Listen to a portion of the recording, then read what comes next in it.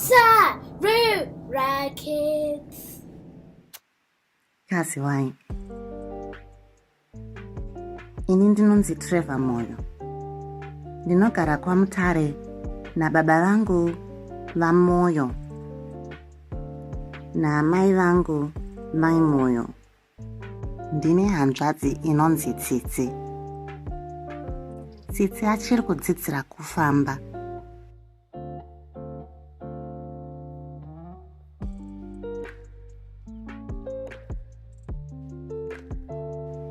Tsitsi anofarira mabhuku. Tsitsi anofarira kumbobuda achitenderera namama. Ndinofarira hanzvadzi yangu Tsitsi.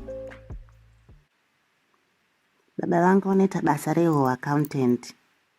Vhiki rose vachitanga musi wemuvhuro vanoenda kubasa kwavo.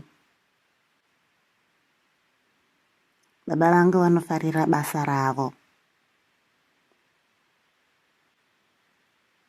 Asi kana baba vangu vabva kubasa vanoya vachitambawo neni. Baba vangu vanondidzidzisa zvinhu zvakawanda.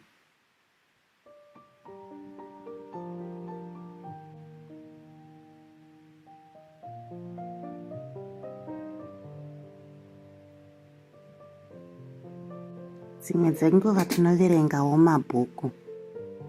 Ndinofarira mabhuku.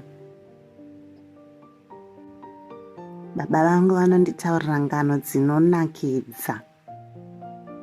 Ndinofarira ngano dzaSuro naGudo.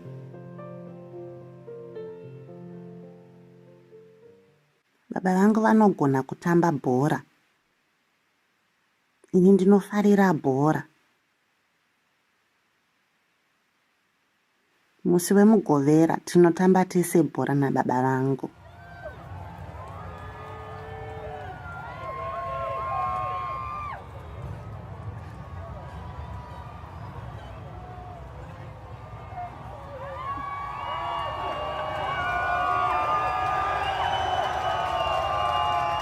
Ndinoda baba vangu nemoyo wangu wose.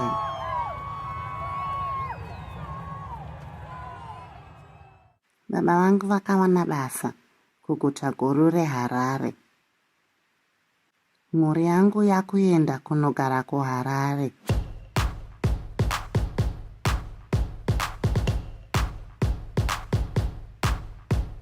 Handisati ndamboenda kuHarare. Handizive kuti kwakaita sei kana kuti kwakafanana here nekwataimbogara kuKwekwe. Mai nababa vati kuHarare kunonakidza. Vakambokusvika. Mai nababa vakati kuHarare kunonakidza. Tine hama neshamwari dzinogara kuHarare.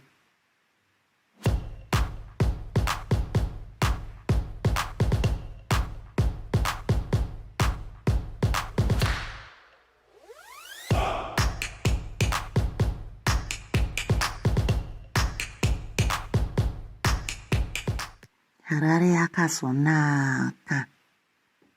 Ndiri kufarira kuzosangana nevanhu vatsva nehama dzangu dzinogara kuno kuHarare.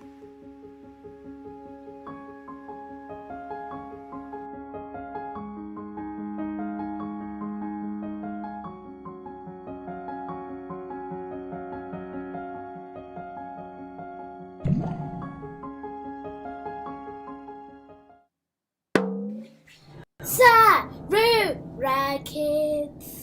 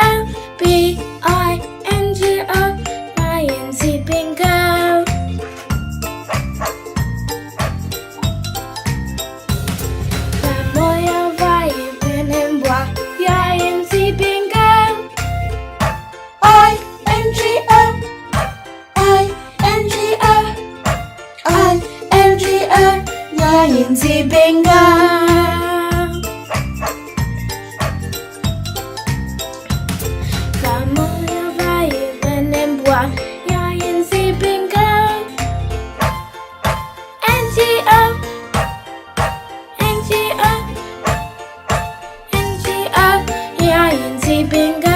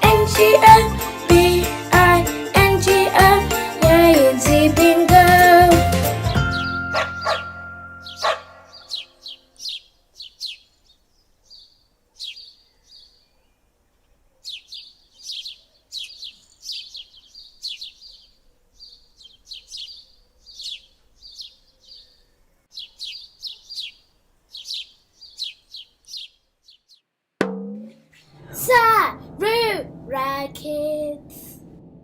Tinorima ne badza, huni dzinosungwa ne rodzi, mananga anobikirwa muhari, huni dzinotemwa ne demo, hove dzinoraurwa ne chirauro, nyama inochekwa ne banga, ukatonhorwa dziya mushana, ukapiswa garamu mumvuri.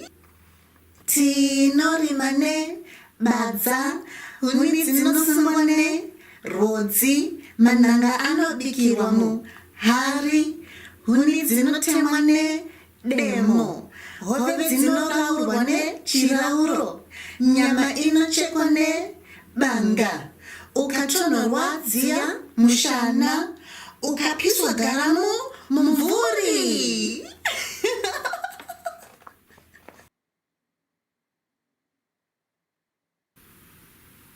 Naya skena, mambonere butsi ndatengerwa nasekuru wangu nhasi. Hongu ndadziona, butsi dziya dzemaroon and dzakazonaka. Hongu, shangu dzamai ndadziona and dzakazonaka. Shangu dziya dzeshava. Watengerwa nasekuru wako shuwa? Shangu dziya shava, ndadziona kani Mei, ndedzako. Dzakazonaka shamwari, and sekuru wako anogona kutsvaga shangu. Waita zvakongoni. Shangu dzangu shava ndinodzifarira. Dzakanaka handiti? Dzakanaka. Saka shava is maroon. Maya, shava is maroon. Shava is maroon. Ndandingatombozvizive nai. Koiwe ngoni, shangu nemedzo ndedzani? Iwe Maya, ndanga ndichida kudza Mei ndiri ndega. Kundoza chii? Mei, baba vangu vanditengera shangu nemedzo ende dzakazonaka. Baba vangu vanogona kutsarudzawo shangu handiti? Ende dzakazonaka unoziya, ndandashati kundedzani. Ende ndadzifarira. Pavakandiunzira nezuro baba, ndakashaya ndikati ko harizi birthday rangu wani, mandiunzira shangu idzi kuti zvaita sei nai baba? Zvikanzi ndandichingokufunga mwana wangu, rugotwe rwangu. Ndafara kani. Baba wasarudza shangu dzakazonaka. Ende dzakazonaka. Saka ngoni handei katinopfeka kashangu dzedu tiri tese. Handei. Yakati kuratidza kashangu dzedu nhai Maya. Shuwa handei.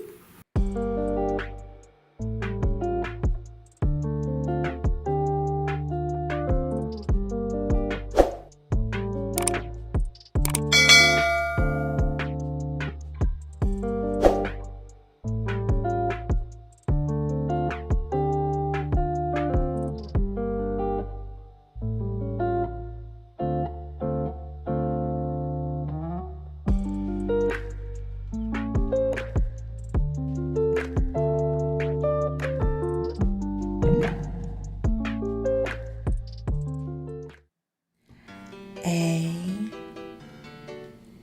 B, C,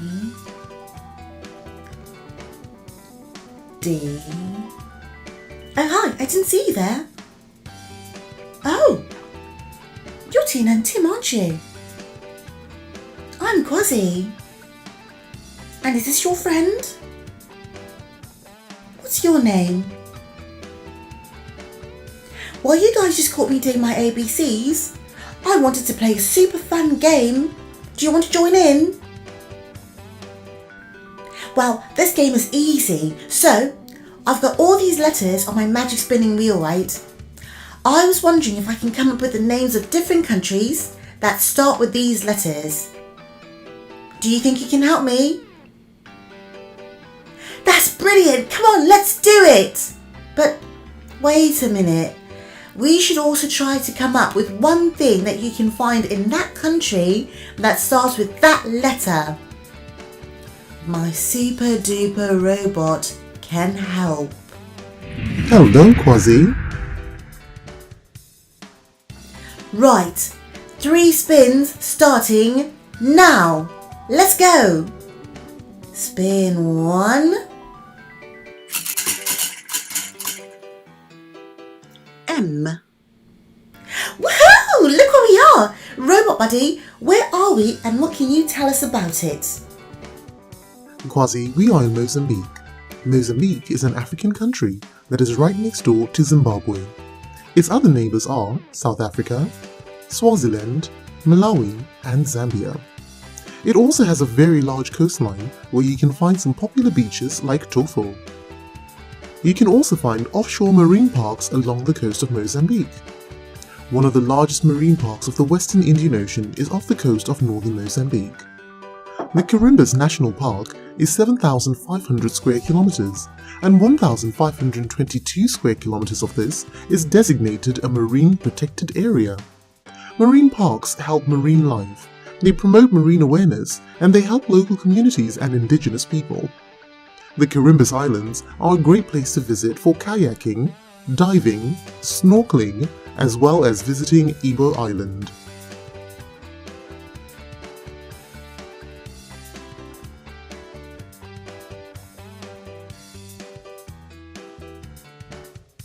The capital city of Mozambique is Maputo. Mozambique has a population of about 31,255,435 people in 2020. The closest African country in population is Angola. Although Portuguese is the official language of Mozambique, most people speak Swahili, Makua or Sena. Do you know anything from here that starts with that letter? Yes, Quasi, actually, I do have a fantastic word for you that begins with M. Marimba. The marimba is an instrument popular amongst the Chopi people of Mozambique. You can also find it in Zimbabwe where your friends Eddie and Trimore are from. It's a magnificent percussion instrument with a very unique sound. Thanks, Robot Buddy. That's really interesting. Isn't that great for a first spin? What do you think, you guys? I definitely didn't know that. Did you?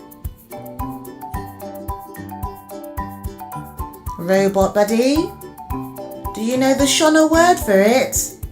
Actually, Quasi, I do not know if marimba is a Shona word or not, because the marimba is also found in Zimbabwe. It is also called marimba when it is in Zimbabwe.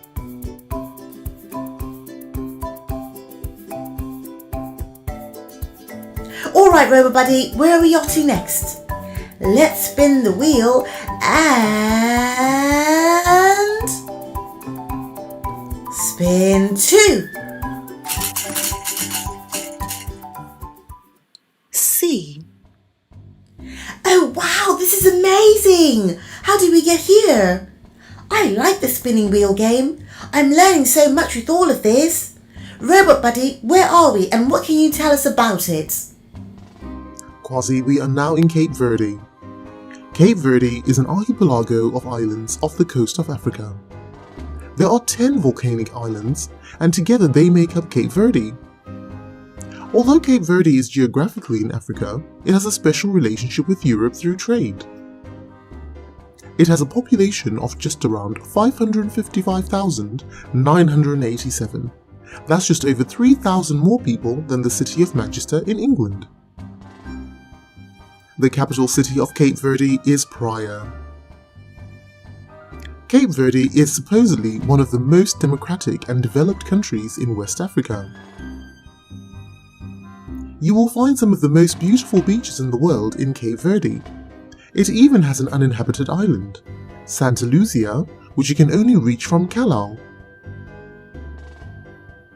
Cape Verde has 350 warm sunny days a year, making it great weather for taking a winter holiday.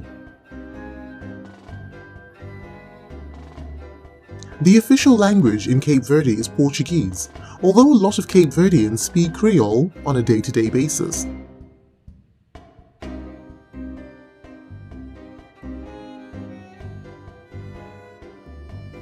Do you know anything from here that starts with that letter?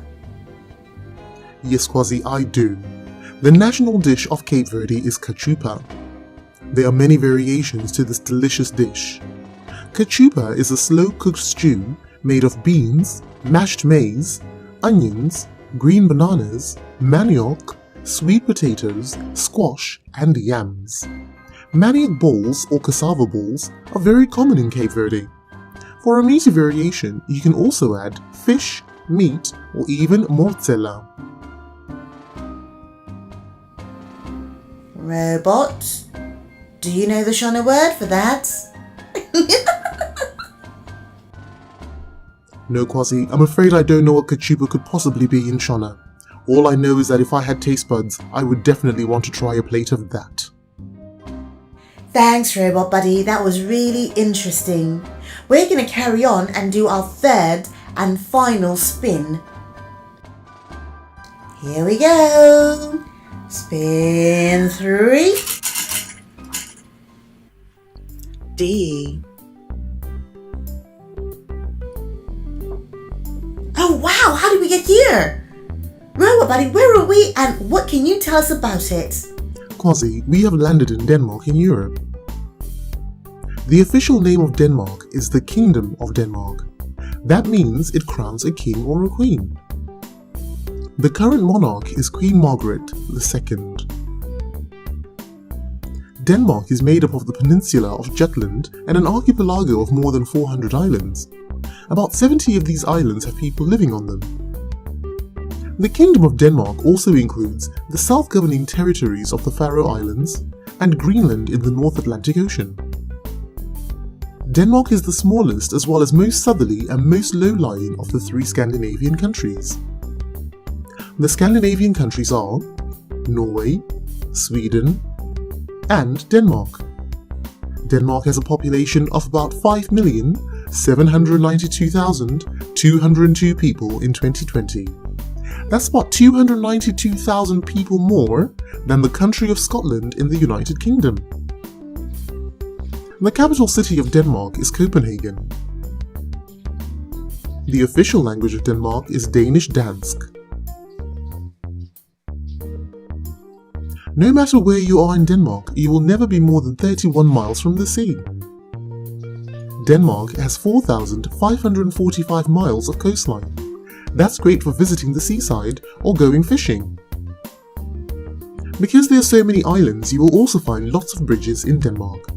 But even though there are so many well-constructed bridges, there are still some islands that you can only reach by boat or aeroplane. The Danish flag is red with a white Scandinavian cross. It is the oldest flag in the entire world. During a battle in 1219 in Estonia, the flag is supposed to have fallen from the sky itself. The Danes were about to lose the battle, but when they saw the sign from the heavens, they got new energy and they went on to win. Every year on the 15th of June, the Danish people celebrate the flag's birthday. Do you know anything from here that starts with that letter? Well, Kwasi, I know how much you love playing Duplo. Did you know that Duplo is from the company Lego? And Lego was invented in Denmark. Robot, do you know the Shona word for that? Kwasi, Duplo means duplicate. Because Duplo bricks are twice the length, twice the height, and twice the width of traditional Lego bricks, they are easier for little kids to handle. They are also less likely to be swallowed. Duplicate in Shona is Zokororo. You know what, you guys? I'm having so much fun with this. Why don't we do just one more spin? We've discovered so many fantastic things already. This next one's got to be good. Okay, you ready? Here we go. Spin 4.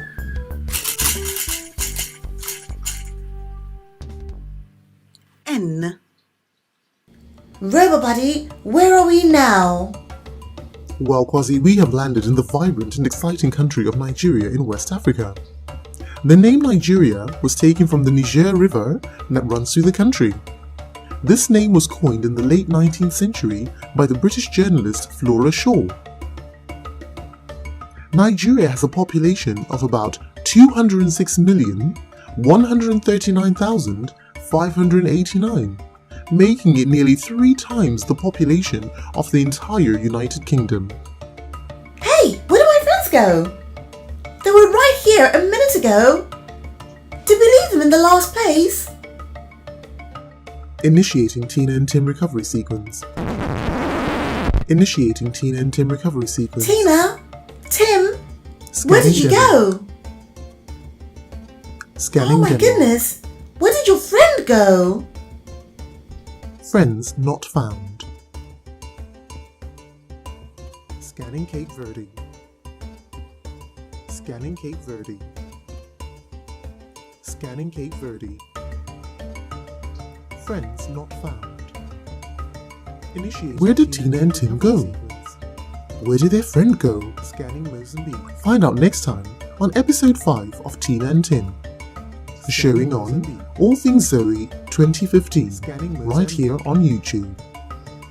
Friends not found.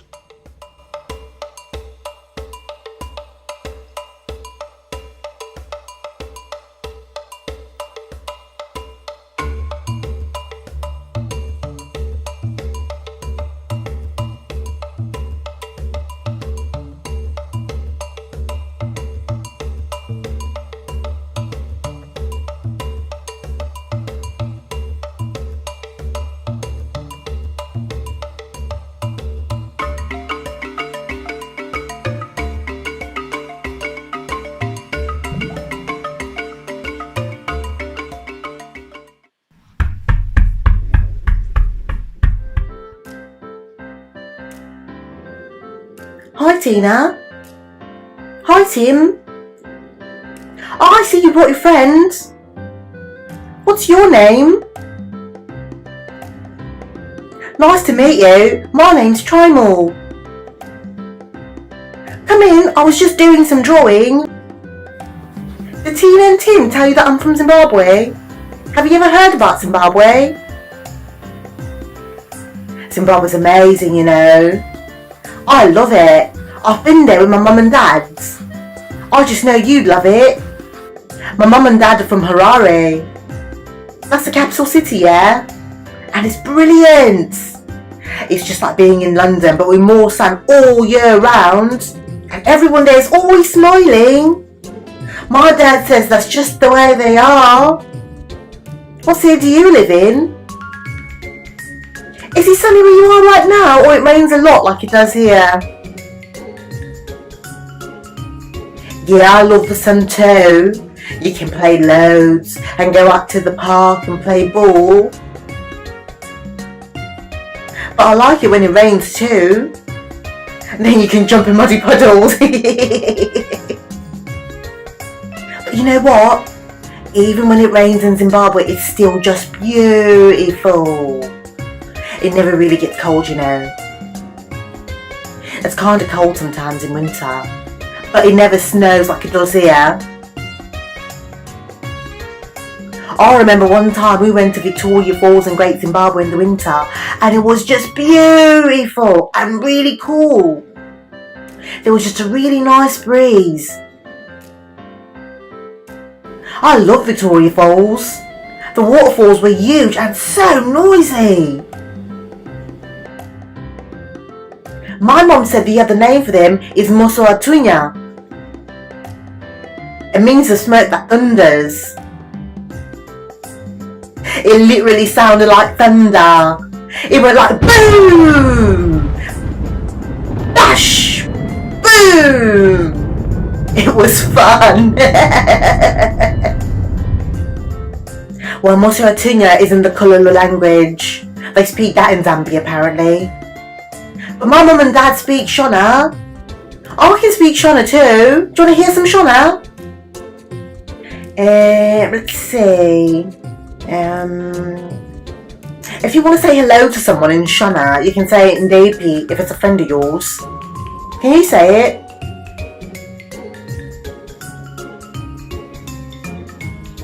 That's good, yeah? But if you want to say it to a grown-up, you have to say Kazwai.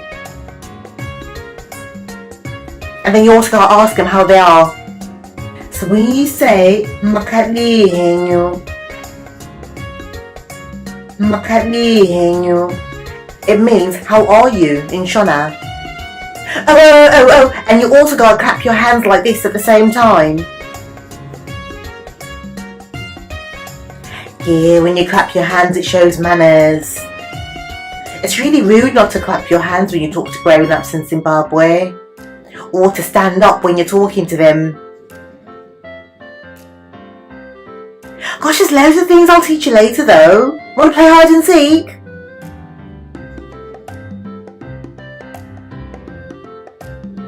Alright then, you go hide first and I'll count to 10 in Shona. You ready? Alright. Moti, Mbiri, Tatu,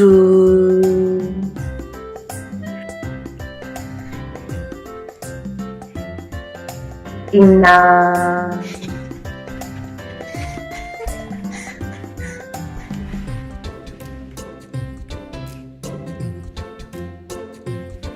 Shanu,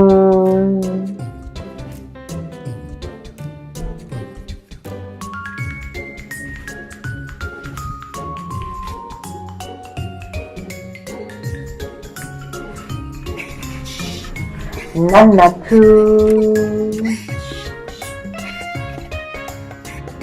Nomwe, Sere, Fumbangwe, Gumi. Ready or not, here I come. Right, where could they be? Are they in here? No, there's no one in here. No, let's have a look in here.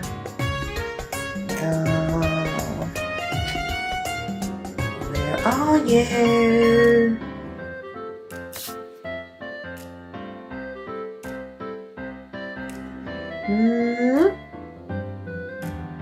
No, no one under there.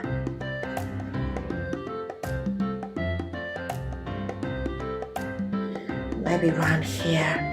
Quietly, quietly, quietly. Huh. Oh.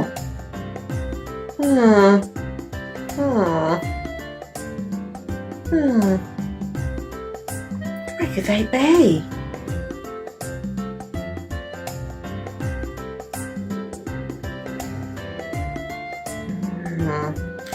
Let's have a look around here.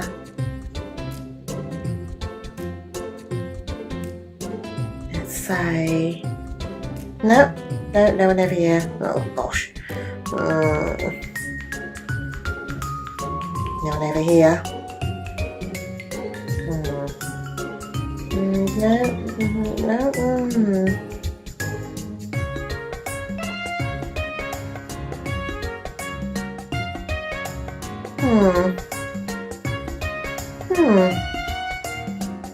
No one in here.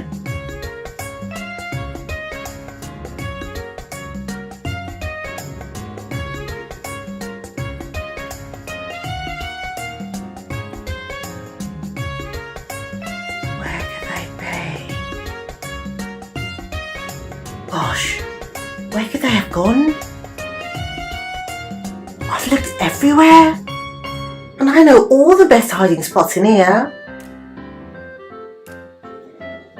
Where could they all be hiding? Where did Tina and Tim go? And where is their friend? Can you count to 10 in Shona? And who on earth is Zoe? Find out next time on Tina and Tim's Adventures on All Things Zoe 2015 right here on YouTube.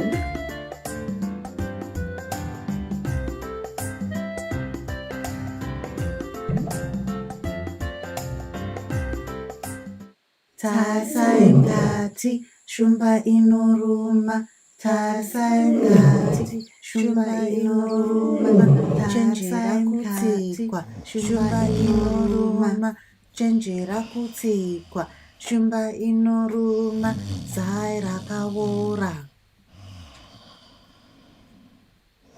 What do you think Eddie's doing? I don't know. Is he really sleeping? It looks like it. Should we wake him up? Amy, ndakamuka man. Oh, sorry Eddie, we thought you were sleeping. Yeah Eddie, you look like you were sleeping. Aiwa ndinorara zvangu. Ndokudzidzira kuita shumba. You're learning to be a lion? Why on earth you do that? Ndakaona paTV pachitaura nezveshumba. Vakati shumba dzinogona kurara kutosvika maawa 20 pazuva. Lions can see for up to 20 hours a day? You've got to be kidding. Aiwa, ndinorevesa. Kumwe kurara, kumwe kungozorodza maziso. Ndizvo zvaitaura pachirongwa chacho. Oh, so they only nap sometimes. I see. What else do they tell you on the program, Eddie? Uri kuona ichi kwazi? Yeah, Ichi chinonzi zenze yeshumba. You mean the mane? Zenze. Shumba yechirume ndiyo ine zenze. Yangu yakanaka handiti? Yeah, like your mane, Eddie. So only the male lion has one? Is that why they call him the king of the jungle? Actually, Quasi, the lion isn't really the king of the jungle. That's just something they say. You mean lions don't live in the jungle? Nope. So where do they live? Why don't we ask our friends that? Friends, do you know where lions live? The jungle, of course. Where else have you seen them? At a zoo. Where? At a zoo? Lions live in the savannah. I don't know, but I think so. In the forest and in the zoo. In a field. Maybe one field. So, lions live in the zoo and people are looking after them, but the ones in the wild live in the savannah in places with water and a bit of cover for shelter. So they don't live in the jungle, but it does make a really cool song. Wow, I never knew that. Thanks, Trimore. So the lion is the king of the savannah. Zimbabwe's got loads of savannah.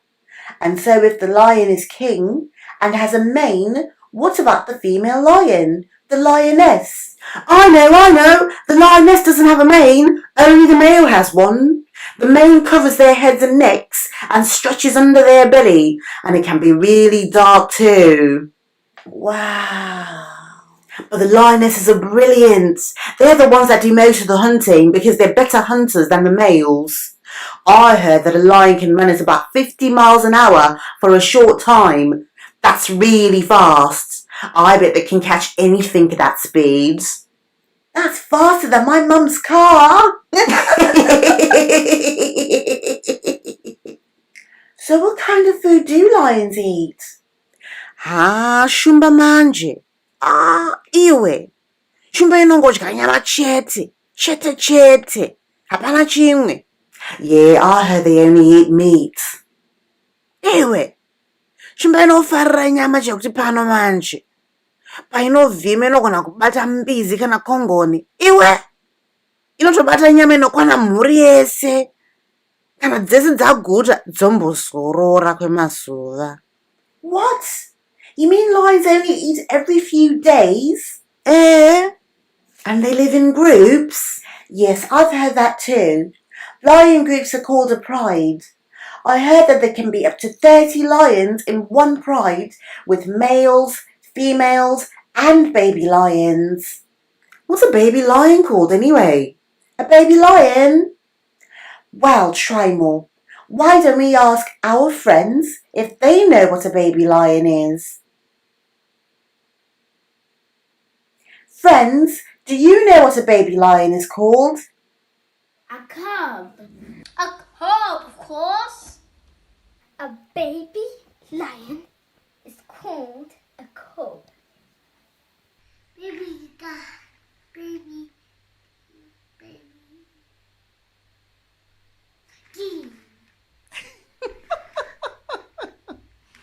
What's called a cub? So a baby lion is called a cub. Yeah, and it's Shona inonzi handa. Oh, a cub is called handa in Shona? Yeah, that's right. Oh, I see. And do cubs go hunting too? Chirongwa chacho chaiti handa inotanga kudzidzira kuvhima kana yasvitsa mwedzi mitatu. Just 3 months old? I'm glad I'm not a lion. I still can't even make a sandwich for myself. Taura hako, asi papfupi apo. Shumba inenge yatopera kukura painosvitsa makore matatu. What? A full-grown lion is only 3 years old?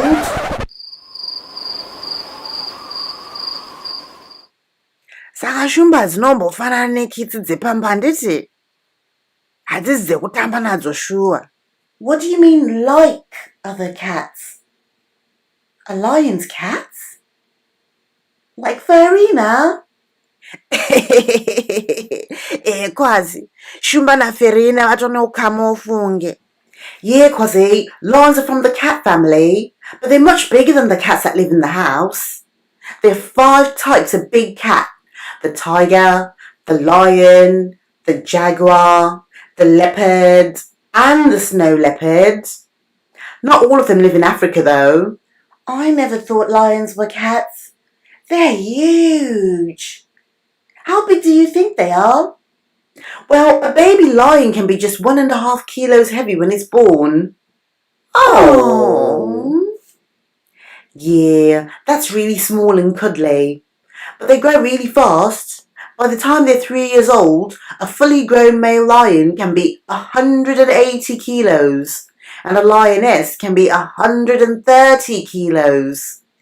Wow. That's bigger than my mum and dad, that's for sure. Yeah, that's right. In fact, the only big cat larger than a lion is a tiger. Lendeta zvangu ingwe. Don't worry, Eddie. You can be a tiger whenever you like. So what sounds do lions make anyway? Well, lions meow, hiss, and snarl, just like domestic cats do, but much louder. They also have a huge roar that can be heard from 8 kilometers away. So, if you think about it, Kwazi, when your mum takes you out shopping, she would have to drive to somewhere 10 minutes away. And if you stopped and listened, you could still hear a lion that you left at home. Wow. Kushamwari dzedu, munogona kujovere seshumba. No. What's your paint? What's your painting? What's your painting, Mummy? Can you roar like a lion? Yes, I can. Let me show you. So this is how I roar. Roar! That's how I roar.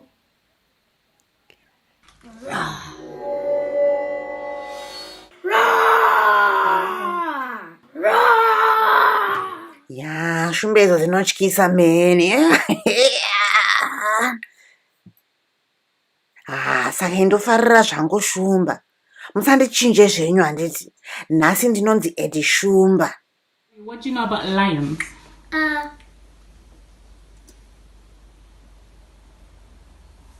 They're one of the golden brown creatures.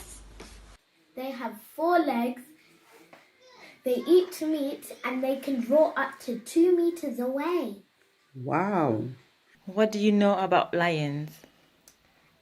I know that they're yellow and furry all around their body, and they sometimes have babies.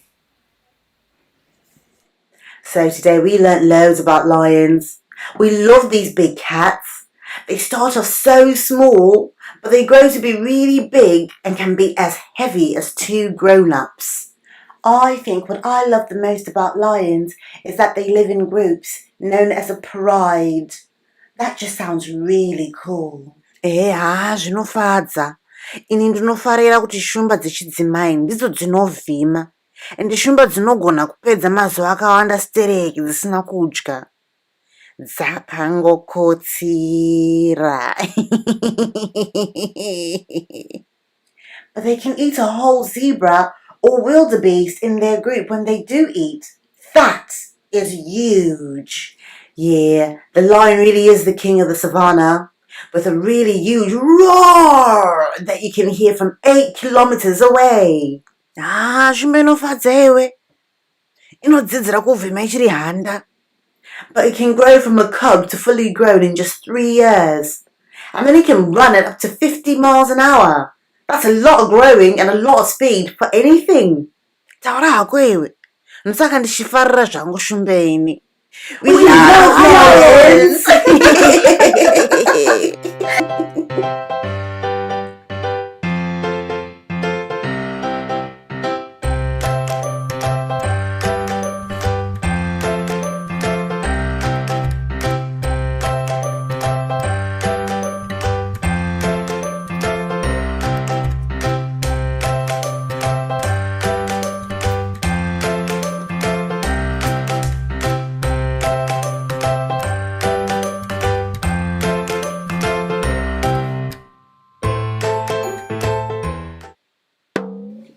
Sarura Kids.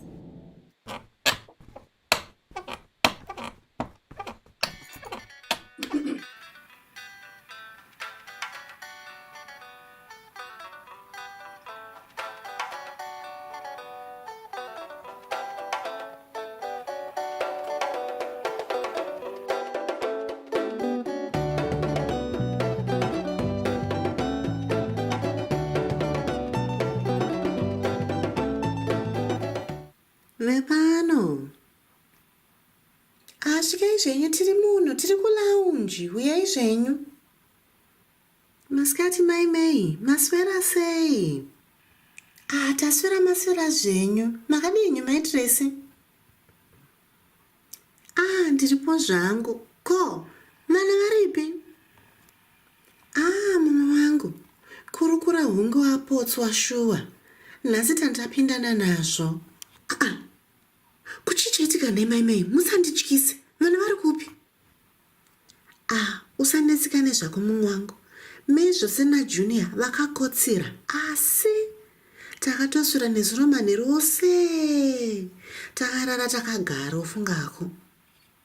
Chii changaitika futi? Aiwa, zvawasvika kudai so, regeni ndichimbomira. Ndanga ndamboenda paindaneti, sezvo indaneti yedu yanga yatombotidzokei zuva rese ranhasi. Ndakati rega ndimbotarisa kuti pane chandingaite here kuti ndibatsire mwana wangu. Uye akatidye. Hachisi chikafu chevana. Aiwe, maitiresi, unongozivawo chabikwa chaora. Ngatiuye tidye, ndikuudze zvanzvaitika nezuro takarara tiri muchipatara. Muchipatara haurive seiwe? uya akanendikuudze uyatigare patafura timbokurukura. Saka iwe nhasi sawira ndanga ndakundikanawo fungako ndikati kunhai muyedzo rutsei wanditsvaga kusvika pakadaro. Ko hapana chawati wandiudza kanhaiwe? Chii chaitika? Ndimei here kana kuti ndijunior? Ndiani chaiye akuvara? Mumwe wangu ndatozvishayirwo pazvo ufungako. Handiti ndakakudza kuti nezuro taida kuenda palekchivero? Wakandiudza. Zvino nezuro tasvika manje palekchivero tigotamba tigonakidza zvedu. Nguva yatopera takuda kutodzokera kani kumba. Junior ndoshaya kuti akambozvifungiswa nechi agoti ndikuda kudzokera mumvura yamai. Ndikati hande zvedu tingoti kamwe chete tondabuda futi. Saka chii chakabva chaitika? Zvino ndikangoti rega ndingoti nemwana wangu afaro apedze shungu tikati tasvetukira zvemumvura. Kungodai so zvishoma. Ini zvese nemwana zvese nechikepe chacho kudubu mumvura. Haurevese iwe. Chokwadi kanofungikani. Ndakatozvishayira pazvo. Ini ndikakurumidza kunomusvetukira Junior ndikamusumudza ndikati hutu. Ndikati naye ndikadhonza nechikepe chiya. Ndakatoshaya kuti ndakazvita sei. Imi mai musadherere imi. Kana mai asovhunduka imi munosumudza chikepe chiya kuita kunge bepa chairo. Ndakatozvishayira pazvo. Ndigoti navo vese kuchipatara nacho chikepe. Muchityara chikepe imi. Hongu ndakachityara nemunzira mesomo. Vanhu vese kunditarisa kunge ndakupenga unoziya. Saka chii chakaitika pamukasvika pachipatara? Takaita rombo rakanaka mumwe wangu. Unoziya musi wemugovera kudai so chipatara chinenge chakazara nevanhu zvisina kamboona. Takangosvika tichingoonekwa ipapo nachiremba zvese. Kwasvikanzi china chiremba? Chiremba akangotarisa mwana. Hapana zvavakaonawo zvavo nezuro. Asi vakangoti chii ngaangorara ari muchipatara nezuro manheru kuti vangoongorora. Dzimwe dzenguva nditi vanenge vachinongoongorora vakangotarisa mablood pressure. Nhai ndandisingazviziyewo. Saka takatongorarawo takangogara takatarisana nemunhu wedu noziya usiku hwose. Pandamuka nhasi makuseni mumwe wangu ndanga ndakaneta hope chaidzo. Zviri kuoneka mumwe wangu. Aiwe maitresi. Chokwadi mudzimu wako paronda wati nhunzi dzekudye. Tototenda kuti tichiri vapenyu chete. Zvingadai zvatoipa zuva ranhasi takutotara imwe nyaya yofunga kumumwe wangu. Mai ndivo vana vacho mufunge henyu. Muchazozviseka zvenyu neramangwana mufunge. Mheno pamwe ndizvo asi zvanhasi ndakaneta zvangu ini. Saka nhai uri kubvepi uri kuendepi? Asi wangoenda futi kukarati nhasi? Unongoziya kani ndakuita zvikarati mazuva ano. Handisi kubvira kaniwe ndakuvhundusira ana hayava tiri kuzvigona. Asi ndandamira kakarati kuti tiende chii uko. Wakanganwa here? Kukanganwa chii futi?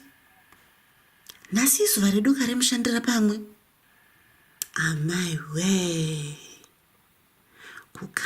Kukanganwa zvangu mai we. Zvino ndichaudzani.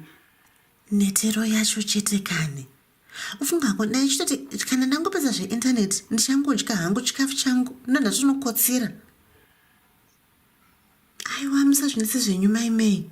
Ini ndichadii nhasi ndichaenda ndonobata ndima yenyu. Mune ramangwana pamwe mungangozondibatsirawo neniwo. Mukadaro mune mandibatsira zvisina akamboona. Kukanganwa zvangu zvamu chose. Ndanga ndatonetsa kana ndikati vana vangu ava ndichazvitangira papi ndodzani. Zvino zvatakasiya baba wacho nezuro tichiti tiri kungenda kunotamba mahumbwe. Tanga takusodzoka takutara imwe nyaya mufunge henyu. Usatombozvinetsa zvako mumwe wangu. Zvino ndizvandandakunzira futi mhodzi dzemhunga nepfunde ndadzisiya kumota. Rega ndipedze chikafu changu ndozokunzira mhodzi dzako handiti? unenge wandibatsira chaizvo.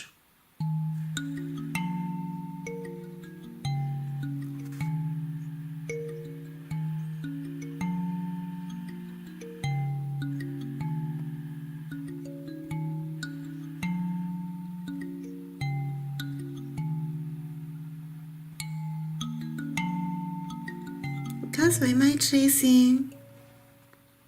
Kazwai mwanangu, wakadii hako? Tiripo makadii zvenyu? Tiripo zvedu. Iwe watomukire nhai mwanangu? Kana kuti wakumbonodzokera nokotsera zvakare? Aiwa mai, ndatomuka zvamweni, asi ndakudombonotamba neshamwari dzangu. Ndokumbira kunotamba panze. Enda zvako mwanangu. Asi ugare pedyo pandokwanisa kukuona handiti? Hongu amai. Ukurumidza zvakare kudzoka, wazvinzwa? Pandichapakura chikafu chemanheru ungowadzoka handiti? Hongu amai, ndatenda. Handozokona mwanangu. Bvaimi mai, aguta haaoneki. Ini regai ndokutorere mhungu yenyu nepfunde iri mumota mangu handiti? Ndozokonai mangwana, ndichadzoka pano kuti ndinotarisa kuti Juni aswera sei.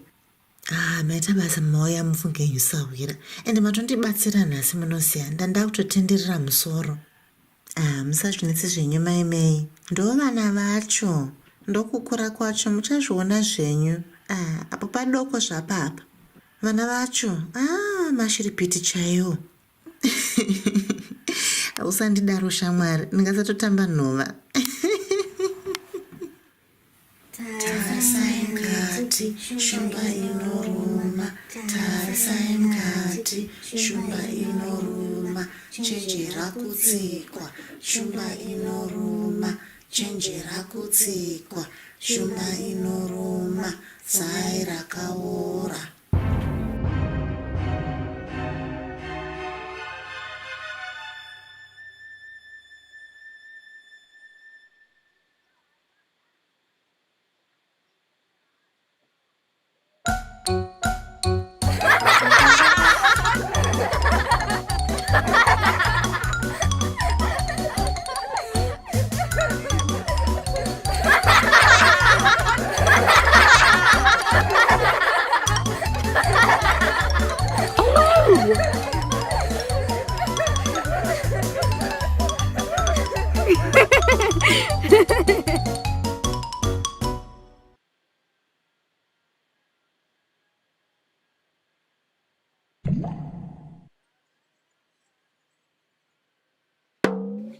Sarura Kids.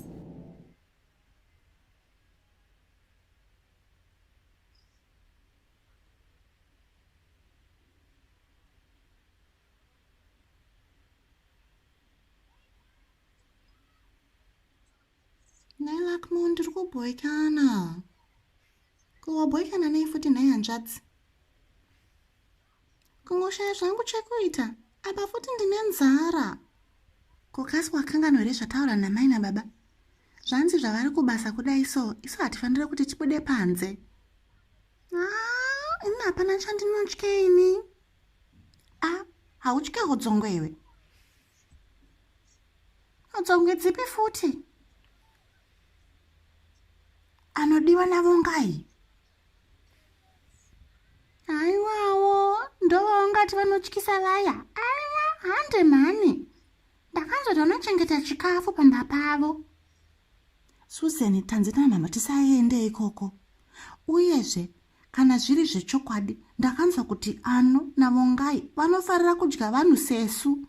Vakati kana vakaona vanhu vanenge iwe neni, vanoti tisu chikafu chacho.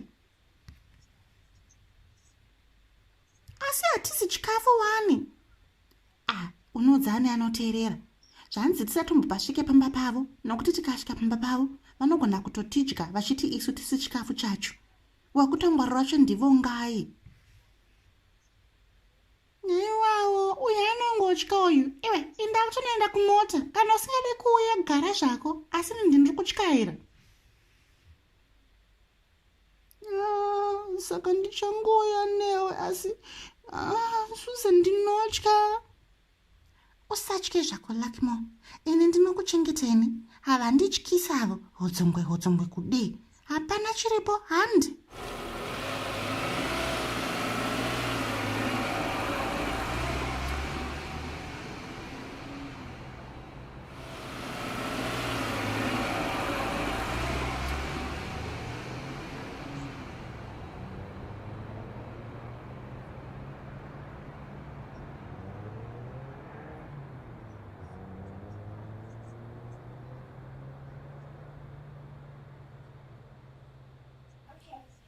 Ndikuona chi Susan?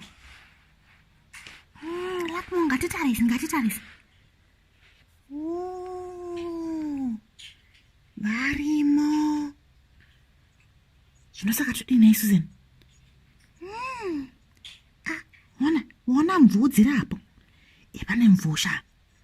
Saka handi pane mvuu handiti. Ahongo handi. Asi ngatiti chiseveseve. Chiseveseve, okay.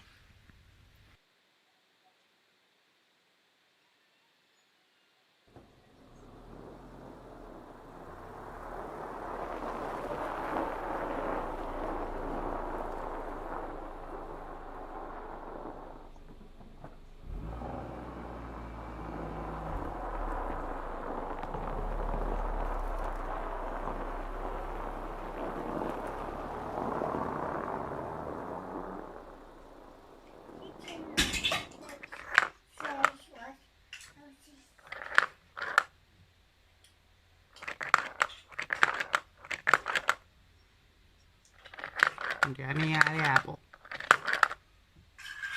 Vamuri varidzi vari kungotambawo usanedzikani zvako.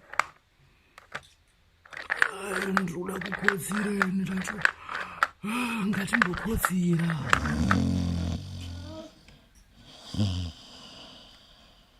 Wanda. Vatone here. Vanenge vachiri kutamba. Usataurisa unozomutsa mvuu yako yoyo.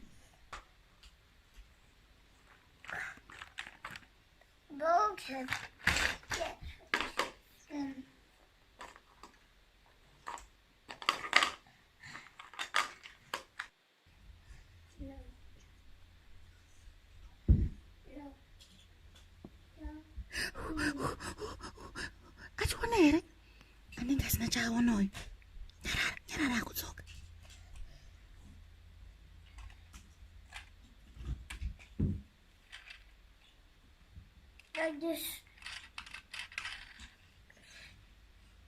No.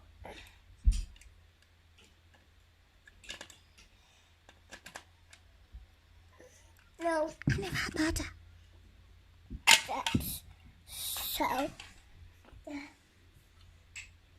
That's Superman.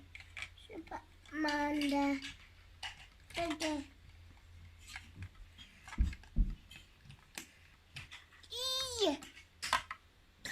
it. Susan, ngatitotiza akatarisa kurutivi. Do it. Ngatitize. Tiende papi? Ndaona pane bepa riri pasera apo. Do it. Ngatiende pabepa iro. Ngatimanya, ngatisvike pane bhiza iro. Inside there. Hey,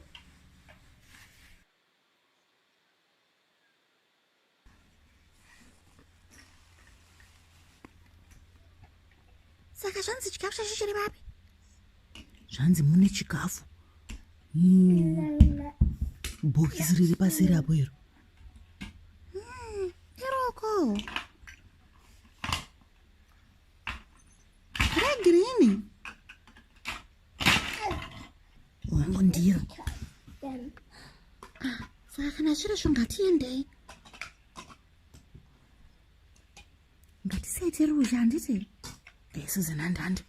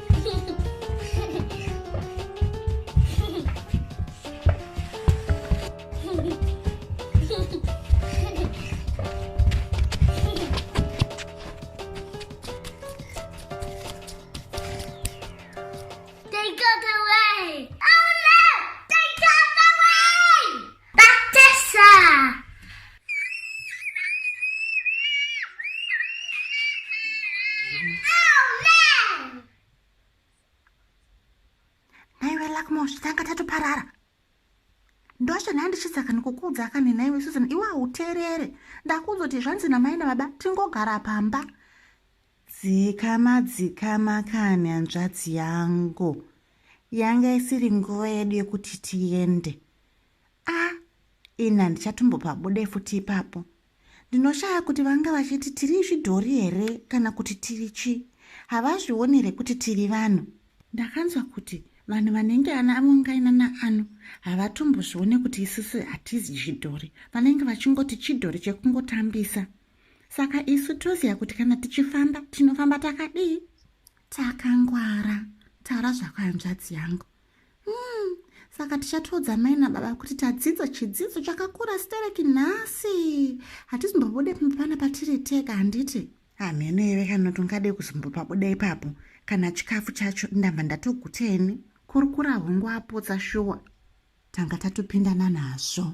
Inda kunokotsireni. Wozivadza mai nababa uri wega.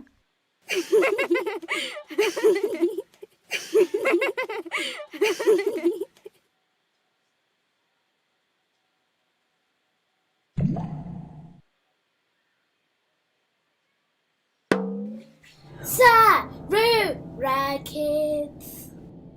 Tinorima badza, huni dzinosungwa rodzi, manhanga anobikirwa muhari, huni dzinotemwa demo, hove dzinoraurwa chirauro, nyama inochekwa banga, ukatonhorwa dziya mushana, ukapiswa garamu mumvuri. Tinorima badza, huni dzinosungwa rodzi, manhanga anobikirwa muhari, huni dzinotemwa demo, hove dzinoraurwa chirauro, nyama inochekwa banga, ukatonhorwa dziya mushana, ukapiswa garamu mumvuri.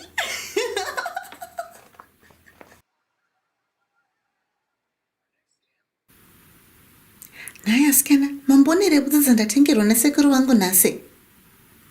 Hongu ndadziona, butsi dziya dzemaroon and dzakazonaka. Hongu, shangu dzamai ndadziona and dzakazonaka. Shangu dziya dzeshava. Watengerwa nasekuru wako shuwa? Shangu dziya shava. Ndadziona kani Mei. Ndedzako. Dzakazonaka shamwari. And sekuru wako anogona kutsvaga shangu.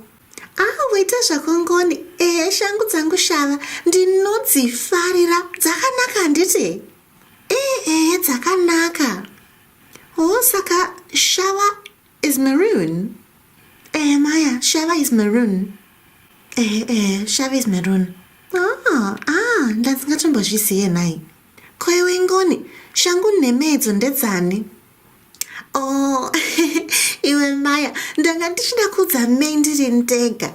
Kundiudza chii? Mei, baba vangu vanditengera shangu nemedzo ende dzakazonaka. Baba vangu vanogona kutsarudzawo shangu handiti? Ende dzakazonaka unoziva, ndandashati kundedzani. Ende ndadzifarira. Pavakandiunzira nezuro baba, ndakashaya ndikati ko harizi birthday rangu wani, mandiunzira shangu idzi kuti zvaita sei nai baba? Zvikanzi ndandichingokufunga mwana wangu, rugotwe rwangu. Ndafara kani. Baba wasarudza shangu dzakazonaka. Ende dzakazonaka. Saka ngoni handei katinopfeka kashangu dzedu tiri tese. Handei. Yakati kuratidza kashangu dzedu nai Maya. Shuwa handei.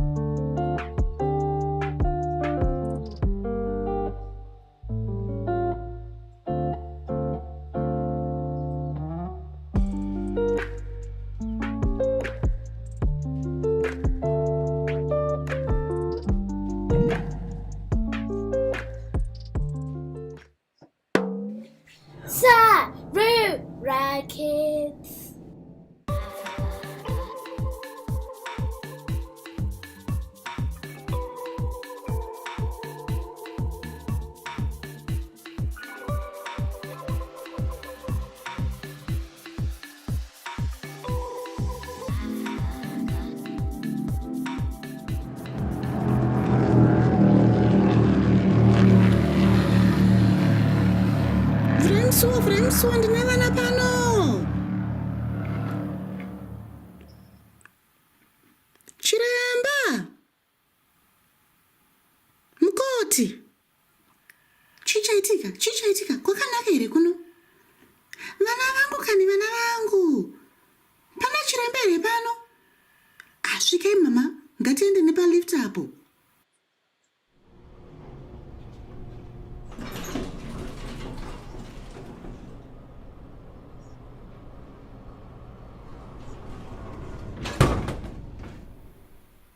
Mai, ini ndakusvitsai pana chiremba. Ndiye achazokubatsirai muzuva ranhasi. Rege ndichinotarisa kuti vamwe vanhu vakamira mumutsetse panze apo.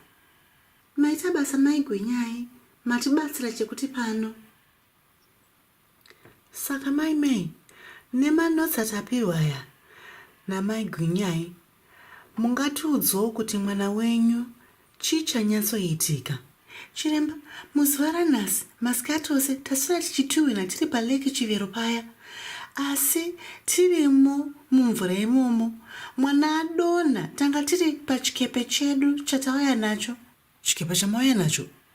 Hongu chiremba, tauya nechikepe. Ndanga ndashaya kuti tosvika sei pano pachipatara, sezvo ndiri munhu asingatyaire mota. Saka chikepe chacho chimbori papi? Chichiriko kunzoko. Mungakwanise kutarisira nhai mwana wangu? Saka mwanasikana wenyu here kana kuti mwanakomana? Mwanakomana wangu uyu, Junior, taurira kani chiremba kuti chichaitika. Chiremba, muzuva ranhasi tanga tichitamba tese tiri paleki Chivero. Mwana yanotaura uyu, ane makore mangani? Ane makore 5. Sei muchibvunza? Ari kuita kunge mwana mucheche uyu. Ndine makore 5. Bvunzai mai vangu. Taura zvako mwanangu. Pedzisa nyaya yako. Uri kuti chii? Saka nhasi tanga tiri paleki Chivero, ndikakudubuka ndikawira mumvura. Mai vangu vakasvetuka vakandiburisa mumvura muya. Mai, saka pamaburisa mwana mumvura, anga akachamuka here kana kuti anga atombofenda?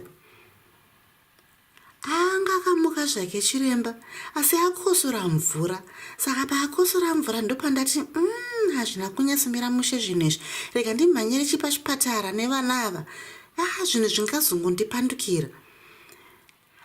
Maita mukasvika pachipatara mai, regai timbokutarisirei mwana wenyu tione kuti hapana here chingange chakanganisika. Sezvo akadubuka kudai, regai timbotanga tamisa paskero apo tione kuti mamiriro ake akaenzana here nevamwe vezera rake. Maita basa chiremba. Sekuona kwangu mwana uyu anenge akati dubukei pane vezera rake. Junior, ngatimbokwise patafura apa tiongorore kuti uri kufema zvakanaka here. Mai, hapana chatati takwanisa kuona pane mwana wenyu Junior pari zvino. Asi tiri kuda kumboti timboongorora zvakare. Pane zvimwe zvatiri kuda kumbotarisa. Munokwanisa zvenyu kumira tichimboongorora. Kana muchida munongonogara inyu panze. Aiwa hachiremba, inini regai ndigare zvangu munomu. Mwanangu, patasvika ndaona murume anga achitengesa chikafu. Wamuonawo? Hongu wamai. Iwe manje chienda unotsvaga chauri kuda kuti udye. Wotsvagiro chii hanzvadzi yako handiti? Pamwe mutsvagire candy cake, anofara macandy cake. Ndokumbira kutenga mahotdog mama. Tenga zvako mwanangu. Chikurumidza uzodzoka ana chiremba usati wapedza handiti? Hongu amai. Kazwai. Kazwai. Nhai pamusoro kuti ndokumbira kuvunza. Mungaitawo here nhai kana macandy cake kana mahotdog? Sisi.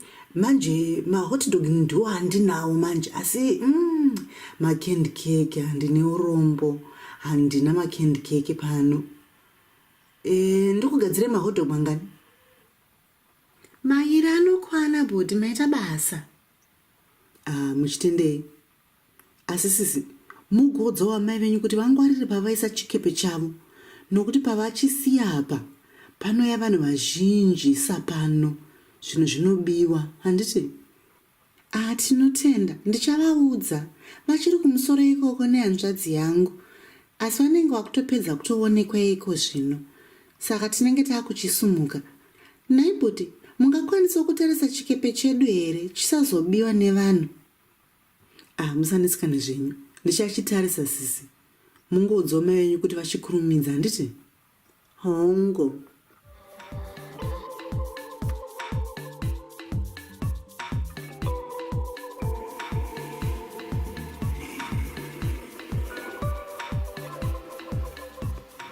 Jameson. Tindo. Spencer. Ndeipi kuna Tindo. Susan. Kuchimudhudhudhu chako ichi wakachiona kupi? Iwe, ndakangochiwanawo pabasa. Ndakaudza ndikati kwandogara kuresa. Vakatokupa. Vakatondipa. Kuchako ichi chinombonzi chii? Ichi. Chinonzi chisegway. Segway. Hongu, segway. Wati waonei. And chinoenda pese pese, chinokwira futi zvese nemugomo zvose kunge tsoka chaiyo. Chakazonaka. Vanhuwe, ndaita dambudziko pano. Dambudziko? Dambudziko rei futi? Ndine nzara sha. Ko tikudya nhasi masikati? Tindo, ndandambodzambobvunza chef, asi chef vanenge vati tingogara pano pachipatara. Zvinoko kana iwe kwangonzvenga ungonobata pana chimwe ungonobata kumba. Tindo zvandakudza ka indogara kuresa kuzona ndazosvika pamba ndozodzoka futi. Saka pananozi here panotengeswa maguru. Ndinoziva kaunga sport so mudhorobha. Rega ndotengesa kamaguru. Unenge wandigona. Saka rega ndikubika saka mari yemaguru. Kuboys, nhasi rega ndikutengere kamaguru. Nangu ndingangoda hangu mazondo. Kwewo Spencer. Ini pamwe kana makangondigadzira kana kasadza nekalacto chaiko handendabo. Sadza nelacto chete. Kokotyei. Pamwe nditi nekasalad. Zvaspencer woga. Saka Susan wainzwa kaorder yacho. Hongu ndaibata. Maita basa. Uchitendei. Saka inirege ndichienda ka. Shangu nitorowo kana awa rimwe chete zvaro. Okay, sharp tuzogona paleta.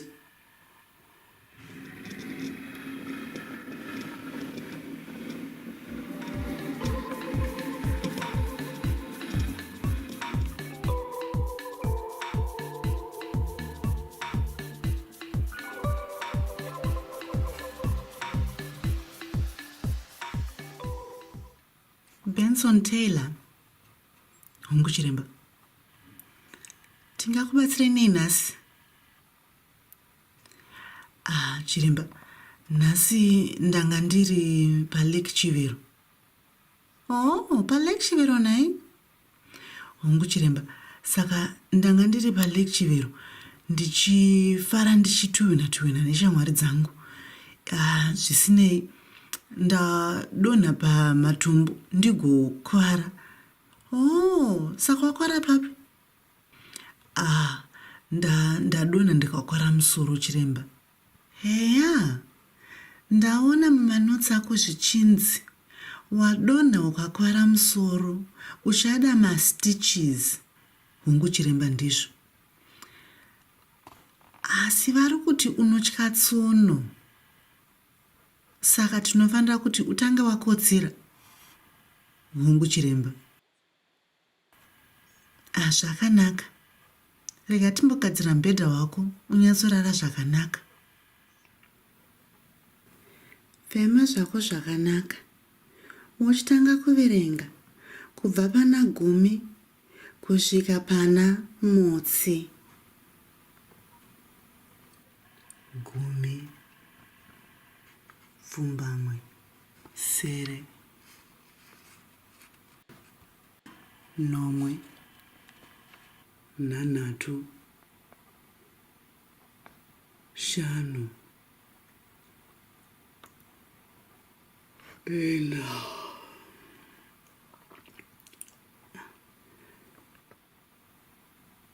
4, 3.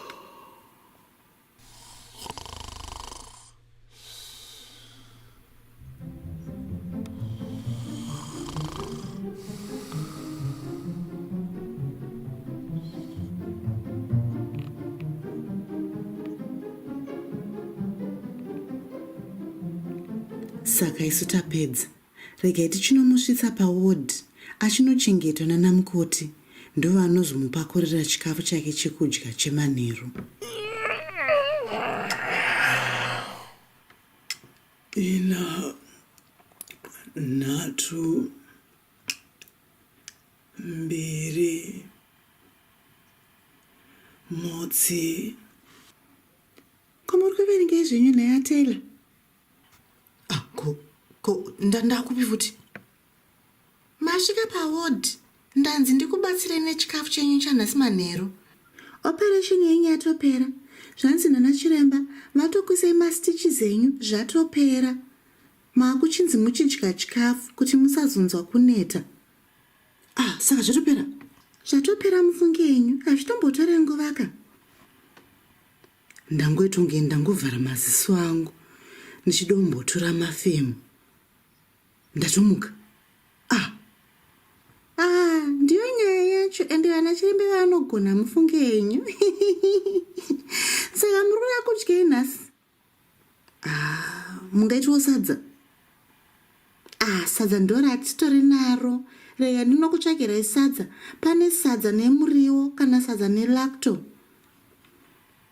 Zvitsei zvinyu sadza nelacto. Rega ndinokutsvagirai, rega ndichadzoka. Maita basa. Muchitendei. Kaziwai baba, maita matimirira. Ndine urombo nhasi takawandirwa nevanhu. Munongozivawo sezvo uri musi wemugovera kudai so. Vanhu vakawanda vanouya pano pachipatara. Hazvinazvo mhaka mwanangu. Ndanga ndakangomirirawo zvangu kuti pamwe chero pakauyawo zvake ani zvake arimo muchipatara akwanisawo kundiona nedambudziko rangu. Zvino baba, zvandakutsanangurirai, muchipatara hamubvumidzwe kuti muuyembwa kana zvipuka zvakangodidi. Ndinozvinzwisisa mwanangu. Hazvinazvo mhaka. Ini zvangu mwanangu ndanga ndangofambirawo mishonga yangu yandinoya ndichitora pachipatara. Ndinofanira kuuya musi wemuvhuro. Asi nhasi ndipo pandakwanisawo kuti ndifambe ndiri ndoga. Nzira dzacho dzinonditiremerei mwanangu. Unongoziyo makumbo angu haachakwanisa kuita zvekumhanya zvamunoita imi vana. Aiwa. Saka rega ndinokutorerai mishonga yenyu. Mai here neprescription yenyu baba? Hongu, ndakanyorerwa nachiremba wangu. Rega ndikupe mwanangu. Ndiyo prescription yacho here nai baba? Hongu mwanangu, ndiyo prescription. Maita basa. Rega ndinokutsvagirai pafamasi.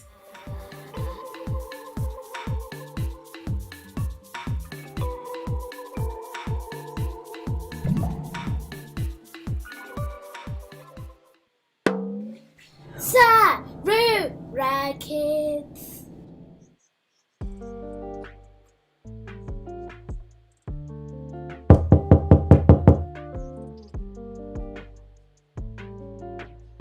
Yes, why ndingakubatsirei nai? Oh, hi. Yes, my name is Dave Jones, and this is my wife, Plaquet. And our kids, Maya and Amelia. We're your new neighbours. Hiya. Oh, hello. Welcome. Come inside. Come and meet my family. Oh, hi. Makading, ndini Baba May. Ndimi baba kizani vedu acha.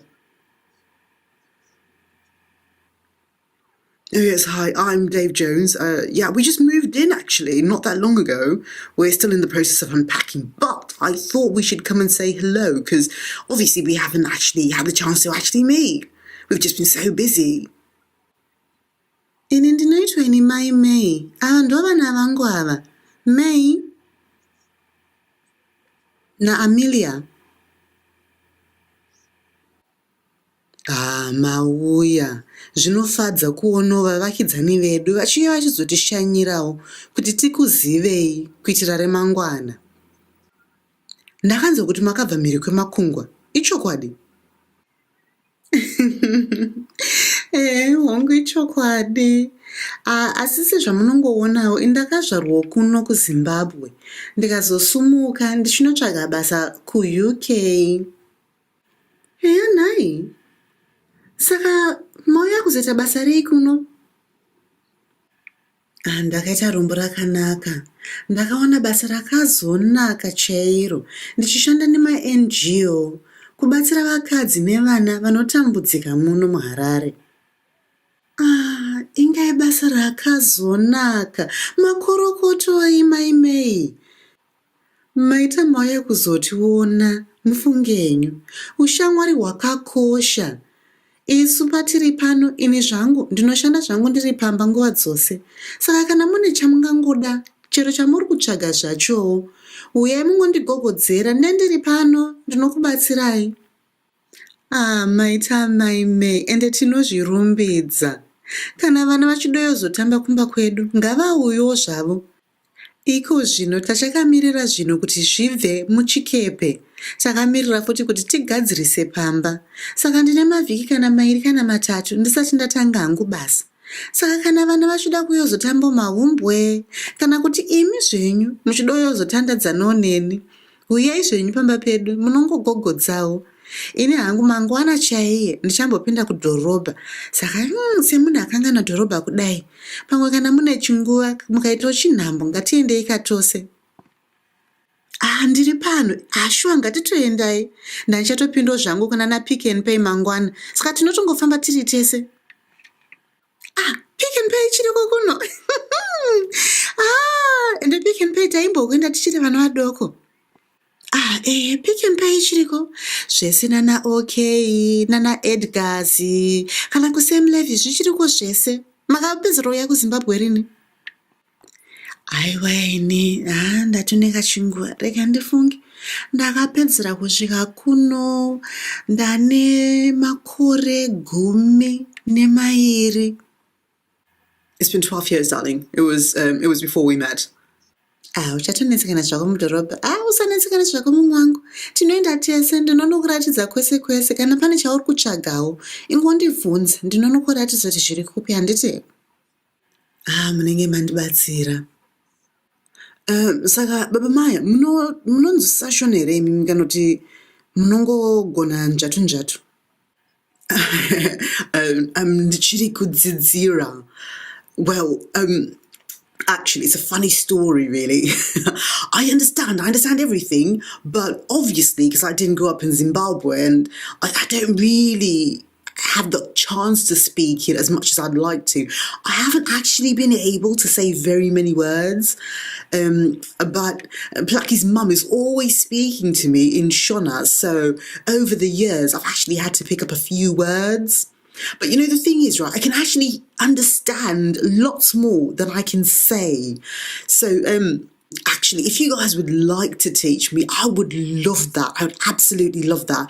I think, now that we're here in Zimbabwe, I'm going to have no choice but to be able to speak the language. So that's another really big reason I'm very excited about being here in Zimbabwe right now. Mungu wangu, kudzidza hakuperi ofungako. Zvawatoya kudaiso zvatonaka. Kwese kwatiri tichiendeyo neni, unenge uchitaura zvako nechishona. Saka ambya vako vaitaura newe nechishona asi iwe neni uchatongotaura neni nechishona chete handiti? Oh man, asi chinai. Oh gosh, this is going to be hard.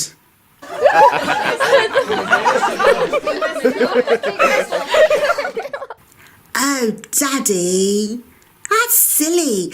Daddy, if I can speak in Shona, you can speak in Shona too. Listen, it's easy. You just say, Neniwo ndichadzidza. And before you know it, you're also going to be learning lots and lots and lots of Shona words. Oh, chokwadi mwanangu. Wataura zvako. Don't forget, Devi, it's chokwadi, di. Kana uchitaura kakuti d, yemuchirungu, unotika d. Yeah, didn't I say that, hun? I said d. D. Yeah, d.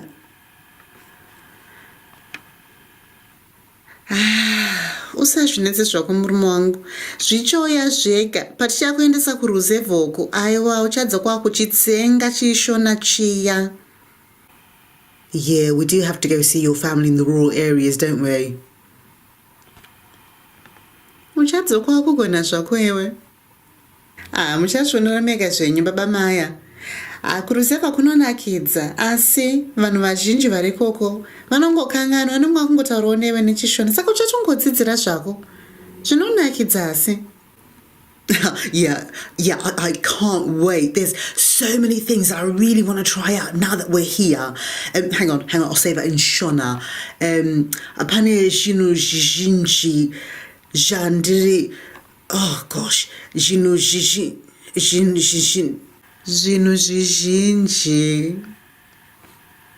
Yeah, what she said. Yeah, lots of things. I want to try lots of things.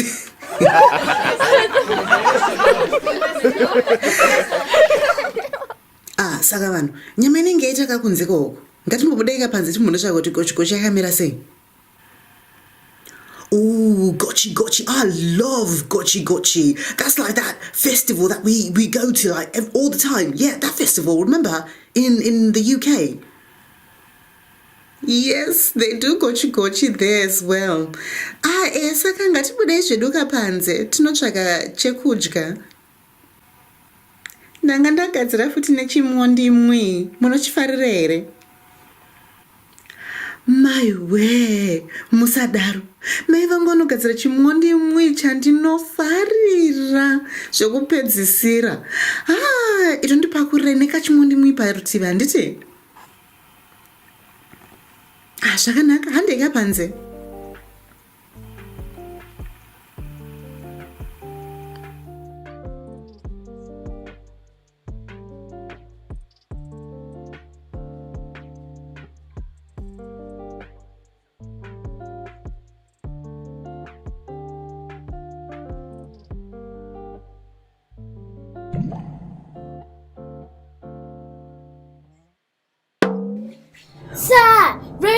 Sarura Kids. Mochi. Mochi.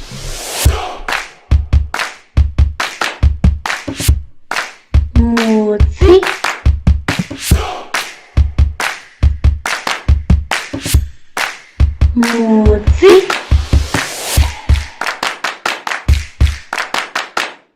Baby.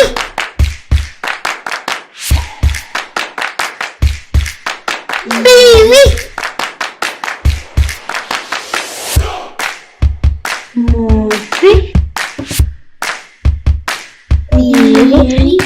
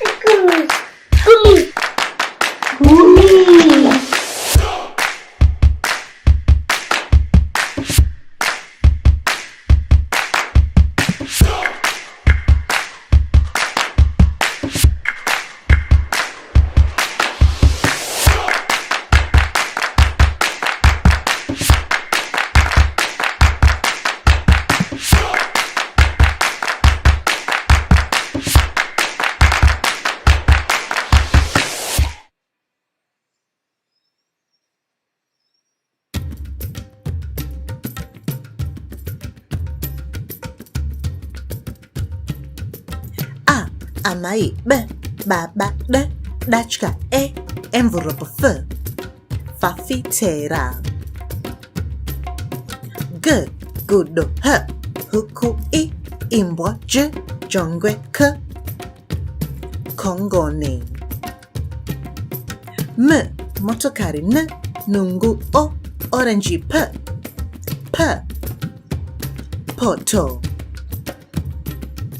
R, rokwe s, sokwe t, tsuro u, ufu. V, vana w, wuyu y, yambudza z, zizi, zizi. A, amai b, baba d, dachka e, envelope f, fafitera. G, gudo h, huku i, imbwa j, jongwe k, kongone. M, motokari n, nungu o, orange p, p, poto. R, rokwe, s, sokwe, t, suro, u.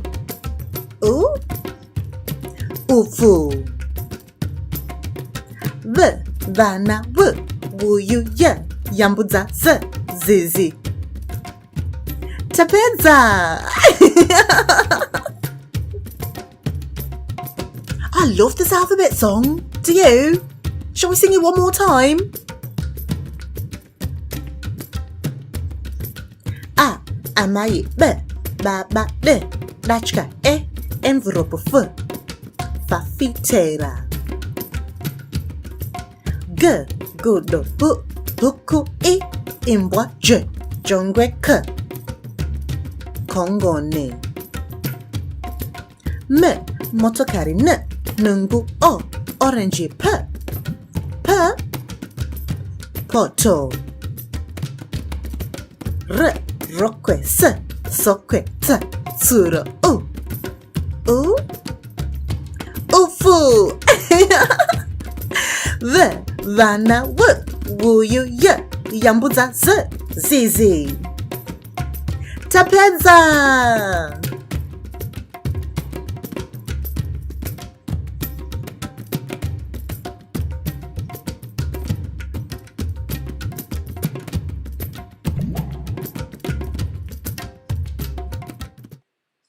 One, two, three, 4, 5, 6. Deep Kwazi, Korite. Yes, Kwasi, what are you doing? Oh, hi guys. I was just practicing my counting. Oh. You know what would be really cool though? If I could count in Shona. Yeah, let's count to 10 in Shona. Motsi kushika gumi. Huh? 1 to 10, Kwasi. Come on, I'll show you. Now, where did I put my balls? Come on, let's count together. Can you count to 10 in English? 1, 2, 3, 4, 5, 6, 7, 8, 9, 10. Okay, Kwasi, it's really easy. Let's count these balls together. Moti, mbiri, natu, ina, shanu, nanatu, nomwe, sere, fumbamwe, gumi.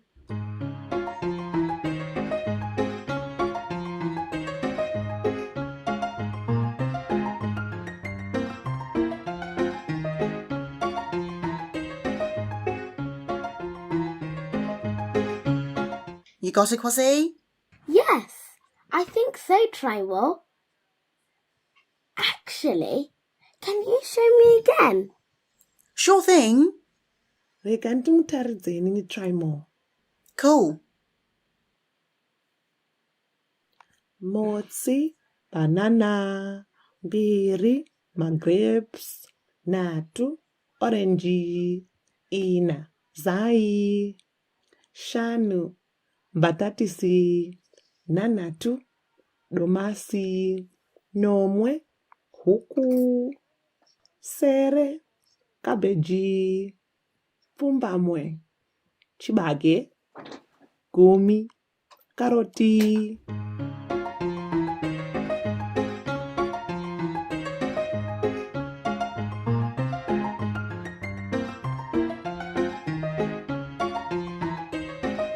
That's really cool, Eddie. I love those. Hey, tell you what. Let's count my hairbands. Motsi, mbiri, natu, ina, shanu, nanatu, nomwe, sere, Pfumbamwe. Gumi.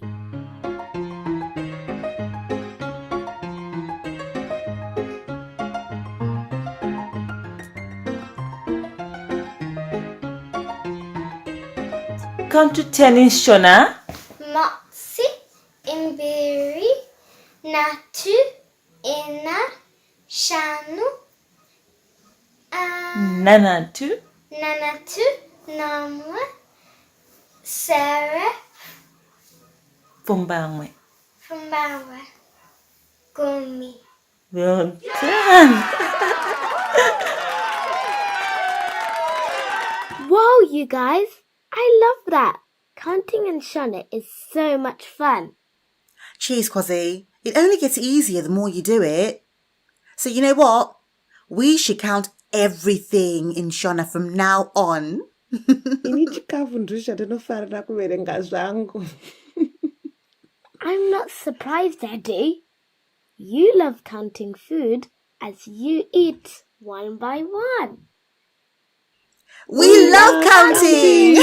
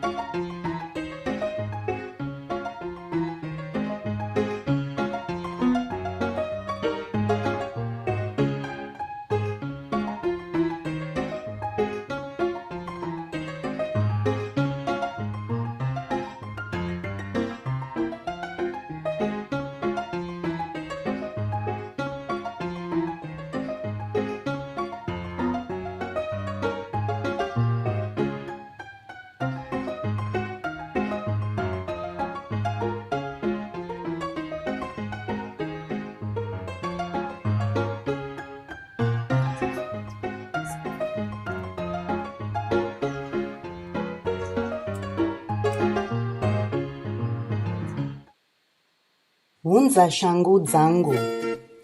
Ngano yamunounzirwa neve Sarura Kids.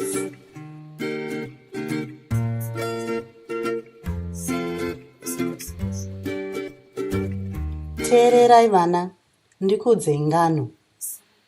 Yogai kuti pandinokuti paivepo, imi munoti dzefunde. Handiti? Ya, okay, ngatichitangai. Paivepo. Mukomana ainzi Farai. Nhasi ndiri kuda kukuudzai nyaya yakaitika kuna Farai. Asi tisati tatanga, chimbotarisai mufananidzo uyu. Ichi chinonzi chii vana? Ishangu. Dzokororai. Shangu. Magona. Ngatichitangai ngano yedu yanhasi.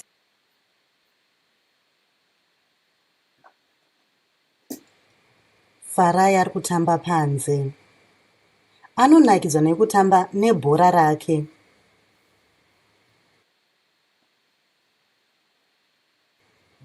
Baba vari kudeedzera.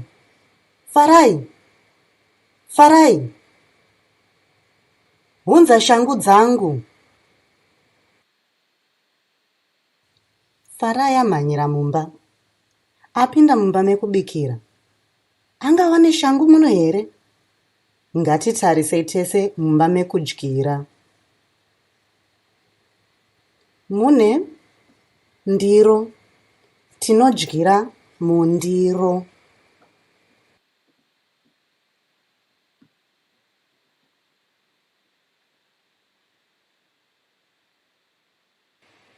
Mune gaba rehuchi. Farai anofarira huchi asi haakwanisi kusvikira.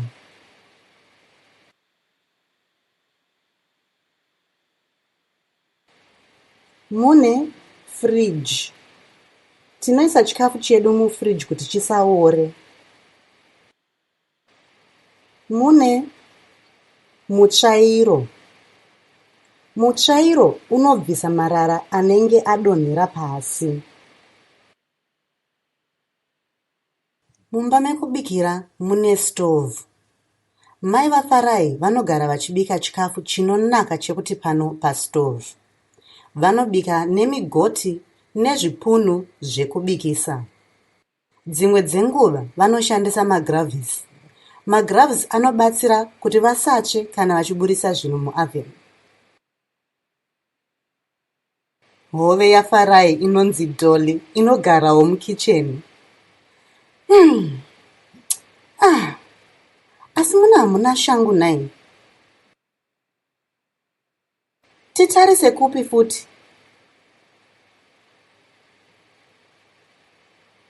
Unofungei? Tiendere mumba mekutandara. Tapinda mumba mekutandara. Farai angawa neshangu muno here? Ngatitarisei tese. Muno mune chigaro. Baba vanofarira kugara pachigaro pavanobva kubasa. Vasiya shangu dzavo pachigaro here? Bodo. Ngatitarisei futi. Mune runhare, tafura nechigaro chababa chekuitira basa ravo. Hapana shangu pasi petafura iyi? Hapana shangu. Farai ashaya shangu mumba mekutandara. Titsvage shangu kupi? Farai apinda mukorido. Mukorido mune masteps anokwira kuenda kudzimba dzekurara. Mune tafura ine maruva. Mukorido mune mufananidzo pamadziro.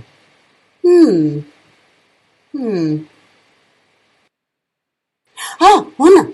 Shangu dzababa idzo! Tadziwana! Hande tinopa baba shangu dzavo. Maona vana, Farai azofara chekuti pano paona shangu dzababa. Apa ndipo panopererosa rungano rwedu. Tozoverenga imwe nyaya mangwana.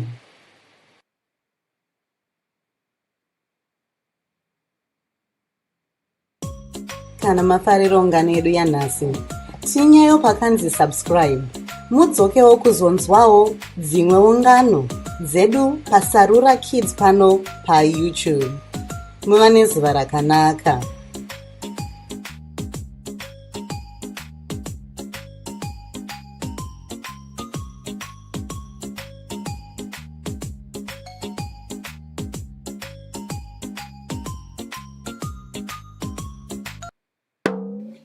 Sarura Kids. Fishy, fishy, go start.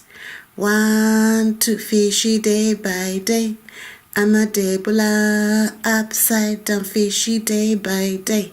I'm a Debola, upside down, oh fish. And the fish. And the upside down, oh fish.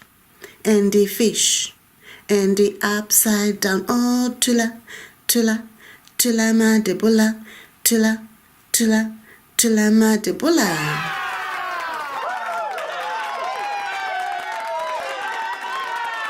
Fishy, fishy, go start. 1, 2, fishy day by day. I'm a Debola, upside down, fishy day by day. I'm a Debola, upside down, oh fish. And the fish. And the upside down, oh fish. And the fish. And the upside down, oh tula, tula, tula ma Debola, tula, tula, tula ma Debola.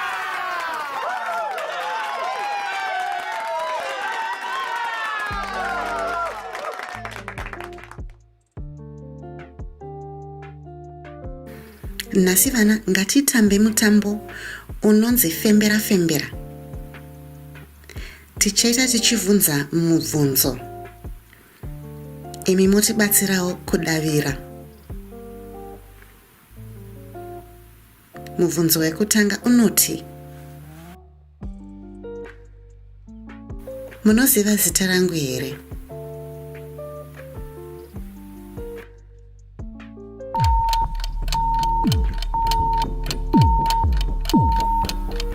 Ini ndinonzi Scholastic kana kuti Skola.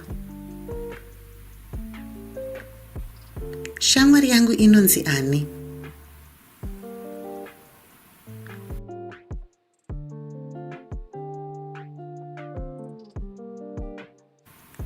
Shamwari yangu inonzi May. ndini ndawana mubvunzo wekupedzisira naye. Zvanzi sekuru vangu vanonzi ani?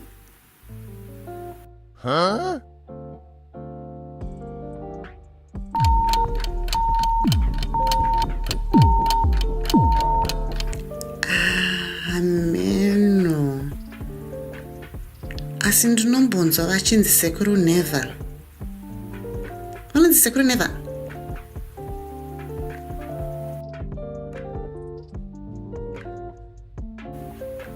Tinofarira mahumbwe. Imi munofarirawo mahumbwe? Kana muchifarira mahumbwe, dzokai pano paSarura Kids channel titambe tese mahumbwe musi wechina mavhiki ose. Muva nezuva rakanaka.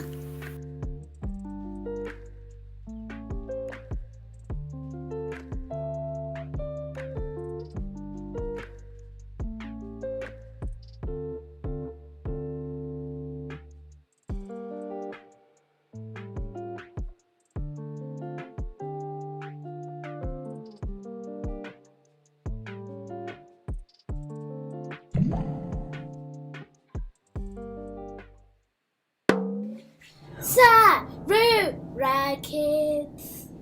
Vana huai titambe. Tevetsurai shatinoita.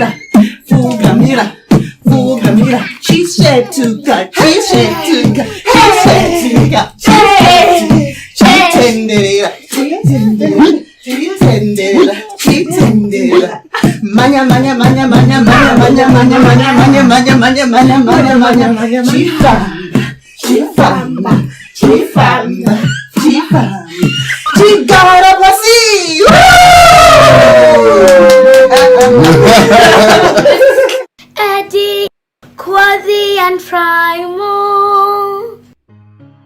Yui. And naso kuri kupisa vedwe.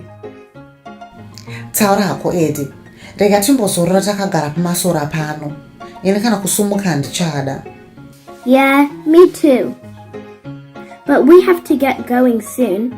It's a long ride home from the countryside. I've really enjoyed our day out in the countryside. It reminds me a bit of Kamusha Kwelu. Kamusha? What's that? Oh, sorry, Kwasi. Kamusha's like our countryside in Zimbabwe. But instead of being just any countryside, it's where we come from. What do you mean, come from? Kwaunobva Kwasi. Ndio nzinza rako. Oh, your tribe? Madzinza ese anobva muZimbabwe. Saka kana ukanzwa munhu achitsindiri chihera, kana samanyanga, kana mhofu yemukono. You know where they're from. So are all those names the places they come from? No, actually, those are the totems. Mutupo. And when someone has a mutupo, you know that's something special for them. I still don't get it. Yeah, it's a bit hard to explain. Well, ask my Gogo when you visit me, okay? Okay. So why do all these people live in Kamusha? Uko ndo kwatakabva Kwasi. Saka masitoteri guru edu aigara ikoko. Kumusha kunonakidza mhani. Kune muchero hobo inonaka sha. Apa kumusha kwedu tinoenda kunofudza mombe. Wow, I'd love to do that. Did you see the cows here? What animals do you find on the farm? You find pigs, cows, ducks, chickens, hens, chicks, dogs, cats, and that's all I know. Chickens, pigs, and cows.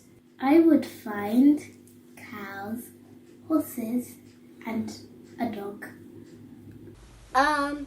Pig, horses, I think, cows. Wow, there are so many animals that you can find on a farm. What animals do you have, Kamusha?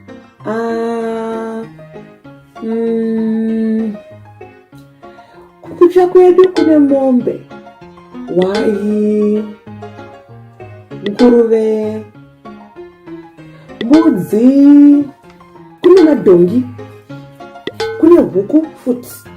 Kwedu tanga tine chiuta. Quill? Yeah, that's all my gogo wakuru used to look after. Did you guys have any llamas? Llamas? What did I say? Kwazi, mukadzi kumusha dzakaseranidza kuno. Mapurazi ekuno ane mhuka dzakawanda. KuZimbabwe, mhuka dzacho dzinobatsira pakurima nekudya. Zvanzi nagogo vangu, munhu ane mhuka dzakawanda anenge akapfuma singatomboitse. Yeah, not everyone can afford to buy animals or to look after them. So someone with lots of animals is really, really rich. So would the farmers from this farm be really rich in Zimbabwe? Definitely! Look at all those cows. There's tons of Rora just in this field. I never knew about Rora until you told me, Trimo. In fact, I never knew about Kamusha till you told me today. I wonder if our friends know about Kamusha. Ngativabvunze. Saka shamwari dzedu. Munoziva kuti kumusha kwenyu ndekupi here? So what is Kumusha? Kamusha is where you come from. Kumusha? Kamusha is also the countryside. Kamusha is countryside and farm. Kamusha is a village with straw on the top to cover you and bricks on the bottom. Kamusha is a farm. Reka ndikutaureni zvako Kwazi. Kumusha kunonakidza zvokuti. Unozive Kwazi, unofanira kumbouya kumusha kwedu, handiti? Yes, Eddie. I'd love to. You have to teach me how to hold a pedza, though. Usatye zvako Kwazi. Ndichakudzidzisa kutimba nekusakura. Nekuchaira paruvanzi. So when we go Kamusha, do they have big tractors and things for doing the heavy digging? Well, Kwasi, usually in the proper Kumusha it's really rural. So they use mostly hoes and spades to do stuff. Ndizvozvo Trimo. Uyezve, dzimwe nguva vanoshandisa mombe negetu. Vanhu vakawanda havana matirakita nemichina yakadaro. Saka havazvishandise. Whoa, that sounds like hard work. They don't even borrow them from the big cities? Kwete Kwazi. Kudhorobha kuresa. Handisati ndamboona tirakita kana imwe zvayo kumusha kwedu unomboziva. That's true, but the really cool thing is that loads of people live together, so it makes it easier to do all that farm work. I wonder if our friends know where their Kamusha is. I know. Let's ask them. Friends, do you know where your Kamusha is? At Zimbabwe. In Zimbabwe. I was born in England and my parents were born in Zimbabwe. Where's Zimbabwe? Zimbabwe? Africa. In Africa. Maybe in Zimbabwe? I don't know.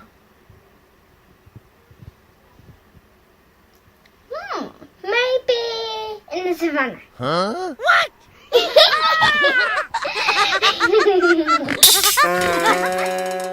I really think you guys are so lucky that you have such an amazing place as your Kamusha. I wish I had a Kamusha too. Thanks, Kwasi. We love Kamusha and all our cousins there. But it's really hard work. My mom wakes up super early whenever we're there. Asi tinokurumidza futi kunokotsira. Zuva richingodoka, ini Eddie, mumagumezi angu zvangu. Eddie, that's because you love sleeping so much. Sha, ndisiyo zvangu. Ndichiri kukura, saka ndinofanirwa kurara nguva yakareba. But when you're not sleeping, you're catching up with all your cousins and family that live there. Helping with kurima, nekufudza mombe. Nekudya michero yepamba neyemusango. Eddie, but I know you don't just eat and sleep all the day. I remember you telling me that you also really love hearing stories from your gogo by the fireside.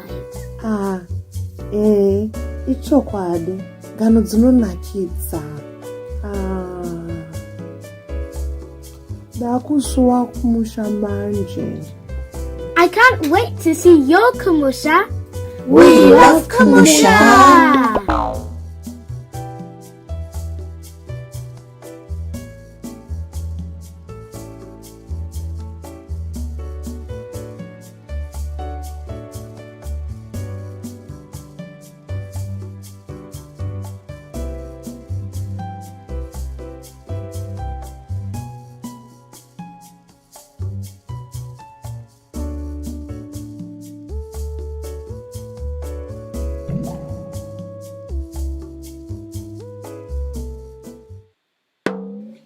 Sarura Kids.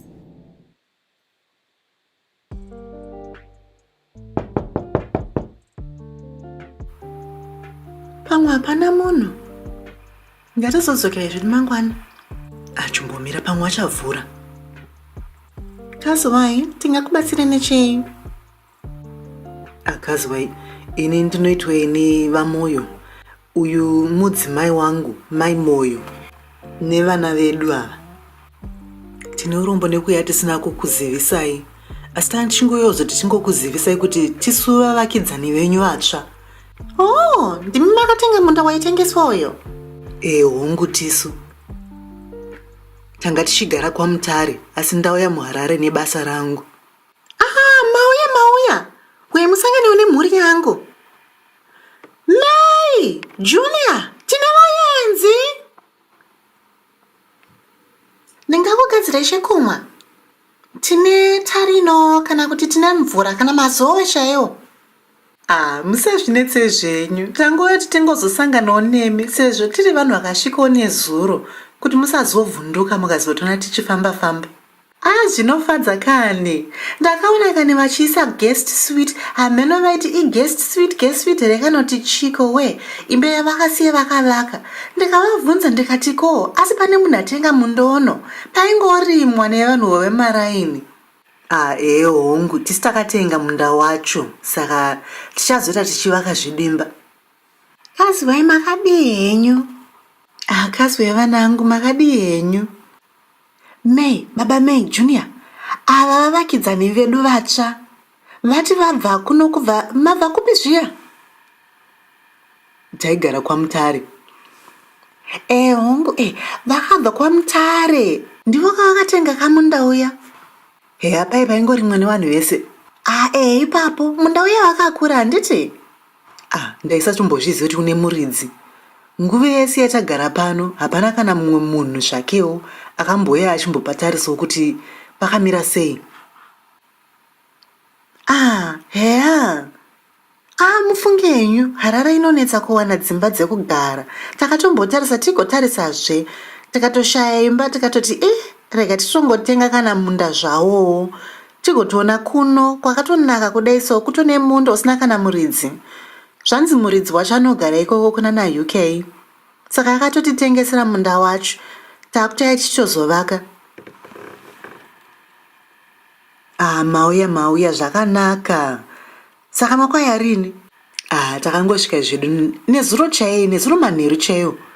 Saka ini semunhu ari pabasa kudai so, ndandine mazuva kana matanhatu ekuti ndimbobata-bata zvinhu, ndimbogadzirisa. ndozosiya zvangu ndichizoenda kubasa pamwe mazuva matanhatu chero mavhiki mairi kana zviri izvo. Mauya maita mukuyezotishanyira mufunge yenyu. Ndakapapfura pamunda ipapo vhiki rapera iri chero ndine shamwari yangu ndikatoshama ndikatoti kenhai maitiresi ko zvapanenge pari kuiswa kana hameno kuti imba here kana kuti ikreti here kana kuti chii chaicho chaivakwa ipapo. Havakatiisira guest suite inenge ingori imba yekuti vanongoburisa bhokisi chairo votogadzira zuva rimwe chete. Ndakatoshamisikawo nazvo mufunge yenyu. Takapafura makuseni pasina kana chiripo tikazofura futi masikati tikatona patonemba mufunge yenyu. Ndonyaya yacho mufunge yenyu nokuti sezvandataura takashaya kuti totenga papi musha, saka kana tisino hembe yekuti tigare tikatirega tichitongovakawo zvakangoenzanawo panyaya yekuti mari dzacho. Saka isu tichagara imomo mugeswiti imomo kusvika zvanaka patinozowano pekutangira tozotanga kuzovakawo zvedu. Hapana chakaipa ende geswiti yacho yakazonaka munoziya. Ndakatoshama ndikati imba yangogadzira nezuva rimwe chete iyoyo. Maita henyu. Zviya ndakudzere nhai mazita evana vangu. Uyu anoitwa uyu Trevor ndodangwe redu iri. Pozoita uyu Tsitsi rugotwe rwedu. Tafara nekukuziyai mai May, baba May. Tafara nekukuziyai vanangu. Uyuwo ndiye dangwe redu anonzi May. Kazwai uru rugotwe rwangu Junior. Kazwai.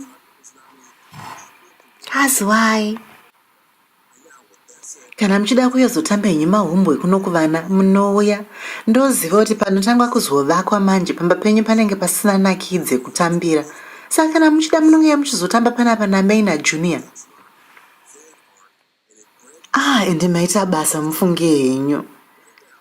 Dzimwe dzenguva munoziva tinenge tingori inini zvangu naye Tsitsi wangu yedu tichingomberereka. Uyezve kana muchitsvaga zvinhu zvekuita muHarare mudhorobhomo, ndinogonombokuratidzai zvinhu kana kukuudzai kumwewo kumbotendera muchienda. Harare inofadza mufunge yenyu. Kwamutare kunonakidza futi ndakatombokusvika, asi kana muchinetsekana nezvekuita muno muHarare ingove muchingogogodza ndokubatsirai ndonokuratidzai. Maita basa mufunge yenyu. Ndine shamwari nehama futi muno muHarare, asi kuita vavakidzani vakanaka kudai so zvinofadza.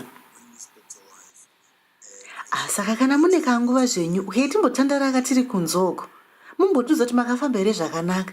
Sezvo muri vanhu vakafamba pakati peusiku kudai so mumbotudza kuti nzira yacho yanga yakamira sei. Ndine shamwari yangu munoziva akambofamba nzira iyoyo yekwamutare manje akati kwaitotyisa munoziya. Akatoona mombe dzakatongorarawo munzira pakati peusiku munoziya. Pakati peusiku mufunge henyu vakatoita rombo rakanaka kuti vakakwanisa kusvika kumba vasina chakavawana. Nemwiwo pakati peusiku apa munotofamba makatochangamuka. Kwedu kusaziya kani tinototi ndo takatosvika zvakanaka mufunge henyu. Saka ngatimbobudai panze timbonotandara zvedu. May, uri kuda kunotamba mahumbe neshamwari dzako? Mama. Endai zvenyu vanangu.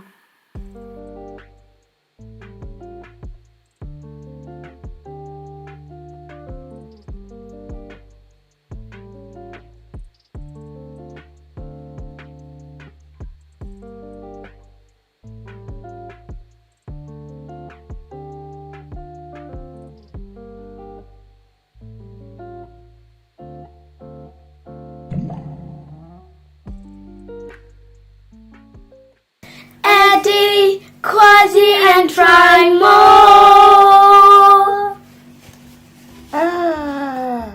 Maita matishanyira vachisadza. Haiwago, tanga tichingofurawo zvinhu nekumara inenyu. Ndikati hazvingakodzere kusatsvagawo gogo vangu. Zvino matoita rombo rakanaka. Ndanga ndave kutopakura chikafu. Regai ndikudze mwana akupakurireiwo. Gogo shuwa. Munenge matondibatsira nemazvo. Ndanga ndatobva kure saba ndiri pano.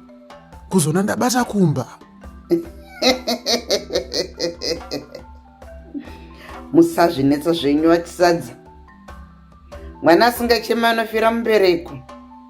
Munongoziva gogo venyu vanobikira nevari kupfuura sema kudai. Rega ndideedzere mwana akupakurirei. Anogona kupakura chikafu manje. Chaizvo. Chikoniso chi? Munongoziva vane mazuva ano gogo. Havana kwavo. Kare kwangu ndichiri mukomana. Mai vangu vaiti vakomana zvese nevasikana ngavagone basa rese repamba. Saka ndaitotangira rungwanani kubata nyaya dzepamba. Kwachakakwidibira kudai taitanga kumunda.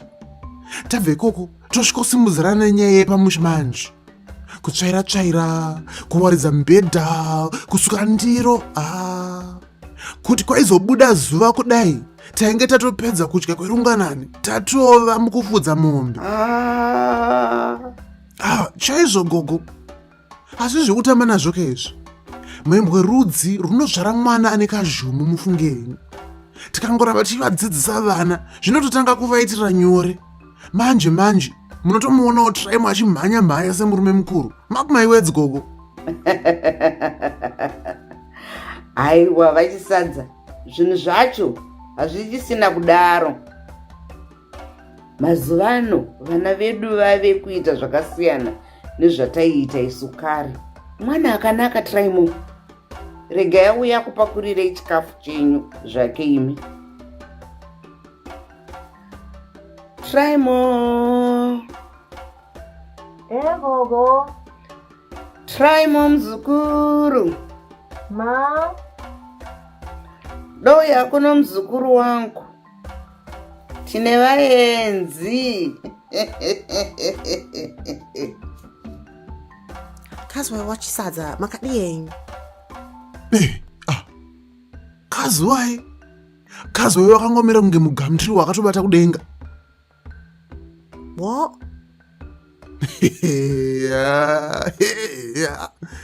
Wati futi.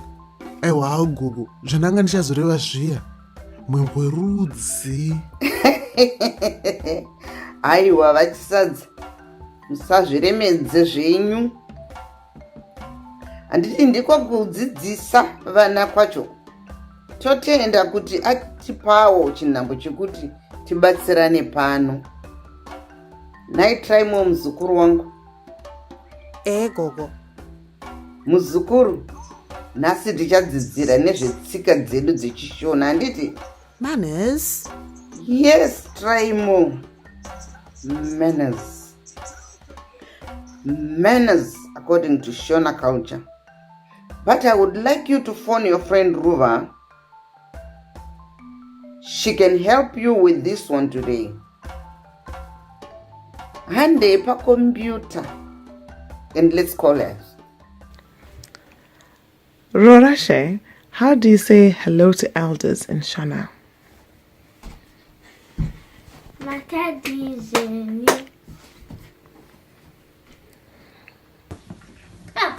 Makadianu. Oh, again? Okay. You guys want this? Okay, good. Makadianu.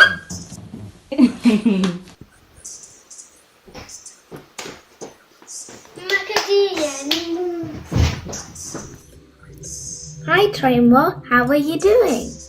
Hi, River. I'm good, cheers. How are you? I'm good, thanks. What's up? Well, River, my gogo told me to ask you about manners according to Shona culture. You want to learn about manners? Yes, River, manners. Tika. Oh, I see. Well,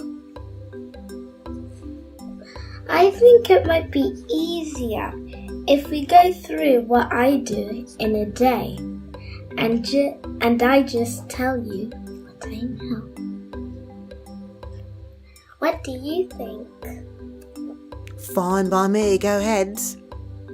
The first thing is when you wake up, you have to say good morning to the grown-ups. So you say Mangwanani, Mamuka, say. That means good morning. How did you rise, right? Yes, that's right. You have to clap your hands when you do it, like this.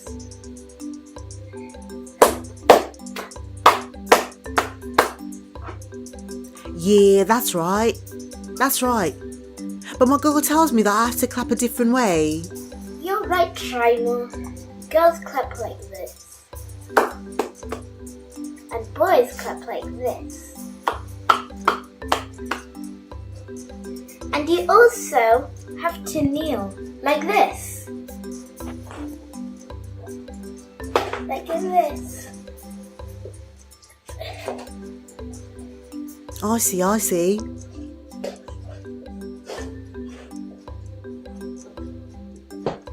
So as soon as someone comes to your house, you should go and say hello to them like that. Ah, I see. What else? Well, when you talk to any grown-up, you should always wait until they finish speaking before answering. You have to be polite and listen carefully. Yeah, you're right, Rua. My parents also tell me I have to help my goggos and granddads whenever they need my help. Yes, Trimo, grown-ups need help. You have to offer to help them. That's really good manners. My mum tells me that you just have to remember to be polite and be kind. When you do that, you remember to say your pleases and your thank yous.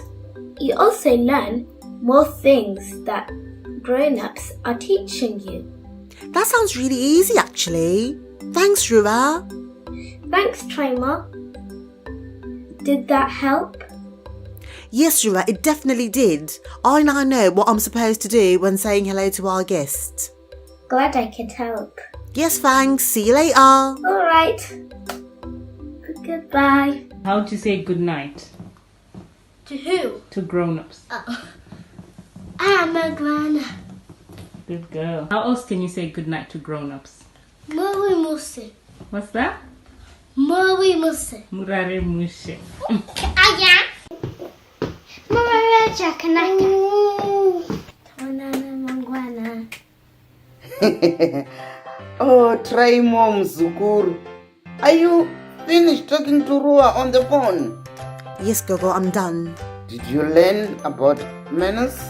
Yes, Gogo.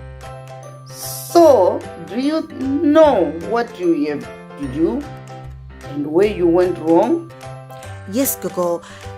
When Rachisaza came, I should have come here without being called. That's great, my grandchild. Did you learn anything else? Yes, Gogo. I should have said hello while I was kneeling. Hi, ish. Ingwana mazano maya naso. Well done, Trimo. You are really learning, anditi. Yeah, I've got the best Gogo in the world. Aiwa, chienda zvako muzukuru wangu. I'm sure you have lots of things to do. Okay, Gogo, bye. I'll just bring some food for our guests first. Mawane manje. Ndiwo vanhu vatinofarira ava manje. You're doing very well, my boy. You're doing very, very well.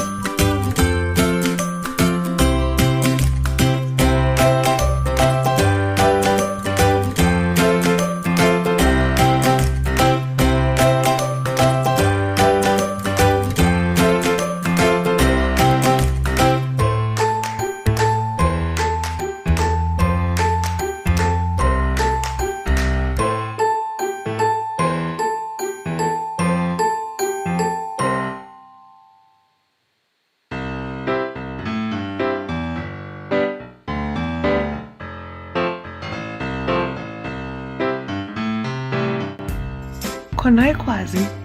Try more ambotsaenda kupnai. I don't know where he went, Eddie. Trimer just told me he's going somewhere. Like we've never been before. I have no idea what that could be. Kana nenisha. Apa ndakandishida kutombotamba Monopoly naisha. Yeah, Monopoly is always more fun with 3. Shall we go find him? Hande tinomutsvaka.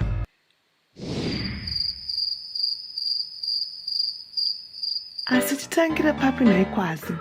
Yes. Where should we start? I know. Let's start small and work our way up.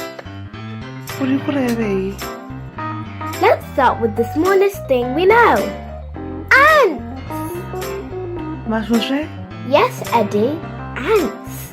If Trimer's gone somewhere we've never been before, maybe he shrunk to the size of an ant.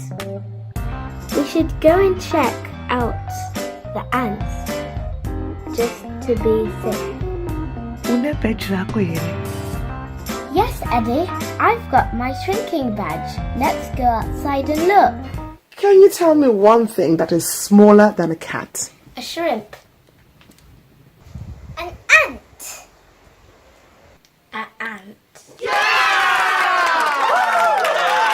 Shrink to the size of an ant.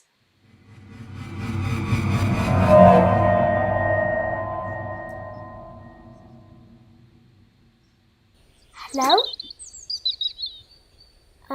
Hello? Excuse me, Mr. Ant? Hello? Kwazi, vanenge vari kuita basa ava? Yes, they do look very busy. And Trimer's not here anyway. Maybe we should try somewhere else. Ngatibvunzei katsi. Katsi yakati kurirei, pamwe ine zvayaona. You're right, Eddie. Let's go back to the house. But first, grow to the size of a cat.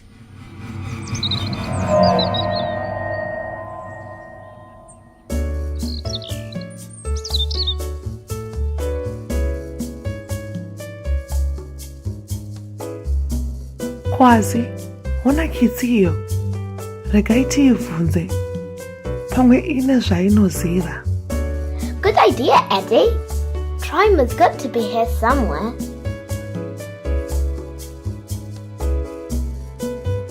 Pamusoro yevakitsi, mambonawo shamwari yedu here? Our friend Trimer. We can't find him anywhere.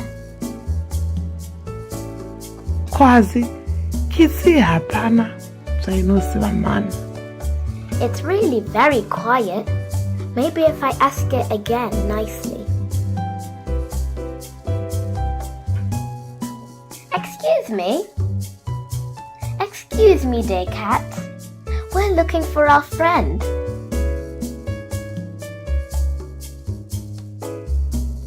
Sorry, Eddie. The cat is bigger than the ant, but it's not telling us very much. I think we need to go bigger. Tivunze munhu. Yes, I think we should ask a person. Is Mummy smaller or bigger than the car? Bigger. Now, can you tell me, is Mummy smaller or bigger than a car? Smaller? Ah, well done. Is Mummy smaller or bigger than a car? Smaller. Okay. Back to normal size.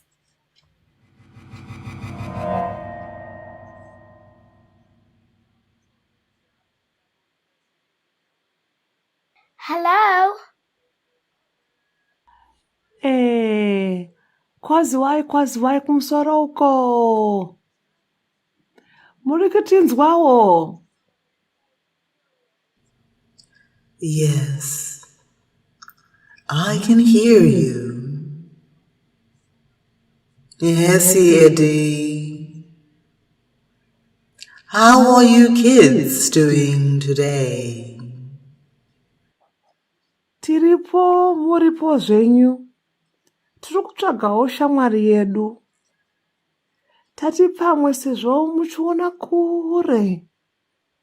Because you're very tall. Pamwe mungaonawo Traimo. Oh, thank you, children. I've just been standing here, enjoying the sunshine. It's nice and warm today, don't you think? Still, I haven't seen anything today. Not any kids. No, none at all.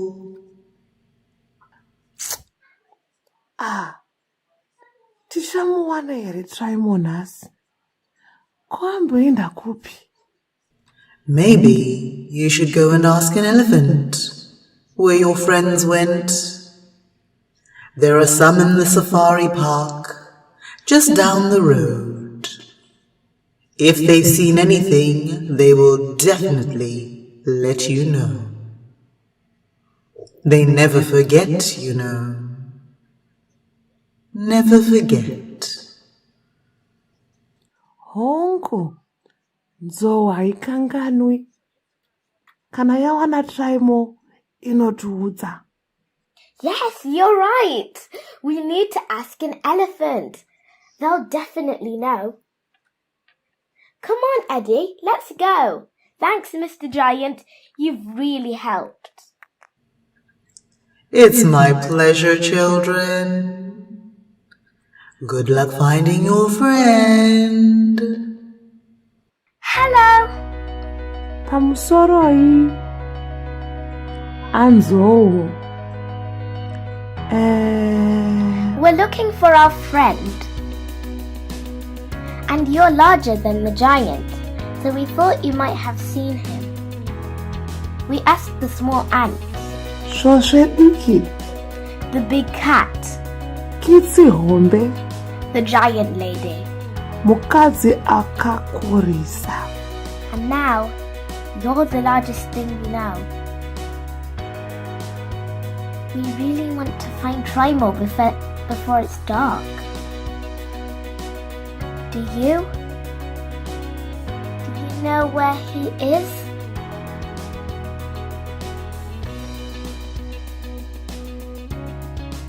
Muri kutinzwa? No, Eddie. I don't think he's listening. He's too busy having a drink. Apa wareva zvako kwazi.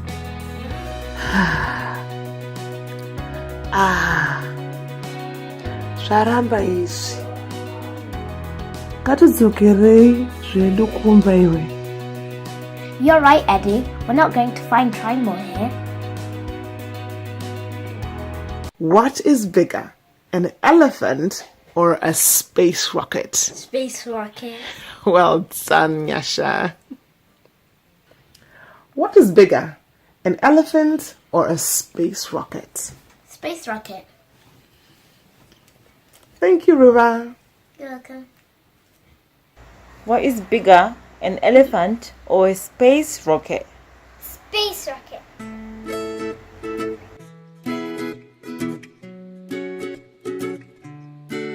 Hi guys, I'm back. Traimo! Where have you been? We've been looking for you everywhere. Oh, we've just been to Diggerland. Oh, it was amazing. Oh, you guys would have loved it. We've got to go together next time. Diggerland. Yes, Eddie. We've never been there before. And my mum thought I'd love it. Why? We didn't realise you meant somewhere. We've never been like that. We went to ask the ants because we thought you had shrunk. Tikatomubvunza kitsi chaiyo sezvo yakakura kukunda masvosve. We even asked a giant lady if she had seen you because she's bigger than the cat. ndiye atiudza kuti tibvunze nzou. So we went to ask the elephant if it had seen you. Oh. Is that because the elephant's the biggest of them all? Yes, try more. But it didn't help us at all. Kana ka-1 zvayo kungotitarisa nemaziso kudai. Wow. You guys seem like you've been very busy. Why didn't you just ask Quasi's mum to call my mum? Are you sure, Nai? Oh my gosh, Tribal. We should have, shouldn't we?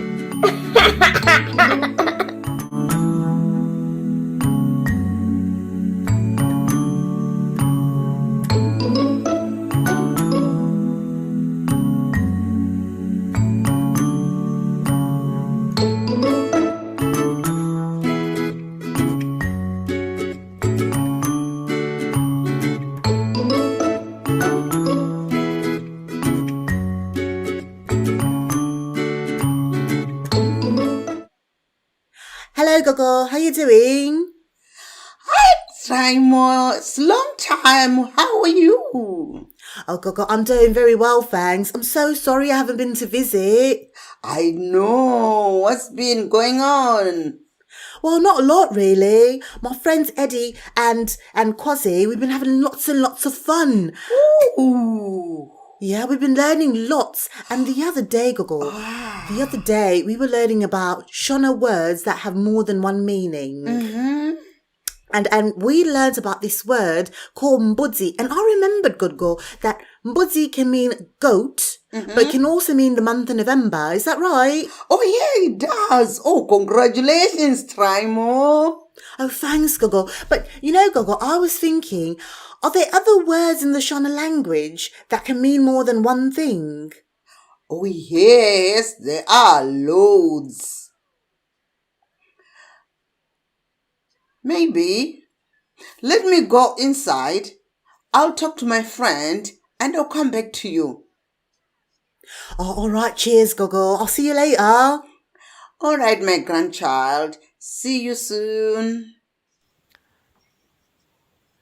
Ruva, what does Nzara mean? That means hungry. Well done. What does Nzara mean? That means nails. Inzara means hungry and nails. Hi, Zoe. Hi. I was expecting you that. Okay, so today I'm going to ask you some questions in Shona. Two questions. What is Nzara? I don't know. When I say unenzara, Oh, hungry. hungry. Good. Greetings. Welcome to Sarura Kids channel. Today we are going to talk about Shona words that have different meanings.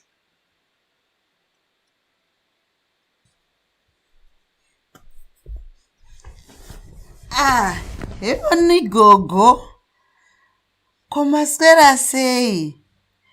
Tanzwa kuti nhasi tiri kutaura nezvemazwi echishona anoreva zvakapfuurira zvakawanda.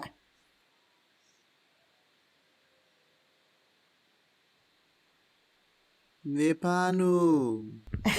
Aiwa, svika henyu achisadza. Tokubatsirai nei?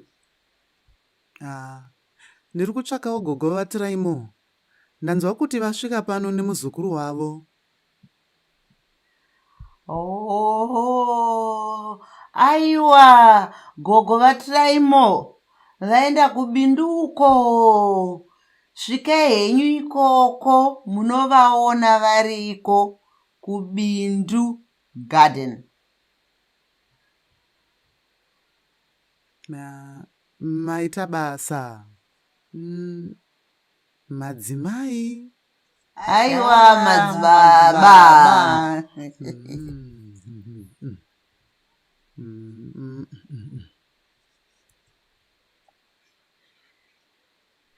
So, go.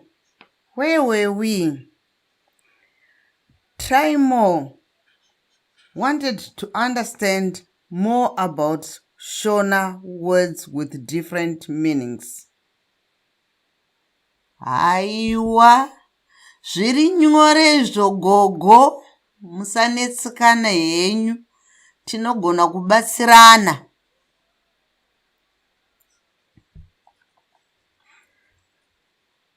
The first word Trimo was asking about is mbudzi.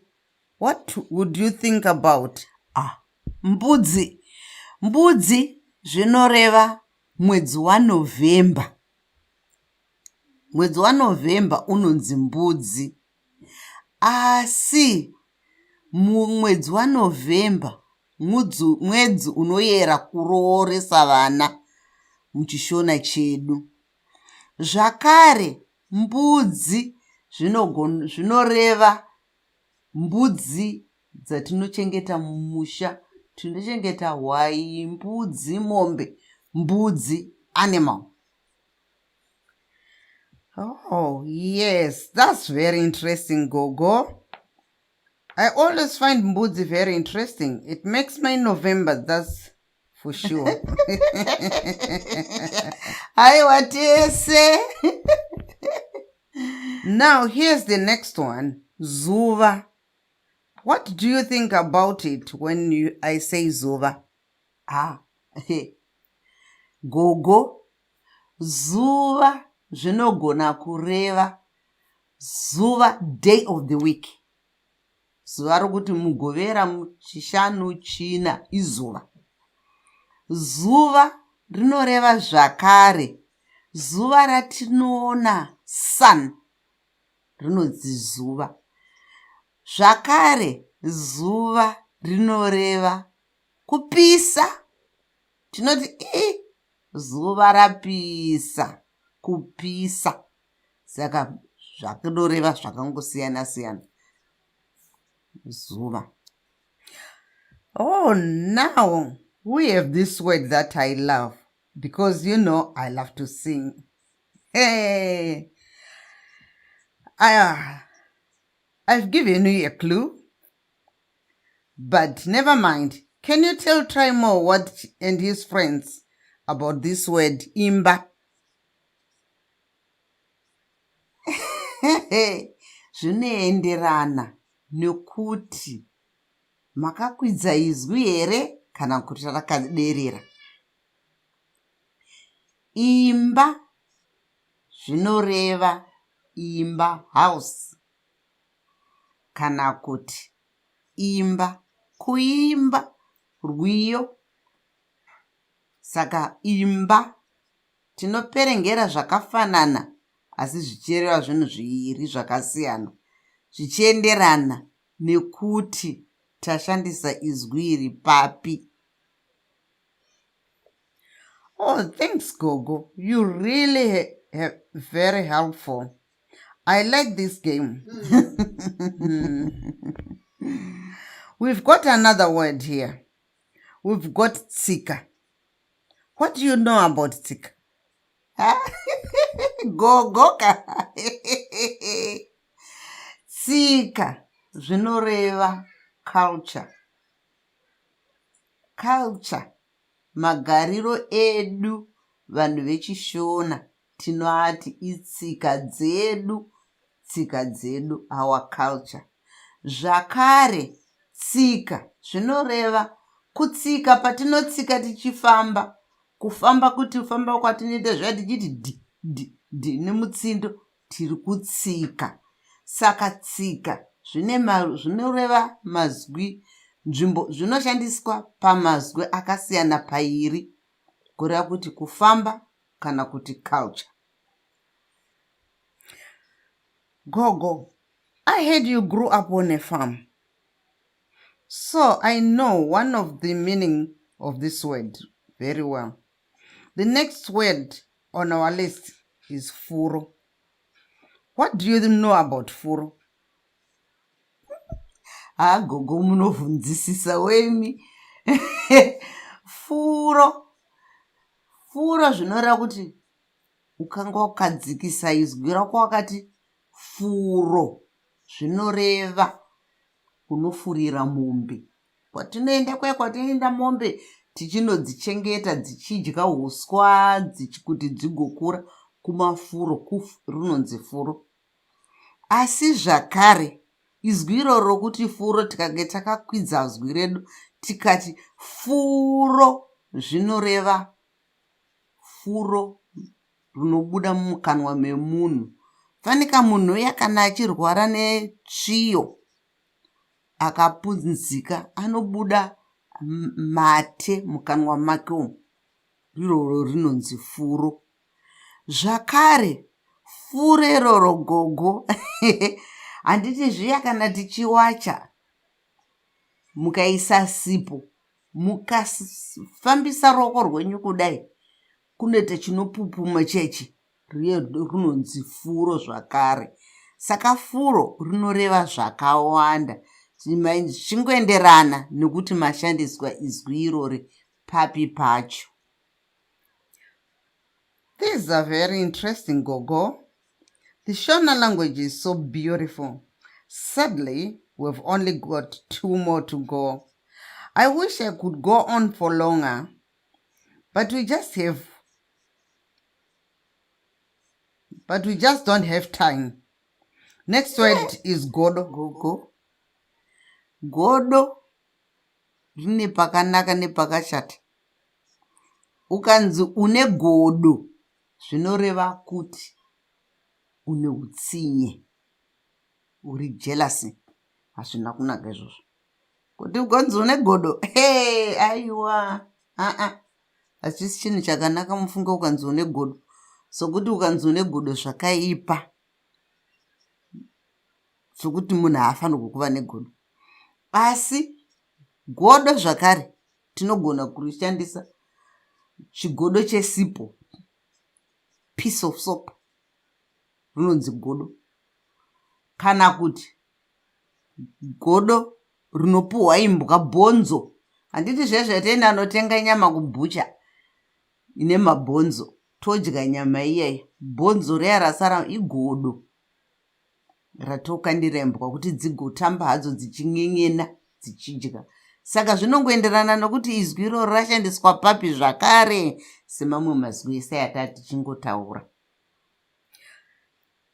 Gogo, that's so interesting. One word can mean 2 completely different things. I hope Trimo is finding this useful. Okay, now we've one last word, futa. What do you think? Gogo imi mukati futa zvinoreva kuti munhu akafuta, munhu mukobvu akasimba.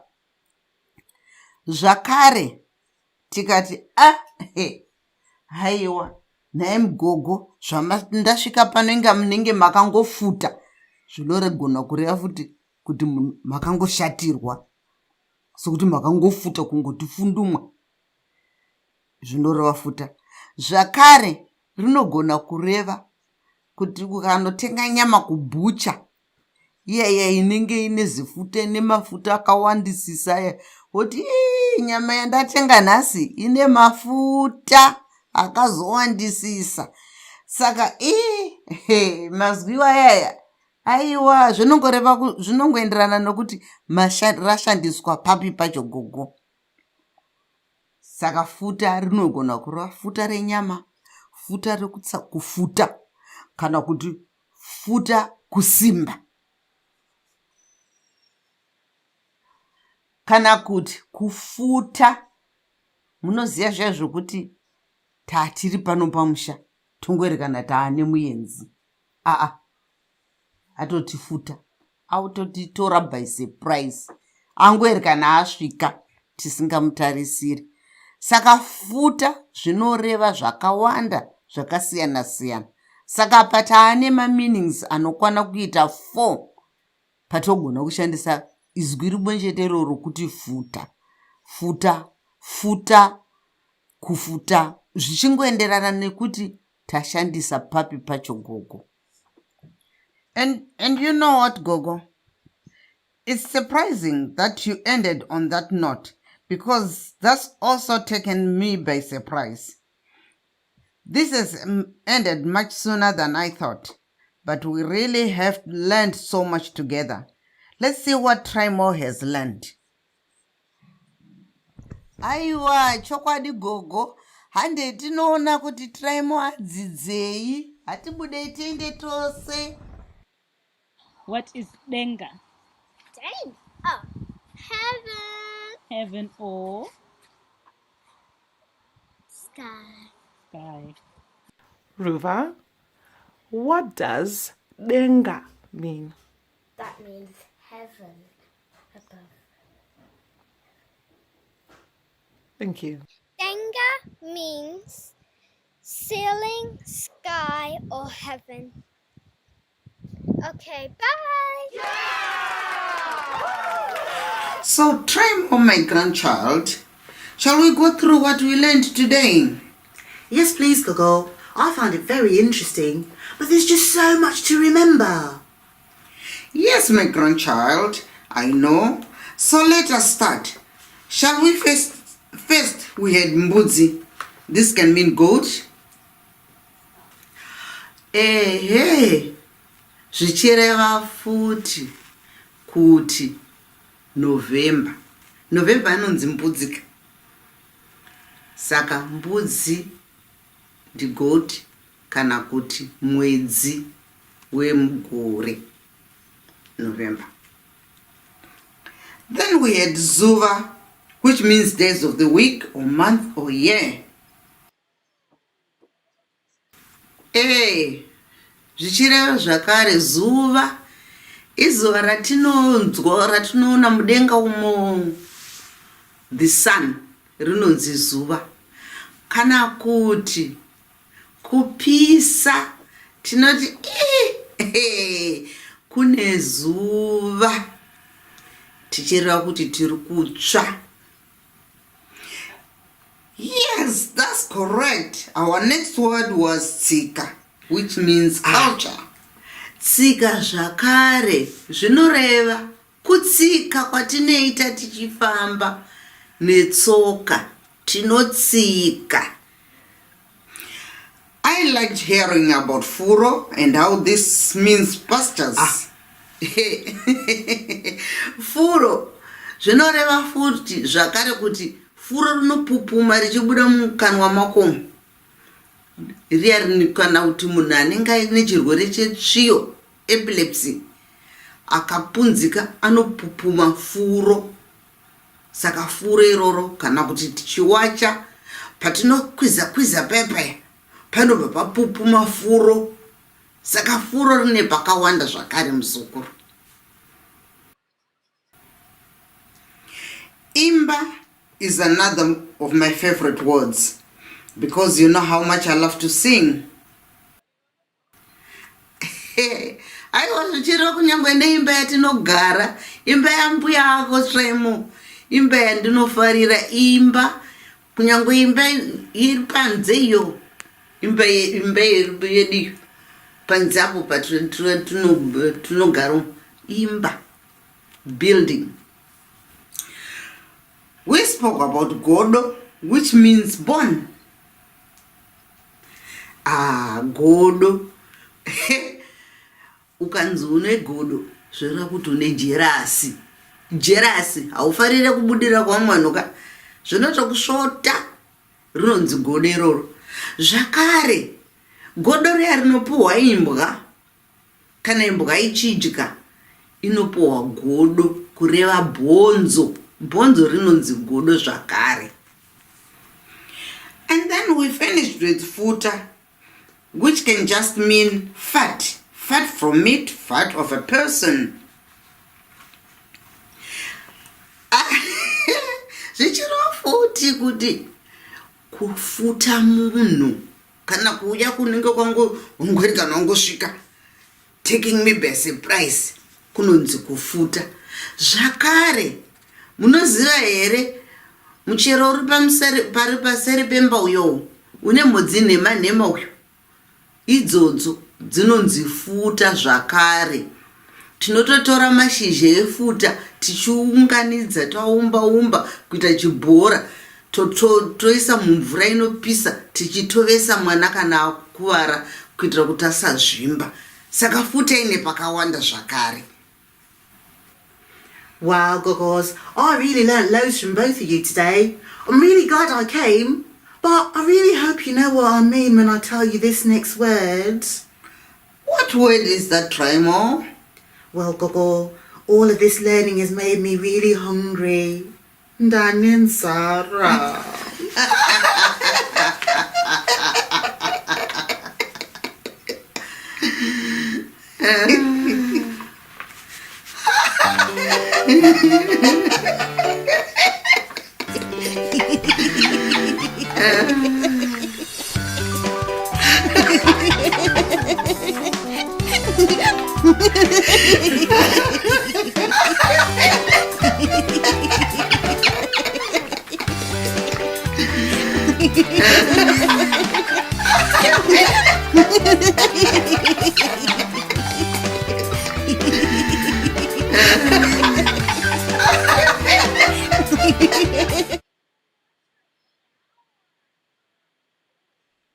Hiya, I'm Trimore.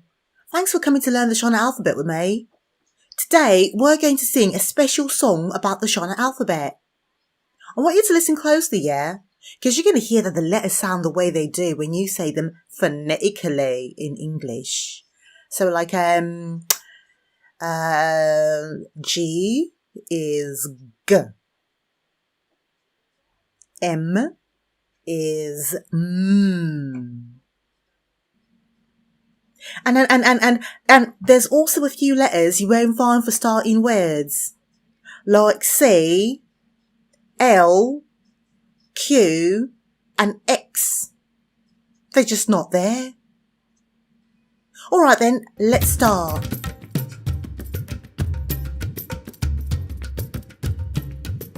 A, amai, b, ba, ba, d, dachka, e, envelope, f, fafitera. G, gudo, h, huku, I, imbwa, j, jongwe, k, kongoni. M, motokari, n, nungu, o, orange, p, poto. R, rokwe, s, sokwe, t, tsuro, u, ufu. V, vana, w, wuyu, y, yambuza, z, zizi. Zizi. A, amai, b, baba, d, dachka, e, envelope, f, fafitera. G, gudo, h, huku, I, imbwa, j, jongwe, k, kongoni. M, motokari, n, nungu, o, orange, p, poto. R, rokwe, s, sokwe, t, tsuro, u, ufu. V, vana, w, wuyu, y, yambuza, z, zizi. Tapeza! I love this alphabet song. Do you? Shall we sing it one more time? A, amai, b, baba, d, dachka, e, envelope, f, fafitera. G, gudo, hu, huku, I, imbwa, j, jongwe, k, kongoni. M, motokari, n, nungu, o, orange, p, poto. R, rokwe, s, sokwe, t, tsuro, u, ufu. V, vana, w, wuyu, y, yambuza, z, zizi. Tapeza!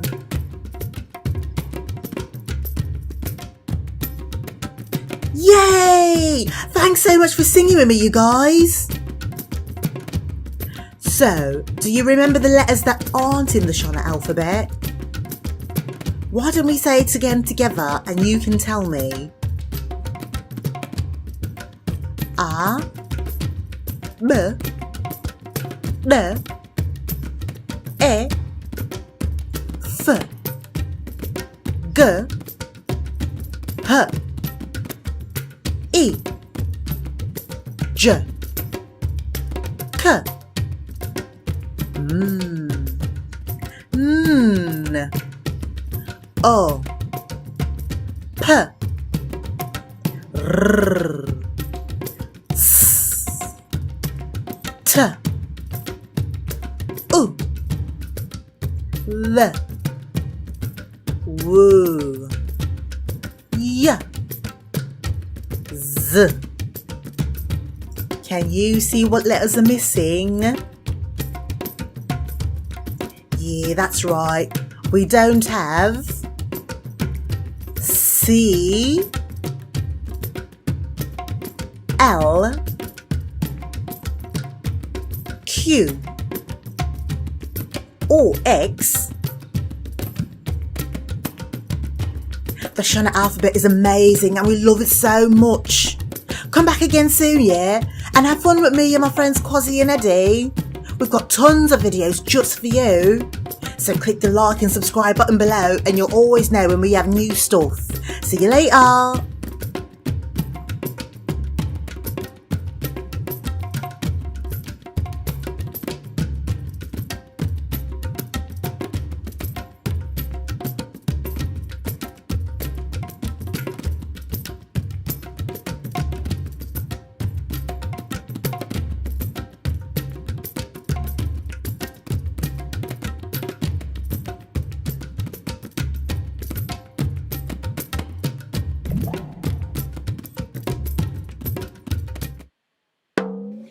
Sarura Kids. Hello. Hi. Kwasai. Inindi nonzi Maya and ndakakurira ku London. Gore rino ndikuya na mai vangu na baba vangu ne muningina wangu kunogara ku Harare mu Zimbabwe. Baba vangu vanonzi Dave Jones. Hi, how are you? Amai vangu vanonzi Plaxiris Hungwe. Ntafara nikukuzivai. Muningina wangu anonzi Amelia. Hello. Handisati ndambosvika paHarare. Mai vangu vanogara vachindiudza kuti ku Zimbabwe kunonakidza. Ndine hama neshamwari dzinobva kuHarare. Dzimwe hama dzangu dzinogara muno muEngland. Dzimwe hama dzangu dzinogara kuZimbabwe. Saka pandichasvika kuZimbabwe ndikuda kunodya nzimbe. Handisati ndambodya nzimbe asi mama vanondiudza kuti vaifarira nzimbe chekuti pano pavanga vachiri mwana mudoko. Iwe nai nzimbe dzinonaka. Ndichadya nzimbe mama. Uchadya nzimbe mwanangu.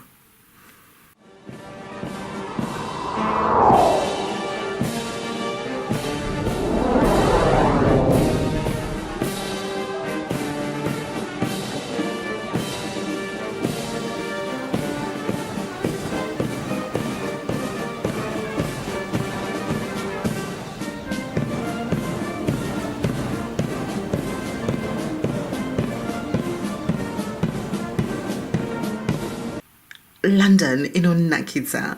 Upenyu wangu wese ndakangogara ndiri muno muLondon. Tinoenda kunzvimbo dzakawanda stereki muLondon. Kwandofarira kuenda stereki ku Kensington. Tinombosvika paRichmond, paKew Gardens. Panonakidza. Tinomboita tichitenderera tikambona Big Ben. Tikatombopindo mu London Eye nemhuri yangu. mama vanofarira stereki kutenderera around London nokuti vanoziva kuti kuLondon kunonakidza. Mama vangu vaimboita basa nursing, saka vaishanda vari mukoti vari paWestminster Hospital. Ndipo pavakasangana nababa vangu. Baba vangu vaita basa IT, vaishanda nemacomputers. Vakasangana na mama kucanteen, vakatanga kukurukura. Ndipo pavakaziva kuti vaida kuroorana. Yeah, that's right, Maya. And as soon as we got married, soon afterwards actually, Maya turned up. Maya. And then a bit of a shell shock later, along came number 2, Amelia. Hiya. Meeting my lovely wife and her beautiful family is the best thing that's ever happened to me. I'm still learning how to speak Shona, but I can now understand. That's also because Ambuya Vangu will basically not talk to me in anything other than Shona, so anytime I call her, she just speaks to me in Shona. Zvakanzi namai vangu kuti munhu adzidzire chirudzi anofanira kugara achichinzwa zuva nezuva kuti zvimva zvamurerukira kuti anzwe kuti rudzi rwacho runoita sei kana vanhu vachitaura. Yeah, and I am actually trying a lot to say these words right.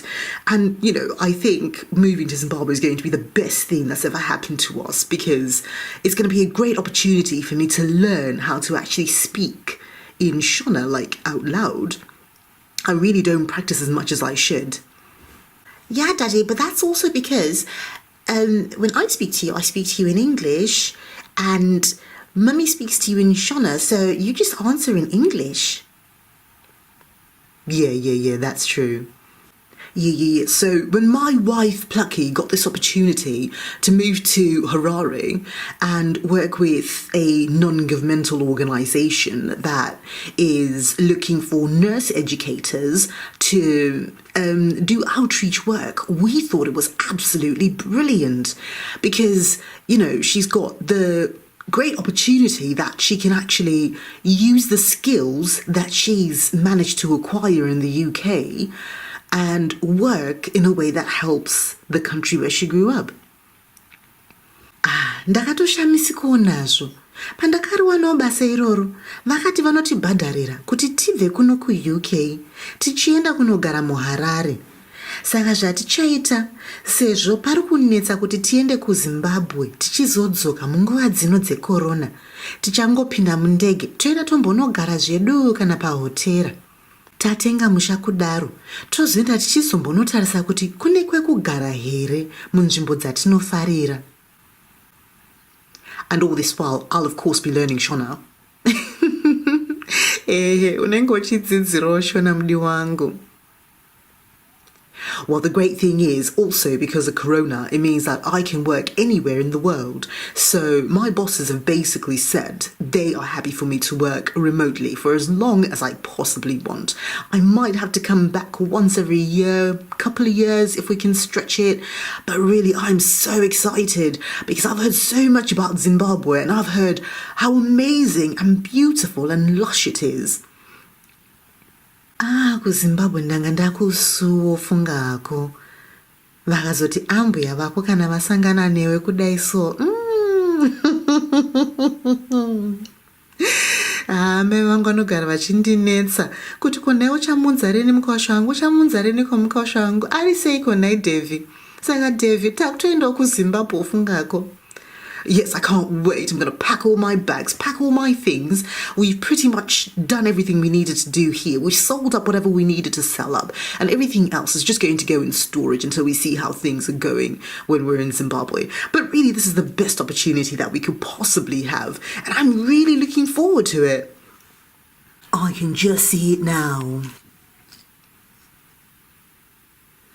Bungee jumping from Victoria Falls.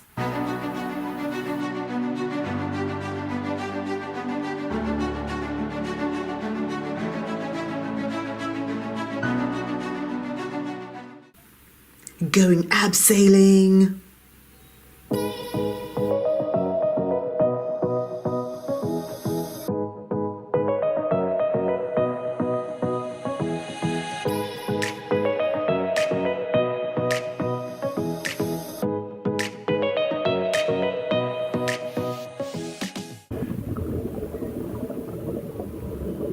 Going scuba diving in Chinoi caves.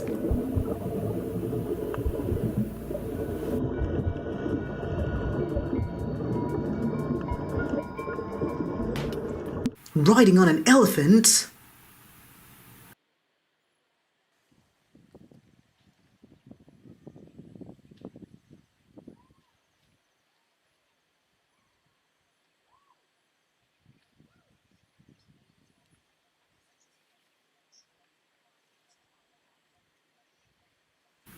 Or maybe even a giraffe.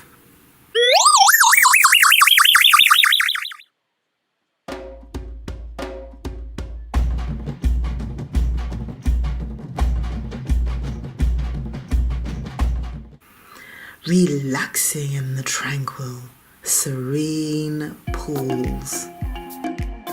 In the Matobos Hills, surrounded by nature, birds tweeting, wildlife singing its wild, serene song to me, before jetting off to go hiking and fishing in the Eastern Highlands.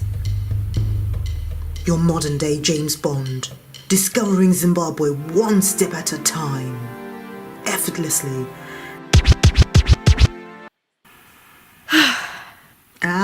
Okay, David. Okay. Saka. Tichazozvita zvese izvozvo tinenge tine nguva yekuita zvose zvaunoda nezvimwe futi. Tichazoenda kuZimbabwe. Ndine shamwari dzangu ndodzichazotiratidza sezvo ndine makore ndisati ndambokusvika kuZimbabwe. Zvinhu zvati chinjei.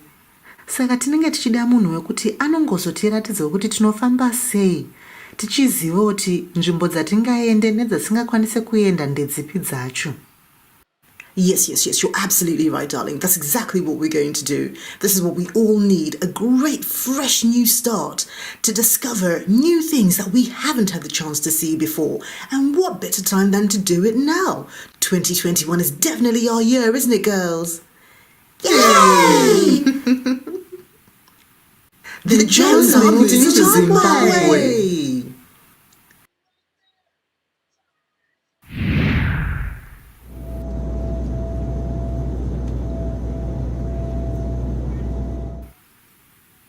We can't wait to have amazing adventures with you. And if you want to catch up with our adventures, you know exactly where to find us. We're going to be here on Sarura Kids channel on YouTube. And I just know you're going to sign up and click the subscribe button down below and make sure you come and you follow our adventures every single week. I'm so excited! Yeah!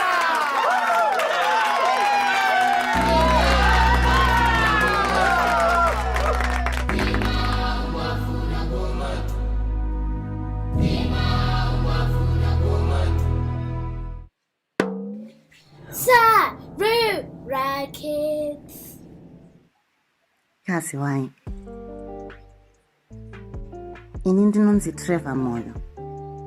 Ndinogara kwaMutare nababa vangu vaMoyo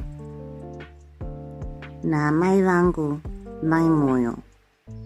Ndine hanzvadzi inonzi Tsitsi.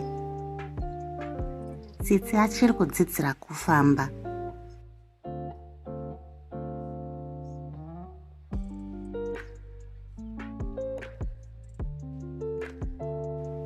Tsitsi anofarira mabhuku. Tsitsi anofarira kumbobuda achitenderera namama. Ndinofarira hanzvadzi yangu Tsitsi. Baba vangu vanoita basa reaccountant. Vhiki rose vachitanga musi wemuvhuro vanoenda kubasa kwavo. Baba vangu vanofarira basa ravo. Asi kana baba vangu vabva kubasa, vanoya vachitambawo neni. Baba vangu vanondidzidzisa zvinhu zvakawanda.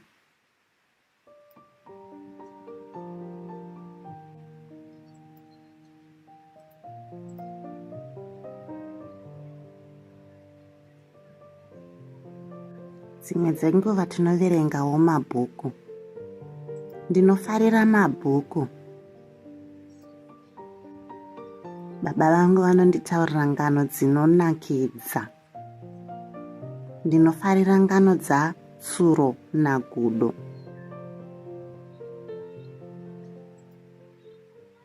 Baba vangu vanogona kutamba bhora. Ini ndinofarira bhora. Musi wemugovera tinotamba tese bhora nababa vangu.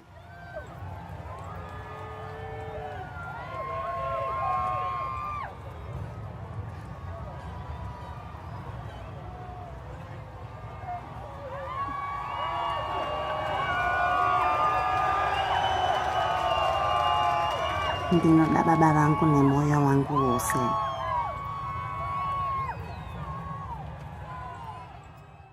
Baba vangu vakawana basa kuguta guru reHarare. Mhuri yangu yakuenda kunogara kuHarare.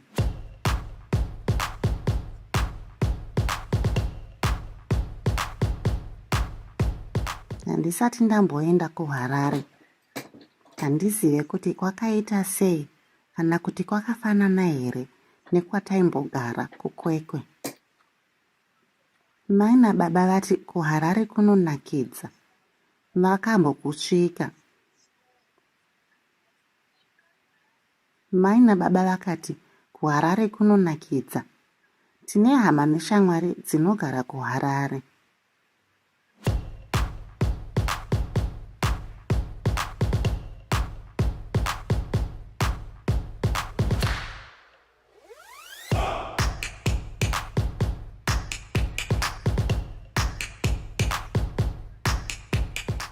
Harare yakazonaka.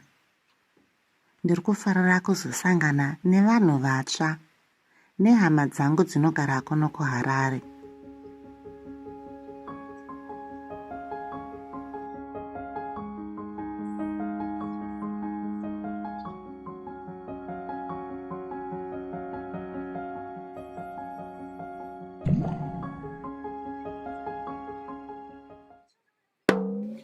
Sarura Kids.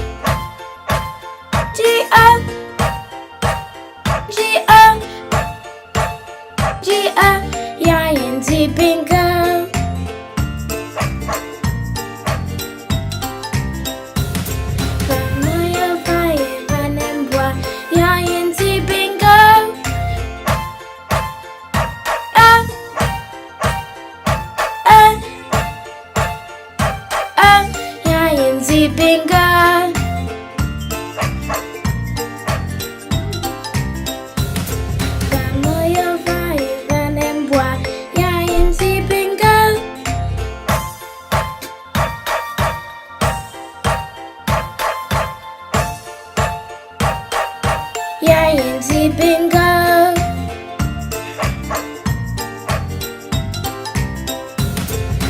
Moja Weihwasser, Yay and Z bingo. B-I-N-G-O, B-I-N-G-O, B-I-N-G-O, Yay and Z bingo.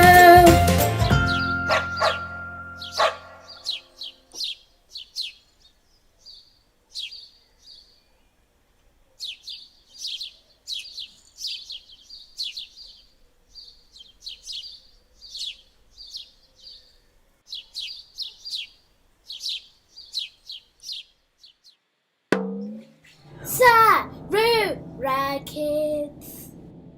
tinorimane badza huni dzinosimwane rodzi manhanga anobikirwa muhari huni dzinotemwa nedemo hove dzinoraurwa nechirauro nyama inochekwa nebanga ukatonhorwa dziya mushana ukapiswa garamu mumvuri tinorimane badza huni dzinosimwa nerodzi manhanga anobikirwa muhari huni dzinotemwa nedemo hove dzinoraurwa nechirauro nyama inochekwa nebanga ukatonhorwa dziya mushana ukapiswa garamu mumvuri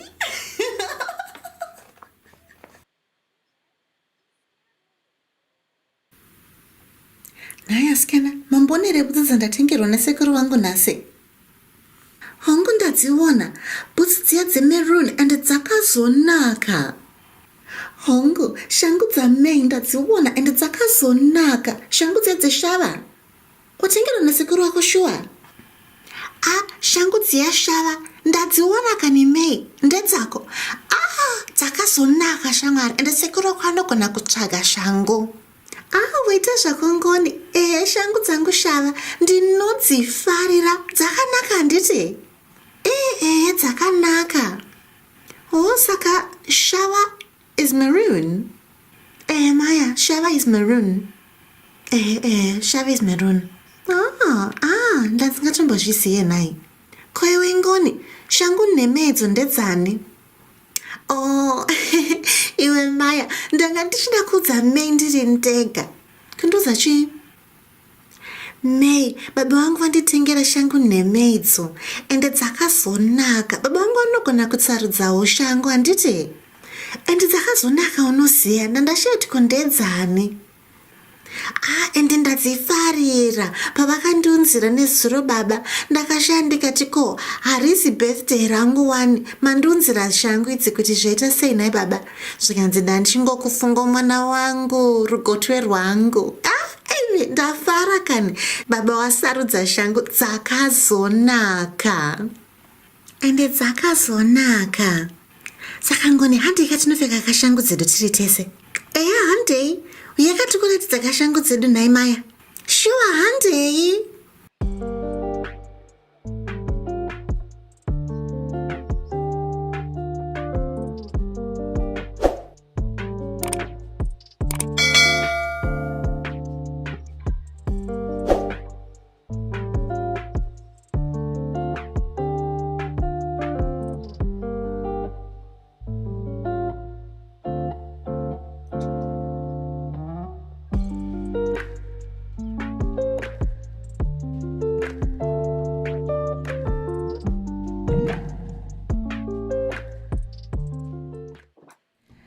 A,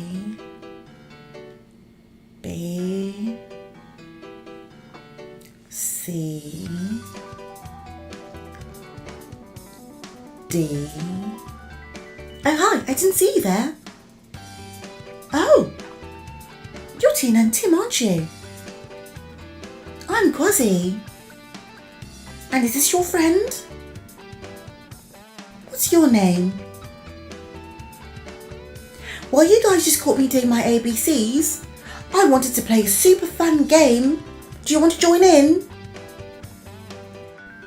Well, this game is easy. So, I've got all these letters on my magic spinning wheel, right? I was wondering if I can come up with the names of different countries that start with these letters. Do you think you can help me? That's brilliant! Come on, let's do it! But wait a minute. We should also try to come up with one thing that you can find in that country that starts with that letter. My super duper robot can help. Hello, Quasi. Right, 3 spins starting now. Let's go. Spin 1. M. Woohoo! Look where we are! Robot Buddy, where are we and what can you tell us about it? Quasi, we are in Mozambique. Mozambique is an African country that is right next door to Zimbabwe. Its other neighbours are South Africa, Swaziland, Malawi and Zambia. It also has a very large coastline where you can find some popular beaches like Tofo. You can also find offshore marine parks along the coast of Mozambique. One of the largest marine parks of the Western Indian Ocean is off the coast of northern Mozambique. The Carimbas National Park is 7,500 square kilometers, and 1,522 square kilometers of this is designated a marine protected area. Marine parks help marine life, they promote marine awareness, and they help local communities and indigenous people. The Carimbas Islands are a great place to visit for kayaking, diving, snorkeling, as well as visiting Ibo Island.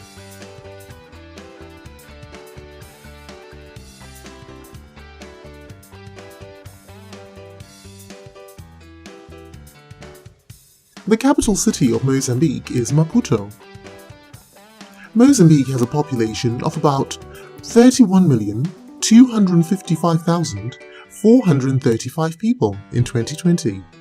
The closest African country in population is Angola. Although Portuguese is the official language of Mozambique, most people speak Swahili, Makua or Sena. Do you know anything from here that starts with that letter? Yes, Quasi, actually, I do have a fantastic word for you that begins with M. Marimba. The marimba is an instrument popular amongst the Chopi people of Mozambique. You can also find it in Zimbabwe where your friends Eddie and Trimore are from.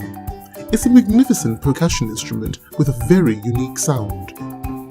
Thanks, Robot Buddy. That's really interesting.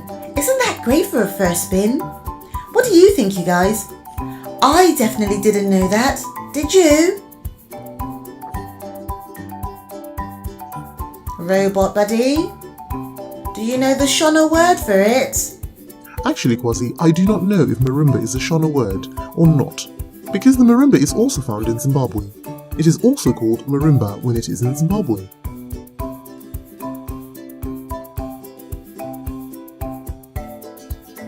Alright, Robot Buddy, where are we off to next? Let's spin the wheel and... spin 2. C.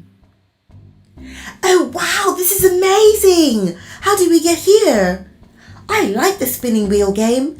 I'm learning so much with all of this. Robot Buddy, where are we and what can you tell us about it? Quasi, we are now in Cape Verde. Cape Verde is an archipelago of islands off the coast of Africa. There are 10 volcanic islands, and together they make up Cape Verde. Although Cape Verde is geographically in Africa, it has a special relationship with Europe through trade. It has a population of just around 555,987. That's just over 3,000 more people than the city of Manchester in England. The capital city of Cape Verde is Praia. Cape Verde is supposedly one of the most democratic and developed countries in West Africa. You will find some of the most beautiful beaches in the world in Cape Verde. It even has an uninhabited island, Santa Lucia, which you can only reach from Callao. Cape Verde has 350 warm sunny days a year, making it great weather for taking a winter holiday. The official language in Cape Verde is Portuguese, although a lot of Cape Verdeans speak Creole on a day-to-day basis.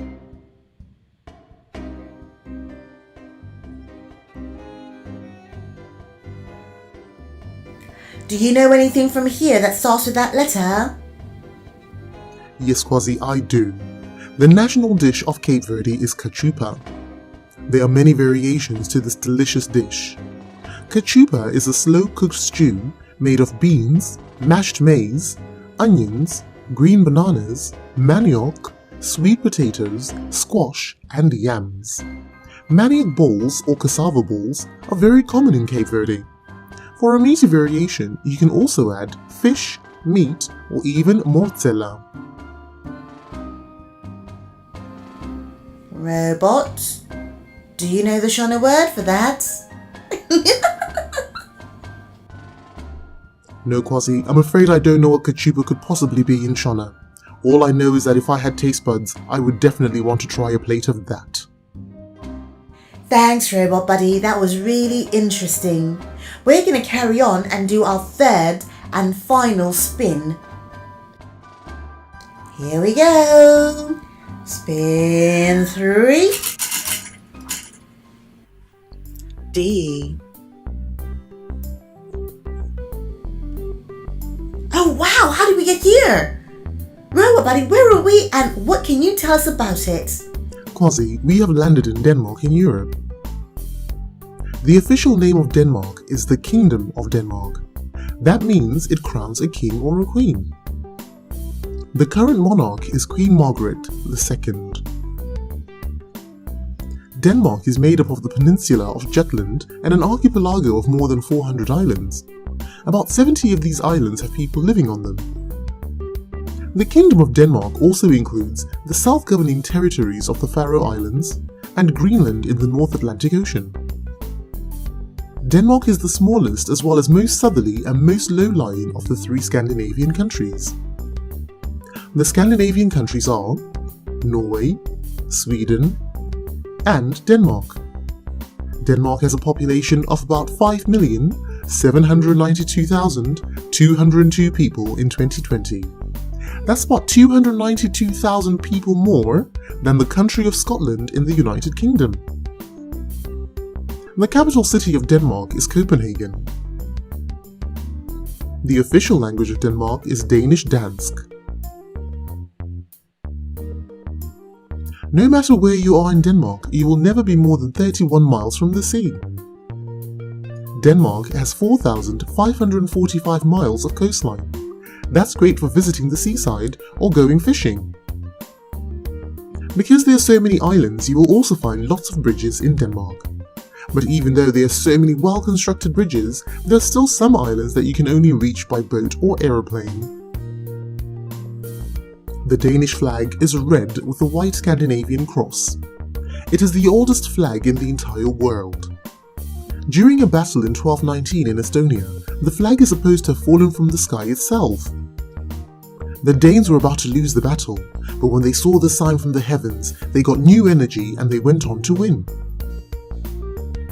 Every year on the 15th of June, the Danish people celebrate the flag's birthday. Do you know anything from here that starts with that letter? Well, Kwasi, I know how much you love playing Duplo. Did you know that Duplo is from the company Lego? And Lego was invented in Denmark. Robot, do you know the Shona word for that? Kwasi, Duplo means duplicate.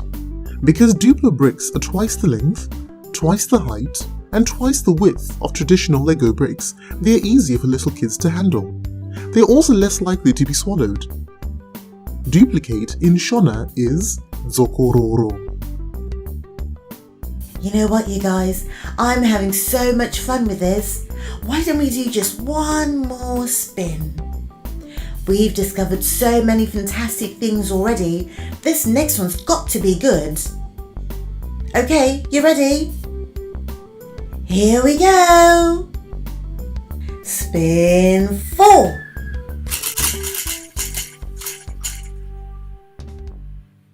N.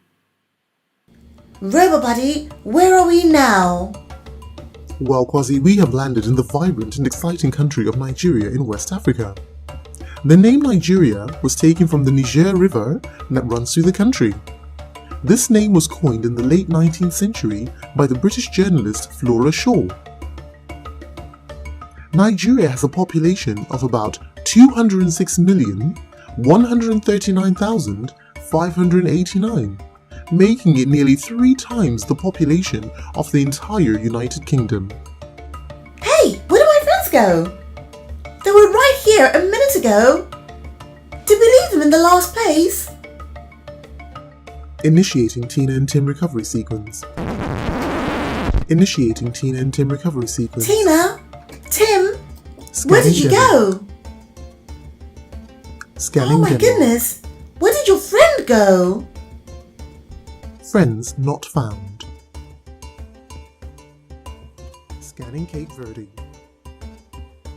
Scanning Cape Verde. Scanning Cape Verde. Friends not found. Initiating. Where did Tina and Tim go? Where did their friend go? Scanning Mozambique. Find out next time on episode 5 of Tina and Tim. Showing on All Things Zoe 2015 right here on YouTube. Friends not found.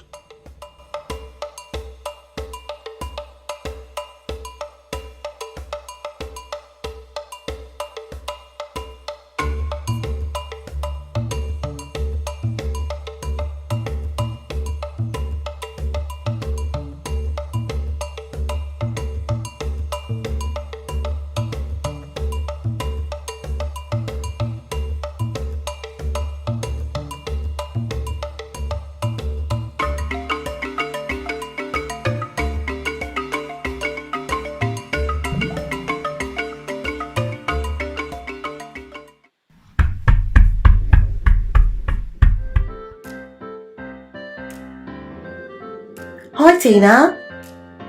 Hi Tim. Oh, I see you brought your friend. What's your name? Nice to meet you. My name's Trimal. Come in, I was just doing some drawing. Did Tina and Tim tell you that I'm from Zimbabwe? Have you ever heard about Zimbabwe? Zimbabwe's amazing, you know. I love it. I've been there with my mum and dad's. I just know you'd love it. My mum and dad are from Harare. That's the capital city, yeah? And it's brilliant. It's just like being in London, but with more sun all year round. And everyone there is always smiling. My dad says that's just the way they are. What city do you live in? Is it sunny where you are right now, or it rains a lot like it does here? Yeah, I love the sun too. You can play loads and go out to the park and play ball. But I like it when it rains too. And then you can jump in muddy puddles. But you know what? Even when it rains in Zimbabwe, it's still just beautiful. It never really gets cold, you know. It's kind of cold sometimes in winter, but it never snows like it does here. I remember one time we went to Victoria Falls in Great Zimbabwe in the winter, and it was just beautiful and really cool. There was just a really nice breeze. I love Victoria Falls. The waterfalls were huge and so noisy. My mum said the other name for them is Mosoatunya.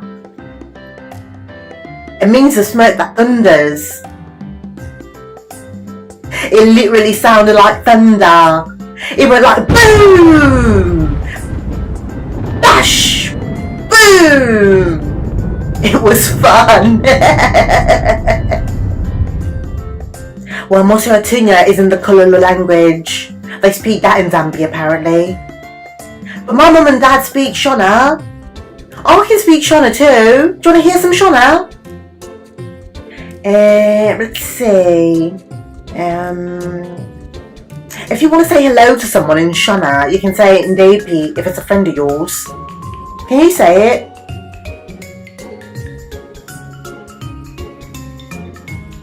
That's good, yeah?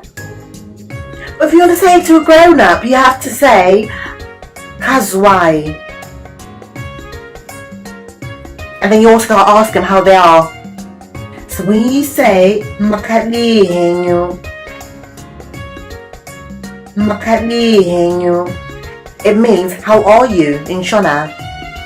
Oh, and you also gotta clap your hands like this at the same time. Yeah, when you clap your hands, it shows manners. It's really rude not to clap your hands when you talk to grown-ups in Zimbabwe, or to stand up when you're talking to them. Gosh, there's loads of things I'll teach you later though. Want to play hide and seek?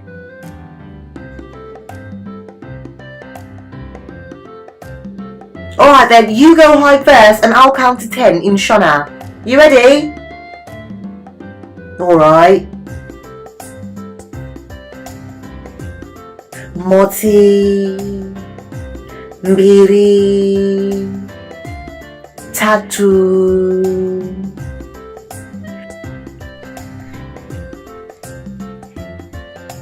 Ina,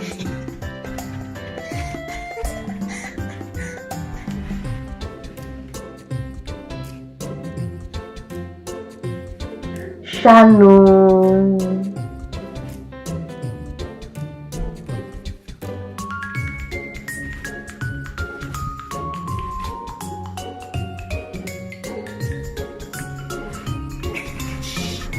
Nanaku, Nomwe, Sere, Fumbangwe, Gumi. Ready or not, here I come. Right, where could they be? Are they in here? No, there's no one in here. No, let's have a look in here.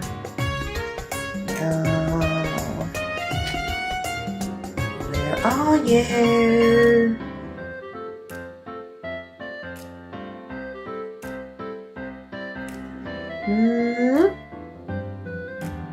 No, no one under there.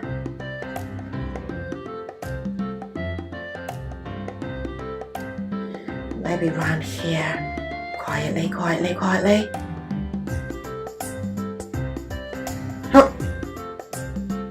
Oh.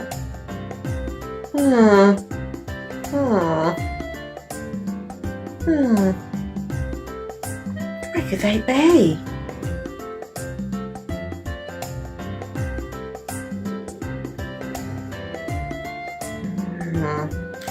Let's have a look around here.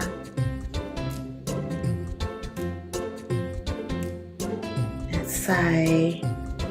Nope, no one over here. Oh gosh. No one over here. No.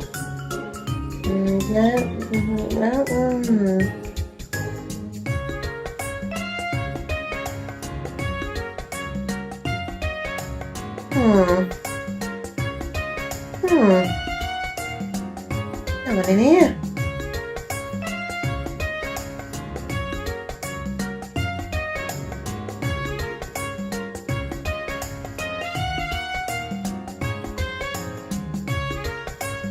Where could they be? Gosh, where could they have gone? I've looked everywhere. And I know all the best hiding spots in here. Where could they all be hiding? Where did Tina and Tim go? And where is their friend? Can you count to 10 in Shona? And who on earth is Zoe? Find out next time on Tina and Tim's Adventures on All Things Zoe 2015, right here on YouTube.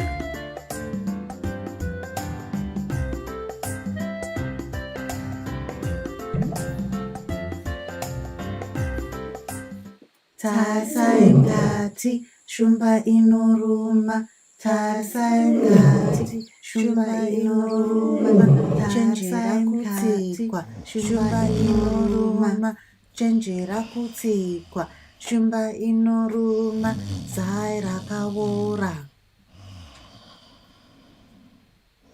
What do you think Eddie's doing? I don't know. Is he really sleeping? It looks like it. Should we wake him up? Amy, ndakamuka man. Oh, sorry Eddie, we thought you were sleeping. Yeah Eddie, you look like you were sleeping. Aiwa ndinorara zvangu. Ndokudzidzira kuita shumba. You're learning to be a lion? Why on earth you do that? Ndakaona paTV pachitaura nezveshumba. Vakati shumba dzinogona kurara kutosvika maawa 20 pazuva. Lions can see for up to 20 hours a day? You've got to be kidding. Aiwa, ndinorevesa. Kumwe kurara, kumwe kungozorodza maziso. Ndizvo zvaitaura pachirongwa chacho. Oh, so they only nap sometimes. I see. What else do they tell you on the program, Eddie? Urikuonechi kwazi? Yeah. Ichi chinonzi zenze yeshumba. You mean the mane? Zenze. Shumba yechirume ndiyo ine zenze. Yangu yakanaka handiti? Yeah, like your mane, Eddie. So only the male lion has one. Is that why they call him the king of the jungle? Actually, Quasi, the lion isn't really the king of the jungle. That's just something they say. You mean lions don't live in the jungle? Nope. So where do they live? Why don't we ask our friends that? Friends, do you know where lions live? The jungle, of course. Where else have you seen them? At a zoo. Where? At a zoo? Lions live in the savannah. I don't know, but I think so. In the forest and in the zoo. And also field. Maybe one left field. So, lions live in the zoo and people are looking after them, but the ones in the wild live in the savannah in places with water and a bit of cover for shelter. So they don't live in the jungle, but it does make a really cool song. Wow, I never knew that. Thanks, Try More. So the lion is the king of the savannah. Zimbabwe's got loads of savannah, and so if the lion is king and has a mane, what about the female lion, the lioness? I know, the lioness doesn't have a mane, only the male has one. The mane covers their heads and necks and stretches under their belly, and it can be really dark too. Wow. But the lionesses are brilliant. They're the ones that do most of the hunting because they're better hunters than the males. I heard that a lion can run at about 50 miles an hour for a short time. That's really fast. I bet they can catch anything at that speed. That's faster than my mum's car. So what kind of food do lions eat? Shumba manje. Iwe. Shumba inongodya nyama chete. Chete. Hapana chimwe. Yeah, I heard they only eat meat. Iwe. Shumba inofarira nyama chekuti pano manje. Painovhima inogona kubata mbizi kana kongoni. Iwe. Inotobata nyama inokwana mhuri yese. Kana dzese dzaguta dzombozorora kwemazuva. What? You mean lions only eat every few days? And they live in groups? Yes, I've heard that too. Lion groups are called a pride. I heard that there can be up to 30 lions in one pride with males, females and baby lions. What's a baby lion called anyway? A baby lion? Well, try more. Why don't we ask our friends if they know what a baby lion is? Friends, do you know what a baby lion is called? A cub. A cub, of course. A baby lion is called a cub. Baby.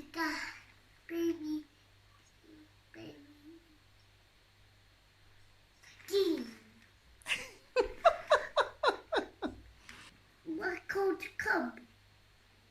So a baby lion is called a cub. Yeah, nechona inonzi handa. Oh, a cub is called handa in Shona? Yeah, that's right. Oh, I see. And do cubs go hunting too? Chirongwa chacho chaiti handa inotanga kudzidzira kuvhima kana yasvitsa mwedzi mitatu. Just 3 months old? I'm glad I'm not a lion. I still can't even make a sandwich for myself. Taura hako, asi papfupi apo. Shumba inenge yatopera kukura painosvitsa makore matatu. What? A full-grown lion is only 3 years old?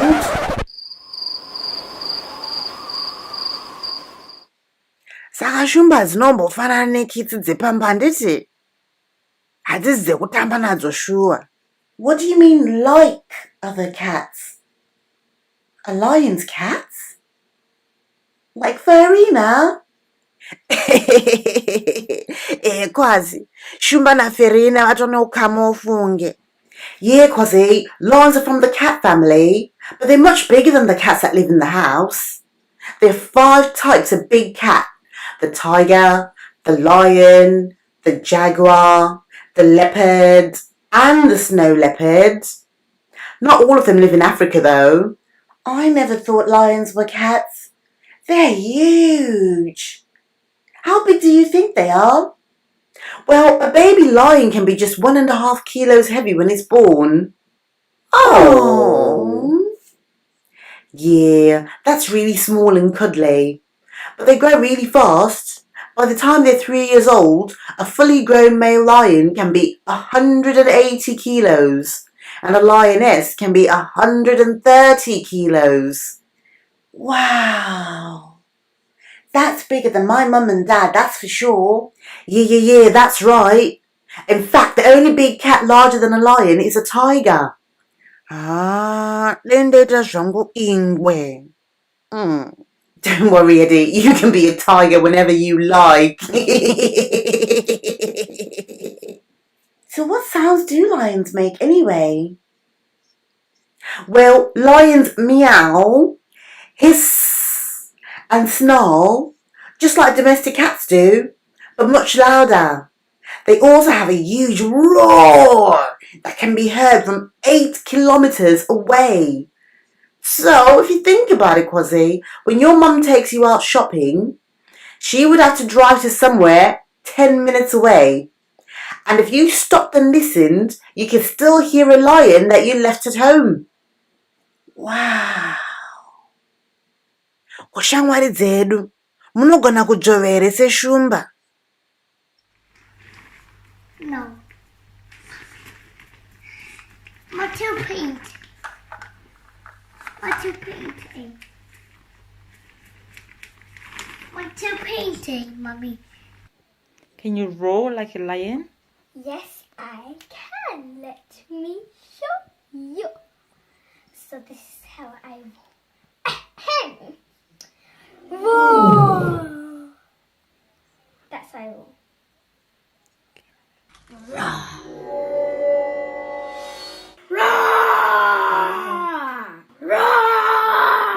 Ya, shumba idzo dzinotyisa mheni. Saka indofarira zvangu shumba. Musandichinje zvenyu handiti. Nhasi ndinonzi Eddie Shumba. What do you know about lions?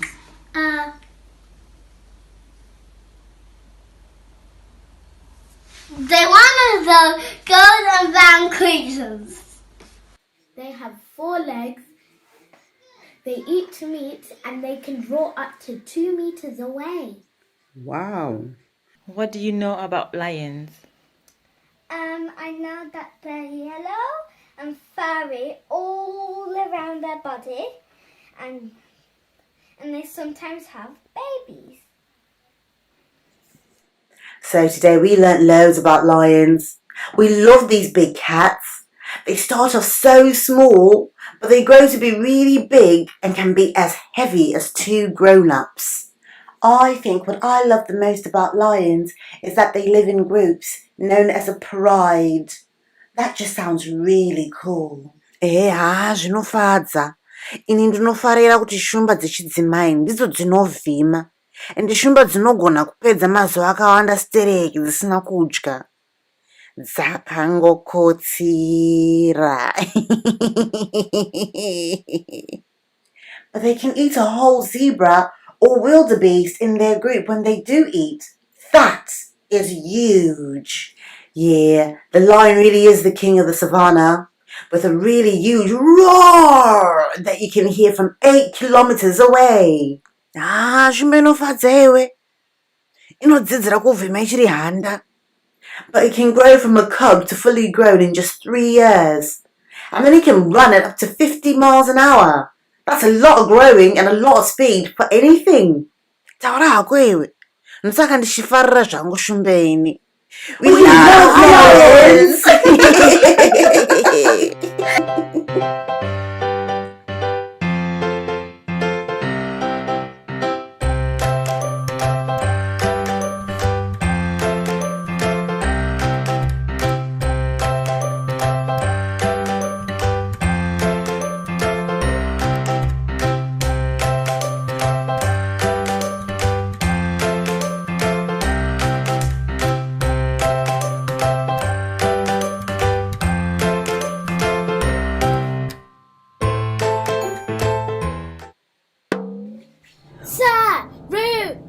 Sarura Kids.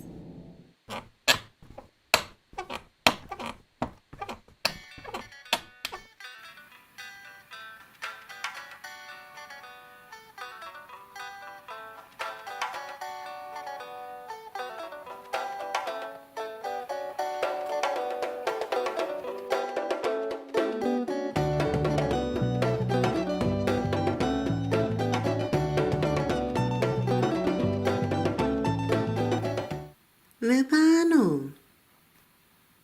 Asvikai zvenyu tiri muno, tiri kulaunji, uyai zvenyu. Masikati mai, maswera sei? Taswera maswera zvenyu, makadinyu maitiresi? Ndiripo zvangu. Ko, mana varipi?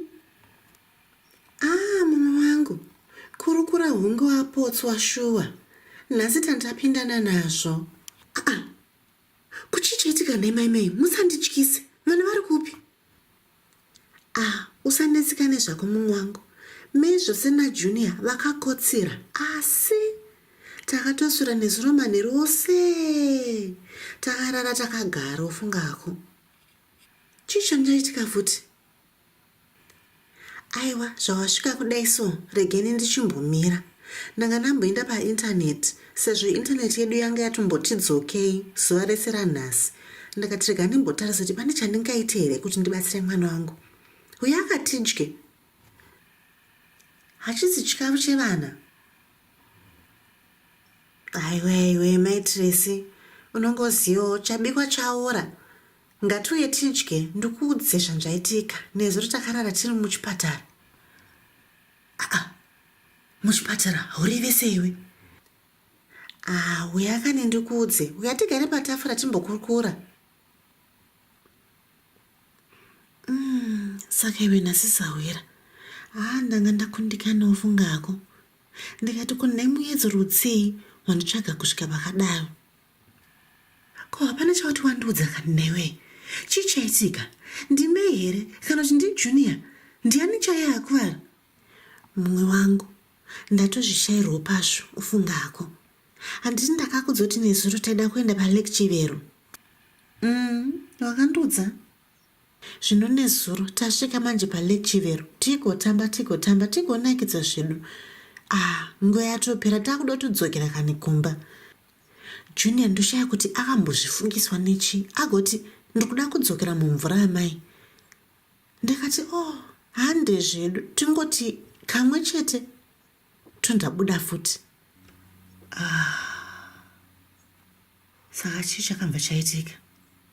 Zvino ndikangoti rega ndingoti nemwana wangu afaro apedze shungu tikati tasvetukira zvemumvura.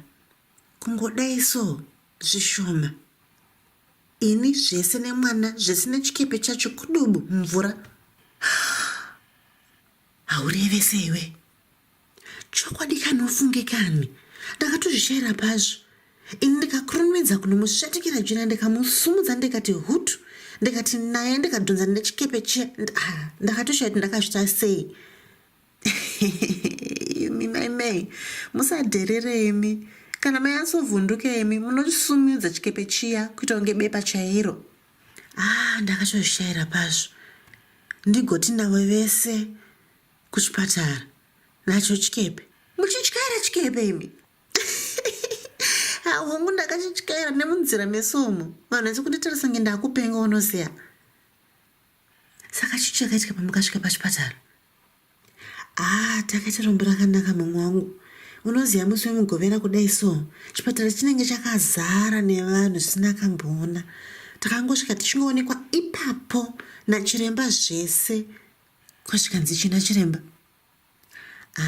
Chiremba akangotarisa mwana. Hapana zvavakaonawo zvavo nezuro. Asi vakangoti chii?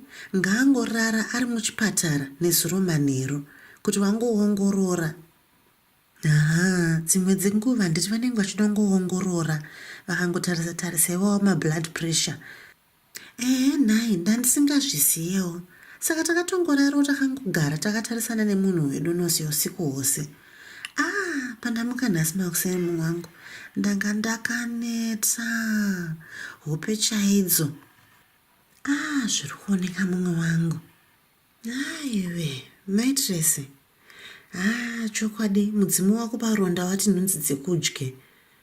Tototenda kuti tichiri vapenyu chete. Zvingadai zvatoipa zuva ranhasi takutotaura imwe nyaya yofunga kumumwe wangu. Mai ndivyo vana vacho mufunge henyu. Muchazozviseka zvenyu mune ramangwana mufunge. Mheno pamwe ndizvo asi zvanhasi ndakaneta zvangu ini. Saka nhai uri kubvepi uri kuendepi? Asi wangoenda futi kukarati nhasi? Unongoziva kani ndakuita zvikarati mazuva ano. Handisi kubvira kani iwe. Ndakuvhundusira ana hayava tiri kuzvigona. Asi ndandamira kakarati kuti tiende chii uko. Wakanganwa here? Kukanganwa chii futi? Nhasi zuva redu karimushandira pamwe. Amai we. Kukanganwa zvangu mai we. Zvino ndichaudzani. Netero yacho chete kani. Ufungako naye chitoti kana ndangopedza zveindaneti ndichangodya hangu chikafu changu ndandatonokotsira. Aiwa musazvinetsa zvenyu mai. Ini ndichadii nhasi ndichaenda ndonobata ndima yenyu. Mune ramangwana pamwe mungangozondibatsirawo neniwo. Mukadaro mune mandibatsira zvisina akamboona. Kukanganwa zvangu zvamu chose. Ndanga ndatonetsa kana ndikati vana vangu ava ndichazvitangira papi ndodzani. Zvino zvatakasiya baba vacho nezuro tichiti tiri kunge ndongonotambo mahumbwe. Tanga takusodzoka takutaura imwe nyaya mufunge henyu. Usatombozvinetsa zvako mumwe wangu. Zvino ndizvandandakunzira futi mhodzi dzemhunga nepfunde ndadzisiya kumota. Rega ndipedze chikafu changu ndozokuunzira mhodzi dzako handiti? Unenge wandibatsira chaizvo.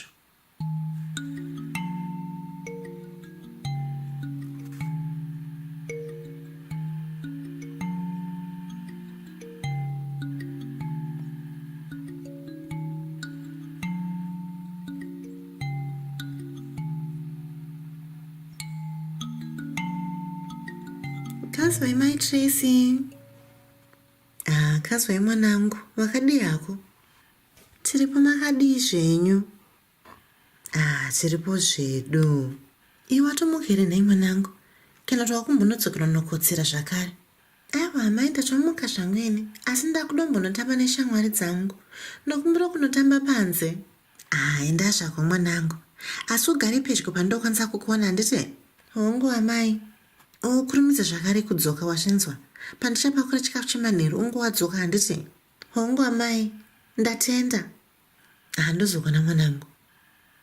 Bvaimi maimei. Aguta haoneki. Inirege ndokutorere mhunge yenyu nepfunde iri mumota mangu handiti? Ndozokona mangwana. Ndichadzoka pano kuti ndinotarisa kuti Juni aswera sei. Maita basa mauya mufunge yenyu sawira. Ende matondibatsira nhasi munoziya. Ndanda kutotenderera musoro. Musazvinetsi zvenyu maimei. Ndo vana vacho. Ndokukura kwacho muchazviona zvenyu. Apo padoko zvapapa. Vana vacho. Mashiripiti chaiwo. Usandidaro shamwari. Ndingasatotamba nhova. Tarisai mukati, shumba inoruma. Tarisai mukati, shumba inoruma. Chenjera kutsikwa, shumba inoruma. Chenjera kutsikwa, shumba inoruma. Tsai rakaora.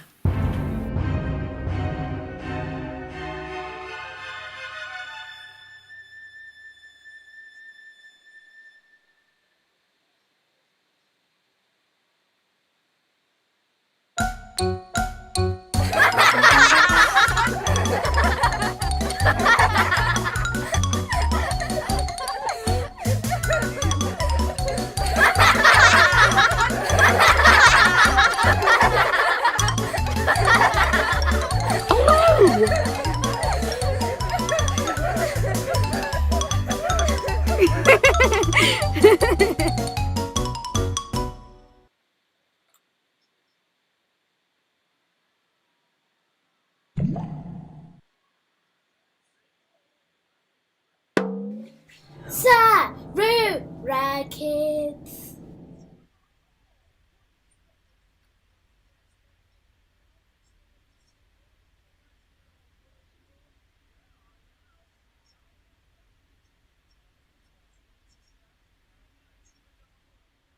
Nai Lakmo, ndiri kubhoikana. Kuwabhoikana nei futi nhai hanzvadzi? Kungoshaya zvangu chekuita. Apa futi ndine nzara. Kokasi wakangano here zvataura namai nababa? Zvanzi zvavari kubasa kudai so, isu hatifanira kuti tibude panze. Ini hapana chandinotya ini. Hautya hodzongwe iwe? Hodzongwe dzipi futi?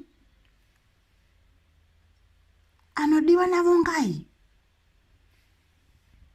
Aiwawo, ndovaungati vanotyisa vaya. Aiwa, hande mhani. Ndakanzoti vanochengetera chikafu pamba pavo. Susan, tanzina mama tisaende ikoko. Uyezve, kana zviri zvechokwadi, ndakanzwa kuti ano navongai vanofarira kudya vanhu sesu. Vakati kana vakaona vanhu vanenge iwe neni, vanoti tisu chikafu chacho. Asi hatisi chikafu wani. Unodzane anoteerera.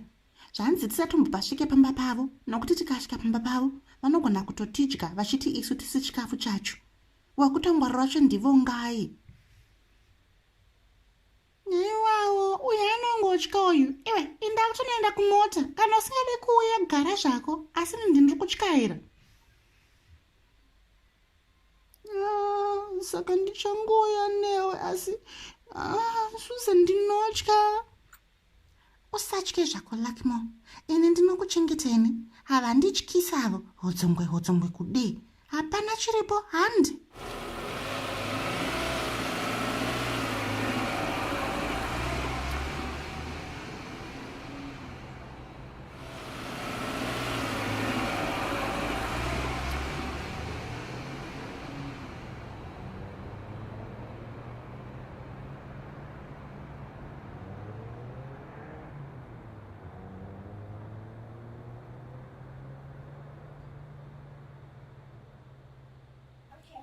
Urikuona chii Susan? Lakmo, ngatitarisi. Varimo. Zvinosaka Kudini Susan? Wona mvudzi rapo. Ipane mvusha. Saka handi pane mvu handiti. Ahongo handi. Asingatite chiseveseve. Chiseveseve, okay.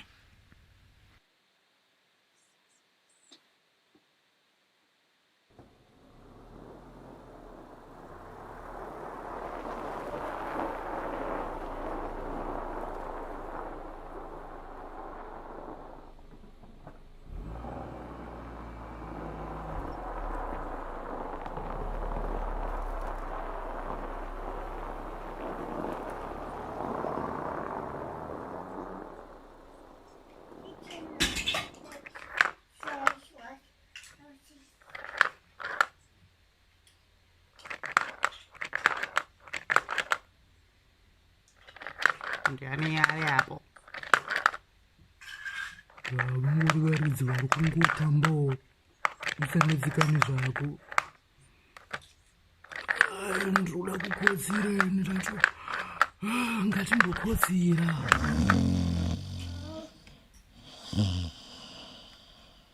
Wanda. Vatone here. Vanenge vachiri kutamba.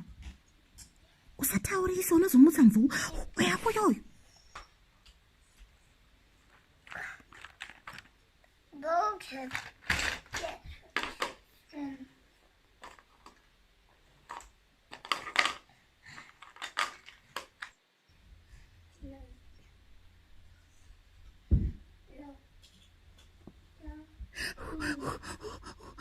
Achiona here anenge asina chaaonoyo. Nyarara akudzoka.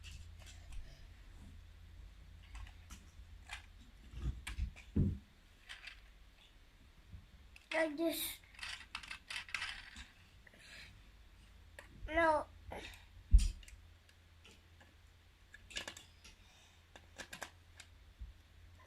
No. I never had that. That's so. That's Superman.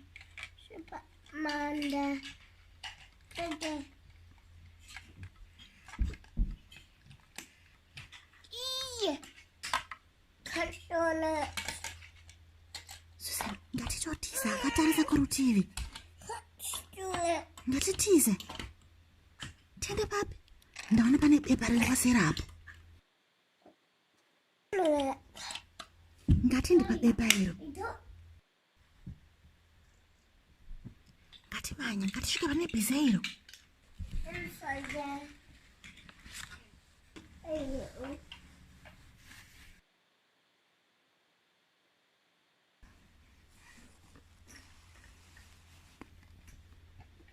Saka zvanzi chikafu chacho chiri papi?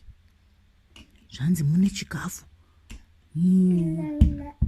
Bhokisi riri pasi rapo iro. Iroko. Regirini.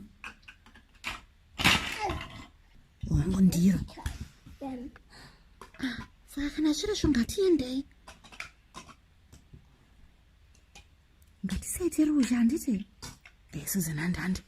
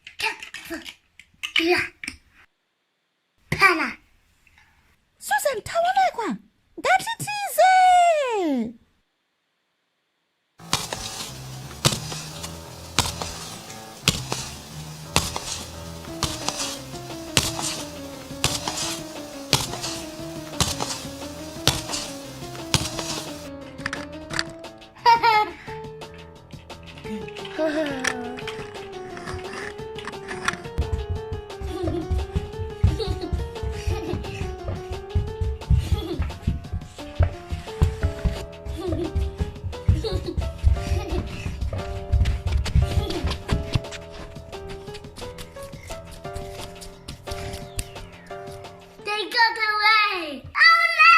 They got away! Batissa!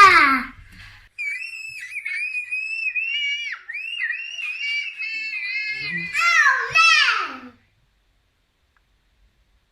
naiwe lakmosh tanga tatoparara ndoshona handishisaka nikukuudza akani naiwe susan iwe hauteerere ndakuudzoti zvanzi namai nababa tingogara pamba dzikama kani hanzvadzi yangu yanga isiri nguva yedu yekuti tiende ina ndichatombopabude futi ipapo ndinoshaya kuti vanga vachiti tiri zvidhori here kana kuti tiri chi havazvionere kuti tiri vanhu ndakanzwa kuti vanhu vanenge ana amungaina naano havatombozvione kuti isusu hatizi chidhori vanenge vachingoti chidhori chekungotambisa saka isu toziva kuti kana tichifamba tinofamba takadii takangwara taura zvako hanzvadzi yangu saka tichatoudza mai nababa kuti tadzidza chidzidzo chakakura stereki nhasi hatizombobude pambapana patiri tega handiti hamene ive kana tungade kuzombopabuda ipapo kana chikafu chacho ndamba ndatoguteni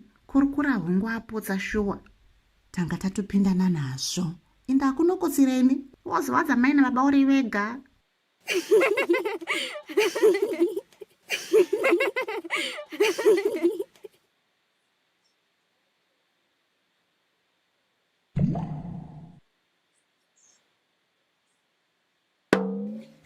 Sarura Kids. Tinorimane, badza, huni dzinosumwane, rodzi, mananga anobikirwa muhari, huni dzinotemwa nedemo, hove dzinoraurwa nechirauro, nyama inochekwa nebanga, ukatonhorwa dziya mushana, ukapiswa garamu mumvuri. Tinorima badza, huni dzinosumwa rodzi, mananga anobikirwa muhari, huni dzinotemwa nedemo, hove dzinoraurwa nechirauro, nyama inochekwa nebanga, ukatonhorwa dziya mushana, ukapiswa garamu mumvuri.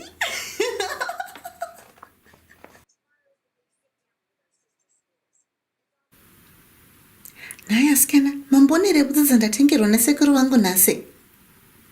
Hongu ndadziona, butsi dziya dzemaroon and dzakazonaka. Hongu, shangu dzamai ndadziona and dzakazonaka. Shangu dziya dzeshava. Watengerwa nasekuru wako shuwa? Shangu dziya shava ndadziona kani mei ndedzako. Dzakazonaka shamwari and sekuru wako anogona kutsvaga shangu. Waita zvakongoni. Shangu dzangu shava ndinodzifarira. Dzakanaka handiti? Dzakanaka. Saka shava is maroon. Maya, shava is maroon. Shava is maroon. Ndandingatombozvizive nai. Koiwe ngoni, shangu nemedzo ndedzani? Iwe Maya, ndanga ndichida kuudza Mei ndiri ndega. Kundoudza chii? Mei, baba vangu vanditengera shangu nemedzo ende dzakazonaka. Baba vangu vanogona kutsarudzawo shangu handiti? Ende dzakazonaka unoziva, ndandashati kundedzani. Ende ndadzifarira pavakandiunzira nezuro baba ndakashaya ndikati ko harizi birthday rangu wani mandiunzira shangu idzi kuti zvaita sei nai baba zvikanzi ndandichingokufunga mwana wangu rugotwe rwangu. Ndafara kani baba wasarudza shangu dzakazonaka ende dzakazonaka saka ngoni handei katinopfeka kashangu dzedu tiri tese. Handei yakati kuratidza kashangu dzedu nhai Maya. Shuwa handei.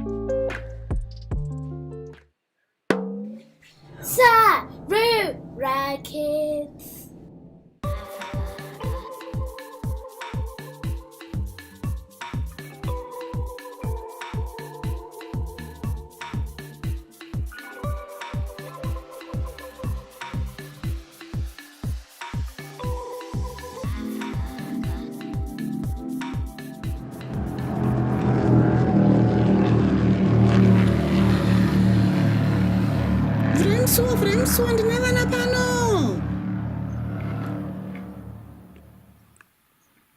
Chiremba. Mukoti. Chichaitika. Kwakanaka here kuno. Vana vangu kani vana vangu. Pana chiremba here pano. Asvikai mama, ngatiende nepa lift apo.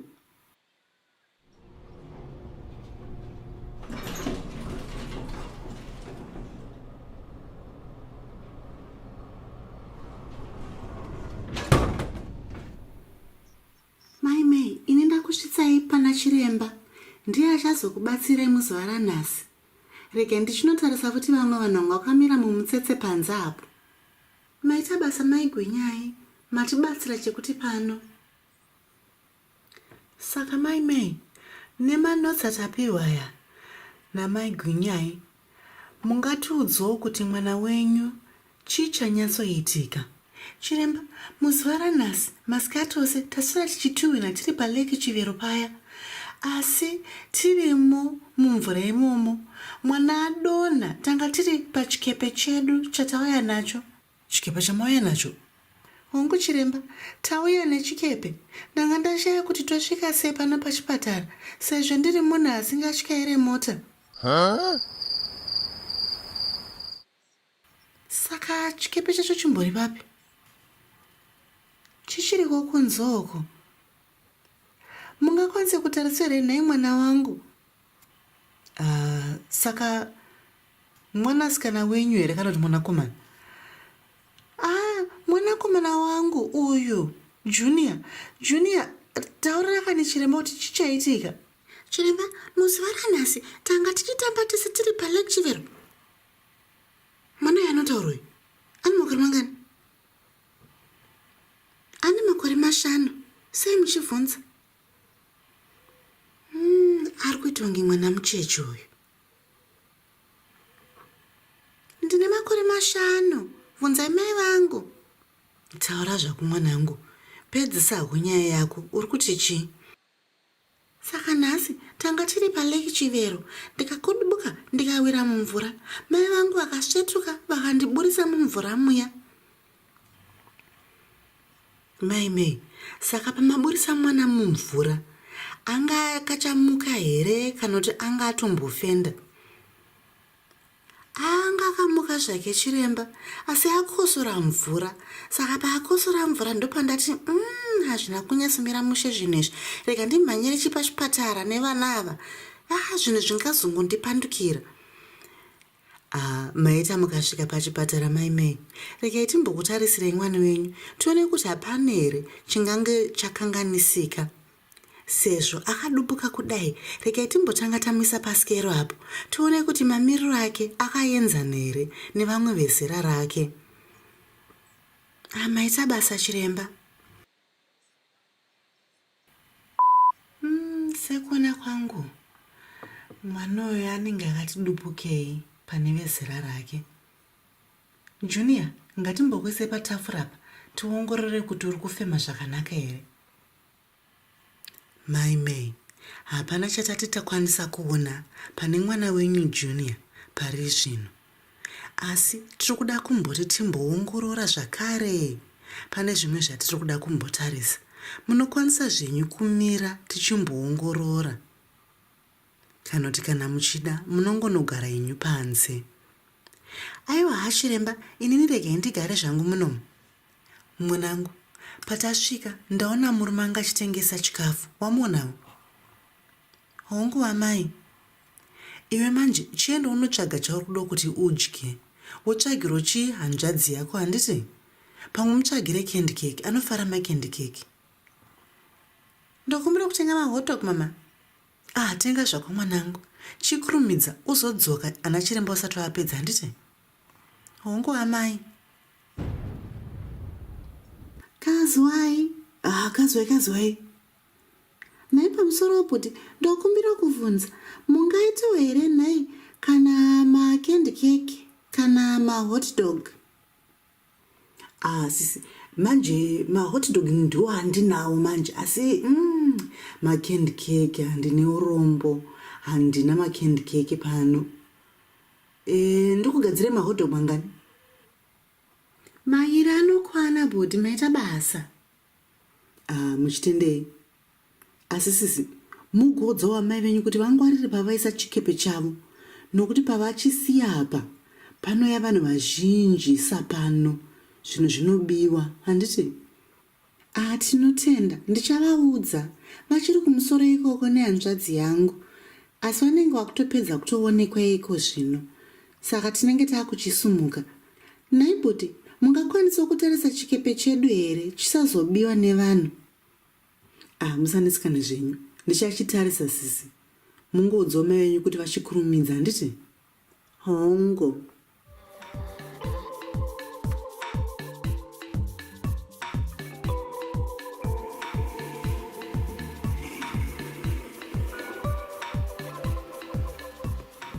Jameson. Tindo. Spencer. Ndeipi kuna Tindo. Susan. Kuchimudududu chako ichi wakachiona kupi? Iwe, ndakangochiwanawo pabasa. Ndakauza ndikati kwandogara kuresa. Vakatokupa? Vakatondipa. Kuchako ichi chinombonzi chii? Ichi chinonzi chisegway. Segway? Hongu, segway. Wati waone. And chinoenda pese pese, chinokwira futi zvese nemugomo zvose kunge tsoka chaiyo. Chakazonaka. Vanhuwe, ndaita dambudziko pano. Dambudziko? Dambudziko rei futi? Ndine nzara sha. Ko tikudya nhasi masikati? Tindo, ndandambodzongobvunza chef, asi chef vanenge vati tingogara pano pachipatara. Zvinoko kana wakangonzvenga ungonobata hapana chaungonobata kumba. Tindo, zvendakudzaka indogara kuresa kuzona ndazosvika pamba ndozodzoka futi.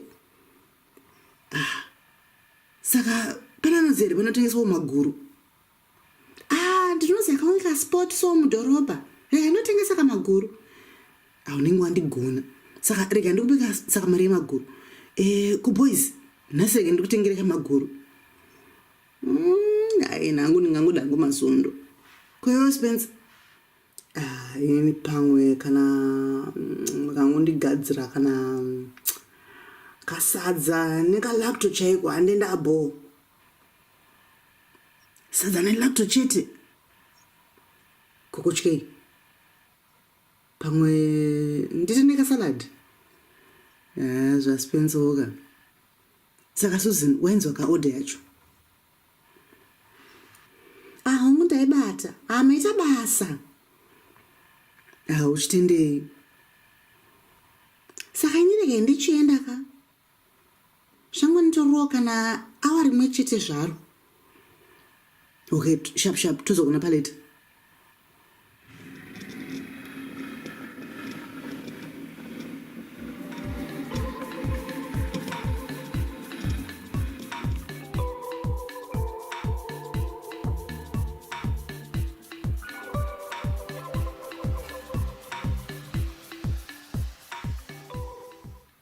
Benson Taylor.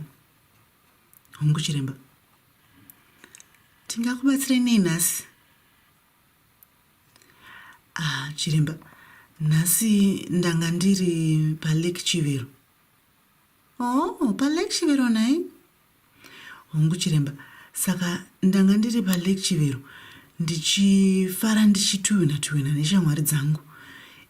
Zvisinei, ndadonha pamatombo ndigokwara. Saka wakwara papi? Ndadonha ndikakwara musoro chiremba. Heya, ndaona mumanotsi ako zvichinzi wadonha ukakwara musoro uchada mastitches. Hongu chiremba ndizvo. Asi vari kuti unotya tsono, saka tinofanira kuti utange wakotsira. Hongu chiremba. Zvakanaka. Rega timbogadzira mubhedha wako unyatsorara zvakanaka. Fema zvako zvakanaka. Uchitanga kuverenga kubva pana 10 kusvika pana motsi. 10, pfumbamwe, sere, 9, 6, 5, 4, 3.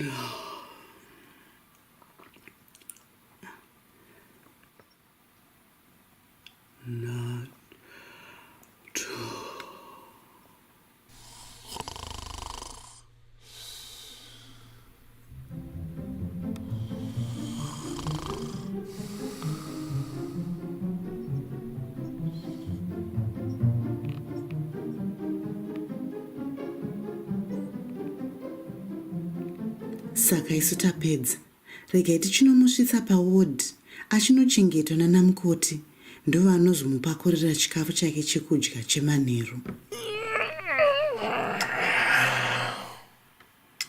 4, 3, 2, motsi. Komuri kuverenga izvenyu naye Taylor? Ndakupi futi? Masvika paward. Ndanzi ndikubatsirei nechikafu chenyu chanhasi manheru. Operation yenyu yatopera. Zvanzi nana chiremba vatokuisai mastiches enyu zvatopera. Maakuchinzi muchidya chikafu kuti musazonzwa kuneta. Saka zvatopera? Zvatopera mufunge yenyu. Hazvitombotora nguvaka. Ndangoitonge ndangovhara maziso angu ndichidombotora mafemu. Ndatomuka. Ndiyo nyaya yacho ende vana chirembe vanogona mufunge yenyu. Saka muri kuda kudyei nhasi? Mungaitawo sadza? Sadza ndo ratitori naro. Rega ndinokutsvakirai sadza. Pane sadza nemuriwo kana sadza nelacto. Zvitsei zvinyu sadza nelacto? Rega ndinokutsvakirai. Rega ndichadzoka.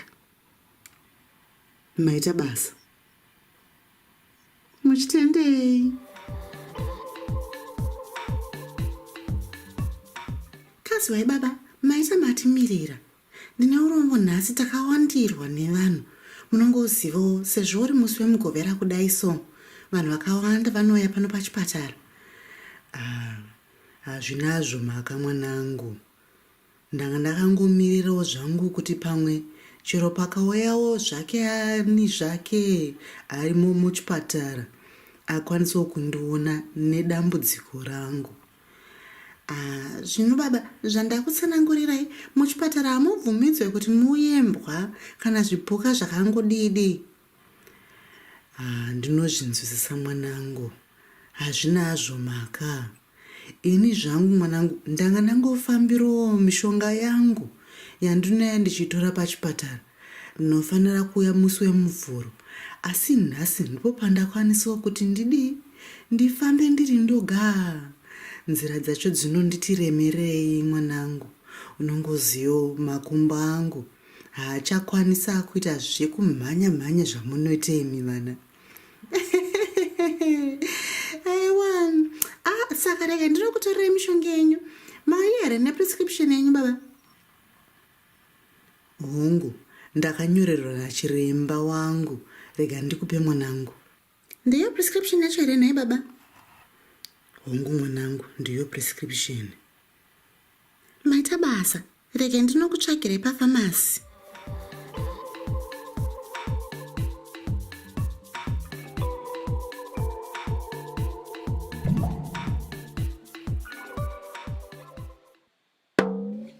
Sarura Kids.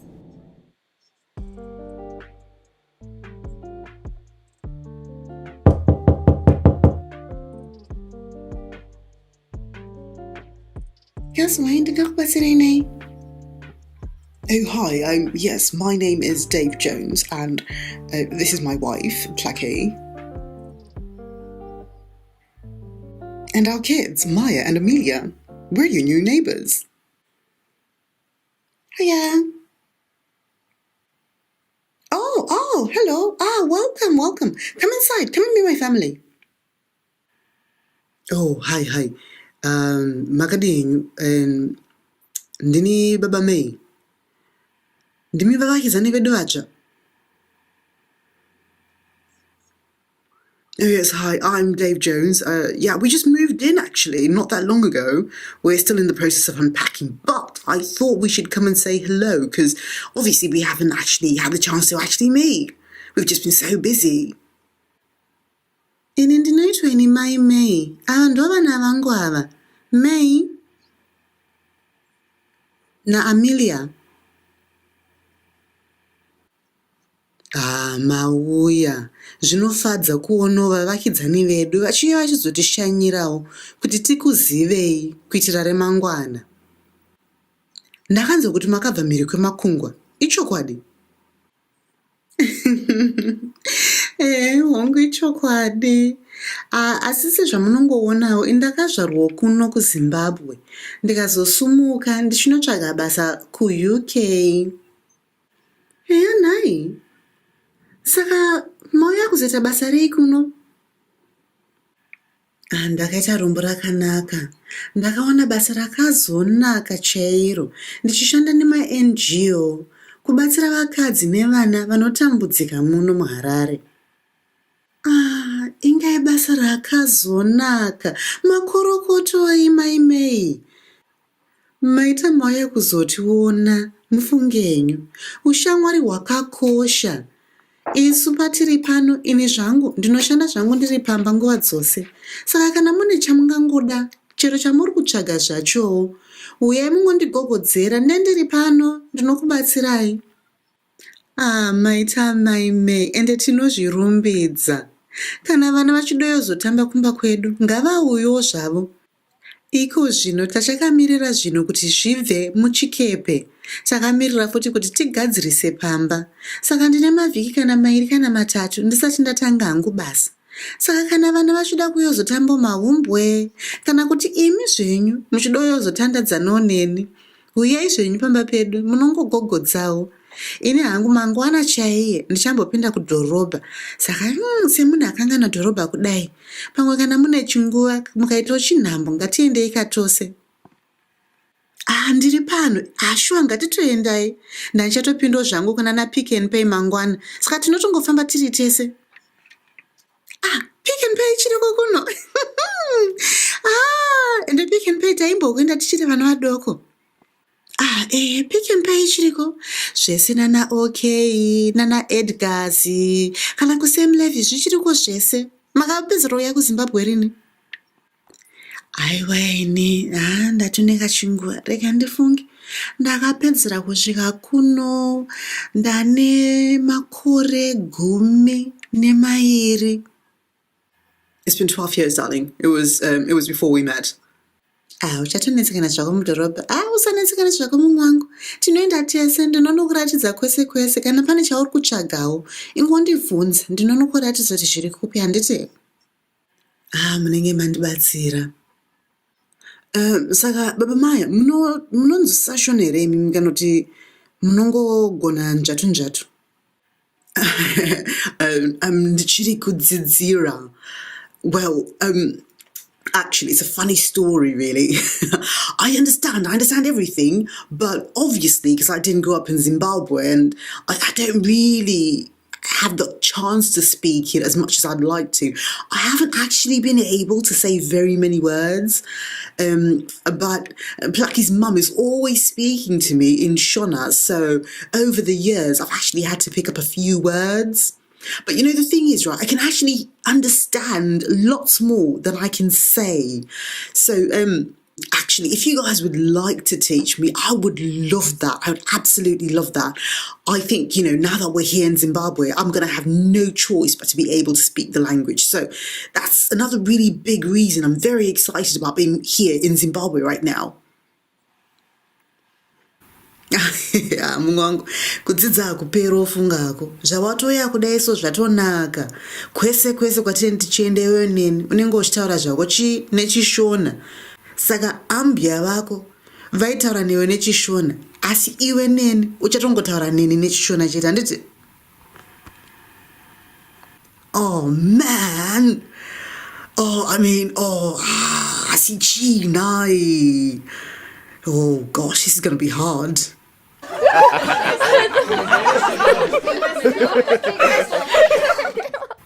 Oh, Daddy, that's silly. Daddy, if I can speak in Shona, you can speak in Shona too. Listen, it's easy. You just say, Neniwo ndichadzidza. And before you know it, you're also going to be learning lots and lots and lots of Shona words.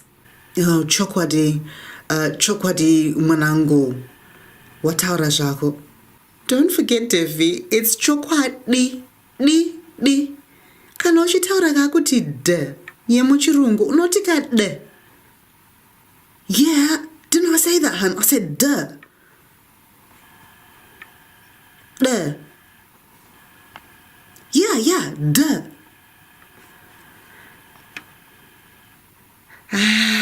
Usazvinetse zvako murume wangu. Zvichoya zvega patichakuendesa kuruzevhoku. Aiwa uchadza kwakuchitsenga chishona chiya. Yeah, we do have to go see your family in the rural areas, don't we? Uchadza kwakugona zvako iwe. Muchazvionera mega zvenyu baba Maya.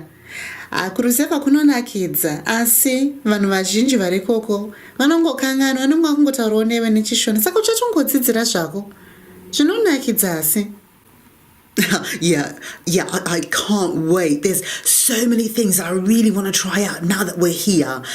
Hang on, I'll say that in Shona. Pane zvinhu zvizhinji zvandiri. Oh gosh, zvinhu zvizhinji.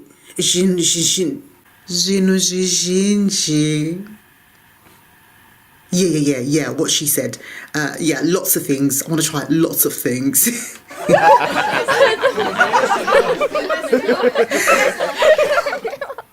Saka vanhu, nyama inenge itakakunzika uku. Ngatimbobudeka panze timbondotsvaka kuti gochi yakamira sei.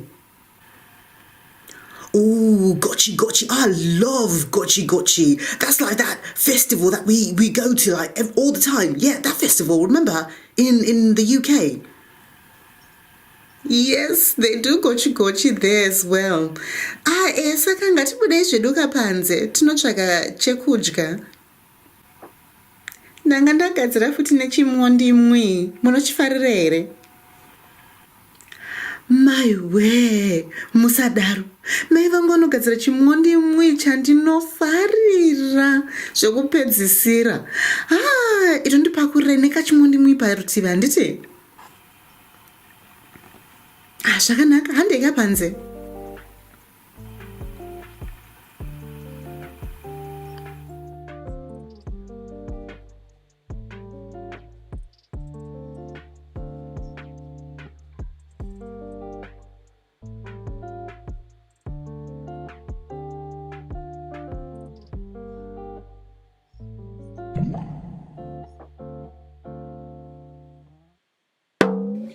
Sarura Kids. Mochi. Mochi.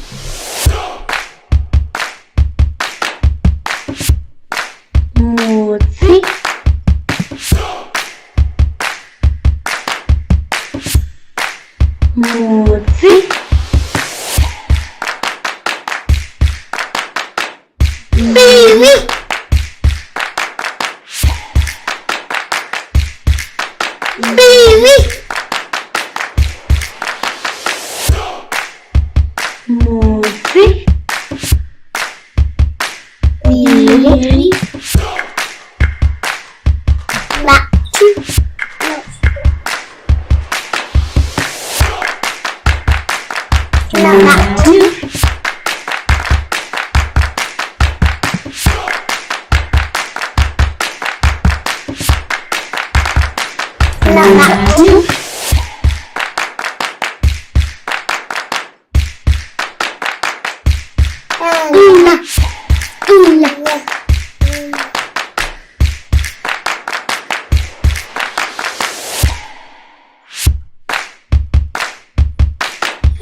La.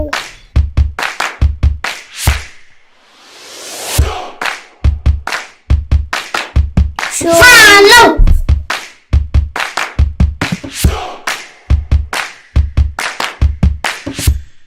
Shan. San.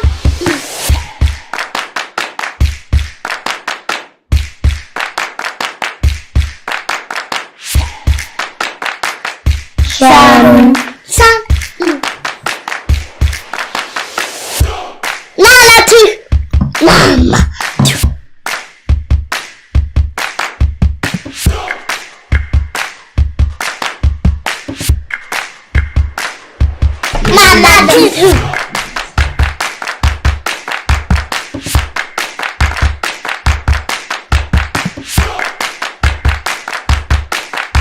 Mama tu. Mama. Mama too.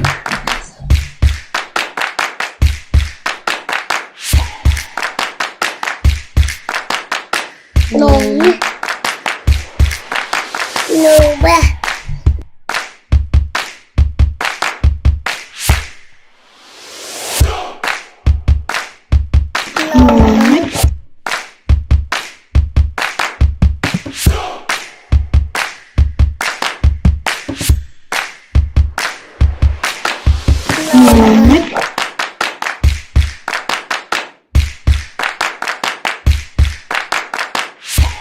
Sarah.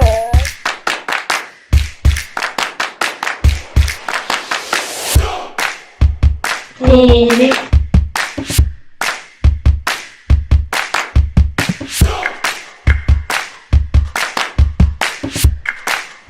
Sarah.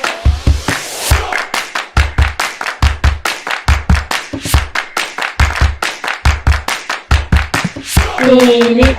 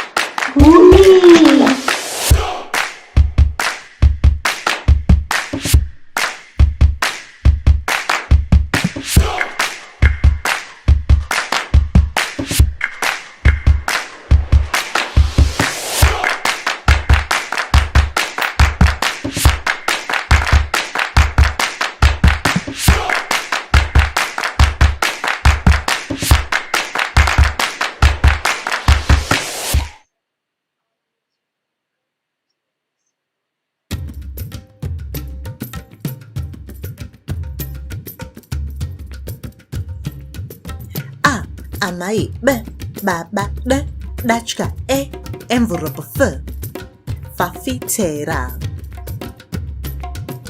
g gudo h huku I imbwa j jongwe k kongoni m motokari n nungu o orange p poto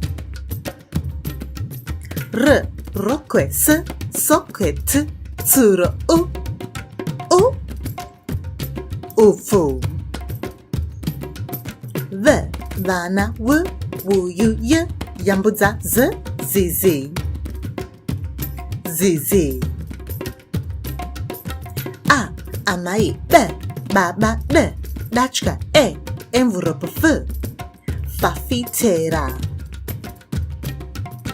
g gudo h huku I imbwa j jongwe k kongoni m motokari n nungu o orange p poto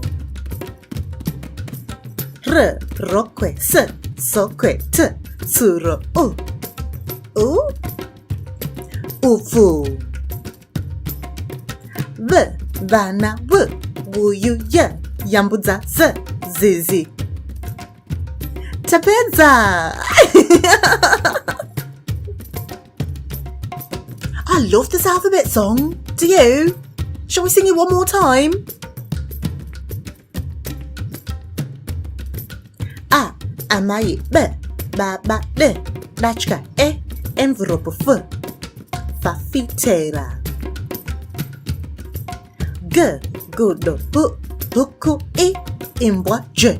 Jongwe. K. Kongone. M. Motokari. N. Nungu. O. Orange. P. P. Poto. R. Rokwe. S. Sokwe. T. Tsuro. U. U. Ufu. V. Vana. W. Wuyu. Y. Yambudza. Z. Zizi. Tapedza.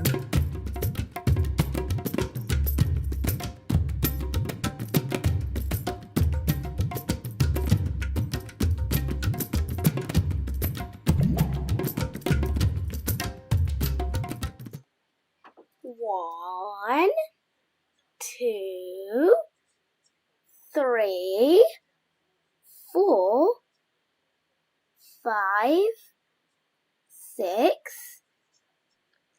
Dave Kwazi, Korite. Yes, Kwasi, what are you doing?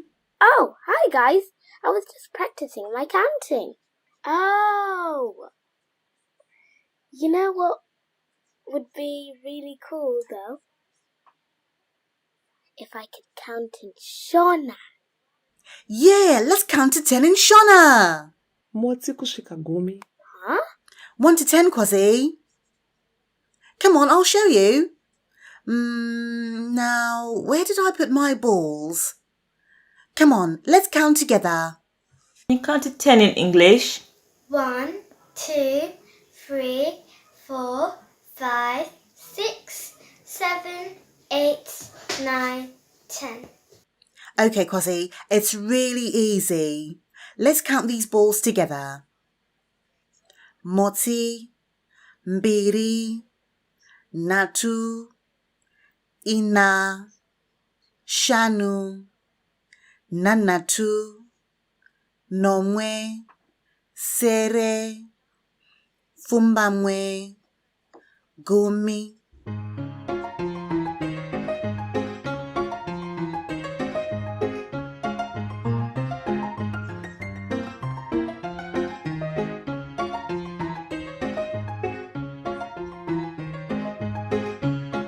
You got it, Kwasi? Yes, I think so, Trimble. Actually, can you show me again? Sure thing. Reka ndimutaridzeni ni try more. Cool. Motsi, banana, mbiri, grapes, natu, orange, ina, zai, shanu, batatisi, nanatu, domasi, nomwe, huku, sere, cabbage, pumbamwe, chibage, gumi, karoti.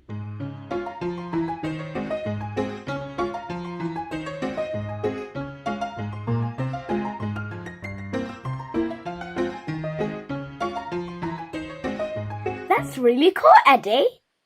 I love those. Hey, tell you what, let's count my hairbands. Motsi, mbiri, natu, ina, shanu, nanatu, nomwe, sere, Pumbamwe, gumi.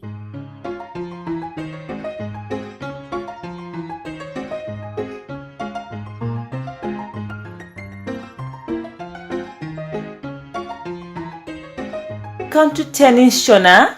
Motsi, Imbiri, Natu, Ina, Shanu, Nanatu. Nanatu, Namwa, Sarah, Fumbangwe. Fumbawa, Gumi. Well done. Whoa, you guys! I love that. Counting in Shona is so much fun. Cheers, Quazzy. It only gets easier the more you do it. So you know what? We should count everything in Shona from now on. Ini chikafu ndisha ndinofarira kuverenga zvangu. I'm not surprised, Eddie. You love counting food as you eat one by one. We love counting!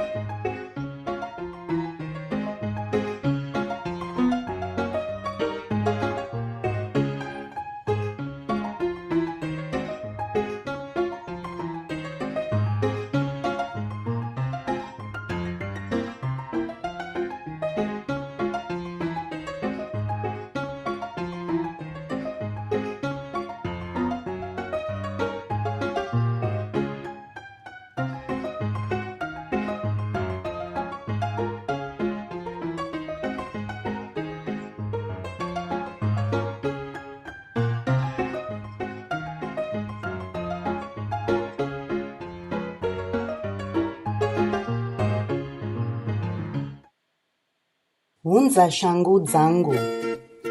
Ngano yamunounzirwa neve Sarura Kids.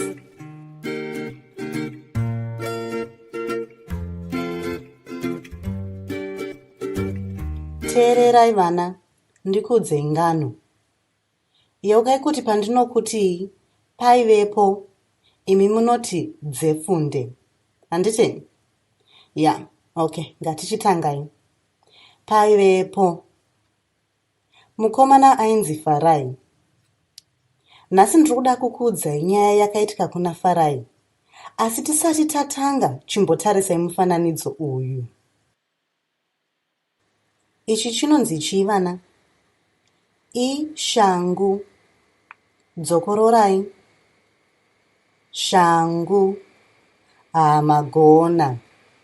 Ngatichitangai ngano yedu yanhasi.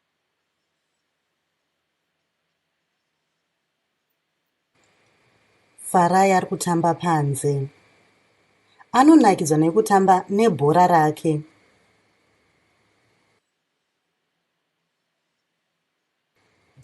Baba vari kudeedzera. Farai! Farai! Hunza shangu dzangu. Farai amhanyira mumba. Apinda mumba mekubikira. Angava neshangu muno here? Ngatitarisei tese mumba mekudyira. Mune ndiro. Tinodyira mundiro.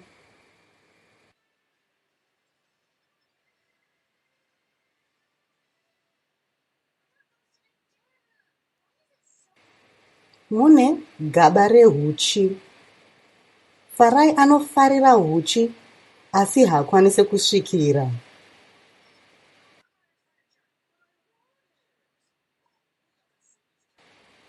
Mune fridge.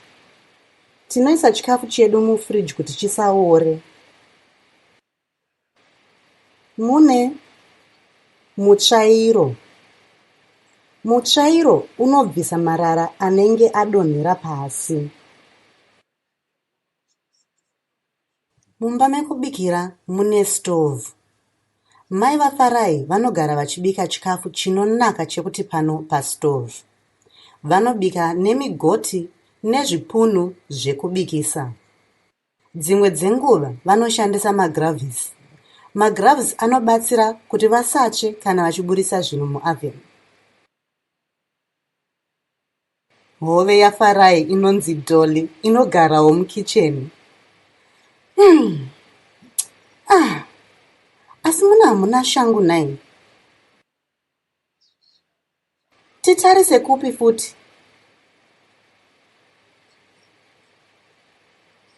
Unofungei? Tiendere mumba mekutandara. Tapinda mumba mekutandara. Fara yanga wane shangu muno here. Ngatitarisei tese. Muno mune chigaro. Baba vanofarira kugara pachigaro pavanobva kubasa. Vasiya shangu dzavo pachigaro here. Bodo. Ngatitarisei futi. Mune runhare, tafura nechigaro chababa chekuitira basa ravo.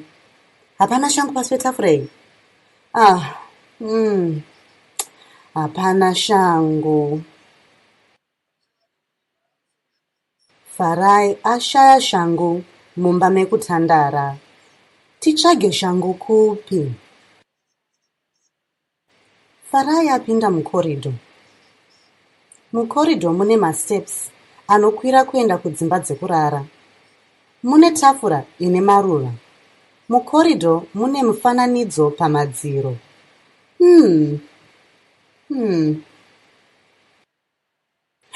Hona! Shangu dzababa idzo! Tadziwana! Hande tinopa baba shangu dzavo. Maona vana. Farai azofara chekuti pano paona shangu dzababa. Apa ndipo panopererosa rungano rwedu. Tozoverenga imwe nyaya mangwana.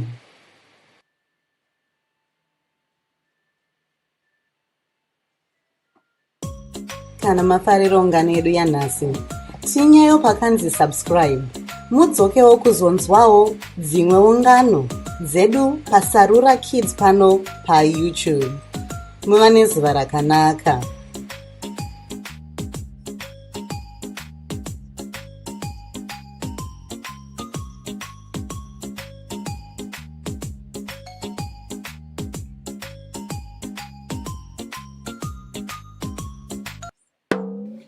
Sarura Kids. Fishy, fishy, go start.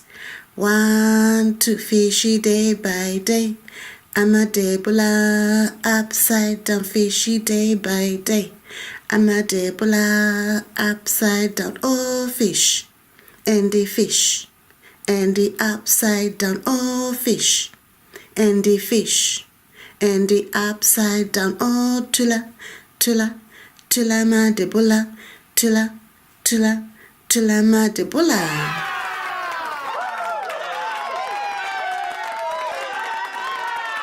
Fishy, fishy, go start. 1, 2, fishy day by day. I'm a Debola, upside down, fishy day by day. I'm a Debola, upside down, oh fish. And the fish. And the upside down, oh fish. And the fish. And the upside down, oh tula, tula, tula ma Debola, tula, tula, tula ma Debola.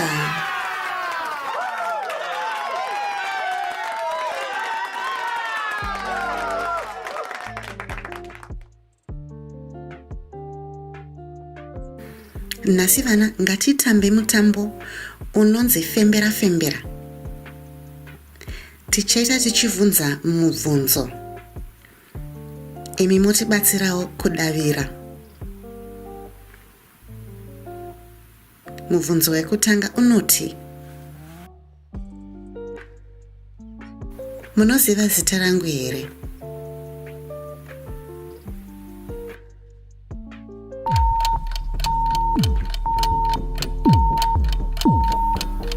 Ini ndinonzi Scholastic kana kuti Skola.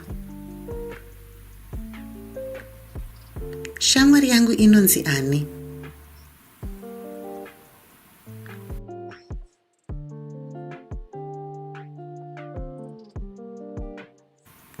Shamwari yangu inonzi May. ndini ndawana mubvunzo wekupedzisira naye. Zvanzi sekuru vangu vanonzi ani?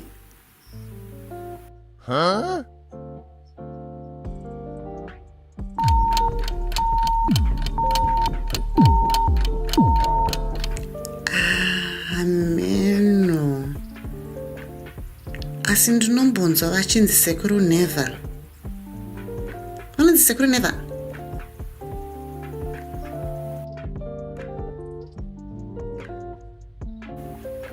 Tinofarira mahumbwe. Imi munofarirawo mahumbwe? Kana muchifarira mahumbwe, dzokai pano paSarura Kids channel titambe tese mahumbwe musi wechina mavhiki ose. Muva nezuva rakanaka.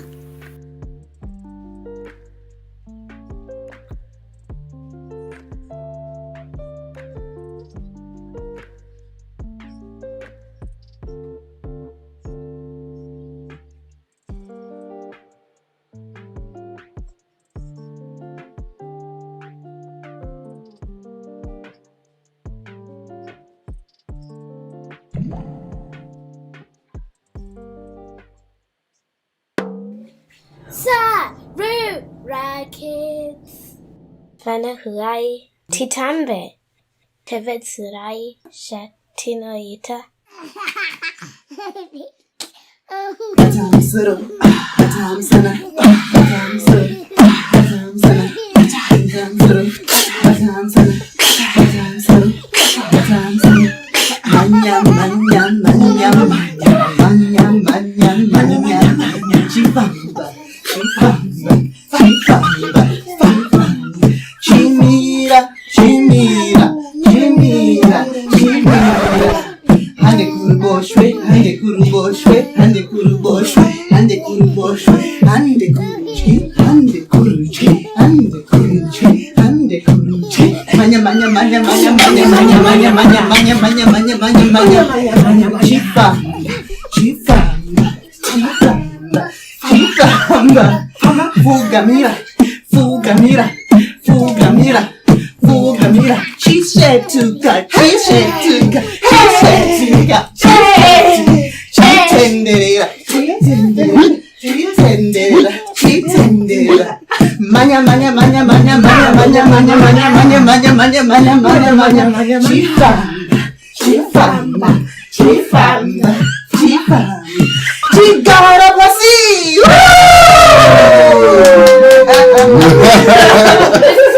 Eddie, Quasi and try more.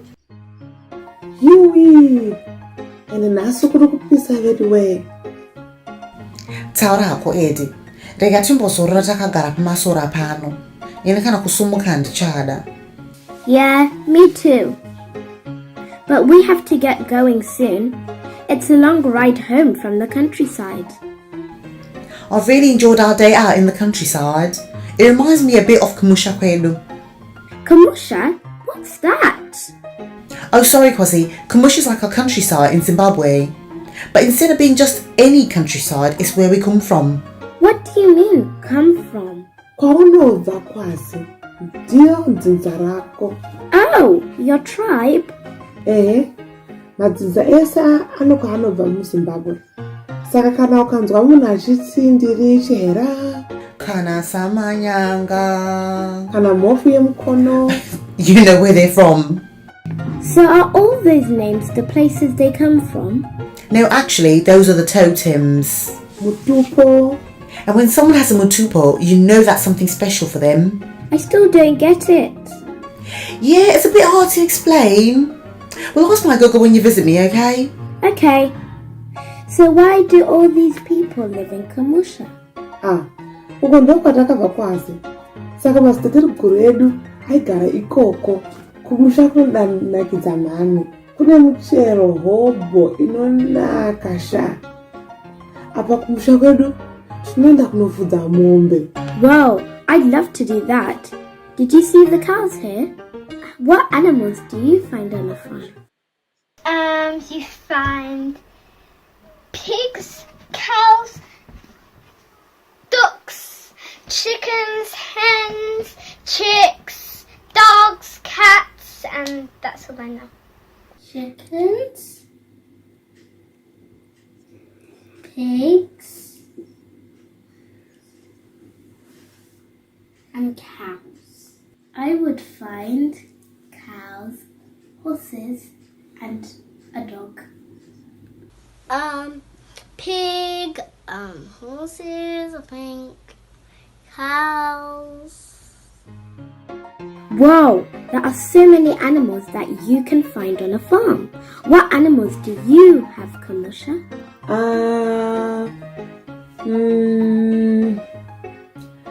Kukucha kwedu kune mombe, wai, nguruve, mbudzi, kune madhongi, kune huku futi. Kwedu tanga tine chiuta. Quill? Yeah, that's what my gogo Wakuru used to look after. Did you guys have any llamas? Llamas? What did I say? Kwazi, mukazi kumusha dzakasiyana nedzekuno. Mapurazi ekuno ane mhuka dzakawanda. KuZimbabwe, mhuka dzacho dzinobatsira pakurima nekudya. Zvanzi nagogo vangu, munhu ane mhuka dzakawanda anenge akapfuma singatomboitse. Yeah, not everyone can afford to buy animals or to look after them. So someone with lots of animals is really, really rich. So would the farmers from this farm be really rich in Zimbabwe? Definitely! Look at all those cows. There's tons of Rora just in this field. I never knew about Rora until you told me, Trimo. In fact, I never knew about Kamusha till you told me today. I wonder if our friends know about Kamusha. Ngativabvunze. Saka shamwari dzedu. Munoziva kuti kumusha kwenyu ndekupi here? So what is Kumusha? Kamusha is where you come from. Kumusha? Kamusha is also the countryside. Kamusha is countryside and farm. Kamusha is a village with straw on the top to cover you and bricks on the bottom. Kamusha is a farm. Reka ndikutaureni zvako Kwazi. Kumusha kunonakidza zvokuti. Unozive Kwazi, unofanira kumbouya kumusha kwedu, handisi? Yes, Eddie. I'd love to. You have to teach me how to hold a pedza, though. Usatye zvako Kwazi. Ndichakudzidzisa kutimba nekusakura. Nekuchaira paruvanzi. So when we go Kamusha, do they have big tractors and things for doing the heavy digging? Well, Kwasi, usually in the proper Kamusha it's really rural. So they use mostly hoes and spades to do stuff. Ndizvo Trimo. Uyezve, dzimwe nguva vanoshandisa mombe negejo. Vanhu vakawanda havana matirakita nemuchena yakadaro. Saka havazvishandise. Whoa, that sounds like hard work. They don't even borrow them from the big cities? Kwete Kwazi. Kudhorobha kuresa. Handisati ndamboona tirakita kana imwe zvayo kumusha kwedu unomboziva. That's true, but the really cool thing is that loads of people live together, so it makes it easier to do all that farm work. I wonder if our friends know where their Kamusha is. I know. Let's ask them. Friends, do you know where your Kamusha is? At Zimbabwe. In Zimbabwe. I was born in England and my parents were born in Zimbabwe. Where's Zimbabwe? Zimbabwe? Africa. In Africa. Maybe in Zimbabwe? I don't know.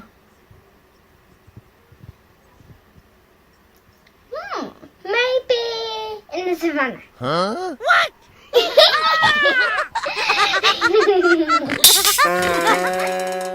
I really think you guys are so lucky that you have such an amazing place as your Kamusha.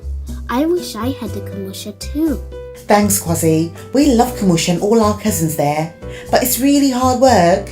My mom wakes up super early whenever we're there. Asi tinokurumidza futi kunokotsira. Zuva richingodoka, ini Eddie, mumagumezi angu zvangu. Eddie, that's because you love sleeping so much. Sha, ndisiyo zvangu. Ndichiri kukura, saka ndinofanirwa kurara nguva yakareba. But when you're not sleeping, you're catching up with all your cousins and family that live there. Helping with kurima, nekufudza mombe. Nekudya michero yepamba neyemusango. Eddie, but I know you don't just eat and sleep all the day. I remember you telling me that you also really love hearing stories from your gogo by the fireside. Ichokwadi, ngano dzinonakidza. Dakusuwa kumusha manje. I can't wait to see your kumusha. We love kumusha.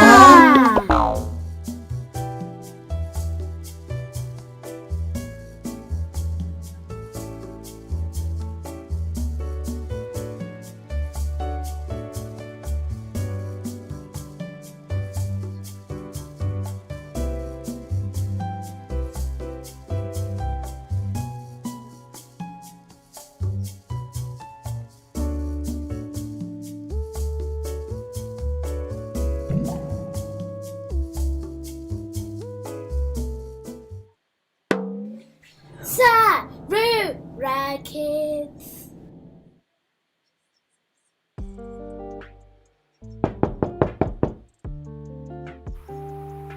Pamwe hapana munhu. Ngatizodzokera zviri mangwana. Achimbomira pamwe achavhura. Kazwai, tingakubatsira nechei? Akazwai, ini ndinoitwa ini vamoyo. Uyu mudzimai wangu, mai moyo. Nevana vedu ava. Tine urombo nekuya tisina kukuzivisai. Asi tichingoyozva tichingokuzivisai kuti tisu vavakidzani venyu vatsva. Oh, ndimi makatenga munda waitengeswa uyo? Hongu tisu. Tanga tichigara kwaMutare, asi ndauya muHarare nebasa rangu. Mauya. Uye musanganiwo nemhuri yangu. May, Junior, tine vayenzi. Ndingakugadzira chekumwa. Tine tarino kana kuti tine mvura kana mazowe chaiwo. Musazvinetse zvenyu. Tangoya titingozosanganawo nemi sezvo tiri vanhu vakasvikawo nezuro kuti musazovhunduka mukazotona tichifamba-famba. Zvinofadza kani. Ndakaona kane vachiisa guest suite. Hameno vaiti i-guest suite here kanoti chiko we. Imba yavakasiya vakavaka. Ndikavabvunza ndikatiko, asi pane munhu atenga mundono. Paingorimwa nevanhu vemaraini. Hongu, tisi takatenga munda wacho. Saka tichazoita tichivaka zvidimba. Kazwai makadii henyu? Kazwai vanangu makadii henyu? May, Baba May, Junior, ava vavakidzani vedu vatsva.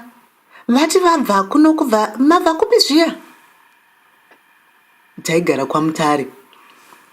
Hongu, vakabva kwaMutare. Ndivo kavakatenga kamunda uya. Apai paingorimwa nevanhu vese. Ipapo, munda uya vakakura handiti? Ndaisachombozviziva kuti une muridzi. Nguva yese yatagara pano, hapana kana mumwe munhu zvakewo akamboya achimbopa tariso kuti pakamira sei. Mufunge henyu, Harare inonetsa kuwana dzimba dzekugara. Takatombotarisa tigotarisazve, tikatoshaya imba tikatoti rega titongotenga kana munda zvawo. Tigotoona kuno kwakatonaka kudaiso kutone munda usina kana muridzi. Zvanzi muridzi wacho anogara ikoko kuna naUK. Saka akatotitengesera munda wacho. Takutai tichitozovaka. Mauya zvakanaka. Saka makwai rini? Takangosvika zvedu nezuro chaiyo, nezuro manheru chaiyo. Saka ini semunhu ari pabasa kudai so, ndandine mazuva kana matanhatu ekuti ndimbobata-bata zvinhu, ndimbogadzirisa. ndozosiya zvangu ndichizoenda kubasa pamwe mazuva matanhatu chero mavhiki mairi kana zviri izvo. Mauya maita mukayezotishanyira mufunge yenyu. Ndakapapfura pamunda ipapo vhiki rapera iri chero ndine shamwari yangu ndikatoshama ndikatoti kenhai maitiresi ko zvapanenge pari kuiswa kana hameno kuti imba here kana kuti ikireti here kana kuti chii chaicho chaivakwa ipapo. Havakatiisira guest suite inenge ingori imba yekuti vanongoburisa bhokisi chairo votogadzira zuva rimwe chete. Ndakatoshamisikawo nazvo mufunge yenyu. Takapafura makuseni pasina kana chiripo tikazofura futi masikati tikatona patonemba mufunge yenyu. Ndonyaya yacho mufunge yenyu nokuti sezvandataura takashaya kuti totenga papi musha, saka kana tisino imba yekuti tigare tikati rega tichitongovakawo zvakangoenzanawo panyaya yekuti mari dzacho. Saka isu tichagara imomo mugeswiti imomo kusvika zvanaka patinozowano pekutangira tozotanga kuzovakawo zvedu. Hapana chakaipa ende geswiti yacho yakazonaka munoziya. Ndakatoshama ndikati imba yangogadzira nezuva rimwe chete iyoyo. Maita henyu. Zviya ndakudzere nhai mazita evana vangu. Uyu anoitwa uyu Trevor ndodangwe redu iri. Pozoita uyu Tsitsi rugotwe rwedu. Tafara nekukuziyai mai Mei, baba Mei. Tafara nekukuziyai vanangu. Uyuwo ndiye dangwe redu anonzi Mei. Kazwai uru rugotwe rwangu Junior. Kazwai.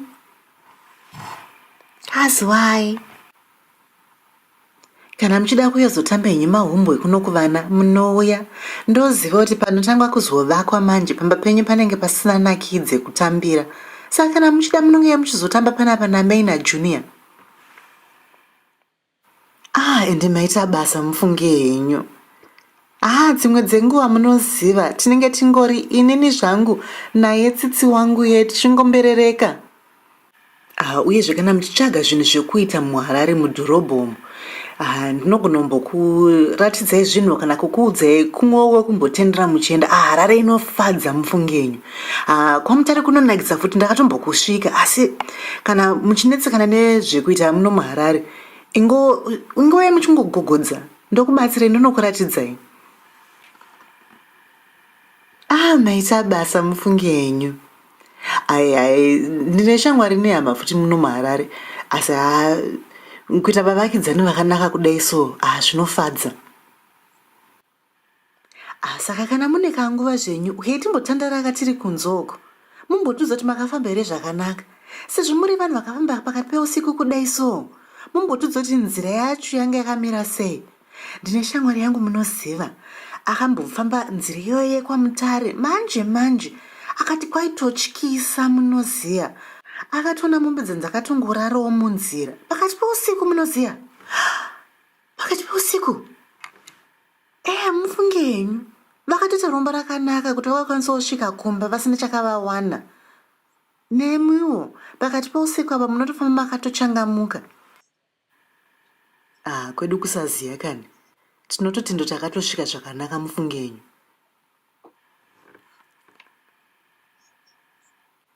Saka ngatimbobudai panze timbonotandara zvedu. Mei, uri kuda kunotamba mahumbo neshamwari dzako? Mama. Endai zvenyu vanangu.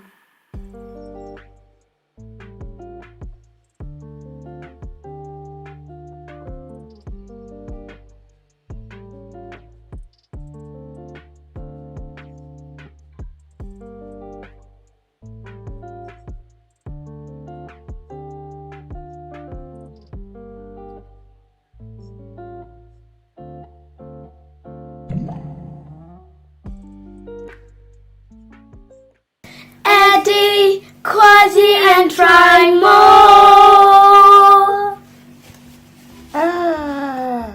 Maita matishanyira vachisadza.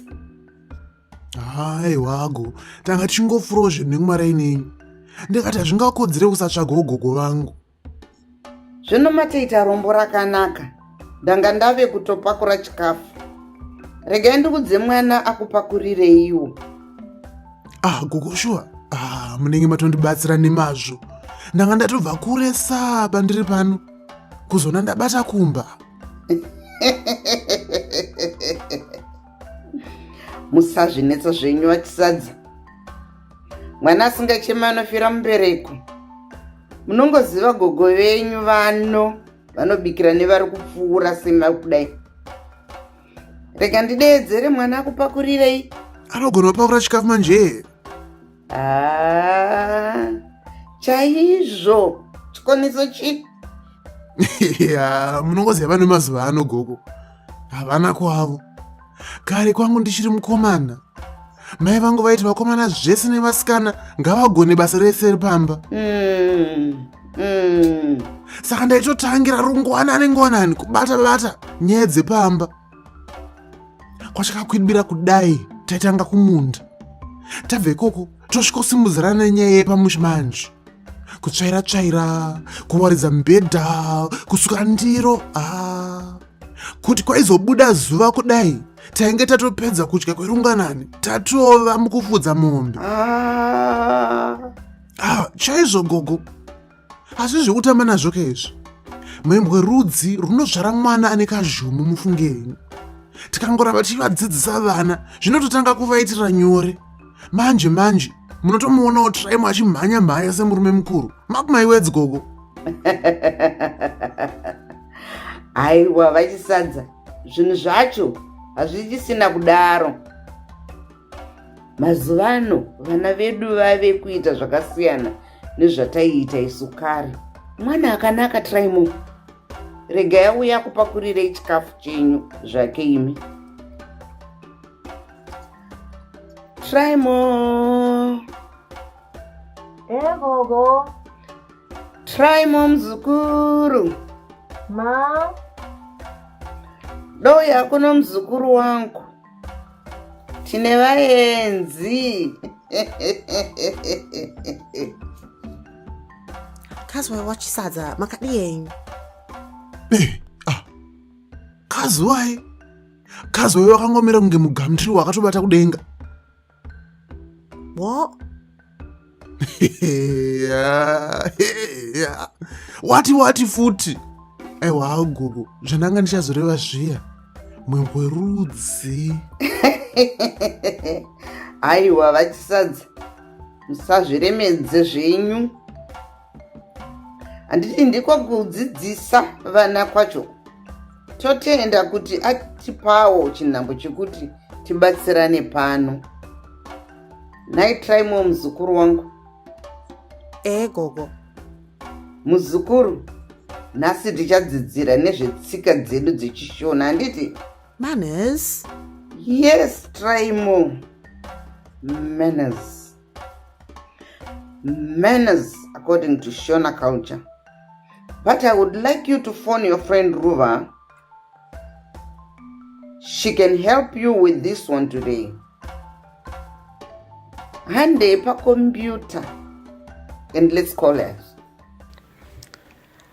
Rorashe, how do you say hello to elders in Shona?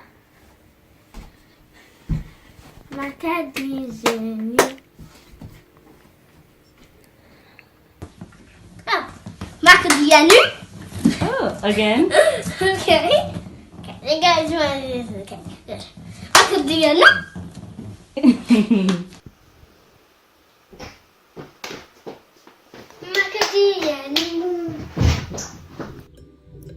Hi, Traimo. How are you doing? Hi, River. I'm good, cheers. How are you? I'm good, thanks. What's up? Well, River, my Gogo told me to ask you about manners according to Shona culture. You want to learn about manners? Yes, River, manners. Tika. Oh, I see. Well, I think it might be easier if we go through what I do in a day and I just tell you what I know. What do you think? Fine by me, go ahead. The first thing is when you wake up, you have to say good morning to the grown-ups. So you say Mangwanani, Mamuka, say. That means good morning. How did you rise, right? Yes, that's right. You have to clap your hands when you do it, like this.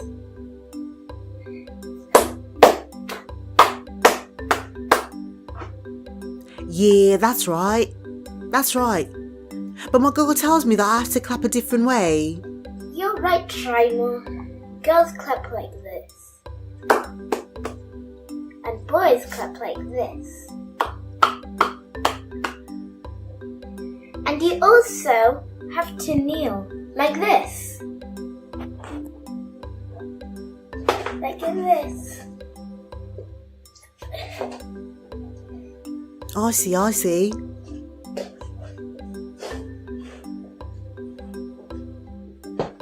So as soon as someone comes to your house, you should go and say hello to them like that. Ah, I see. What else? Well, when you talk to any grown-up, you should always wait until they finish speaking before answering. You have to be polite and listen carefully. Yeah, you're right, Rua. My parents also tell me I have to help my gogos and granddads whenever they need my help. Yes, Trimo, grown-ups need help. You have to offer to help them. That's really good manners. My mum tells me that you just have to remember to be polite and be kind. When you do that, you remember to say your pleases and your thank yous. You also learn more things that grown-ups are teaching you. That sounds really easy, actually. Thanks, Rua. Thanks, Trimo. Did that help? Yes, Rua, it definitely did. I now know what I'm supposed to do when saying hello to our guest. Glad I could help. Yes, thanks. See you later. All right. Goodbye. How do you say good night? To who? To grown-ups. I'm a grown-up. Good girl. How else can you say good night to grown-ups? Murari Musi. What's that? Murari Musi. Murari Mushe. Aya. Murari Jakanaka. Tonana Mangwana. Oh, try mom, Zukuru. Are you finished talking to Rua on the phone? Yes, Gogo, I'm done. Did you learn about manners? Yes, Gogo. So, do you know what you have to do and where you went wrong? Yes, Gogo. When Vachisaza came, I should have come here without being called. That's great, my grandchild. Did you learn anything else? Yes, Gogo. I should have said hello while I was kneeling. Hi, well done, Trimo. You are really learning, anditi? Yeah, I've got the best Gogo in the world. Aiwa, chienda zvako muzukuru wangu. I'm sure you have lots of things to do. Okay, Gogo, bye. I'll just bring some food for our guests first. Maone manje. Ndiwo vanhu vatinofarira ava manje. You're doing very well, my boy. You're doing very, very well.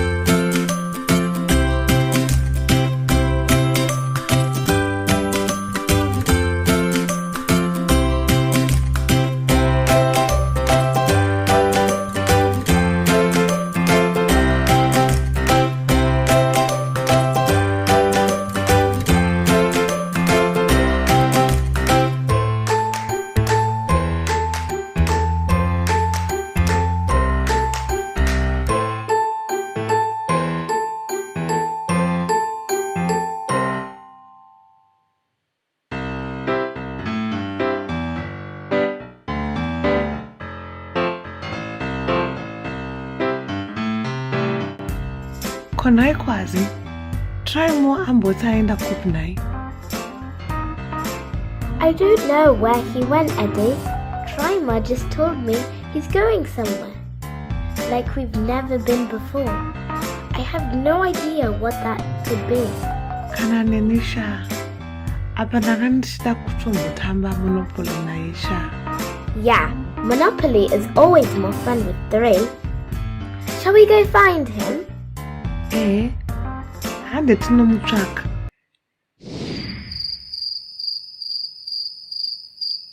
Asi titangira papi naikwazi. Yes. Where should we start?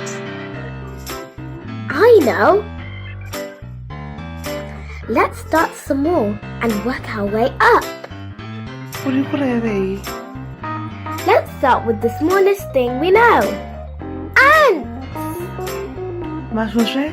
Yes, Eddie. Ants. If Trimer's gone somewhere we've never been before, maybe he shrunk to the size of an ant. We should go and check out the ants just to be safe. Yes, Eddie. I've got my shrinking badge. Let's go outside and look. Can you tell me one thing that is smaller than a cat? A shrimp. An ant. An ant. Shrink to the size of an ant.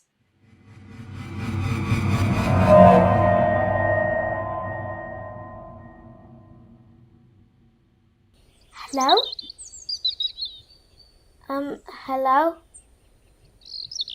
Excuse me, Mr. Ant? Hello? Kwazi. Vanenge vari kuita basa ava. Yes, they do look very busy.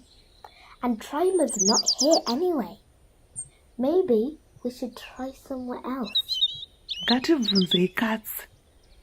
Katsi yakati kurirei pamwe ine zvayaona. You're right, Eddie. Let's go back to the house. But first,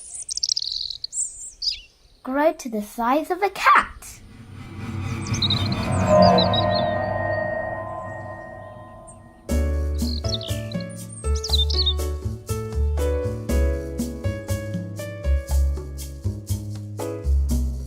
Kwazi, hona kitsi iyo. Regai tiibvunze. Pamwe ine zvainoziva. Good idea, Eddie. Trimer's got to be here somewhere.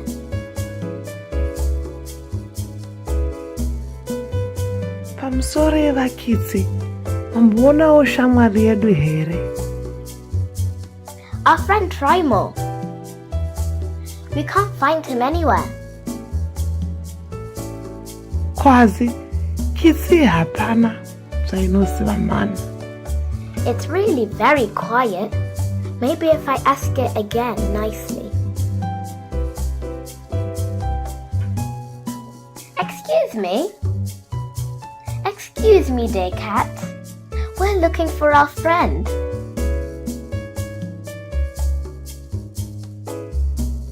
Sorry, Eddie. The cat is bigger than the ant, but it's not telling us very much. I think we need to go bigger. Tivunze muno. Yes, I think we should ask a person. Is Mummy smaller or bigger than the car? Bigger. Now, can you tell me, is Mummy smaller or bigger than a car? Smaller? Ah, well done. Is Mummy smaller or bigger than a car? Smaller. Okay. Back to normal size.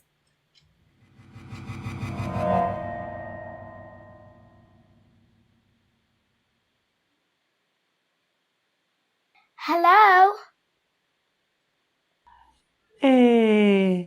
Kwaziwai kumusoro uko.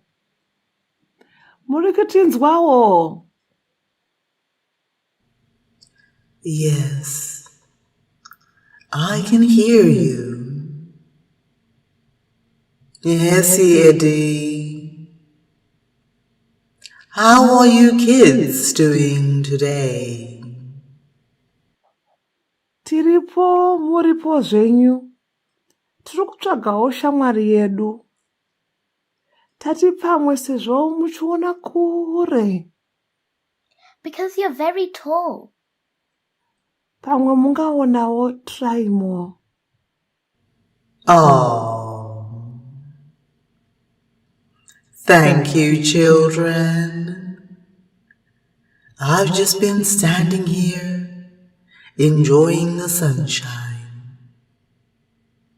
It's nice and warm today, don't you think? Still, I haven't seen anything today.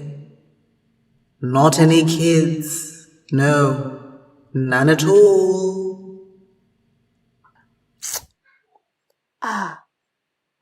Tichamuwana here Traimo nhasi.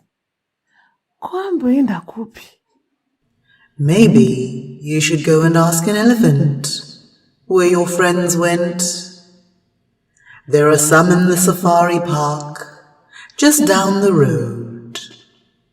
If they've seen anything, they will definitely let you know. They never forget, you know. Never forget. Hongu, nzou haikanganwi. Kana yawana Traimo inotiudza. Yes, you're right. We need to ask an elephant. They'll definitely know. Come on, Eddie, let's go. Thanks, Mr. Giant. You've really helped. It's my pleasure, children. Good luck finding your friend. Hello. Pamusoroi. Anzo. We're looking for our friend. And you're larger than the giant, so we thought you might have seen him. We asked the small ants. Shoshediki. The big cat. Kitsi hombe. The giant lady. Mukadzi akakurisa. And now, you're the largest thing we know. We really want to find Traimo before it's dark. Do you? Do you know where he is?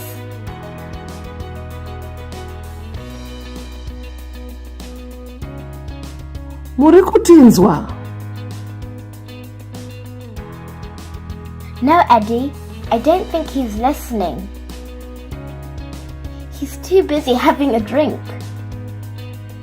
Apa wareva zvako kwazi.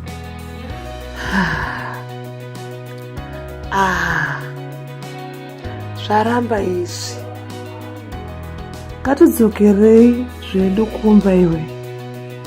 You're right, Eddie. We're not going to find Traimo here. What is bigger, an elephant or a space rocket? Space rocket.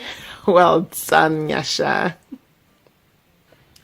What is bigger, an elephant or a space rocket? Space rocket. Thank you, Ruva. You're welcome. What is bigger, an elephant or a space rocket? Space rocket.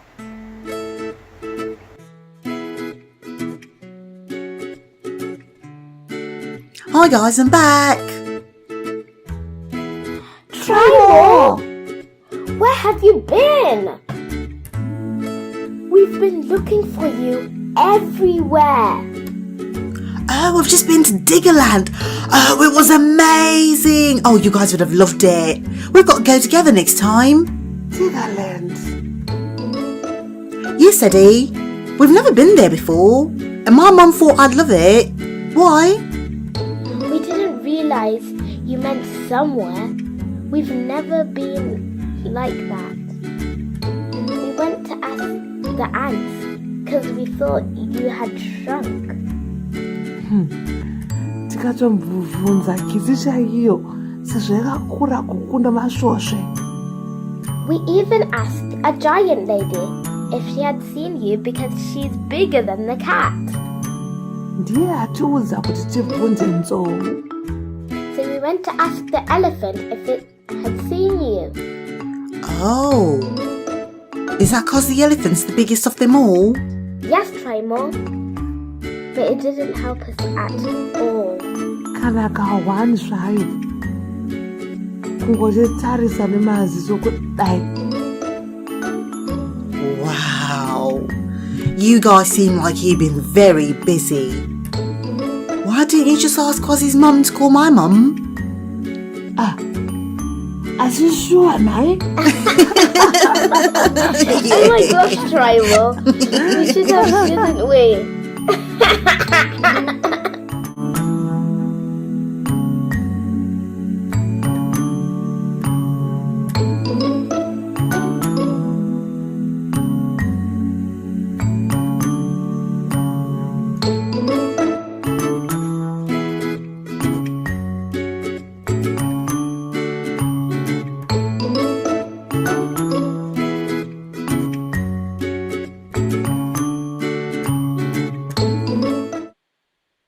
Hello, Gogo. How you doing? Hi, Trimo. It's a long time. How are you? Oh, Gogo, I'm doing very well, thanks. I'm so sorry I haven't been to visit. I know. What's been going on? Well, not a lot, really. My friends Eddie and Quasi, we've been having lots and lots of fun. Ooh.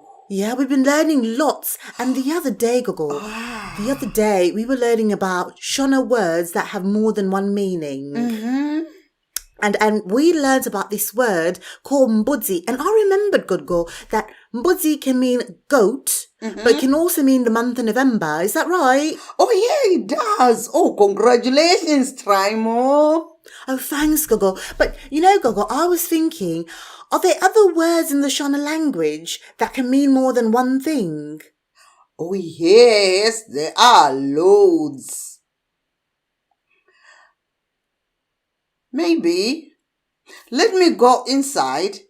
I'll talk to my friend and I'll come back to you. Oh, all right. Cheers, Gogo. I'll see you later. All right, my grandchild. See you soon. Ruva, what does Nzara mean? That means hungry. Well done.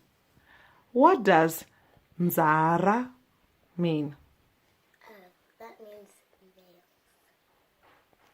nails. Nzara means hungry and nails. Hi, Zoe. Hi. I was expecting you there. Okay, so today I'm going to ask you some questions in Shona. Two questions. What is Nzara? I don't know. When I say unenzara, Oh, hungry. hungry. Good. Greetings. Welcome to Sarura Kids channel. Today we are going to talk about Shona words that have different meanings.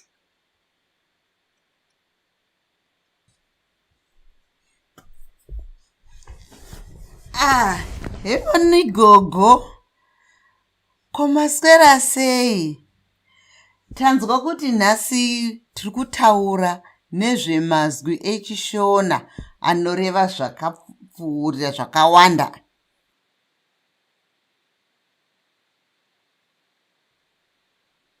Nepano. Aiwa, svika henyu achisadza. Tokubatsirai nei? Ndiri kutsvakawo gogo vaTraimo. Ndanzwa kuti vasvika pano nemuzukuru wavo. Oh, aiwa, gogo vaTraimo. Vaenda kubinduko. Svikai henyu ikoko munovaona variko kubindu garden. Maita basa. Madzimai. Aiwa, madzibaba.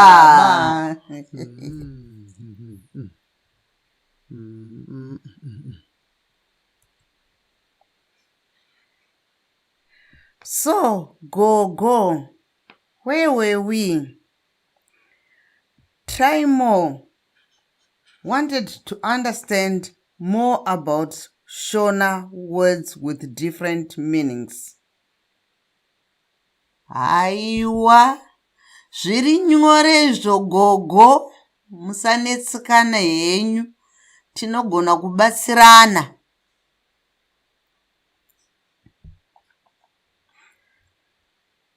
The first word Trimo was asking about is mbudzi. What would you think about? Mbudzi. Mbudzi zvinoreva mwedzi waNovember. Mwedzi waNovember unonzi mbudzi. Asi mwedzi waNovember mwedzi unoyera kurooresa vana muchishona chedu. Zvakare mbudzi zvinoreva mbudzi dzatinochengeta mumusha. Tinochengeta hwai, mbudzi, mombe, mbudzi, animal. Oh, yes, that's very interesting, Gogo. I always find mbudzi very interesting. It makes my November, that's for sure. What you say? Now, here's the next one, Zuva. What do you think about it when I say Zuva? Gogo. Zuva zvinogona kureva Zuva, day of the week. Zuva rokuti mugovera muchishanu china izuva. Zuva rinoreva zvakare zuva ratinoona, sun, rinonzi zuva. Zvakare zuva rinoreva kupisa. Tinoti zuva rapisa, kupisa. Saka zvakinoreva zvakangosiyana siyana. Zuva. Oh, now we have this word that I love because you know I love to sing. Hey, I've given you a clue, but never mind. Can you tell Trimo what and his friends about this word imba? Zvinoenderana nekuti makakwidza izwi here kana kuti rakaderera. Imba zvinoreva imba, house, kana kuti imba, kuimba, rwiyo.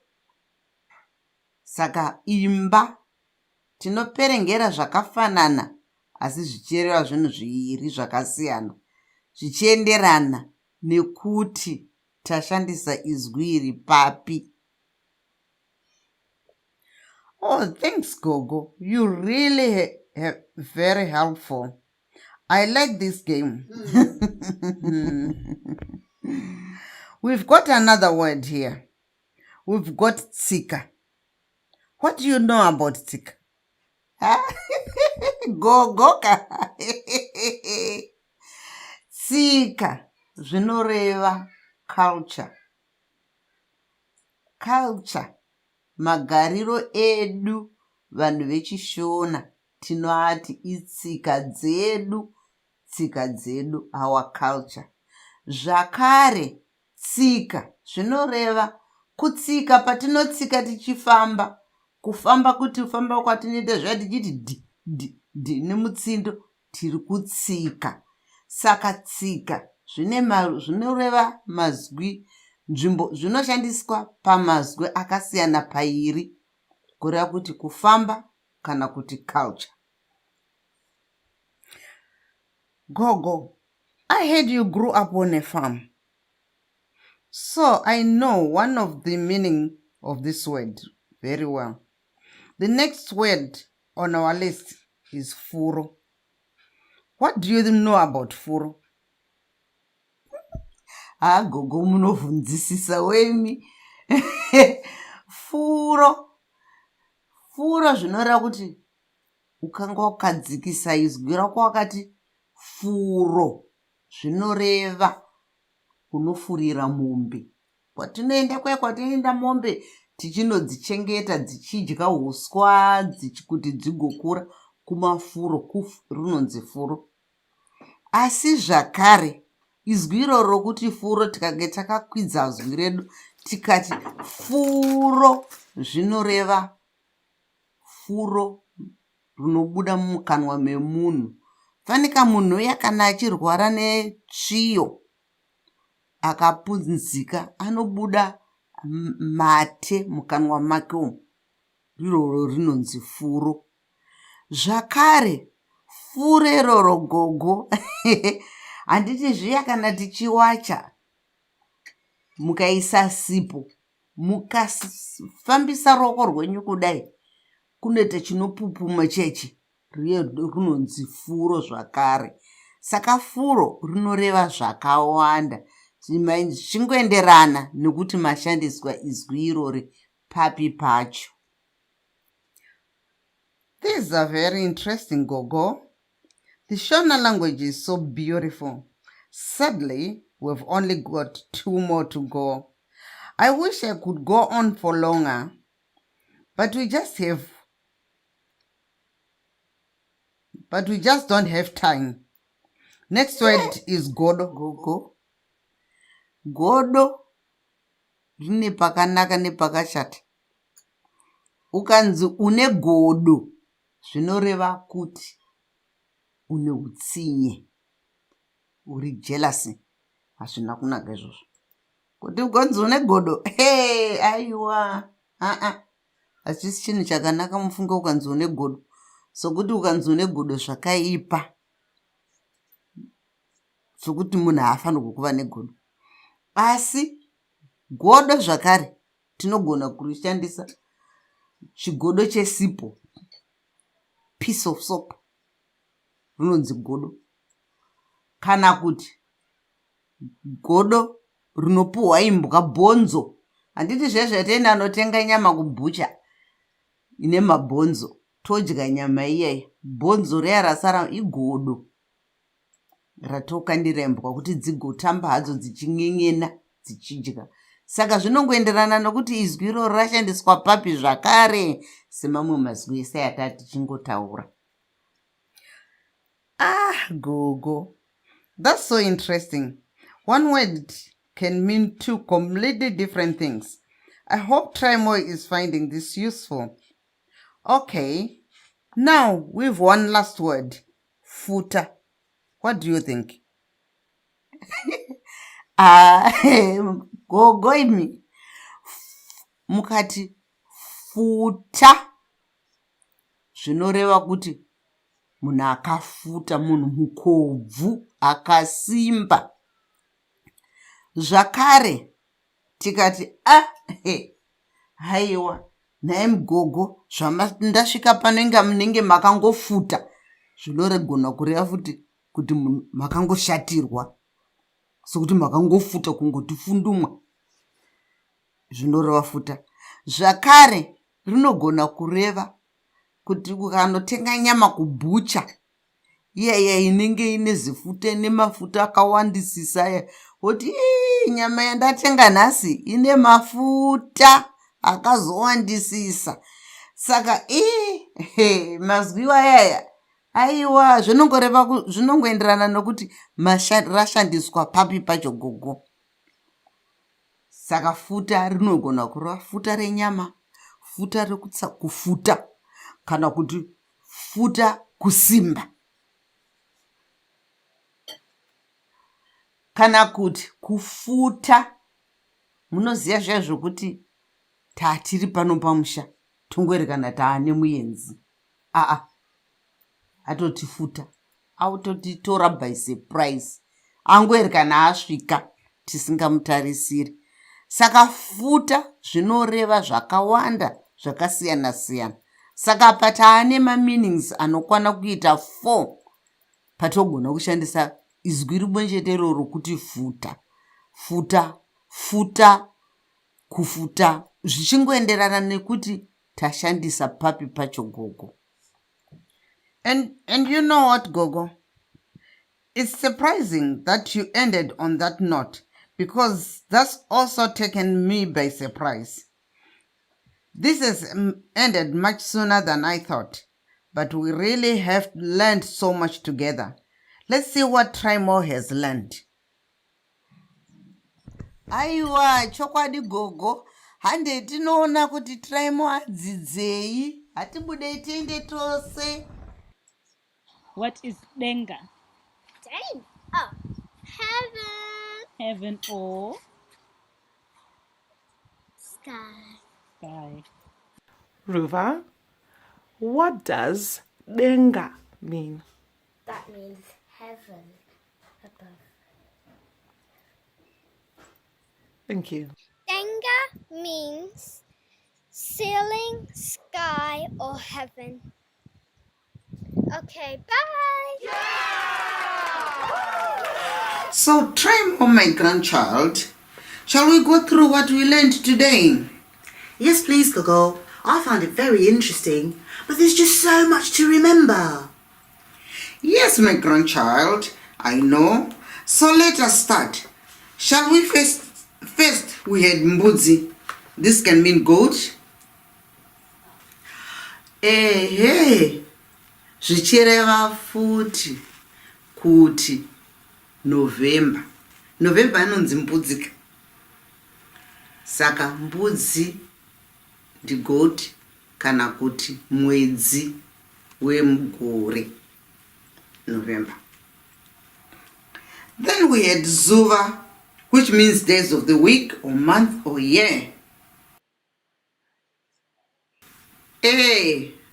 Zvichireva zvakare zuva izuva ratinonzwa ratinoona mudenga umo, the sun, rinonzi zuva.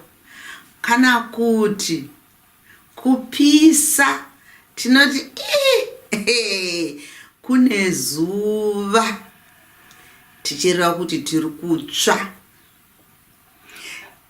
Yes, that's correct. Our next word was tsika, which means culture.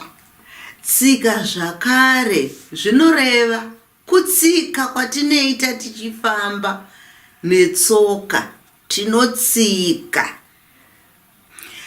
I liked hearing about furo and how this means pastures. Furo zvinoreva futi zvakare kuti furo rinopupuma richibuda mukanwa makomo. Riya rinikana kuti munhu anenge aine chirwere chetsviyo, epilepsy, akapunzika anopupuma furo. Saka furo iroro kana kuti tichiwacha patinokwiza pepe panobva papupuma furo. Saka furo rine pakawanda zvakare muzukuru. Imba is another of my favorite words because you know how much I love to sing. Aiwa zvichireva kunyangwe neimba yatinogara, imba yambuya ako Trimo, imba yandinofarira, imba kunyangwe imba iri panze iyo, imba yedu panze apo patinogara, imba, building. We spoke about godo, which means born. Godo. Ukanzi une godo, zvireva kuti une jerasi. Jerasi, haufarire kubudira kwamwanoka.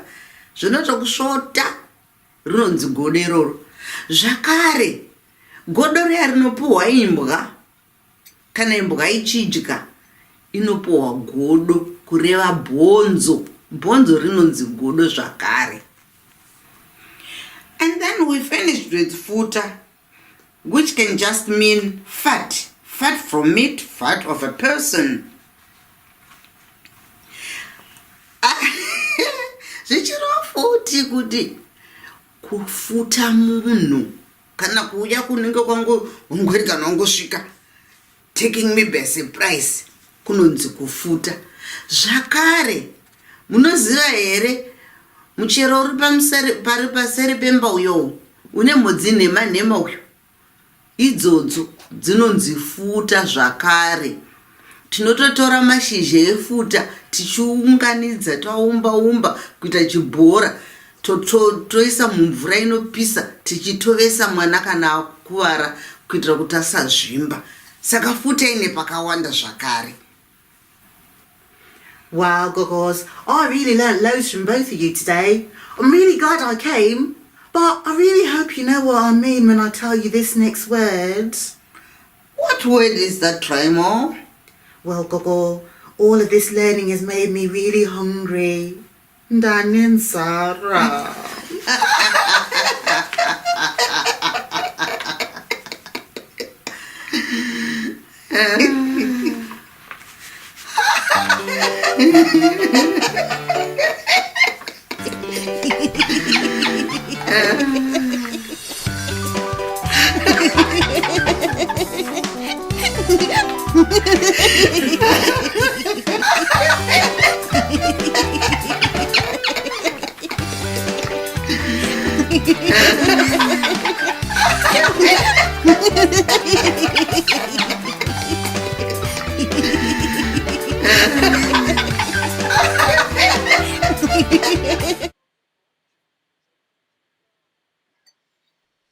Hiya, I'm Trimore. Thanks for coming to learn the Shona alphabet with me. Today, we're going to sing a special song about the Shona alphabet. I want you to listen closely, yeah? Because you're going to hear that the letters sound the way they do when you say them phonetically in English. So like, G is G.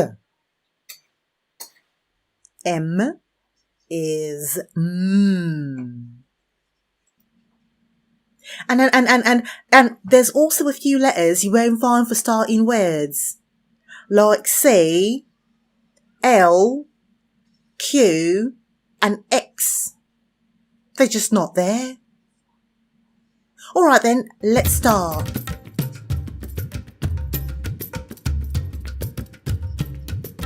A, amai, B, ba, ba, D, dachka, E, envelope, F, fafitera.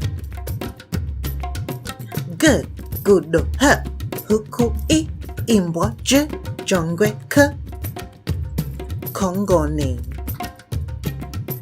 M, motokari, N, nungu, O, orange, P, P, poto.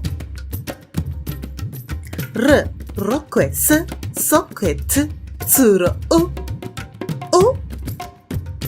ufu.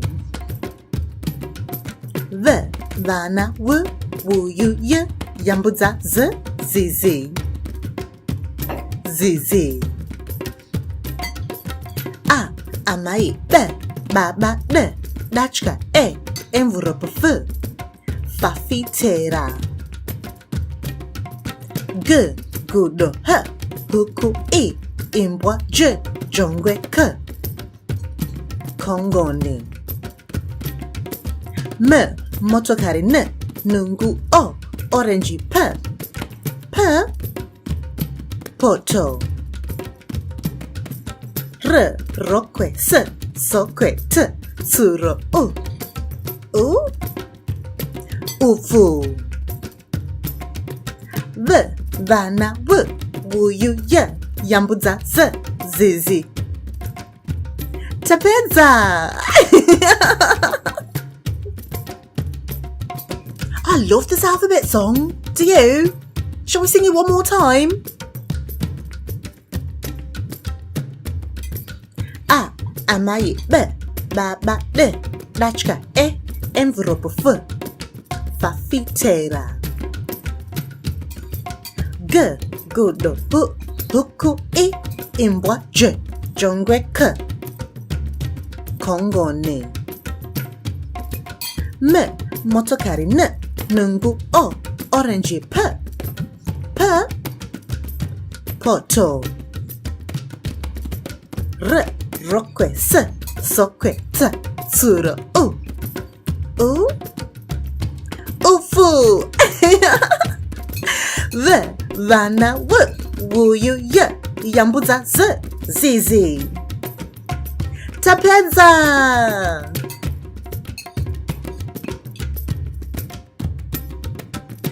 Yay! Thanks so much for singing with me, you guys. So, do you remember the letters that aren't in the Shona alphabet? Why don't we say it again together and you can tell me? A, B, D, E, F, G, H, I, J, K, N, O, P, R, S, T, U, V, W, Y, Z. Can you see what letters are missing? Yeah, that's right.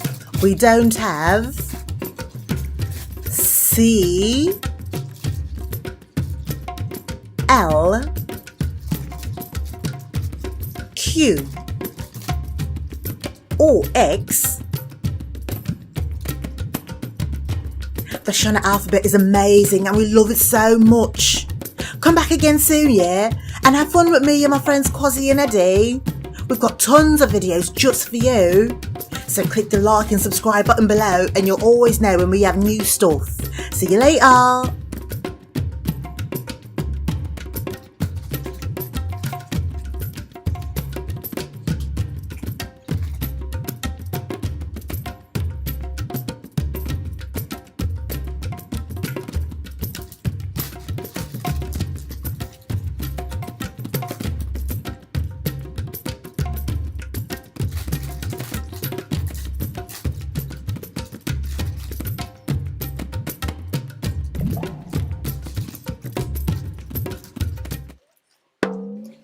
Sarura Kids.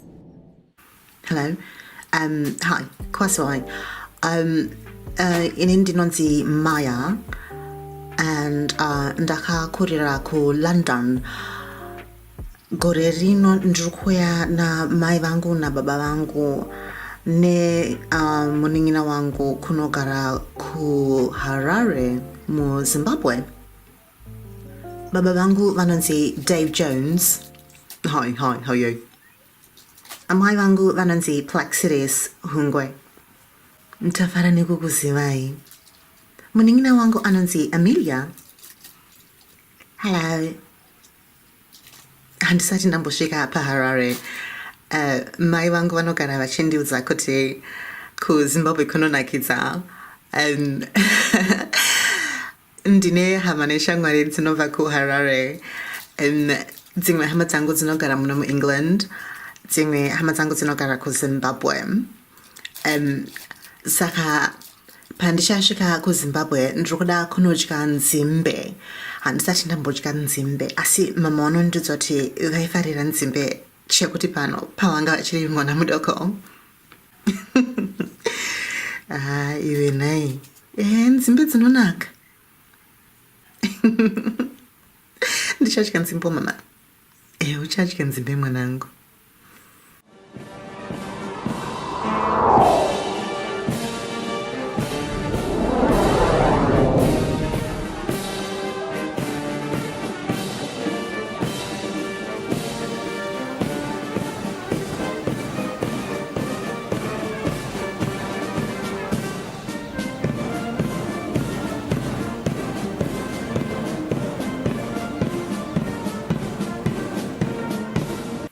London inonakidza. Upenyu wangu wese ndakangogara ndiri muno muLondon.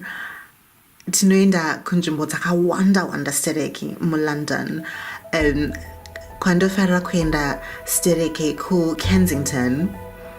Tinombosvika paRichmond, paKew Gardens. Panonakidza. Tinomboita tichitenderera tikambona Big Ben. Tikatombopindo mu London Eye nemhuri yangu. mama vanofarira stereki kutenderera around London nokuti vanoziva kuti kuLondon kunonakidza. Mama vangu vaimboita basa nursing, saka vaishanda vari mukoti vari paWestminster Hospital. Ndipo pavakasangana nababa vangu.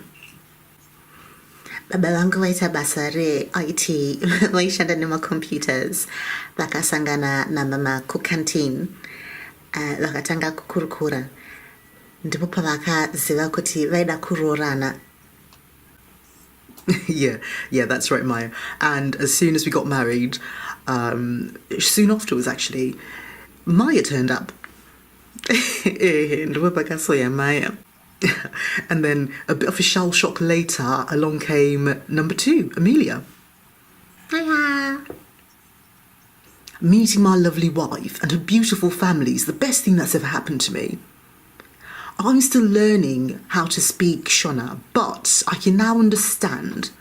That's also because Ambuya Vangu will basically not talk to me in anything other than Shona, so anytime I call her, she just speaks to me in Shona. Zvakanzi namai vangu kuti munhu adzidzire chirudzi anofanira kugara achichinzwa zuva nezuva kuti zvimva zvamurerukira kuti anzwe kuti rudzi rwacho runoita sei kana vanhu vachitaura.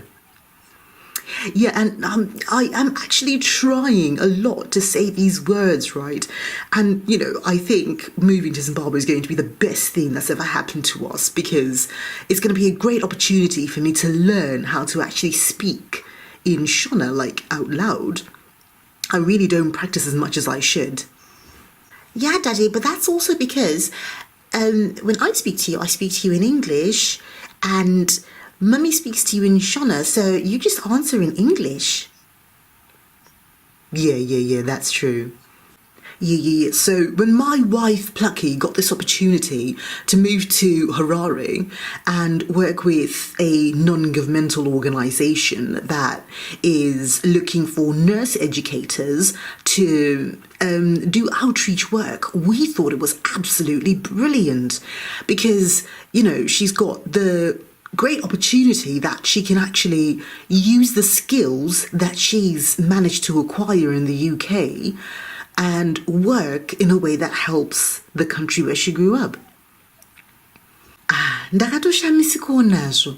Pandakariwanawo basa iroro, vakati vanotibhadharira kuti tibve kuno kuUK tichienda kunogara muHarare. Saka zvatichaita, sezvo pari kunetsa kuti tiende kuZimbabwe tichizodzoka munguva dzino dzekorona, tichangopinda mundege toenda tombonogara zvedu kana pahotera. Tatenga musha kudaro, tozoenda tichizombonotarisa kuti kune kwekugara here munzvimbo dzatinofarira. And all this while, I'll of course be learning Shona. Unenge uchidzidzirawo Shona mudi wangu. Well, the great thing is also because of Corona, it means that I can work anywhere in the world. So my bosses have basically said they are happy for me to work remotely for as long as I possibly want. I might have to come back once every year, couple of years if we can stretch it. But really, I'm so excited because I've heard so much about Zimbabwe and I've heard how amazing and beautiful and lush it is. KuZimbabwe ndanga ndakusuwo fungako. Vakazoti ambuya vako kana vasangana newe kudai so.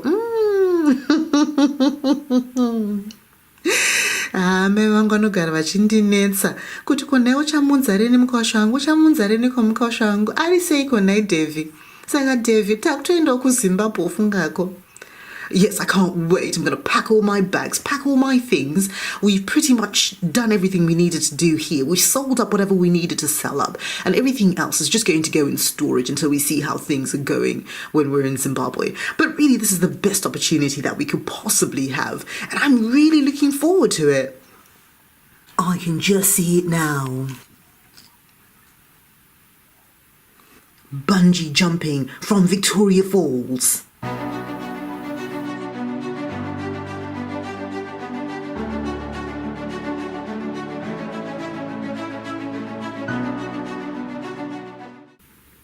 going abseiling.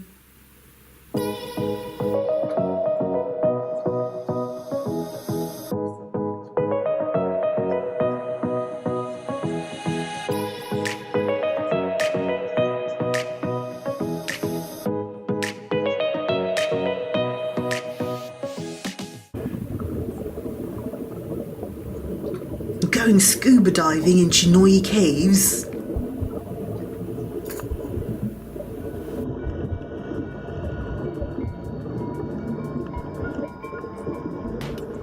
Riding on an elephant.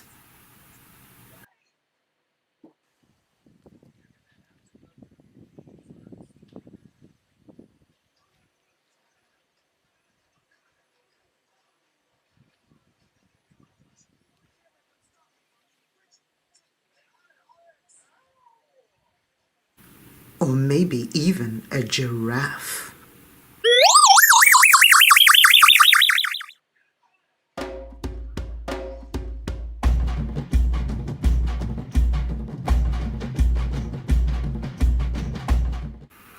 Relaxing in the tranquil, serene pools. In the Matobos Hills, surrounded by nature, birds tweeting, wildlife singing its wild, serene song to me, before jetting off to go hiking and fishing in the Eastern Highlands. Your modern-day James Bond, discovering Zimbabwe one step at a time, effortlessly.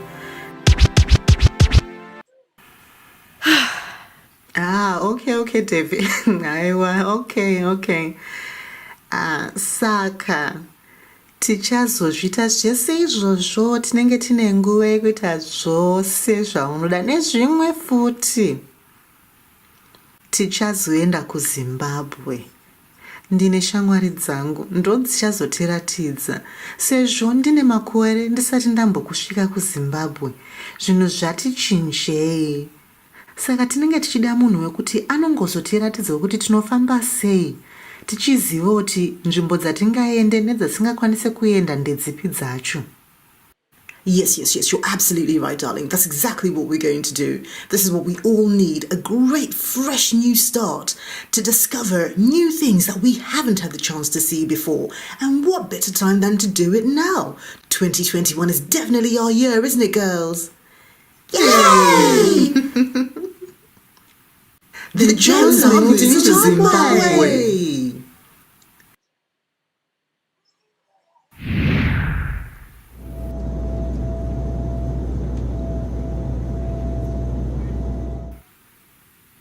We can't wait to have amazing adventures with you.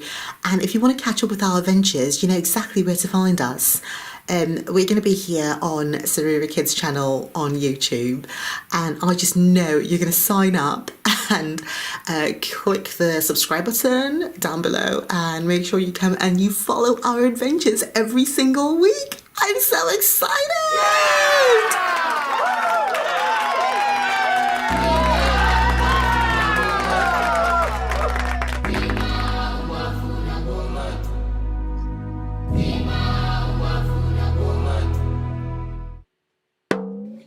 Sarura Kids. Kazi wai. Ini ndinonzi Trevor Moyo. Ndinogara kwaMutare nababa vangu vaMoyo namai vangu Mai Moyo. Ndine hanzvadzi inonzi Tsitsi. Tsitsi achiri kudzidzira kufamba.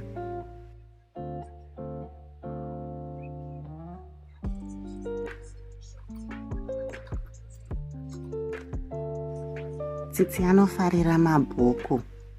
Tsitsi anofarira kumbobuda achitenderera namama. Ndinofarira hanzvadzi yangu Tsitsi. Baba vangu vanoita basa reho accountant. Vhiki rose vachitanga musi wemuvhuro vanoenda kubasa kwavo. Baba vangu vanofarira basa ravo. Asi kana baba vangu vabva kubasa, vanoya vachitambawo neni. Baba vangu vanondidzidzisa zvinhu zvakawanda.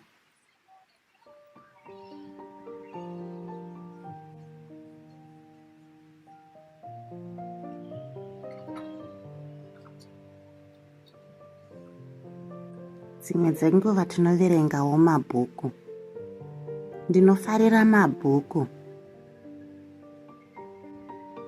Baba vangu vanonditaurira ngano dzinonakidza. Ndinofarira ngano dzatsuro nagudo.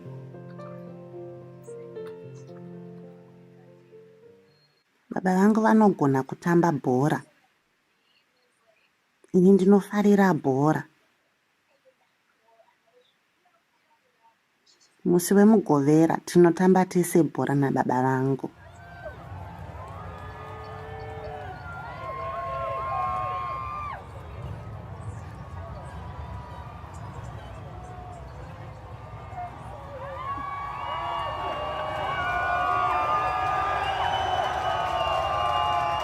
Ndinoda baba vangu nemoyo wangu wose.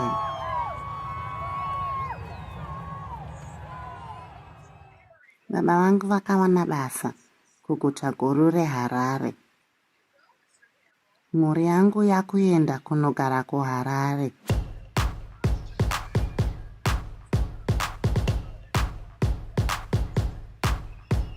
Handisati ndamboenda kuHarare.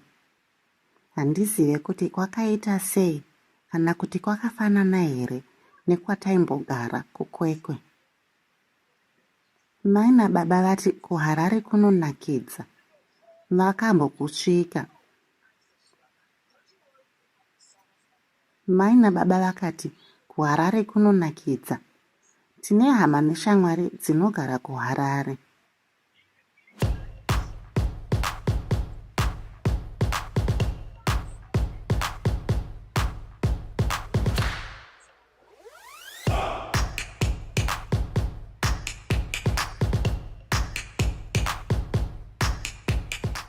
Harare yakazonaka.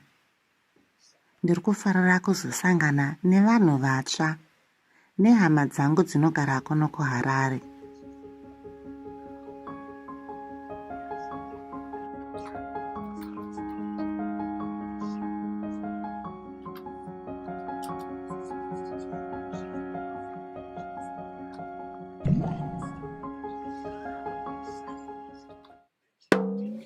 Sarura Kids.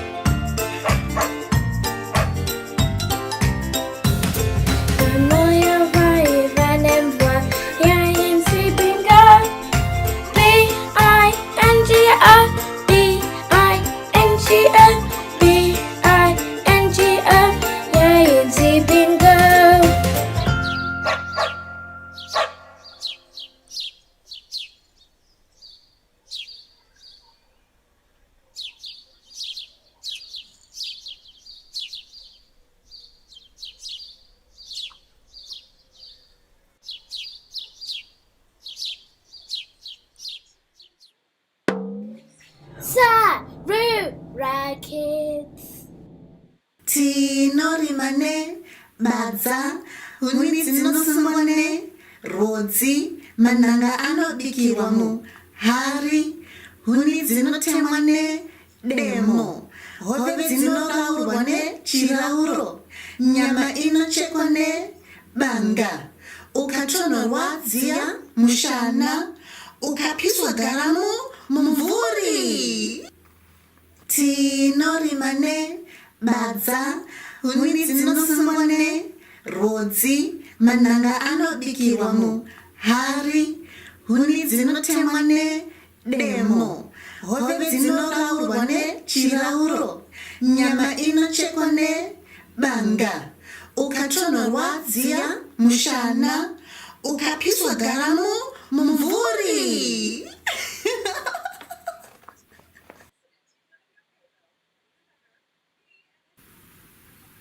Naya skena, mambonere bhutsi dzandatengerwa nasekuru vangu nhasi. Hongu ndadziona, bhutsi dziya dzemaroon ende dzakazonaka. Hongu, shangu dzamai ndadziona ende dzakazonaka. Shangu dziya dzeshava. Watengerwa nasekuru wako shuwa? Shangu dziya shava ndadziona kani mai ndedzako. Dzakazonaka shamwari ende sekuru wako anogona kutsvaga shangu. Waita zvakongoni. Shangu dzangu shava ndinodzifarira. Dzakanaka handiti? Dzakanaka. Saka shava is maroon. Maya, shava is maroon. Shava is maroon. Ndadzingatombozvisiye nai. Koiwe ngoni, shangu nemedzo ndedzani? Iwe Maya, ndanga ndichida kudza May ndiri ndega. Kundoza chii? May, baba vangu vanditengera shangu nemedzo ende dzakazonaka. Baba vangu vanogona kutsarudzawo shangu handiti? Ende dzakazonaka unoziya, ndandashati kundedzani. Ende ndadzifarira. Pavakandunzira nezuro baba, ndakashandika tiko harisi birthday rangu wani. Mandunzira shangu idzi kuti zvaita sei nai baba? Zvikanzi ndandichingokufunga mwana wangu, rugotwe rwangu. Ndafara kani. Baba wasarudza shangu dzakazonaka. Ende dzakazonaka. Saka ngoni handei katinopfeka kashangu dzedu tiri tese. Handei. Yakatikuratidza kashangu dzedu nhai Maya. Shuwa handei.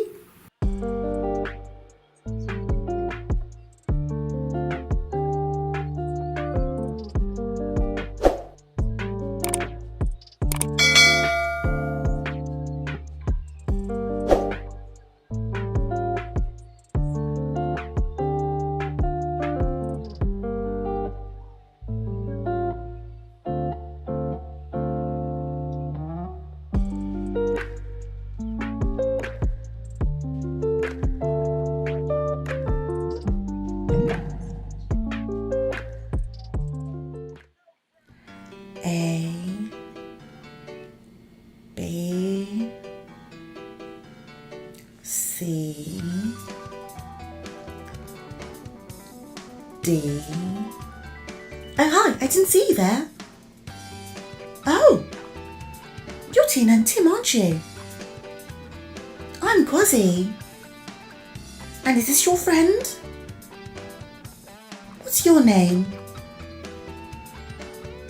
Well, you guys just caught me doing my ABCs. I wanted to play a super fun game. Do you want to join in? Well, this game is easy. So, I've got all these letters on my magic spinning wheel, right? I was wondering if I can come up with the names of different countries that start with these letters. Do you think you can help me? That's brilliant! Come on, let's do it! But wait a minute. We should also try to come up with one thing that you can find in that country that starts with that letter. My super duper robot can help. Hello, Quazzy. Right, 3 spins starting now. Let's go. Spin 1. M. Woohoo! Buddy, where are we and what can you tell us about it? Kwazi, we are in Mozambique. Mozambique is an African country that is right next door to Zimbabwe. Its other neighbors are South Africa, Swaziland, Malawi, and Zambia. It also has a very large coastline where you can find some popular beaches like Tofo. You can also find offshore marine parks along the coast of Mozambique. One of the largest marine parks of the Western Indian Ocean is off the coast of northern Mozambique. The Carimbas National Park is 7,500 square kilometers, and 1,522 square kilometers of this is designated a marine protected area. Marine parks help marine life, they promote marine awareness, and they help local communities and indigenous people. The Carimbas Islands are a great place to visit for kayaking, diving, snorkeling, as well as visiting Ibo Island.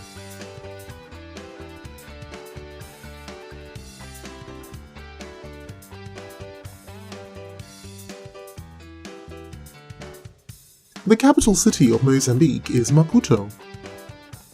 Mozambique has a population of about 31,255,435 people in 2020. The closest African country in population is Angola. Although Portuguese is the official language of Mozambique, most people speak Swahili, Makua, or Sena. Do you know anything from here that starts with that letter? Yes, Kwazi, actually, I do have a fantastic word for you that begins with M. Marimba. The marimba is an instrument popular amongst the Chopi people of Mozambique. You can also find it in Zimbabwe, where your friends Eddie and Trimore are from. It's a magnificent percussion instrument with a very unique sound. Thanks, Robot Buddy. That's really interesting. Isn't that great for a first spin? What do you think, you guys? I definitely didn't know that. Did you? Robot Buddy, do you know the Shona word for it? Actually, Kwazi, I do not know if marimba is a Shona word or not, because the marimba is also found in Zimbabwe. It is also called marimba when it is in Zimbabwe.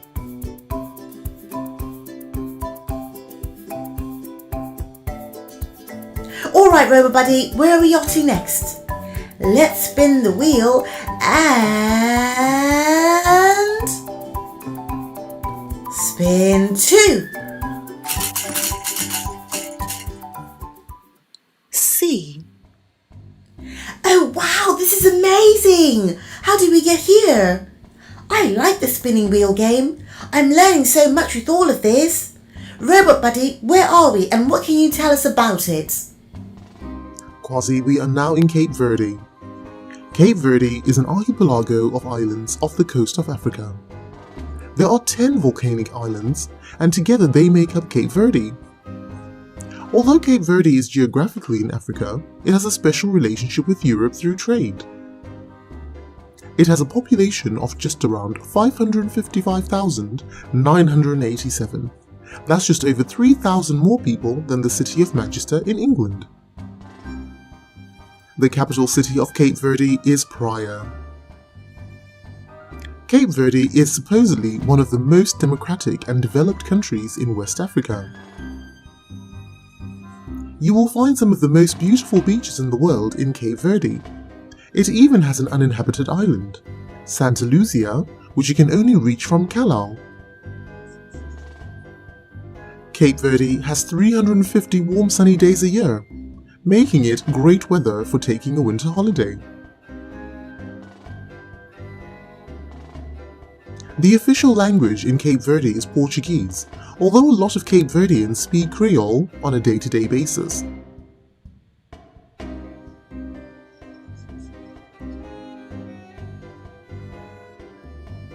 Do you know anything from here that starts with that letter? Yes, Kwazi, I do. The national dish of Cape Verde is cachupa. There are many variations to this delicious dish. Cachupa is a slow-cooked stew made of beans, mashed maize, onions, green bananas, manioc, sweet potatoes, squash, and yams. Manioc balls or cassava balls are very common in Cape Verde. For a meaty variation, you can also add fish, meat, or even mozzarella.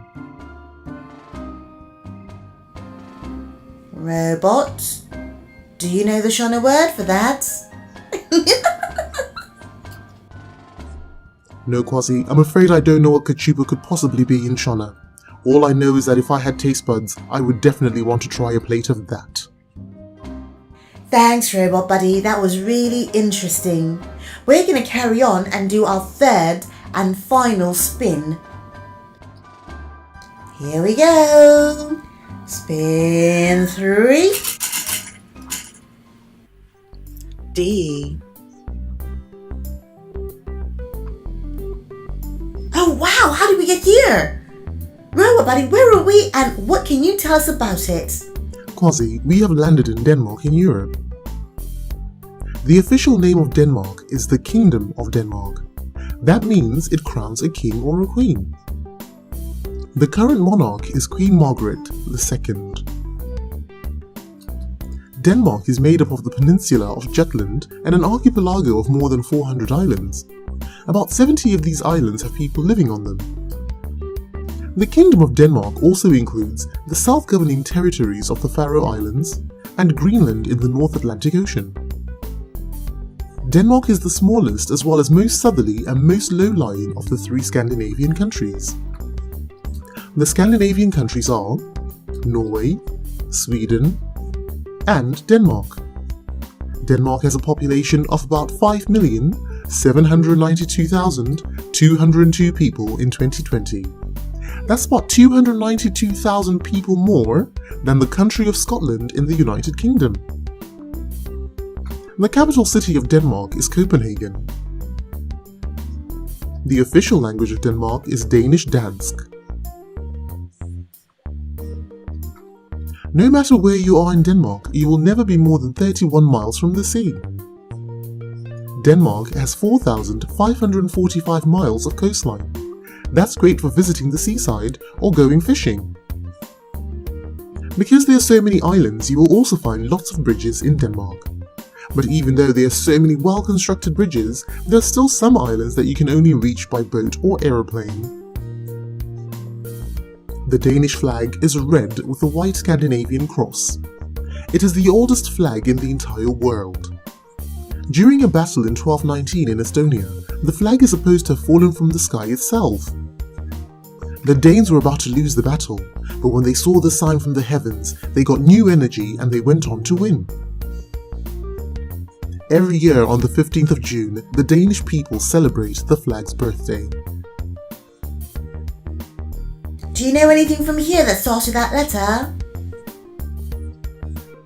Well, Kwasi, I know how much you love playing Duplo. Did you know that Duplo is from the company Lego? And Lego was invented in Denmark. Robot, do you know the Shona word for that? Kwasi, Duplo means duplicate. Because Duplo bricks are twice the length, twice the height, and twice the width of traditional Lego bricks, they are easier for little kids to handle. They are also less likely to be swallowed. Duplicate in Shona is Zokororo. You know what, you guys? I'm having so much fun with this. Why don't we do just one more spin? We've discovered so many fantastic things already. This next one's got to be good. Okay, you ready? Here we go. Spin 4.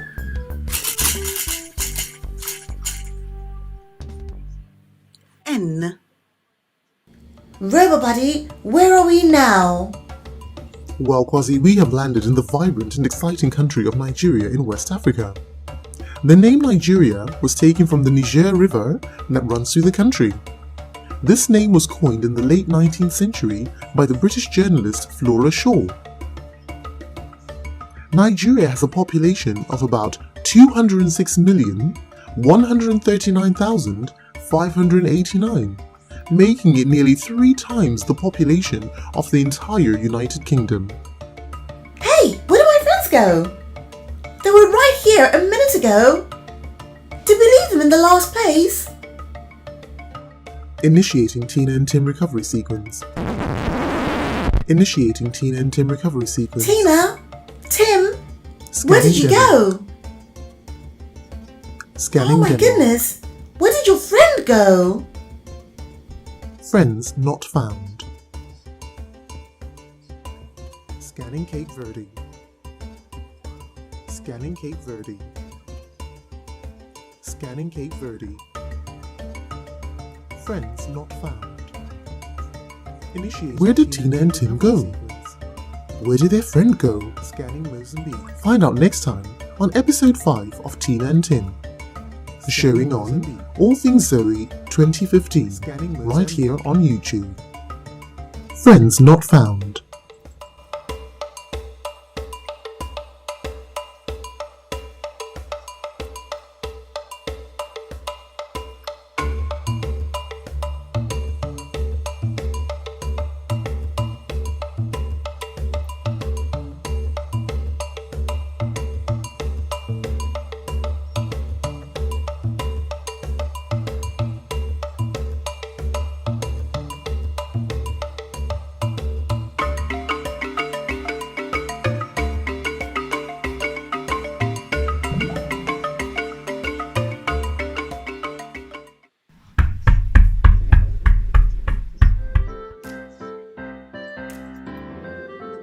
Hi Tina.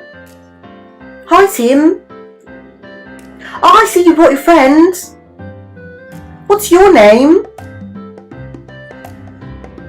Nice to meet you. My name's Trimal. Come in, I was just doing some drawing. Did Tina and Tim tell you that I'm from Zimbabwe? Have you ever heard about Zimbabwe? Zimbabwe's amazing, you know. I love it. I've been there with my mum and dad. I just know you'd love it. My mum and dad are from Harare. That's the capital city, yeah? And it's brilliant. It's just like being in London, but with more sun all year round. And everyone there is always smiling. My dad says that's just the way they are. What city do you live in? Is it sunny where you are right now, or it rains a lot like it does here? Yeah, I love the sun too. You can play loads and go out to the park and play ball. But I like it when it rains too. And then you can jump in muddy puddles. But you know what?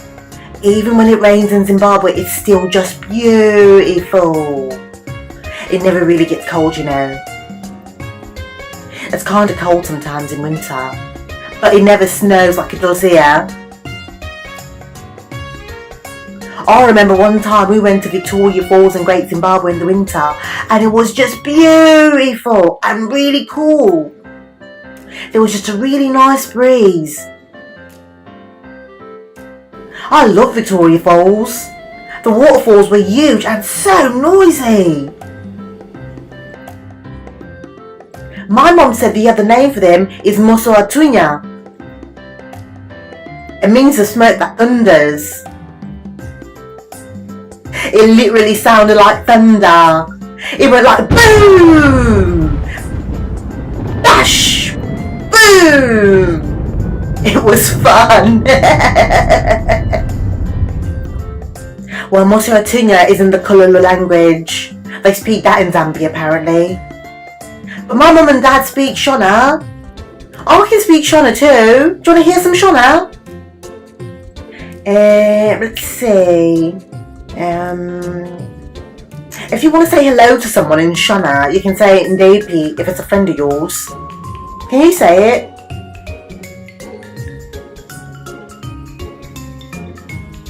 That's good, yeah? But if you want to say it to a grown-up, you have to say Kazwai. And then you also got to ask them how they are. So when you say Makalihenyu, it means how are you in Shona. Oh, and you also got to clap your hands like this at the same time. Yeah, when you clap your hands it shows manners. It's really rude not to clap your hands when you talk to grown-ups in Zimbabwe, or to stand up when you're talking to them. Gosh, there's loads of things I'll teach you later though. Want to play hide and seek?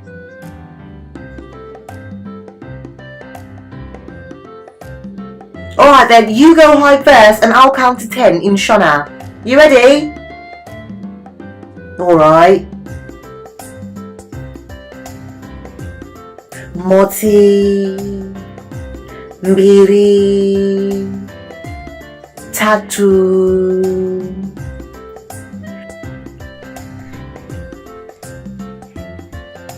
ina,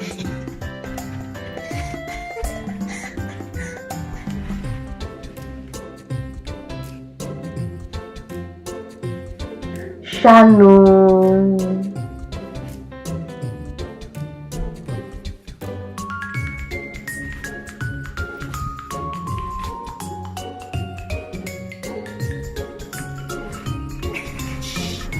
nanatu, nomwe, sere, fumbangwe, gumi. Ready or not, here I come. Right, where could they be? Are they in here? No, there's no one in here. No, let's have a look in here.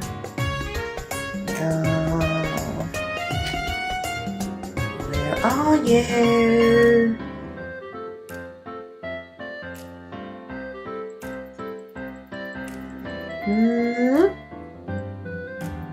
No, no one under there.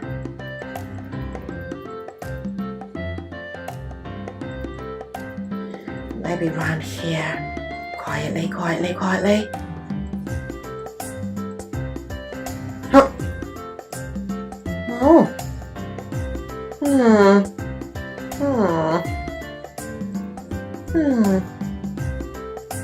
Where could they be?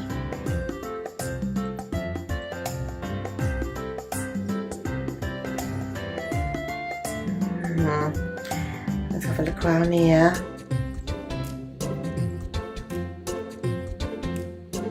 Let's say... Nope, no one over here. Oh gosh. No one over here. No.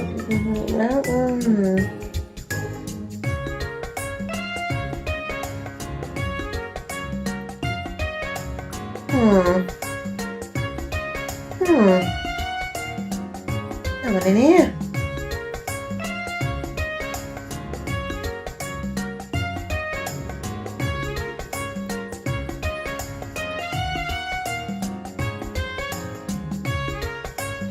Where could they be? Gosh, where could they have gone? I've looked everywhere. And I know all the best hiding spots in here. Where could they all be hiding? Where did Tina and Tim go? And where is their friend? Can you count to 10 in Shona? And who on earth is Zoe? Find out next time on Tina and Tim's Adventures on All Things Zoe 2015, right here on YouTube.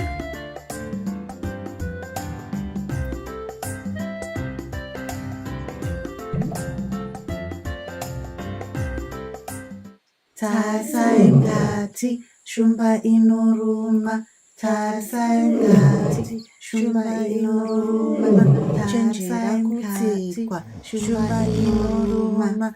Chenjera kutsikwa shumba inoruma. Zai rakawora. What do you think Eddie's doing? I don't know. Is he really sleeping? It looks like it. Should we wake him up?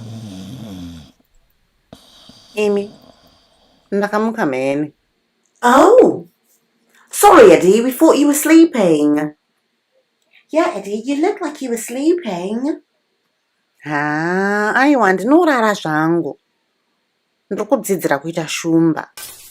You're learning to be a lion? Why on earth you do that? Ndakaona paTV pachitaura nezveshumba. Vakati shumba dzinogona kurara kutosvika maawa 20 pazuva. Lions can sleep for up to 20 hours a day? You've got to be kidding. Aiwa, ndinorevesa. Kumwe kurara, kumwe kungozorodza maziso. Ndizvo zvaitaura pachirongwa chacho. Oh, so they only nap sometimes? I see. What else do they tell you on the program, Eddie? Urikuonei chikwazi? Yeah, Ichi chinonzi zenze yeshumba. You mean the mane? Zenze.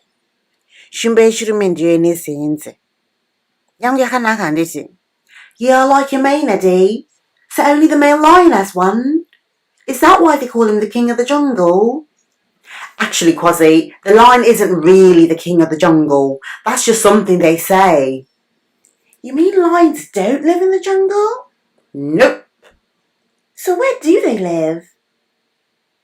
Why don't we ask our friends that? Friends, do you know where lions live? The jungle, of course. Where else have you seen them? At a zoo. Where? At a zoo? Lions live in the savannah. I don't know, but I think so. In the forest and in the zoo. In a field. Maybe one field. So, lions live in the zoo and people are looking after them, but the ones in the wild live in the savannah in places with water and a bit of cover for shelter. So they don't live in the jungle, but it does make a really cool song.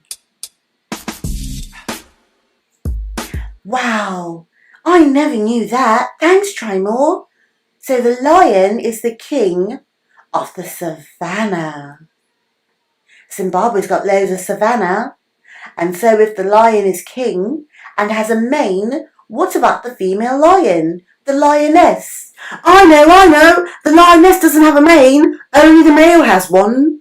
The mane covers their heads and necks and stretches under their belly. And it can be really dark too. Wow. But the lionesses are brilliant. They're the ones that do most of the hunting because they're better hunters than the males. I heard that a lion can run at about 50 miles an hour for a short time. That's really fast. I bet they can catch anything at that speed. That's faster than my mum's car. So what kind of food do lions eat? Shumba manje. Iwe. Shumba inongodya nyama chete. Chete. Hapana chimwe. Yeah, I heard they only eat meat. Iwe. Shumba inofarira nyama chekuti pano manje. Painovhima inogona kubata mbizi kana kongoni. Iwe. Inotobata nyama inokwana mhuri yese. Kana dzese dzaguta dzombozorora kwemazuva. What? You mean lions only eat every few days? And they live in groups? Yes, I've heard that too. Lion groups are called a pride. I heard that there can be up to 30 lions in one pride with males, females and baby lions. What's a baby lion called anyway? A baby lion? Well, try more. Why don't we ask our friends if they know what a baby lion is? Friends, do you know what a baby lion is called? A cub. A cub, of course. A baby lion is called a cub. Baby.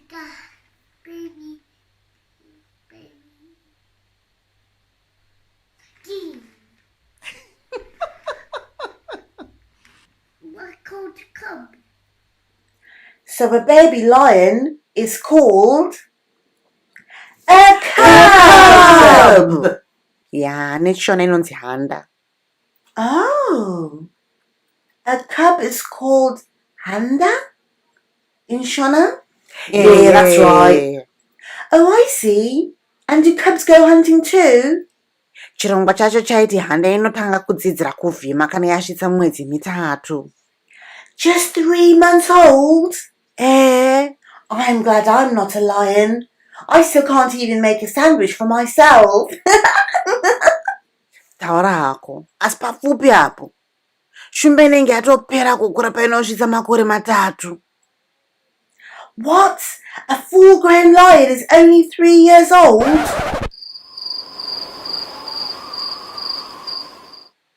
Saka shumba dzinombofanana nekitsi dzepamba handiti? Hadzisi dzekutamba nadzo shuwa. What do you mean, like other cats? A lion's cats? Like Farina? Kwazi, shumba naFerina vatoneukhama ufunge.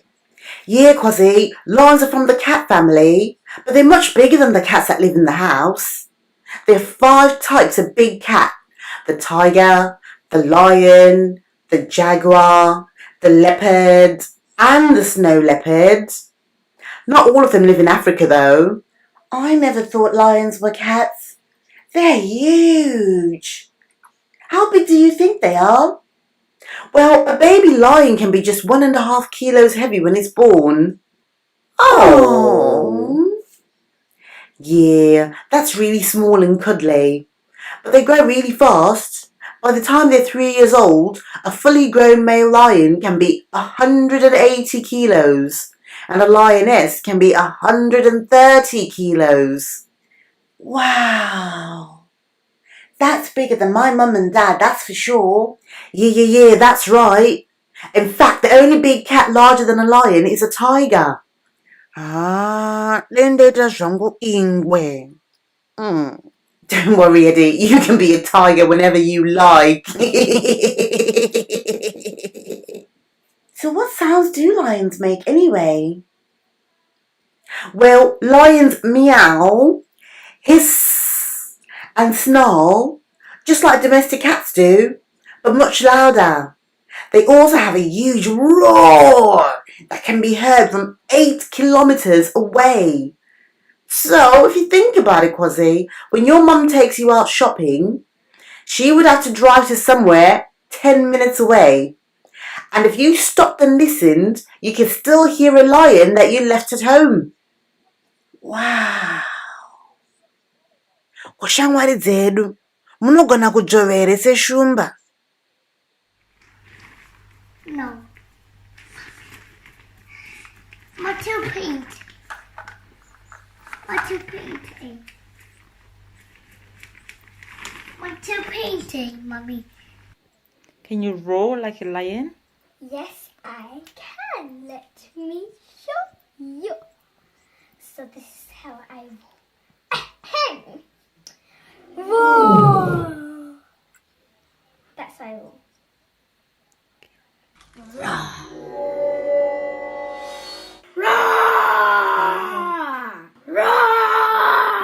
Ya, shumba idzo dzinotyisa mheni. Saka indofarira zvangu shumba. Musandichinje zvenyu handiti. Nhasi ndinonzi Eddie Shumba. What do you know about lions?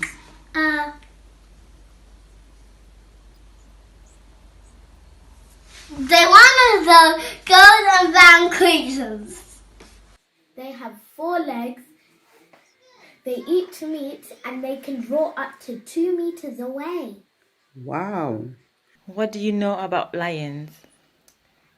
I know that they're yellow and furry all around their body, and they sometimes have babies.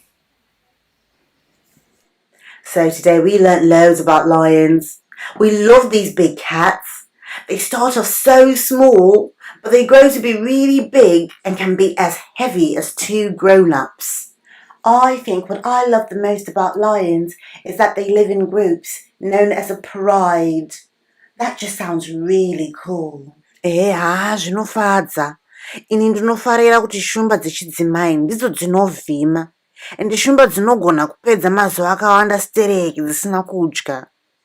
Dzakangokotsira. But they can eat a whole zebra or wildebeest in their group when they do eat. That is huge. Yeah, the lion really is the king of the savannah, with a really huge roar that you can hear from 8 kilometers away. Shumba inofadza iwe. Inodzidzira kuvhima ichiri handa. But it can grow from a cub to fully grown in just 3 years. And then it can run at up to 50 miles an hour. That's a lot of growing and a lot of speed for anything. Taura hako iwe. Nsaka ndichifarira zvangu shumbeni. We love lions!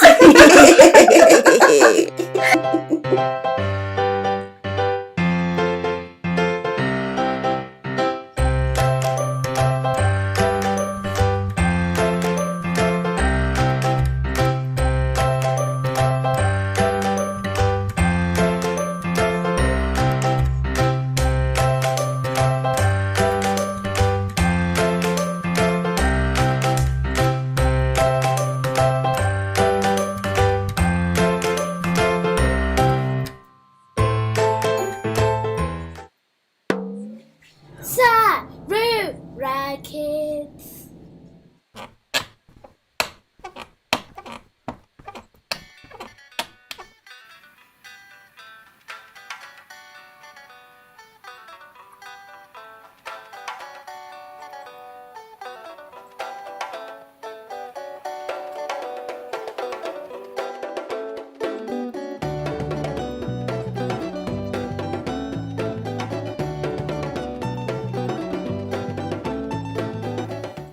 Vepano. Asvikai zvenyu tiri muno, tiri kulaunji, uyai zvenyu. Masikati mai, maswera sei? Taswera maswera zvenyu, makadinyu maitiresi? Ndiripo zvangu. Ko, mana varipi? Mama wangu, kurukura hungu wapotswa shuwa. Nhasi tandapindana nazvo. Kuchichaitika nemai, musandityise. Vana vari kupi? Usanetseka nezvako munhu wangu. Mai zvose naJunior vakakotsira. Asi takatoswera nezuro manheru ose. Takarara takagara ufungako. Chii chandaitika futi? Aiwa, zvawasvika kudai so, regeni ndichimbomira. Ndanga ndamboenda paindaneti, sezvo indaneti yedu yanga yatombotidzokei zuva rese ranhasi. Ndakati rega ndimbotarisa kuti pane chandingaite here kuti ndibatsire mwana wangu. Uye akatidye. Hachisi chikafu chevana. Aiwe maitiresi, unongozivawo chabikwa chaora. Ngatiuye tidye, ndikuudze zvanzvaitika nezuro takarara tiri muchipatara. Muchipatara haurive seiwe? Uya akani ndikuudze, uya tigare patafura timbokurukura. Saka iwe nhasi sawira. Ndanga ndakundikana ufungako. Ndikati kunai muedzo rutsei wanditsvaga kusvika pakadaro. Ko hapana chauti wandiudza kani newe? Chii chaitika? Ndimei here kana kuti ndiJunior? Ndiani chaiye akuvara? Mumwe wangu, ndatozvishayirwo pasvo ufungako. Handiti ndakakudza kuti nezuro taida kuenda palake Chivero. Wakandiudza? Zvino nezuro tasvika manje palake Chivero. Tigotamba, tigonakidza zvedu. Nguva yatopera takuda kutodzokera kani kumba. Junior ndoshaya kuti akambozvifungiswa nechi, agoti ndikuda kudzokera mumvura yamai. Ndakati hande zvedu, tingoti kamwe chete tondabuda futi. Saka chii chakamva chaitika? Zvino ndikangoti rega ndingoti nemwana wangu afaro apedze shungu. Tikati tasvetukira zvemumvura. Kungodai so zvishoma. Ini zvese nemwana zvese nechikepe chacho kudubu mvura. Haureve seiwe? Chokwadi kanofungikani. ndakatozvishaira pazvo. Ini ndikakurumidza kunomusvetukira jena ndikamusumudza ndikati hutu, ndikati naye ndikadhonza nechikepe chiya. Ndakatoshaya kuti ndakazvita sei. Imi maimai musadherere imi. Kana mayatsovhunduka imi munosumudza chikepe chiya kuita kunge bepa chairo. Ndakatozvishaira pazvo. Ndigoti navo vese kuchipatara nacho chikepe. Muchichikaira chikepe imi. Hongu ndakachichikaira nemunzira mesomo. Vanhu vese kunditarisa kunge ndakupenga unoziya. Saka chichi chakaitika pamukasvika pachipatara. Takaita rombo rakanaka mumwe wangu. Unoziya musi wemugovera kudai so, chipatara chinenge chakazara nevanhu zvisina kamboona. Takangosvika tichingoonekwa ipapo nachiremba zvese. Kwasvikanzi china chiremba? Chiremba akangotariswa mwana. Hapana zvavakaonawo zvavo nezuro. Asi vakangoti chii? Ngaangorara ari muchipatara nezuro manheru kuti vangoongorora. Dzimwe dzenguva nditi vanenge vachidongoongorora vakangotarisa mablood pressure.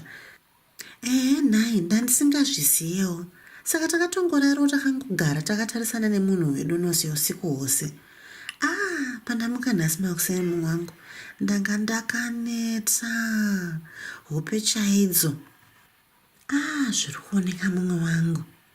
Aiwe maitresi. Chokwadi mudzimu wako paronda wati nhunzi dzekudye. Tototenda kuti tichiri vapenyu chete. Zvingadai zvatoipa zuva ranhasi takutotaura imwe nyaya yofunga kumumwe wangu. Mai mei ndivo vana vacho mufunge henyu. Muchazozviseka zvenyu neramangwana mufunge. Mheno pamwe ndizvo asi zvanhasi ndakaneta zvangu ini. Saka nhai uri kubvepi uri kuendepi? Asi wamwenda kuti kukarati nhasi.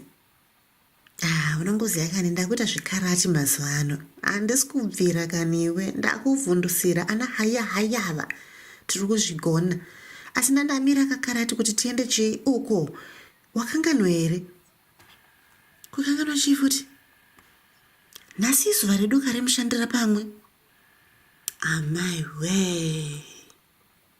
Kukanganwa zvangu mai we. Zvino ndichaudzani. Netero yacho chete kani. Ufungako dai chitoti kana ndangopedza zveindaneti ndichangodya hangu chikafu changu ndandatonokotsira. Aiwa musazvinetsa zvenyu maimei. Ini ndichadii nhasi ndichaenda ndonobata ndima yenyu. Mune ramangwana pamwe mungangozondibatsirawo neniwo. Mukadaro mune mandibatsira zvisina akamboona. Kukanganwa zvangu zvamu chose.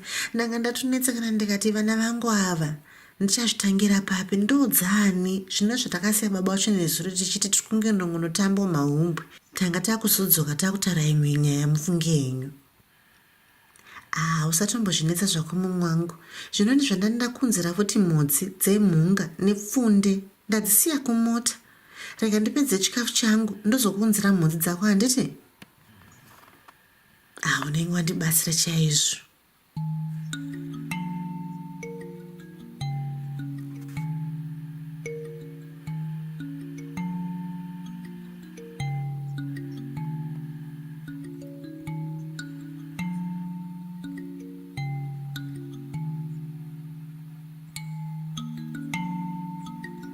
Kazwai mai Tracy. Kazwai mwanangu. Wakadii hako? Tiripo makadii zvenyu? Tiripo zvedu. Iwe watomuka here nhai mwanangu? Kana kuti wakumbonodzokera unokotsera zvakare? Aiwa mai ndatomuka zvamweni. Asi ndakudombonotamba neshamwari dzangu. Ndokumbura kunotamba panze. Enda zvako mwanangu. Asi ugare pedyo pandokwanisa kukuona handiti? Hongu amai. Kurumidza zvakare kudzoka wazvinzwa. Pandichapakura chikafu chemanheru ungowadzoka handiti?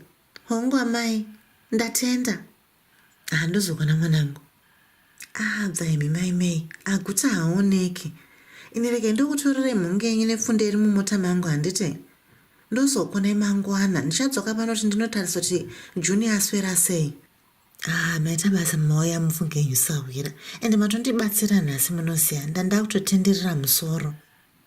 Musazvinetsa zvenyu maimei. Ndo vana vacho. ndokukura kwacho muchazviona zvenyu. Apo padoko zvapapa. Vana vacho, mashiripiti chaiwo. Usandidaro shamwari, ndingasatotamba nhova. Tarisai mukati, shumba inoruma. Tarisai mukati, shumba inoruma. Chenjera kutsikwa, shumba inoruma. Chenjera kutsikwa, shumba inoruma. Tsai rakaora.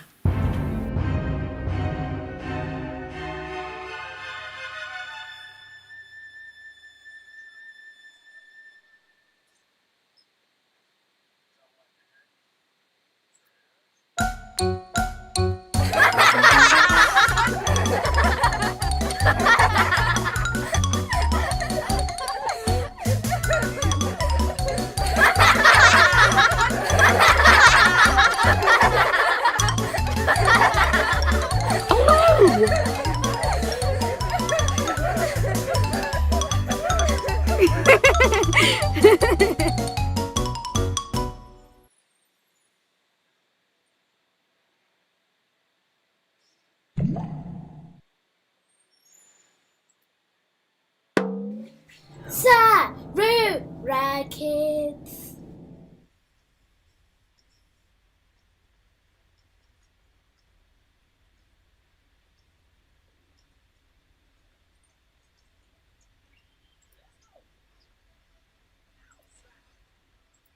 Nai Lakmo, ndiri kubhoikana. Kuwabhoikana nei futi nai hanzvadzi. Kungoshaya zvangu chekuita. Apa futi ndine nzara. Kokasi wakangano here zvataura namai nababa. Zvanzi zvavari kubasa kudai so, isu hatifanira kuti tibude panze. Ini hapana chandinotya ini. Hautya hodzongwe iwe. Hodzongwe dzipi futi? Anodiwa navo ngai? Aiwawo, ndova ungati vanotyisa vaya. Aiwa, hande mani. Ndakanzoti vanochengetera chikafu pamba pavo. Susan, tanzina mama tisaende ikoko. Uyezve, kana zviri zvechokwadi, ndakanzwa kuti ano navongai vanofarira kudya vanhu sesu. Vakati kana vakaona vanhu vanenge iwe neni, vanoti tisu chikafu chacho. Asi hatisi chikafu wani. Unodzane anoteerera.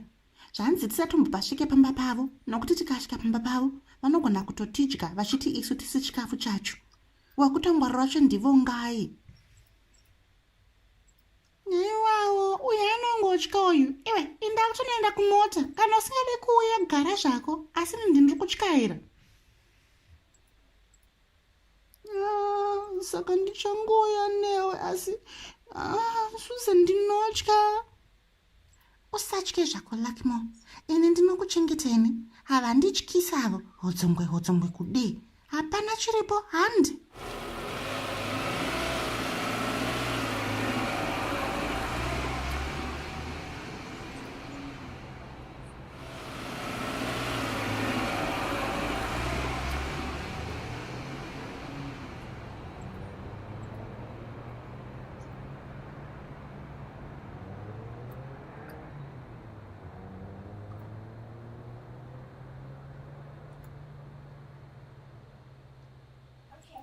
Urikona chii Susan? Lakmo, ngatitarisi. Varimo. Zvinosaka todinai Susan? Wona mvuu dziri apo. Pane mvuu sha. Saka handi pane mvuu handiti? Hongu handi. Asi ngatiti chiseveseve. Chiseveseve, okay.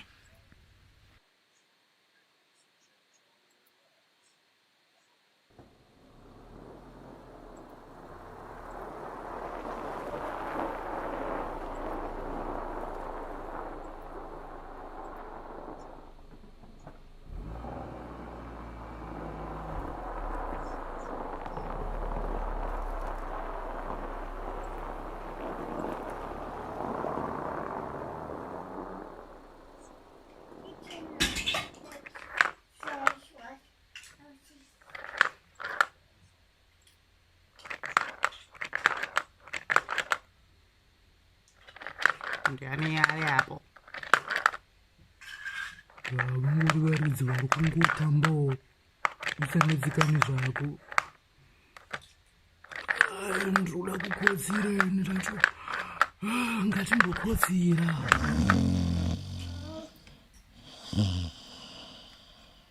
Wanda.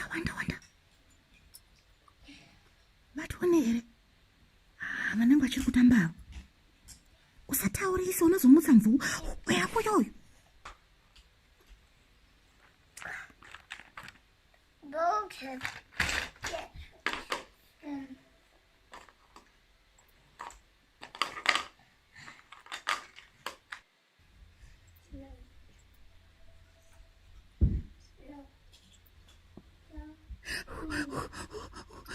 Achiona here anenge asina chaaonayo. Nyarara akudzoka.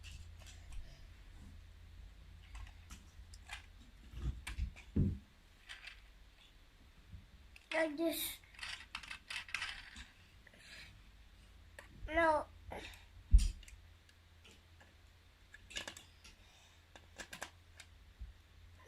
No. I never had that.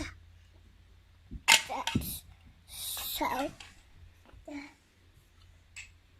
That's Superman.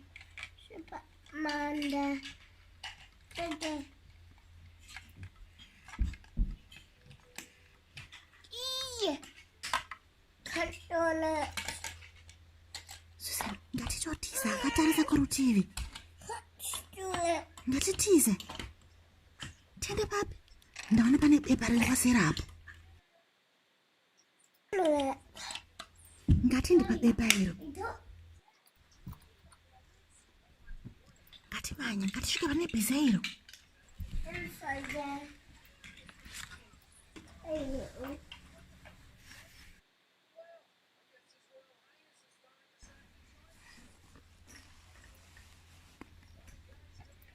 Saka zvanzi chikafu chacho chiri papi? Zvanzi mune chikafu. Bhokisi riri paseri apo iro. Iroko.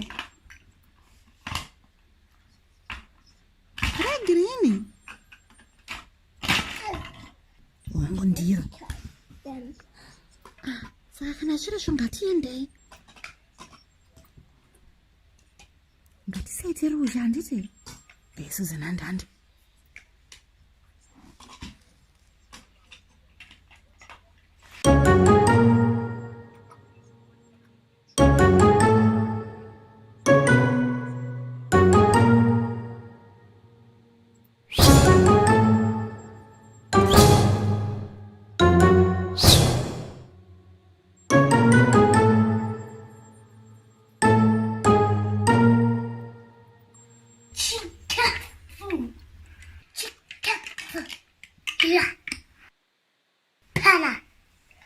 Susan, taonekwa.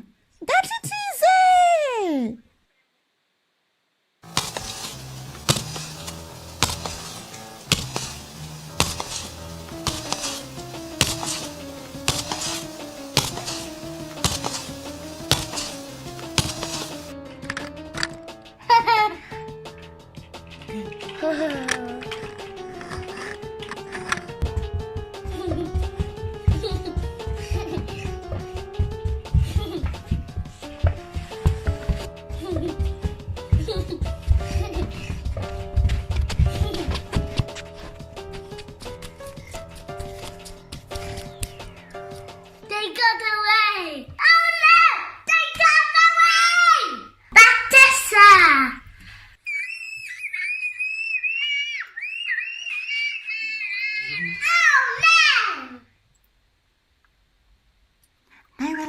Tanga tatoparara. Ndosha nandishitsaka nikukuudza akani naiwe Susan, iwe hauteerere. Ndakuudzoti zvanzi namai nababa tingogara pamba. Dzikama kani hanzvadzi yangu. Yanga isiri nguva yedu yekuti tiende. Ina ndichatombopabude futi ipapo. Ndinoshaya kuti vanga vachiti tiri zvidhori here kana kuti tiri chi. Havazvionere kuti tiri vanhu.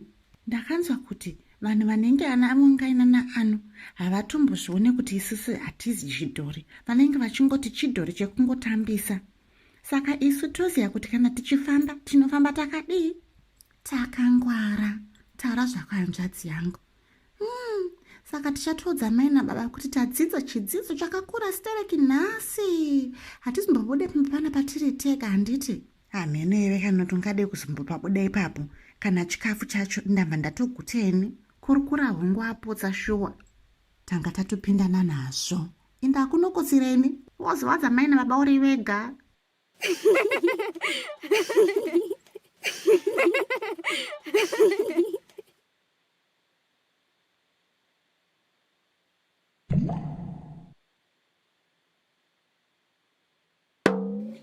Sarura Kids. Tinorimane, badza, huni dzinosungwane, rodzi, mananga anobikirwa muhari, huni dzinotemwa nedemo, hove dzinoraurwa nechirauro, nyama inochekwa nebanga, ukatonhorwa dziya mushana, ukapiswa garamu mumvuri. Tinorimane, badza, huni dzinosungwa rodzi, mananga anobikirwa muhari, huni dzinotemwa nedemo, hove dzinoraurwa nechirauro, nyama inochekwa nebanga, ukatonhorwa dziya mushana, ukapiswa garamu mumvuri.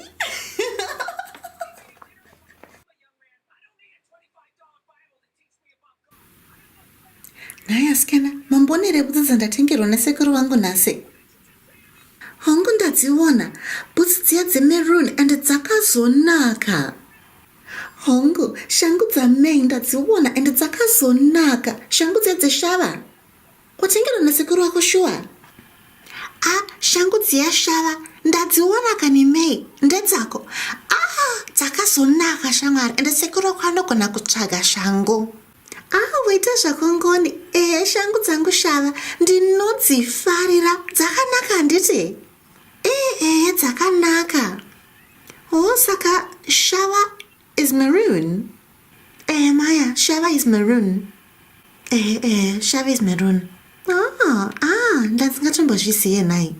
Koiwe ngoni, shangu nemedzo ndedzani?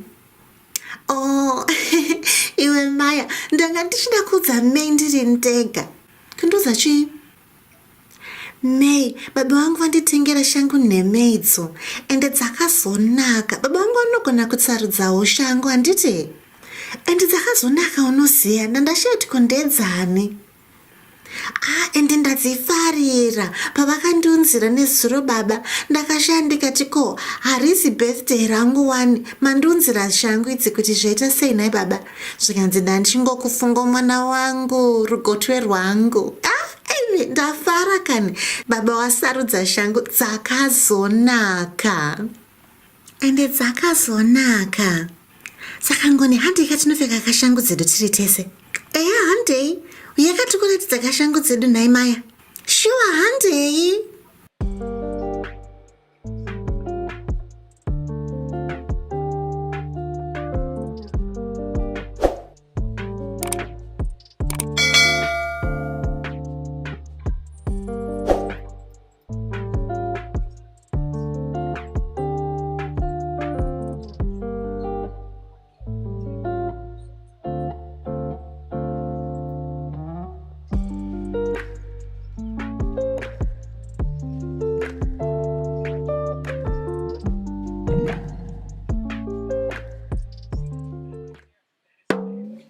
Sarura Kids.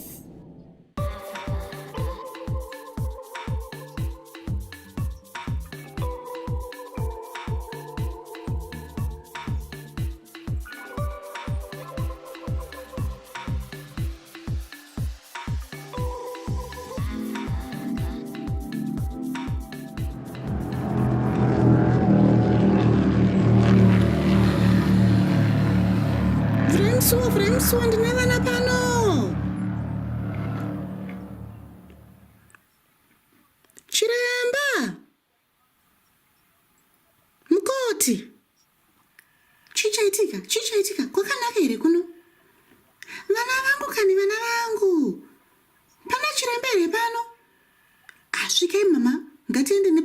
apo.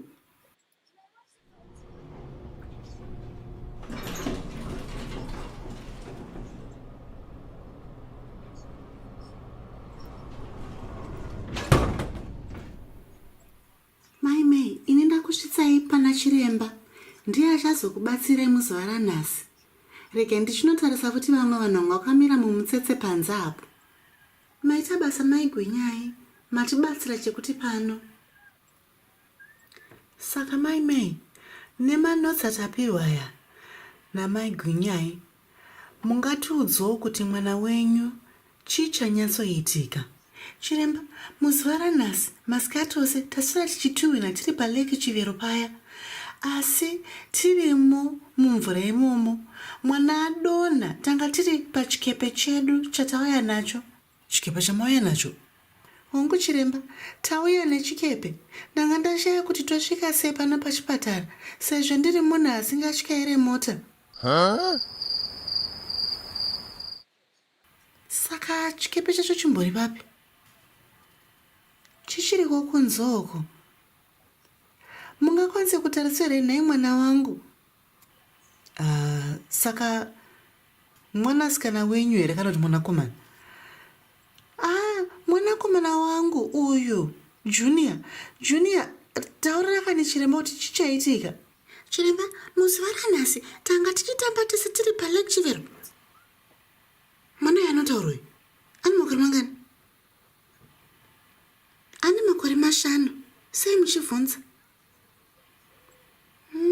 Ari kuitwa kunge mwana mucheche uyu. Ndine makore 5. Bvunzai mai vangu. Taura zvako mwanangu.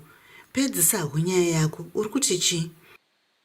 Saka nhasi tanga tiri paleki Chivero, ndikakudubuka ndikawira mumvura. Mai vangu vakasvetuka vakandiburisa mumvura muya. Mai, saka pamaburisa mwana mumvura, anga akachamuka here kana kuti anga atombofenda? Anga akamuka zvake chiremba, asi akosora mvura. Saka paakosora mvura ndopandati hazvina kunyatsomira mushe zvinezvi. Rega ndimhanyire pachipatara nevana ava. Zvinhu zvingazongondipandukira.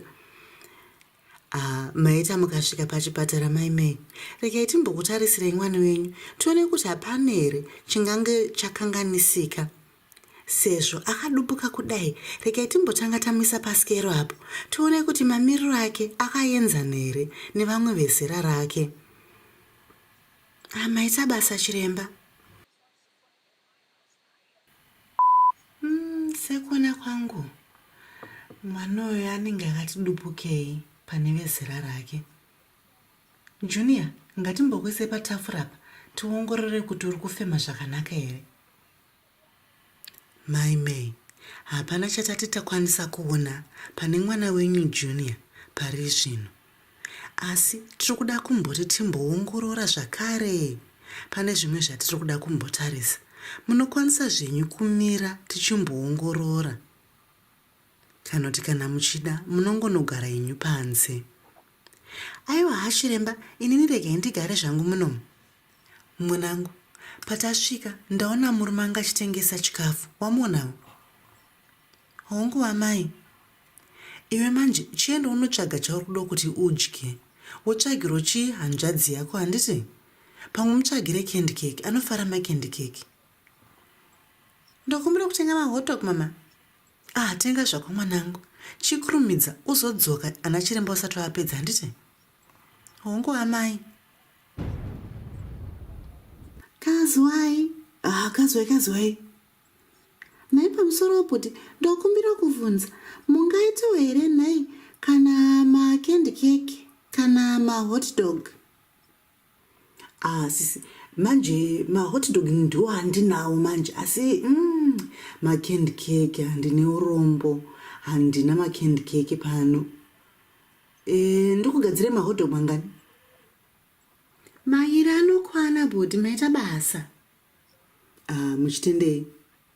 Asi sisi, mugodzawo mai venyu kuti vangwarire pavaisa chikepe chavo. Nokuti pavachisiya apa, panouya vanhu vazhinji sapano. Zvinhu zvinobiwa, handiti? Tinotenda, ndichavaudza. Vachiri kumusoro ikoko nehanzvadzi yangu. Asi vanenge vakutopedza kutoonekwa iko zvino. Saka tinenge taakuchisumuka. Naibhoti, mungakwanisa kutarisa chikepe chedu here chisazobiwa nevanhu? Musanetseka nezvenyu. Ndichachitarisa sisi. Mungoudzawo mai venyu kuti vachikurumidza, handiti? Hongo.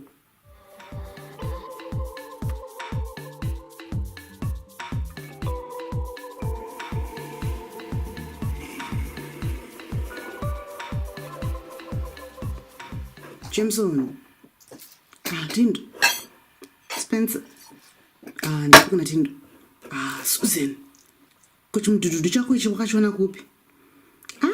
Iwe, ndakangochiwanawo pabasa. Ndakaudza ndikati kwandogara kuresa. Vakatokupa. Vakatondipa. Kuchako ichi chinombonzi chii? Ichi. Chinonzi chisegway. Segway. Hongu, segway. Wati waone. And chinoenda pese pese. Chinokwira futi zvese nemugomo zvose. Kunge tsoka chaiyo.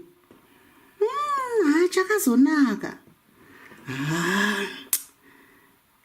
Vanhuwe, ndaita dambudziko pano. Dambudziko? Dambudziko rei futi? Ndine nzara sha. Ko tikudya nhasi masikati? Tindo, ndandambodzombobvunza chef, asi chef, vanenge ngati tingogara pano pachipatara. Zvinoko kana wakangu nzvengo ungonobata hapana chonga undobata kumba. Tindo zvindakudzaka indogara kuresa kuzona ndazosvika pamba ndozodzoka futi. Saka pananodzere panotengeswa maguru. Ndinoziva kamwe kasport so mudhorobha. Rega ndotengesa kamaguru. Unenge wandigona. Saka rega ndikubika saka mari yemaguru. Kuboys, nhasi rega ndikutengere kamaguru. Nangu ndingangoda hangu mazondo. Kwewo Spencer. Ini pamwe kana kangondigadzira kana kasadza nekalacto chaiko hande ndabo. Sadza nelacto chete. Kokochkei. Pamwe nditi nekasalad. Zvaspencer woga. Saka Susan wainzwa kaorder yacho. Hongu ndaibata. Maita basa. Uchitendei. Saka inirege ndichienda ka. Shangu nitoroka kana awa rimwe chete zvaro. Okay, sharp, tozogona paleta.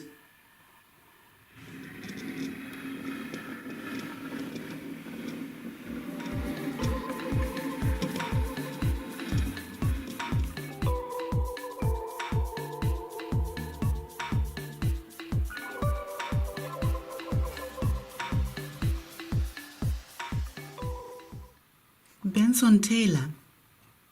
Hongu chiremba. Tingakubatsirei nei nhasi? Chiremba, nhasi ndanga ndiri paLake Chivero. paLake Chivero nai? Hongu chiremba, saka ndanga ndiri paLake Chivero ndichifara ndichituhwina neshamwari dzangu. Zvisinei ndadonha pamatombo ndigokwara. Saka wakwara papi? Ndadonha ndikakwara musoro chiremba.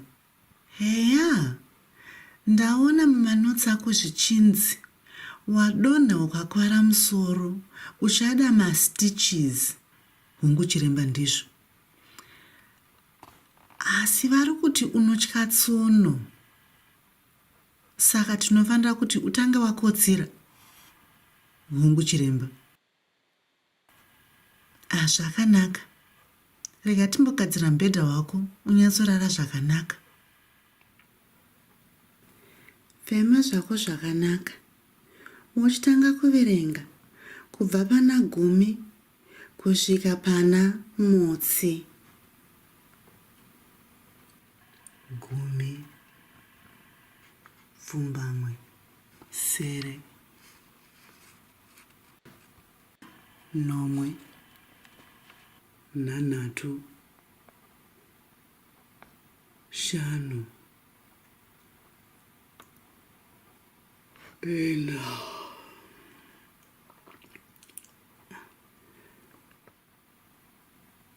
nhatu.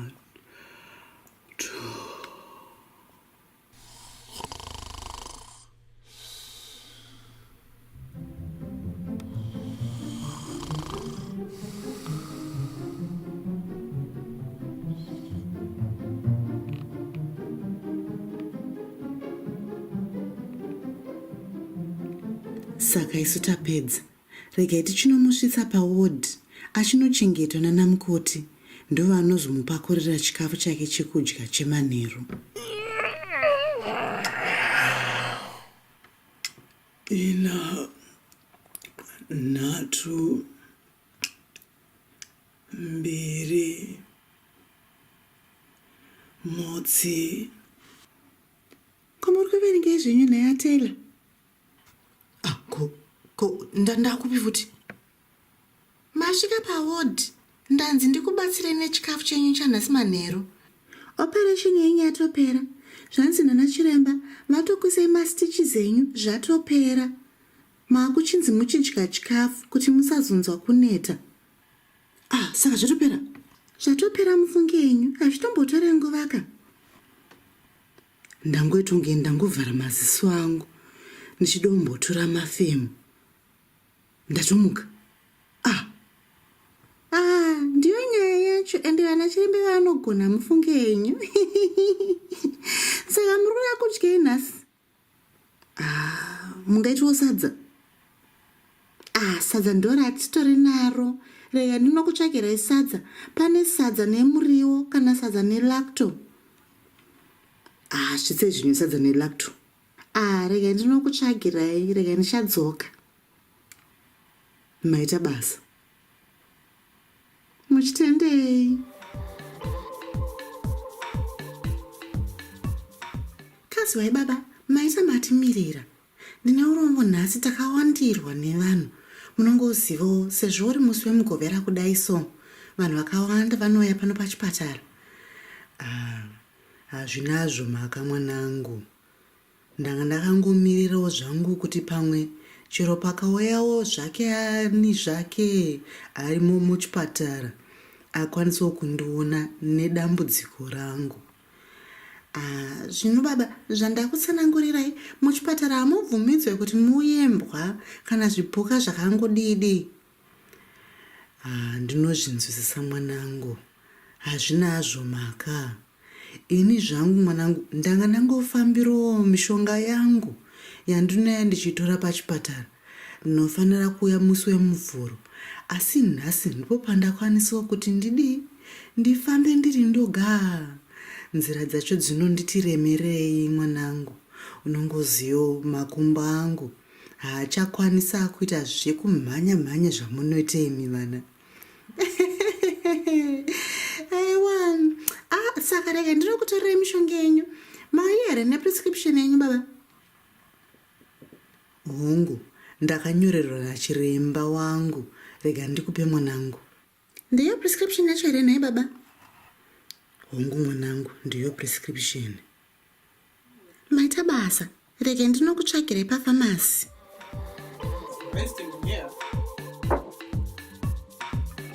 You think a bin liner on the window would help? Huh? Sarura Kids.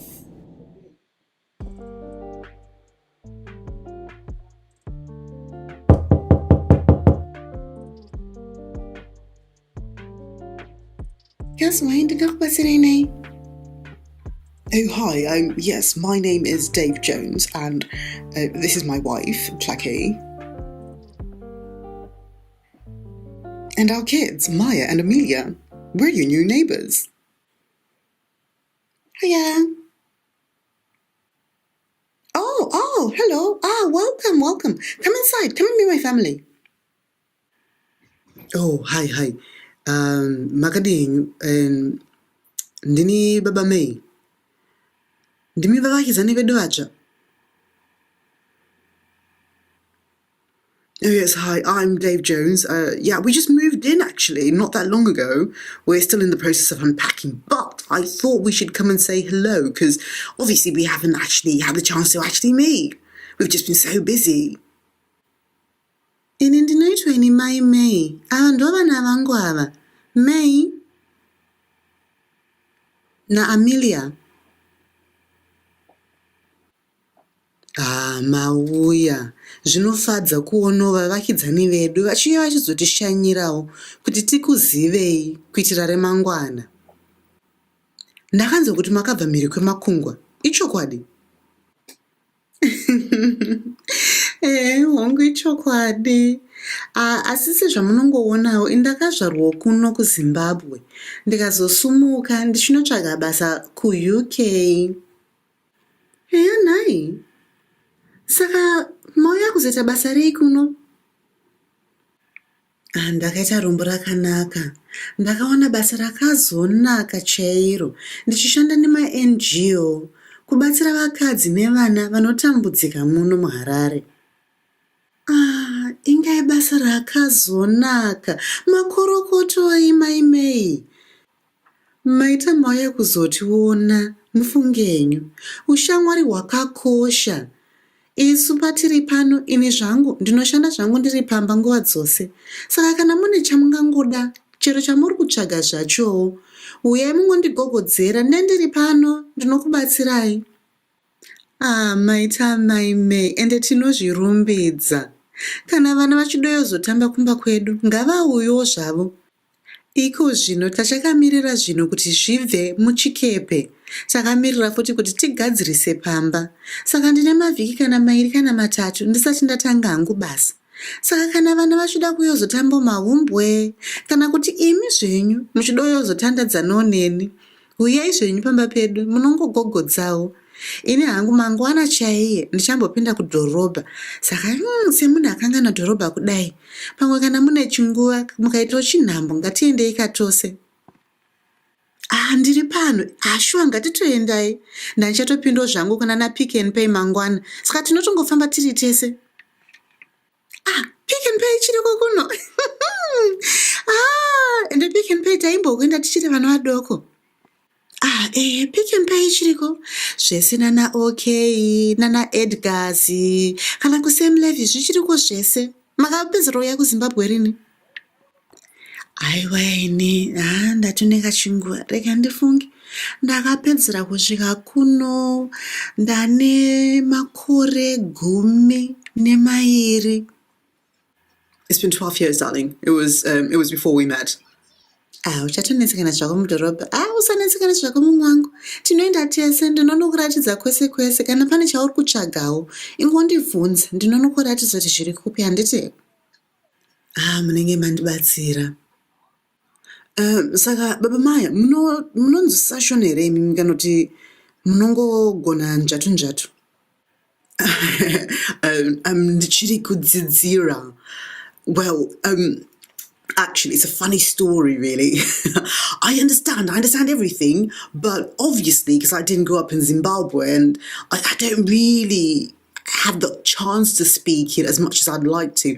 I haven't actually been able to say very many words, but Plucky's mum is always speaking to me in Shona, so over the years I've actually had to pick up a few words.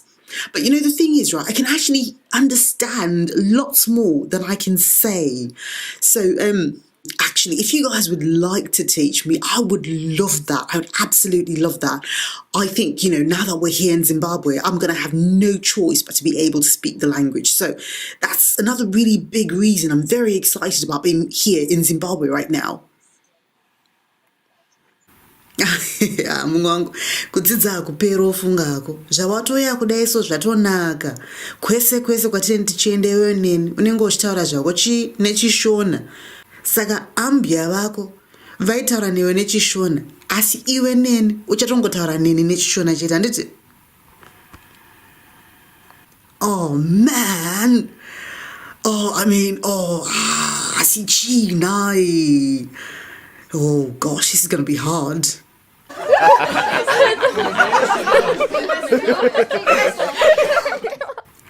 Oh, Daddy. That's silly. Daddy, if I can speak in Shona, you can speak in Shona too. Listen, it's easy. You just say, Neniwo ndichadzidza. And before you know it, you're also going to be learning lots and lots and lots of Shona words. Oh, chokwadi mwanangu. Wataura zvako. Don't forget, Devi, it's chokwadi, di. Kana uchitaura kakuti d, yemuchirungu, unotika d. Yeah, didn't I say that, hun? I said d. D. Yeah, d.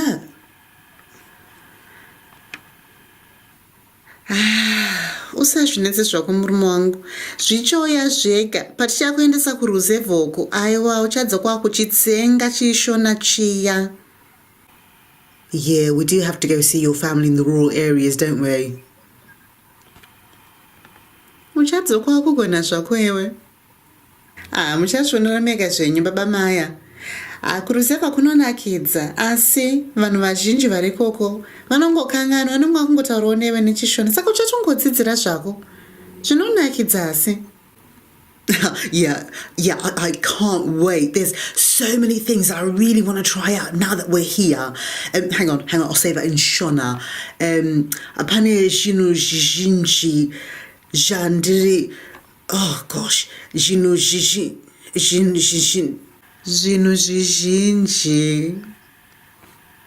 Yeah, what she said. Yeah, lots of things. I want to try lots of things.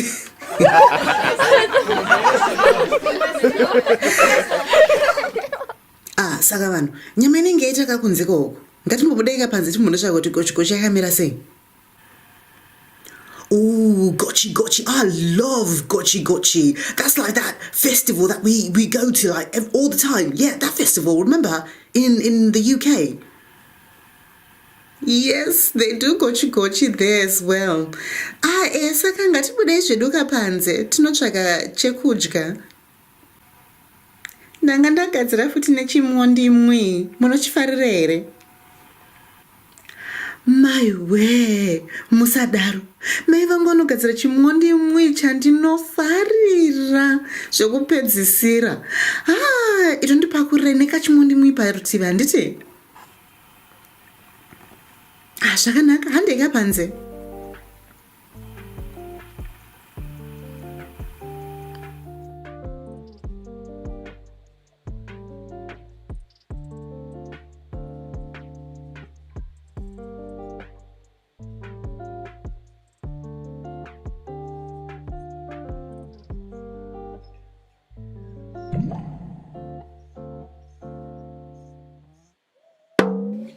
Sarura Kids. Mochi. Mochi.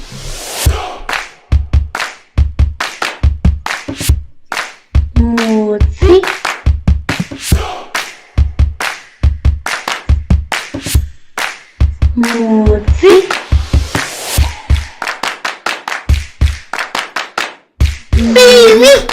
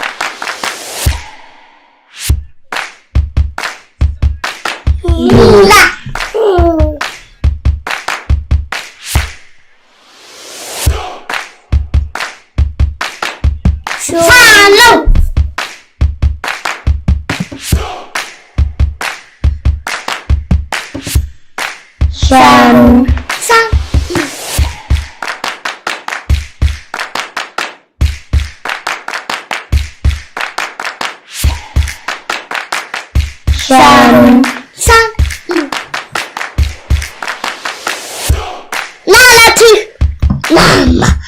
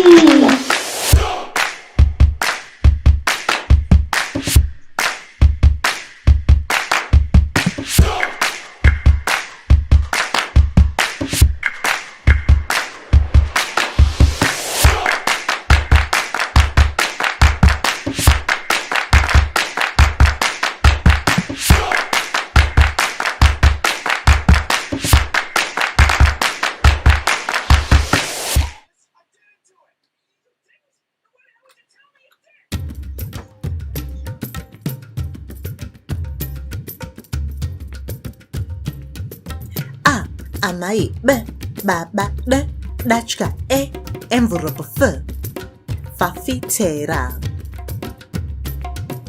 g gudo h huku I imbwa j jongwe k kongoni m motokari n nungu o orange p poto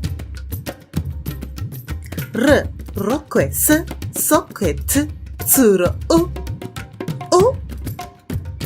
ufu v vana w wuyu y yambudza z zizi a amai b baba d dachka e envelope f fafitera g gudo h huku I imbwa j jongwe k kongoni m motokari n nungu o orange p poto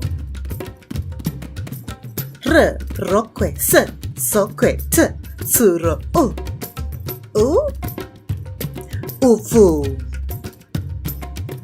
v vana w wuyu y yambudza z zizi tapedza.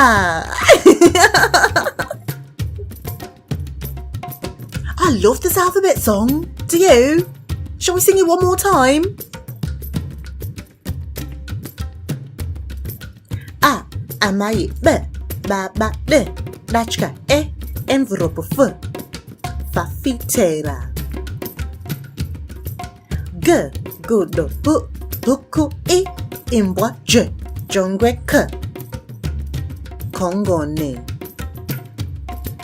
M, Motokari N, Nungu O, Orange P, P, Poto. R, Rokwe S, Sokwe T, Tsuro U, U, Ufu.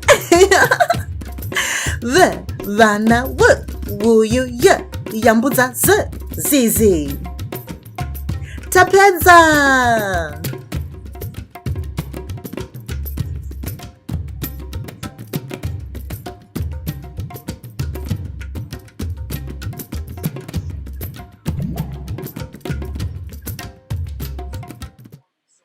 One, two, three, 4, 5, 6. Dave Kwazi, Korite. Yes, Kwasi, what are you doing? Oh, hi guys. I was just practicing my counting. Oh. You know what would be really cool though? If I could count in Shona. Yeah, let's count to 10 in Shona. Motsi kushika gumi. Huh? 1 to 10, Kwasi. Come on, I'll show you. Now, where did I put my balls? Come on, let's count together. You count to 10 in English. 1, 2, 3, 4, 5, 6, 7, 8, 9, 10. Okay, Kwasi, it's really easy. Let's count these balls together. Motsi, mbiri, natu, ina, shanu, nanatu, nomwe, sere, fumbamwe, gumi.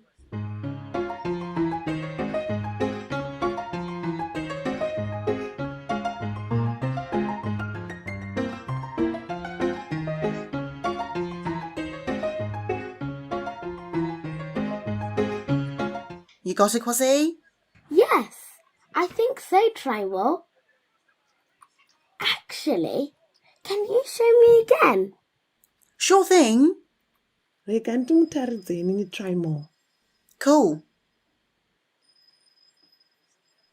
Motsi, banana, mbiri, grapes, natu, orange, ina, zai, shanu, batatisi, nanatu, domasi, nomwe, huku, sere, cabbage, pumbamwe, chibage, gumi, karoti.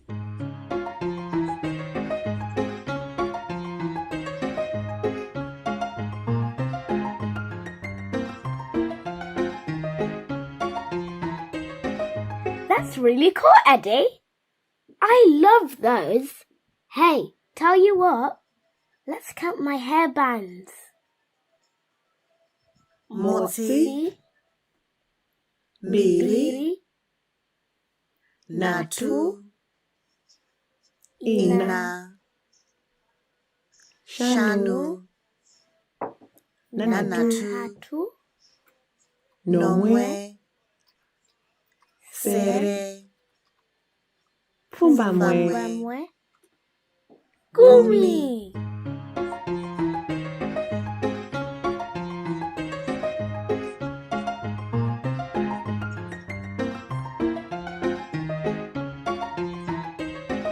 Count to 10 in Shona.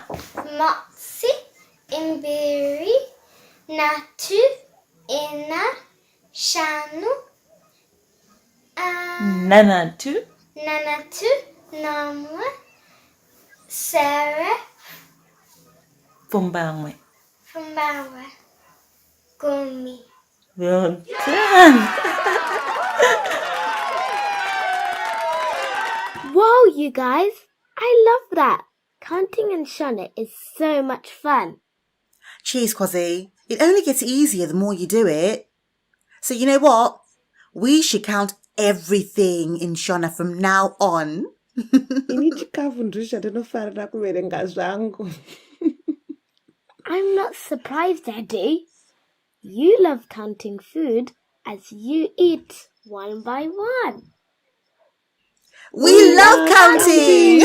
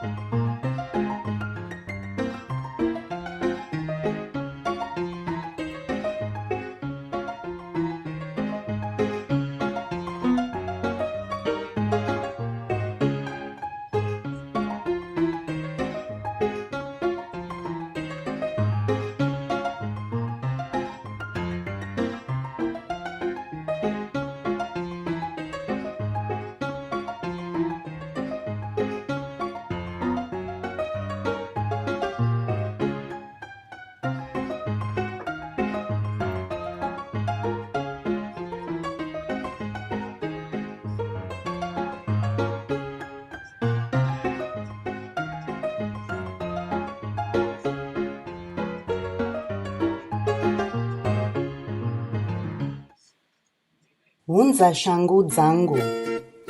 Ngano yamunounzirwa neve Sarura Kids.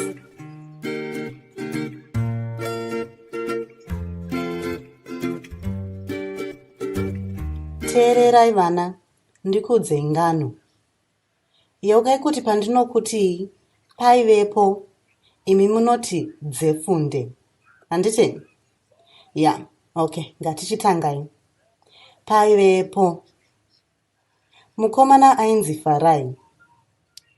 Nhasi ndiri kuda kukuudzai nyaya yakaitika kuna Farai.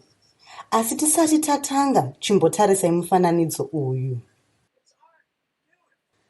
Ichi chinonzi chii vana? Ishangu. Dzokororai. Shangu. Magona. Ngatichitangai ngano yedu yanhasi.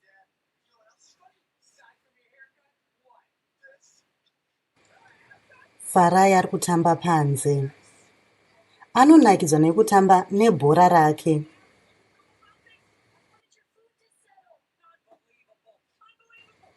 Baba vari kudeedzera. Farai! Farai! Hunza shangu dzangu. Farai amhanyira mumba. Apinda mumba mekubikira. Angawane shangu muno here? Ngatitarisei tese mumba mekudyira. Mune ndiro. Tinodyira mundiro.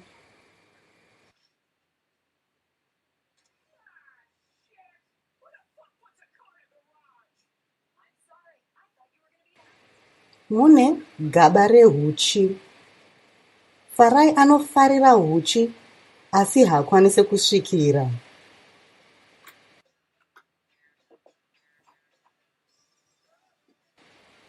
Mune fridge. Tinoisa chikafu chedu mufridge kuti chisaore. Mune mutsvairo. Mutsvairo unobvisa marara anenge adonhera pasi. Mumba mekubikira mune stove. Mai vaFarai vanogara vachibika chikafu chinonaka chekuti pano pastove. Vanobika nemigoti nezvipunu zvekubikisa. Dzimwe dzenguva vanoshandisa magravhisi. Magravhisi anobatsira kuti vasache kana vachiburisa zvinhu muoven. Hove yaFarai inonzi Dolly inogarawo mukicheni. Asi muna hamuna shangu nai. Titarise kupi futi?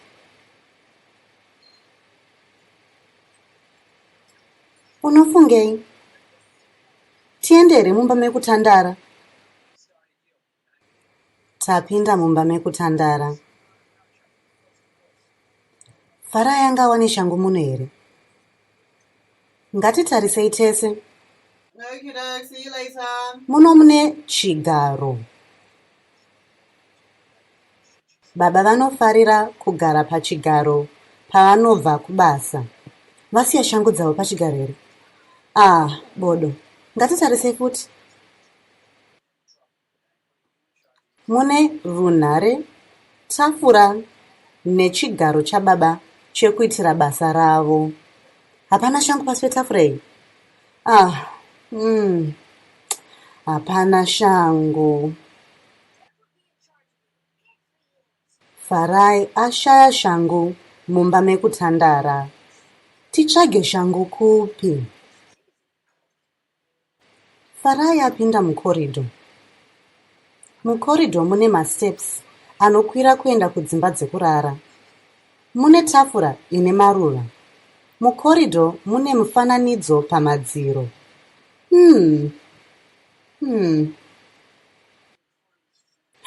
Hona! Shangu dzababa idzo! Tadziwana! Hande tinopa baba shangu dzavo. Maona vana, Farai azofara chekuti pano paona shangu dzababa. Apa ndipo panoperera sarungano rwedu. Tozoverenga imwe nyaya mangwana.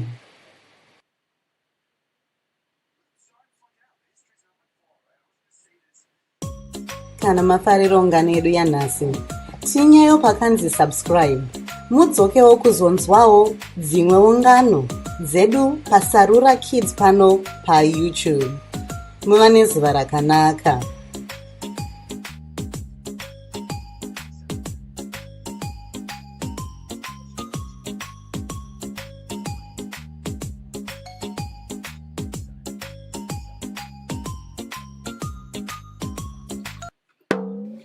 Sarura Kids. Fishy, fishy, go start.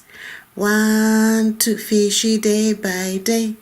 I'm a Debola, upside down, fishy day by day. I'm a Debola, upside down, oh fish. And the fish.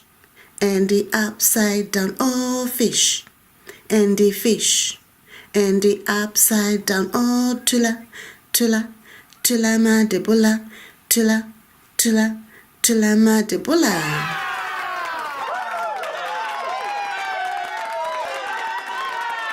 Fishy, fishy, go start. 1, 2, fishy day by day. I'm a Debola, upside down, fishy day by day. I'm a Debola, upside down, oh fish. And the fish. And the upside down, oh fish. And the fish. And the upside down, oh tula, tula, tula ma Debola, tula, tula, tula ma Debola.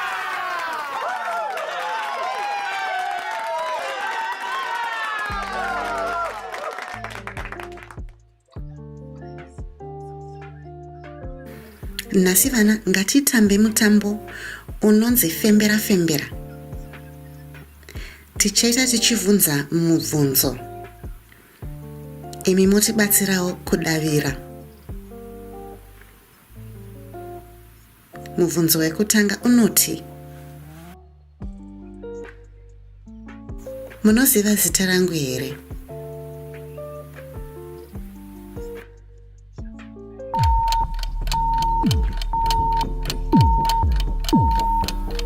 Ini ndinonzi Scholastic kana kuti Skola. Shamwari yangu inonzi ani?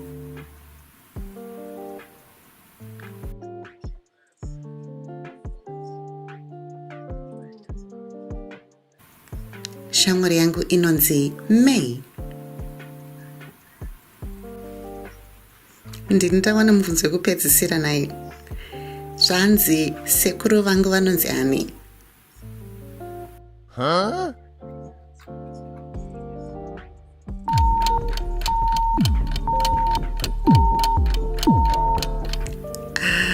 Ameno. Asi ndinombonzwa vachinzi sekuru Neva. Vanonzi sekuru Neva?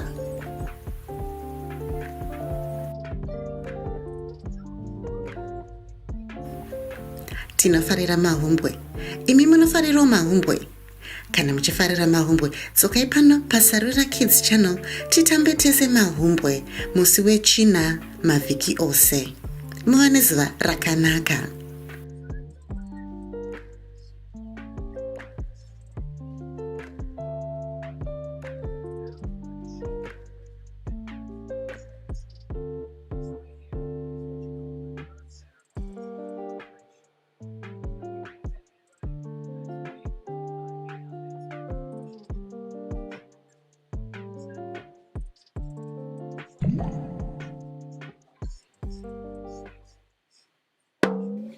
Sarura Kids.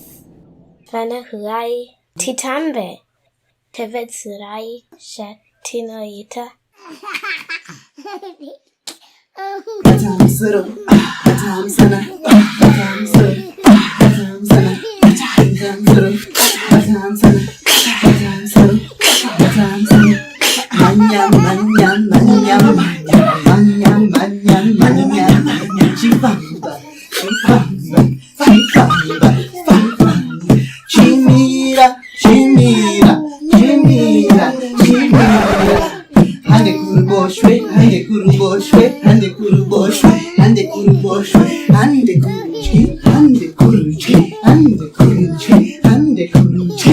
Manya, manya, manya, manya, manya, manya, manya, manya, manya, manya, manya, manya, manya, manya, chifamba, chifamba, chifamba, chifamba.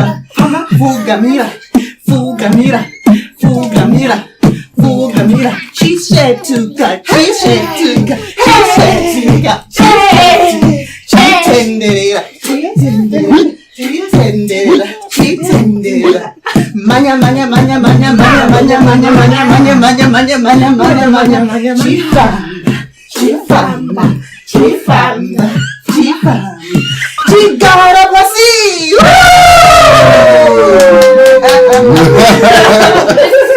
Eddie, Quasi and Primo. Yui. Ene naso kuri kupisa vedwe. Taura hako Eddie. Rega timbozorora takagara pamasora pano. Ine kana kusumuka handichada. Yeah, me too. But we have to get going soon. It's a long ride home from the countryside. I've really enjoyed our day out in the countryside. It reminds me a bit of Kamusha Kwelu. Kamusha? What's that? Oh, sorry, Kwasi. Kamusha is like our countryside in Zimbabwe. But instead of being just any countryside, it's where we come from. What do you mean, come from? Kwaunobva Kwasi. Ndio dzinza rako.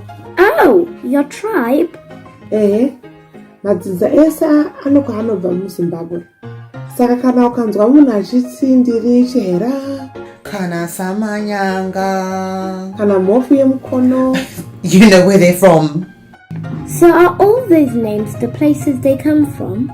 No, actually, those are the totems. Mutupo.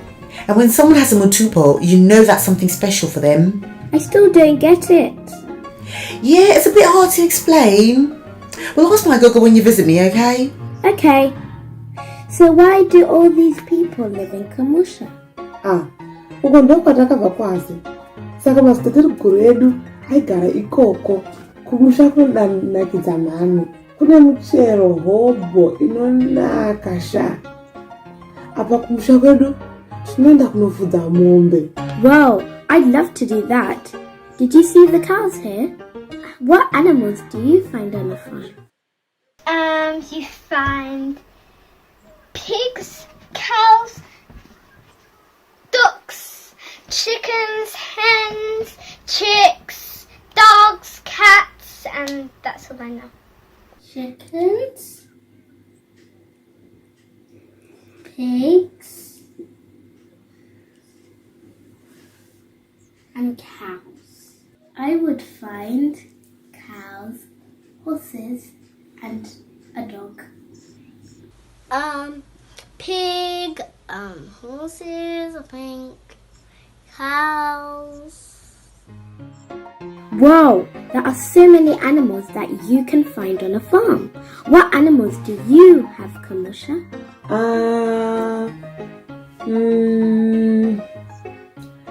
Kukucha kwedu kune mombe, wai, nguruve, mbudzi, kune madhongi, kune huku futi.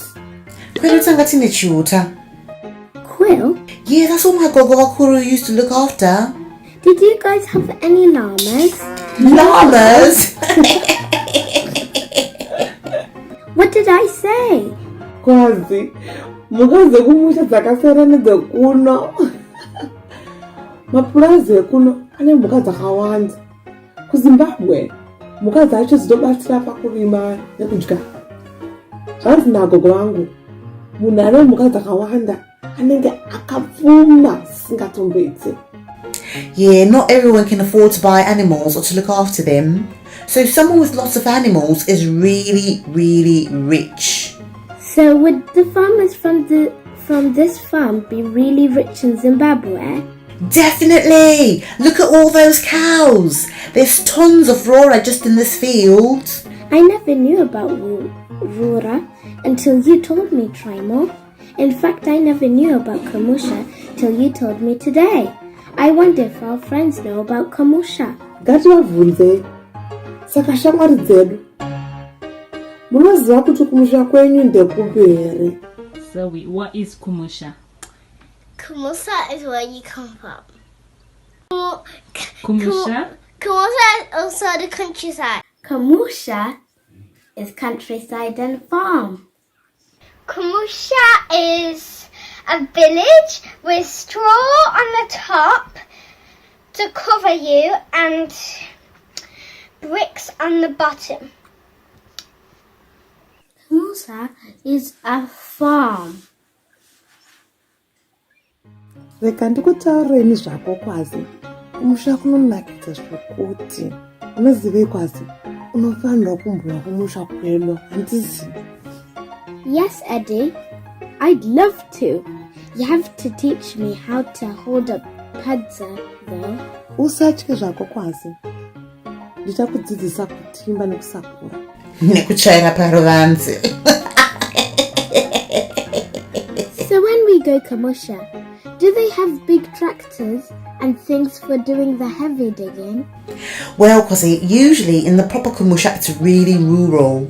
So they use mostly hoes and spades to do stuff. Ndizvozvo Trimo.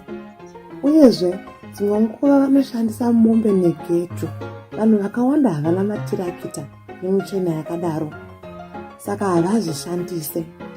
Whoa, that sounds like hard work. They don't even borrow them from the big cities? Kwete Kwazi. Kudhorobha kuresa. Handisati ndamboona tirakita kana imwe zvayo kumusha kwedu unomboziva. That's true. But the really cool thing is that loads of people live together, so it makes it easier to do all that farm work. I wonder if our friends know where their Kamusha is. I know. Let's ask them. Friends, do you know where your Kamusha is? At Zimbabwe. In Zimbabwe. I was born in England and my parents were born in Zimbabwe. Where's Zimbabwe? Zimbabwe? Africa. In Africa. Maybe in Zimbabwe? I don't know.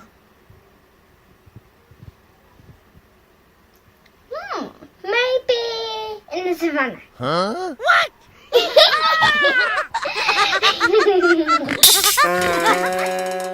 I really think you guys are so lucky that you have such an amazing place as your Kamusha. I wish I had a Kamusha too. Thanks, Kwasi. We love Kamusha and all our cousins there. But it's really hard work. My mum wakes up super early whenever we're there. Asi tinokurumidza futi kunokotsira. Zuva richingodoka, ini Eddie, mumagumezi angu zvangu. Eddie, that's because you love sleeping so much. Sha, ndisiyo zvangu. Ndichiri kukura, saka ndinofanirwa kurara nguva yakareba. But when you're not sleeping, you're catching up with all your cousins and family that live there. Helping with kurima nekufudza mombe nekudya michero yepamba neyemusango. Eddie, but I know you don't just eat and sleep all the day. I remember you telling me that you also really love hearing stories from your gogo by the fireside. Ichokwadi, ngano dzinonakidza. Ndakusuwa kumusha manje. I can't wait to see your kumusha. We love kumusha.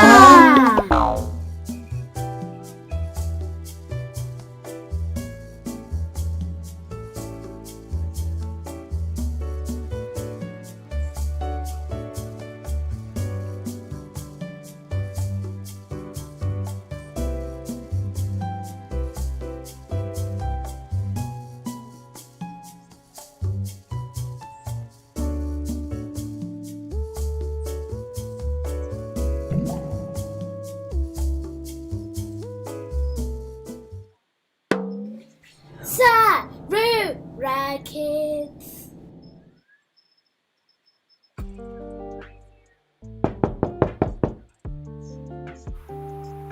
Pamwe hapana munhu. Ngatizodzokera zviri mangwana. Achimbomira pamwe achavhura. Kazwai, tingakubatsira nechei?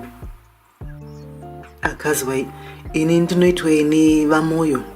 Uyu mudzimai wangu, mai moyo. Nevana vedu ava.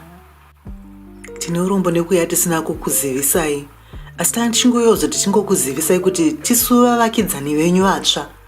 Oh, ndimi makatenga munda waitengeswa uyo. Hongu tisu.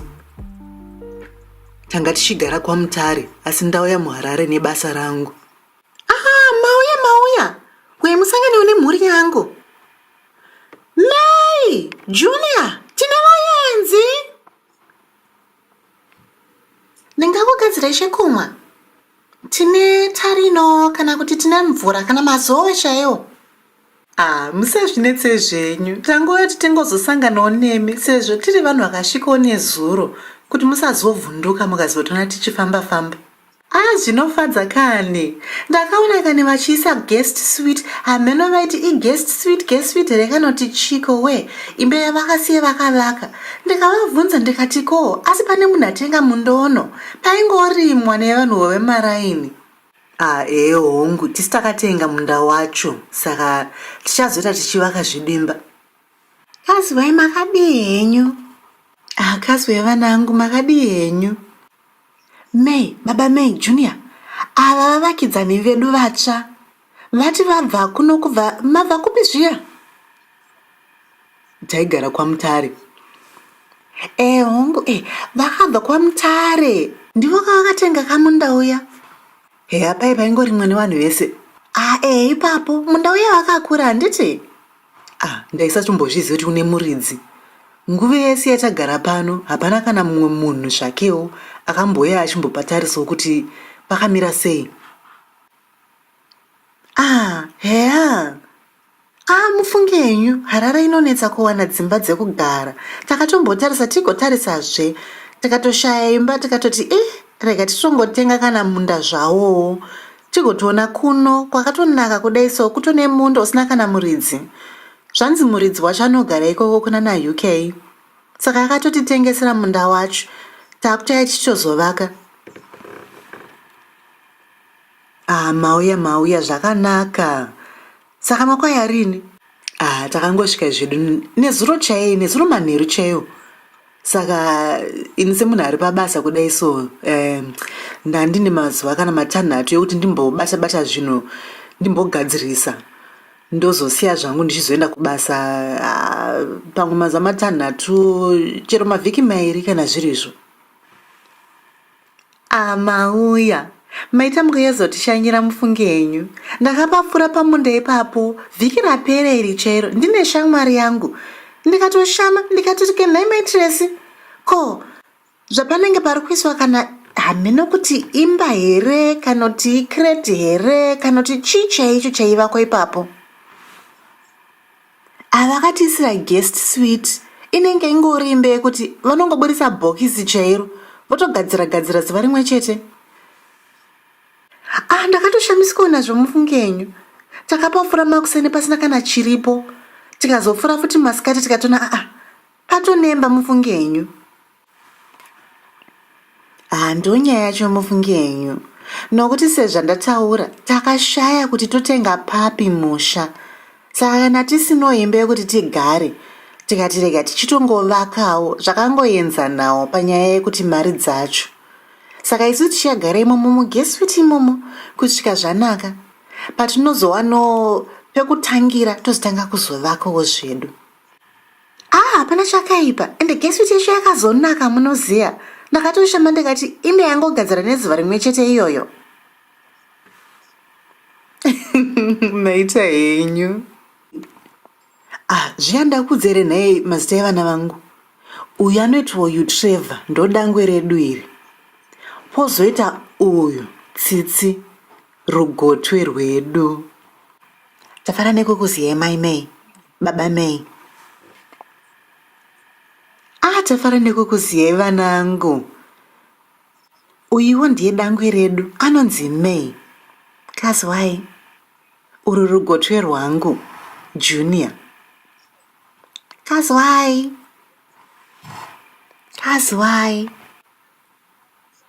Kana muchida kuyozotamba henyu mahomework kuno kuvana munouya. Ndoziva kuti panotangwa kuzovakwa manje pamba penyu panenge pasina nakidze kutambira. Saka kana muchida munouya muchizotamba panapa naMay naJunior. Ende maita basa mufunge henyu. Dzimwe dzenguva munoziva tinenge tingori inini zvangu naye Tsitsi wangu tichingomberereka. Uyezve kana muchitsvaga zvinhu zvekuita muHarare mudhorobhomo, ndinogonombokuratidzai zvinhu kana kukuudzai kumwewo kumbotendera muchienda. Harare inofadza mufungenyu. Kwamutare kunonakidza futi ndakatombokusvika, asi kana muchinetsekana nezvekuita muno muHarare, ingove muchingogogodza ndokubatsirai ndonokuratidzai. Maita basa mufungenyu. Ndine shamwari nehama futi muno muHarare, asi kuita vavakidzani vakanaka kudai so zvinofadza.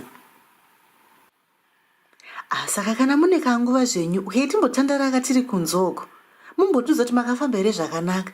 Sezvo muri vanhu vakafamba pakati peusiku kudai so, mumbotudza kuti nzira yacho yanga yakamira sei. Ndine shamwari yangu munoziva, akambofamba nzira iyoyo yekwamutare manje akati kwaitotyisa munoziya. Akatona mombe dzakatongorarawo munzira pakati peusiku munoziya. Pakati peusiku mufunge henyu vakatoita rombo rakanaka kuti vakakwanisa kusvika kumba vasina chakavawana. Nemuwo pakati peusiku apa munotofamba makatochangamuka. Kwedu kusaziya kani tinototi ndo takatosvika zvakanaka mufunge henyu.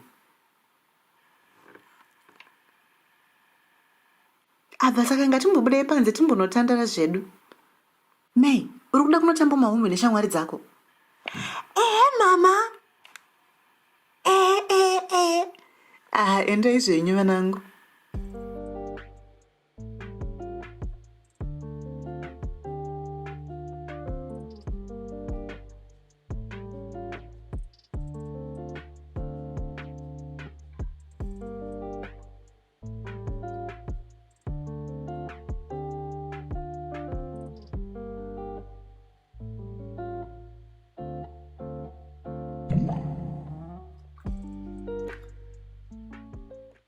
Eddie, Quasi, and try more.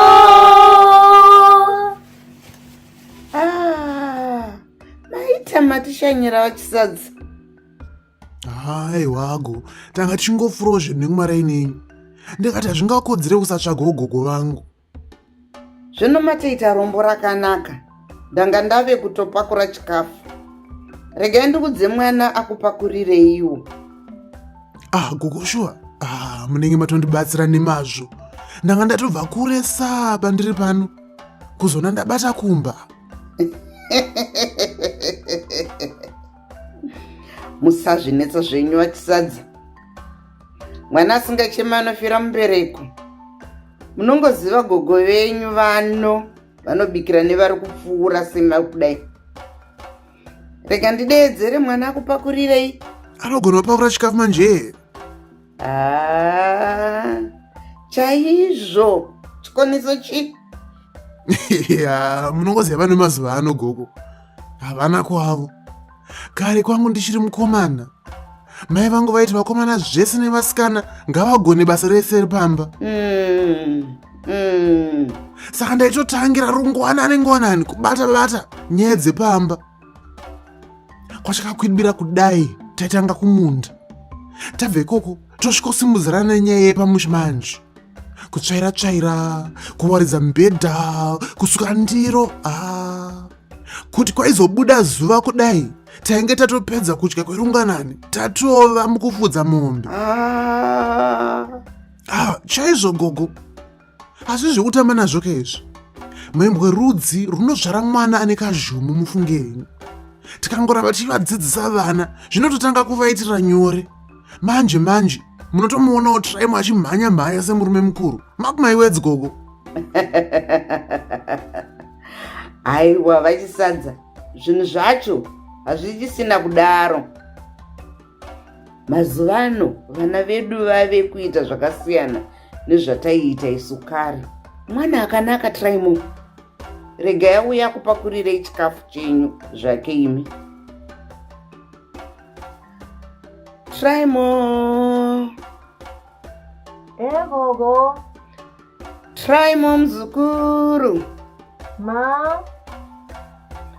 Doya kuno mzukuru wangu. Tine vaenzi. Kazwa wachisadza makadii. Kazwai. Kazwai wakangomira kunge mugamtiri wakatobata kudenga. What? Wati futi. Aiwa gogo, zvananga ndichazoreva zviya. Mwembwe rudzi. Aiwa vachisadza. Musazviremedze zvenyu. Handiti ndiko kudzidzisa vana kwacho. Totenda kuti atipawo chinhambo chekuti tibatsirane pano. Nai Traimo muzukuru wangu. Gogo. Muzukuru, nhasi tichadzidzira nezvetsika dzedu dzechishona, handiti? Manners? Yes, Traimo. Manners. Manners according to Shona culture. But I would like you to phone your friend Ruva. She can help you with this one today. Hande pa computer. And let's call her. Rorashe, how do you say hello to elders in Shona? Makadizeni.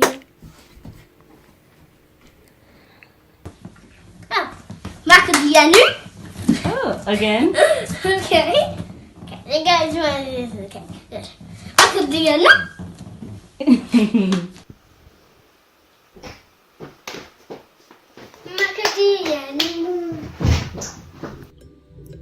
Hi, Traimo. How are you doing? Hi, River. I'm good, cheers. How are you? I'm good, thanks. What's up? Well, River, my Gogo told me to ask you about manners according to Shona culture. You want to learn about manners? Yes, River, manners. Tika. Oh, I see. Well,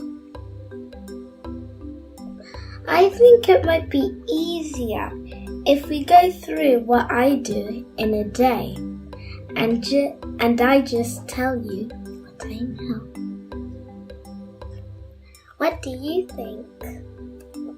Fine by me, go ahead. The first thing is when you wake up, you have to say good morning to the grown-ups. So you say Mangwanani, Mamuka, say. That means good morning. How did you rise, right?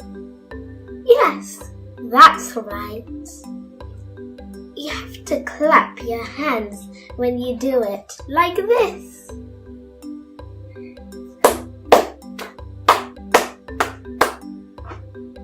Yeah, that's right. That's right. But my gogo tells me that I have to clap a different way. You're right, Trimo. Girls clap like this. And boys clap like this. And you also have to kneel like this. Like this. I see.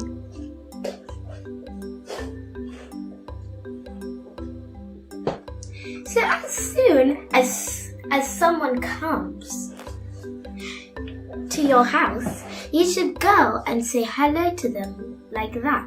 Ah, I see. What else? Well, when you talk to any grown-up, you should always wait until they finish speaking before answering. You have to be polite and listen carefully. Yeah, you're right, Rua. My parents also tell me I have to help my gogos and granddads whenever they need my help. Yes, Trimo, grown-ups need help. You have to offer to help them. That's really good manners. My mum tells me that you just have to remember to be polite and be kind. When you do that, you remember to say your pleases and your thank yous. You also learn more things that grown-ups are teaching you. That sounds really easy, actually. Thanks, Rua. Thanks, Trimo. Did that help? Yes, Rua, it definitely did. I now know what I'm supposed to do when saying hello to our guests. Glad I could help. Yes, thanks. See you later. All right. Goodbye. How to say good night? To who? To grown-ups. I'm a grown-up. Good girl. How else can you say good night to grown-ups? Murari mushe. What's that? Murari mushe. Murare mushe. Aya. Murari chakanaka. Tonana mangwana. Oh, try mom, Zukuru. Are you finished talking to Rua on the phone? Yes, Gogo, I'm done. Did you learn about manners? Yes, Gogo. So, do you know what you have to do and where you went wrong? Yes, Gogo. When Vachisadza came, I should have come here without being called. That's great, my grandchild. Did you learn anything else? Yes, Gogo. I should have said hello while I was kneeling. Ish. Well done, Trimo. You are really learning, anditi. Yeah, I've got the best Gogo in the world. Aiwa, chienda zvako muzukuru wangu. I'm sure you have lots of things to do. Okay, Gogo, bye. I'll just bring some food for our guests first. Naone manje. You're doing very well, my boy. You're doing very, very well.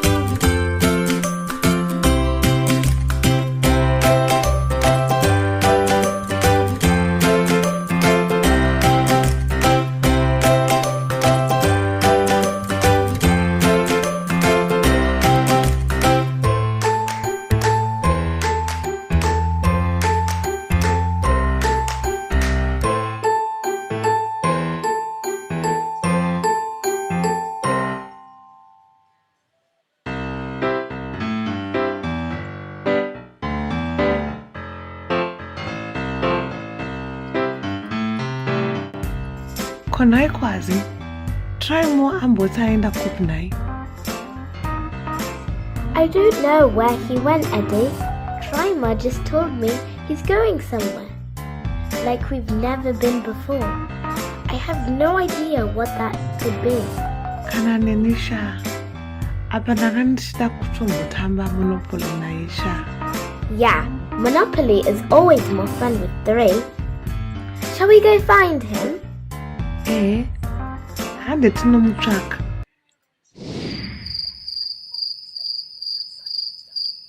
Asi titangira papi nhai kwazi? Yes. Where should we start?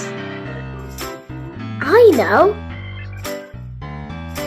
Let's start small and work our way up.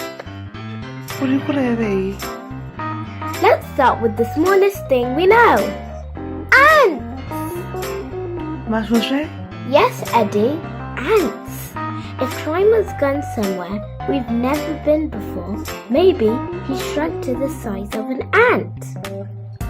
We should go and check out the ants just to be safe. Yes, Eddie. I've got my shrinking badge. Let's go outside and look. Can you tell me one thing that is smaller than a cat? A shrimp. An ant. An ant. Yeah! Shrink to the size of an ant.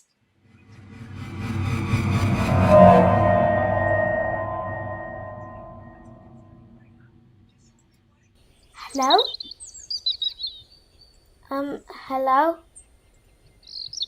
Excuse me, Mr. Ant?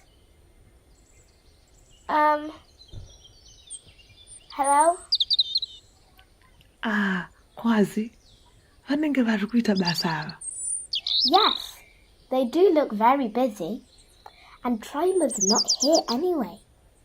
Maybe we should try somewhere else. Ngatibvunzei katsi. Katsi yakati kurirei. Pamwe ine zvayaona. You're right, Eddie. Let's go back to the house. But first, grow to the size of a cat.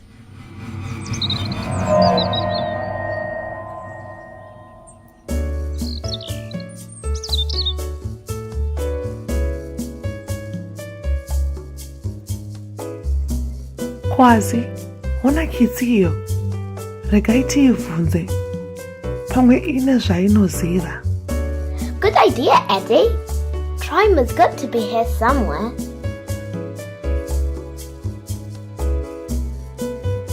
Pamusoro yevakitsi, mambonawo shamwari yedu here. Our friend Trimo. We can't find him anywhere.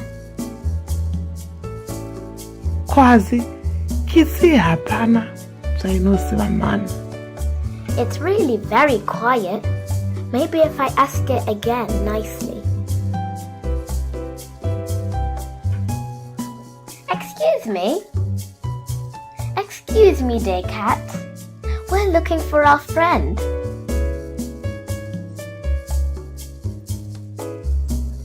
Sorry, Eddie. The cat is bigger than the ant, but it's not telling us very much. I think we need to go bigger. Tivunze munhu. Yes, I think we should ask a person. Is Mummy smaller or bigger than the car? Bigger. Now, can you tell me, is Mummy smaller or bigger than a car? Smaller? Ah, well done. Is Mummy smaller or bigger than a car? Smaller. Okay. Back to normal size.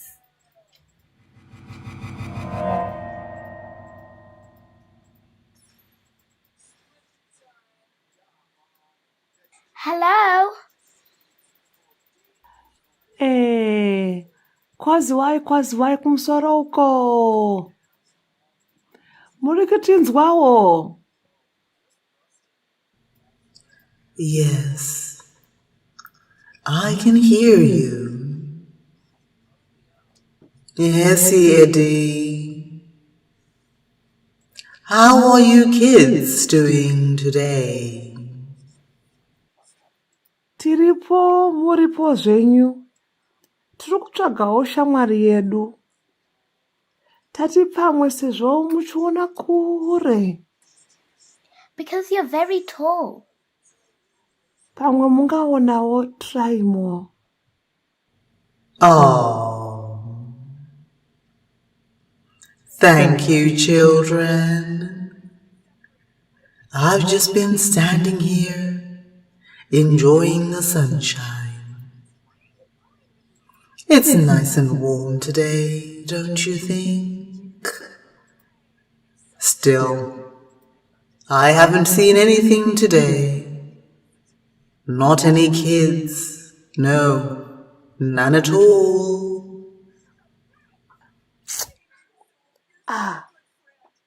Tishamuwana here Traimo nhasi. Kwamboenda kupi? Maybe you should go and ask an elephant where your friends went.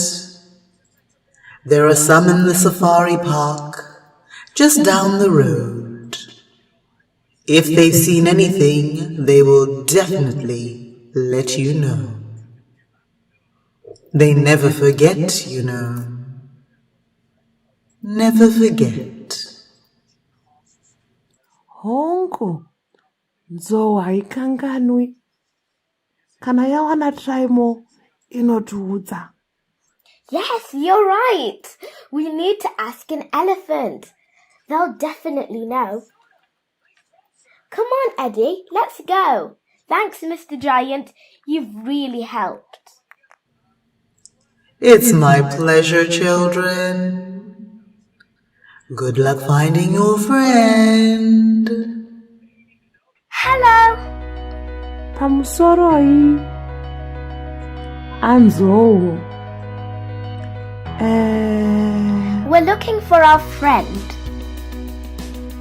And you're larger than the giant, so we thought you might have seen him. We asked the small ants. Shoshediki.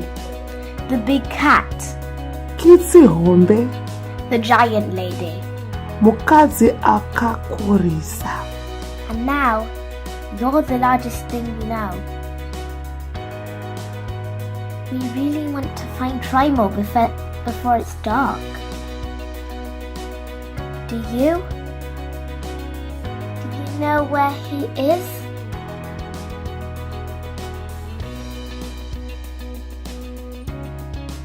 Muri kutinzwa? No, Eddie. I don't think he's listening.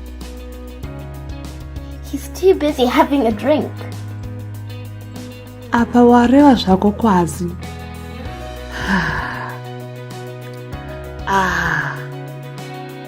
Zvaramba izvi. Ngatidzokerei zvedu kumba iwe. You're right, Eddie. We're not going to find Traimo here. What is bigger, an elephant or a space rocket? Space rocket. Well done, Yasha.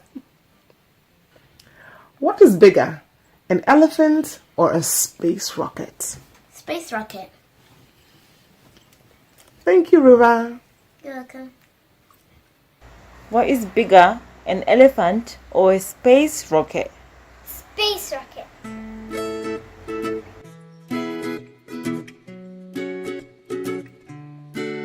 Hi guys, I'm back. Traimo! Where have you been? We've been looking for you everywhere. Oh, I've just been to Diggerland. Oh, it was amazing. Oh, you guys would have loved it. We've got to go together next time. Diggerland. Yes, Eddie. We've never been there before. And my mum thought I'd love it. Why? We didn't realise you meant somewhere.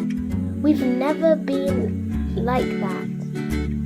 We went to ask the ants because we thought you had shrunk.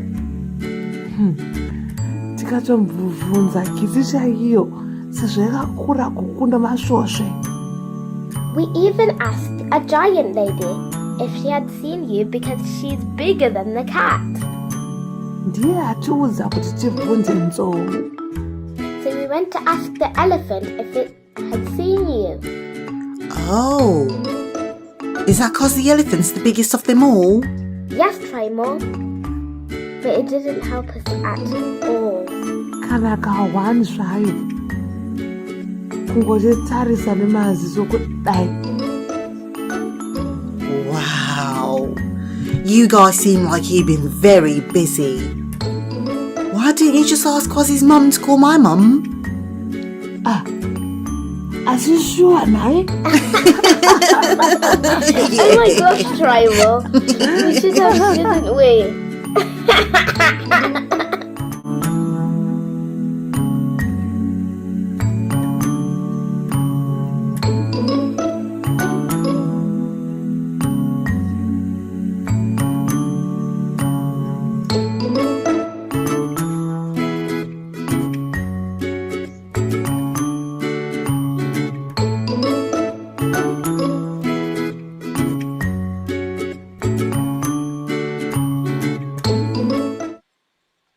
Hello, Gogo. How you doing? Hi, Traimo. It's a long time. How are you? Oh, Gogo, I'm doing very well, thanks. I'm so sorry I haven't been to visit. I know. What's been going on? Well, not a lot, really. My friends Eddie and Quasi, we've been having lots and lots of fun. Ooh.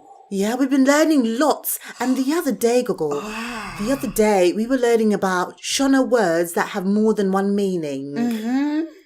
And we learned about this word called mbudzi. And I remembered, Gogo, that mbudzi can mean goat, but it can also mean the month of November. Is that right? Oh, yeah, it does. Oh, congratulations, Traimo. Oh, thanks, Gogo. But, you know, Gogo, I was thinking, are there other words in the Shona language that can mean more than one thing? Oh, yes, there are loads. Maybe. Let me go inside. I'll talk to my friend and I'll come back to you. Oh, all right. Cheers, Gogo. I'll see you later. All right, my grandchild. See you soon. Ruva, what does Nzara mean? That means hungry. Well done. What does Nzara mean? That means Nzara means hungry and nails. Hi, Zoe. Hi. I was expecting you there. Okay, so today I'm going to ask you some questions in Shona. Two questions. What is Nzara? I don't know. When I say unenzara. Oh, hungry. Hungry. Good. Greetings.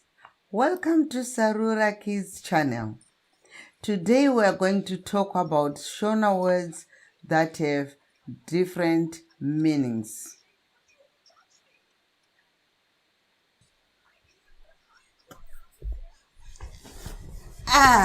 Hepani gogo. Komaswera sei? Tanzwa kuti nhasi tiri kutaura nezvemazwi echishona anoreva zvakapfuurira zvakawanda.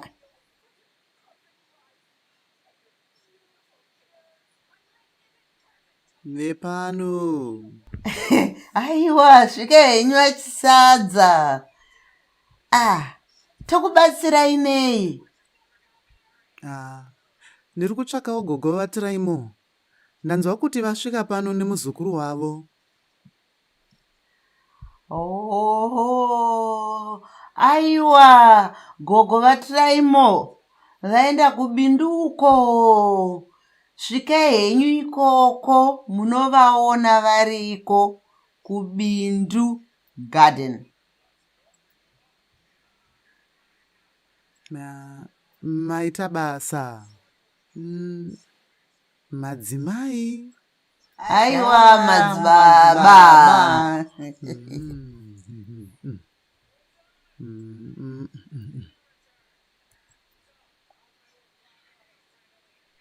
So, go. Where were we? Try more. Wanted to understand more about Shona words with different meanings. Aiwa, zviri nyore izvo gogo, musanetsikana henyu, tinogona kubatsirana.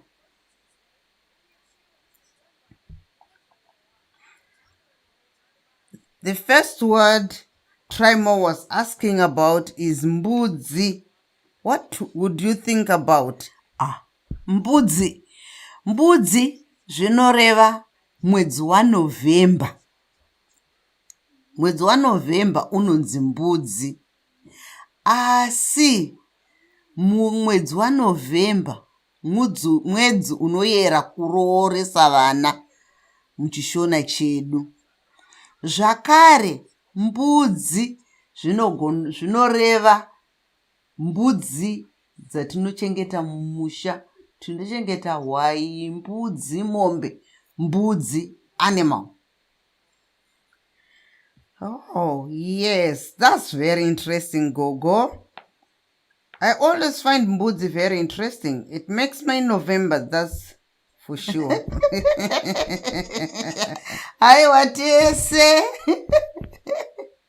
Now, here's the next one, Zuva. What do you think about it when I say Zuva? Gogo, Zuva zvinogona kureva Zuva, day of the week. Zuva rokuti mugovera muchishanu china izuva. Zuva rinoreva zvakare zuva ratinoona, sun, rinonzi zuva. Zvakare zuva rinoreva kupisa. Tinoti zuva rapisa, kupisa. Saka zvakinoreva zvakangosiyana siyana. Zuva. Oh, now we have this word that I love because you know I love to sing. Hey, I've given you a clue, but never mind. Can you try more what and his friends about this word imba? Zvinoenderana nekuti makakwidza izwi here kana kuti rakaderera. Imba zvinoreva imba, house, kana kuti imba, kuimba, rwiyo. Saka imba tinoperengera zvakafanana asi zvichireva zvinhu zviviri zvakasiyana, zvichienderana nekuti tashandisa izwi iri papi. Oh, thanks, Gogo. You really have very helpful. I like this game. We've got another word here. We've got tsika. What do you know about tsika? Gogoka. Tsika zvinoreva culture. Culture, magariro edu vanhu vechishona tinoati itsika dzedu, tsika dzedu, our culture. Zvakare tsika zvinoreva kutsika patinotsika tichifamba, kufamba kuti ufamba kwatinoita zvati tichiti di nemutsindo tiri kutsika. Saka tsika zvinoreva mazwi, nzvimbo zvinoshandiswa pamazwi akasiyana pairi, kureva kuti kufamba kana kuti culture. Gogo, I heard you grew up on a farm. So I know one of the meaning of this word very well. The next word on our list is furo. What do you know about furo? Gogo munovhunzisisa wemi.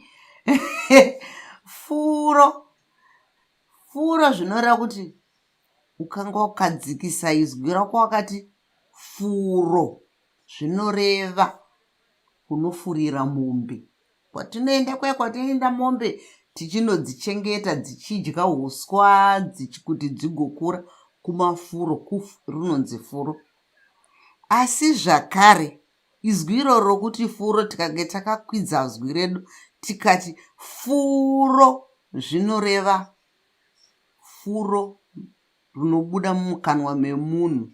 Fanika munhu uya kana achirwara netsviyo akapunzika anobuda mate mukanwa make umu, iroro rinonzi furo. Zvakare furo iroro gogo handiti zviya kana tichiwacha mukaisa sipo mukafambisa ruoko rwenyu kudai kunoita chinopupuma chechi rinonzi furo zvakare. Saka furo rinoreva zvakawanda zvichingoenderana nekuti mashandiswa izwi irori papi pacho. These are very interesting, Gogo. The Shona language is so beautiful. Sadly, we've only got 2 more to go. I wish I could go on for longer, but we just don't have time. Next word is godo, Gogo. Godo rine pakanaka nepakashata.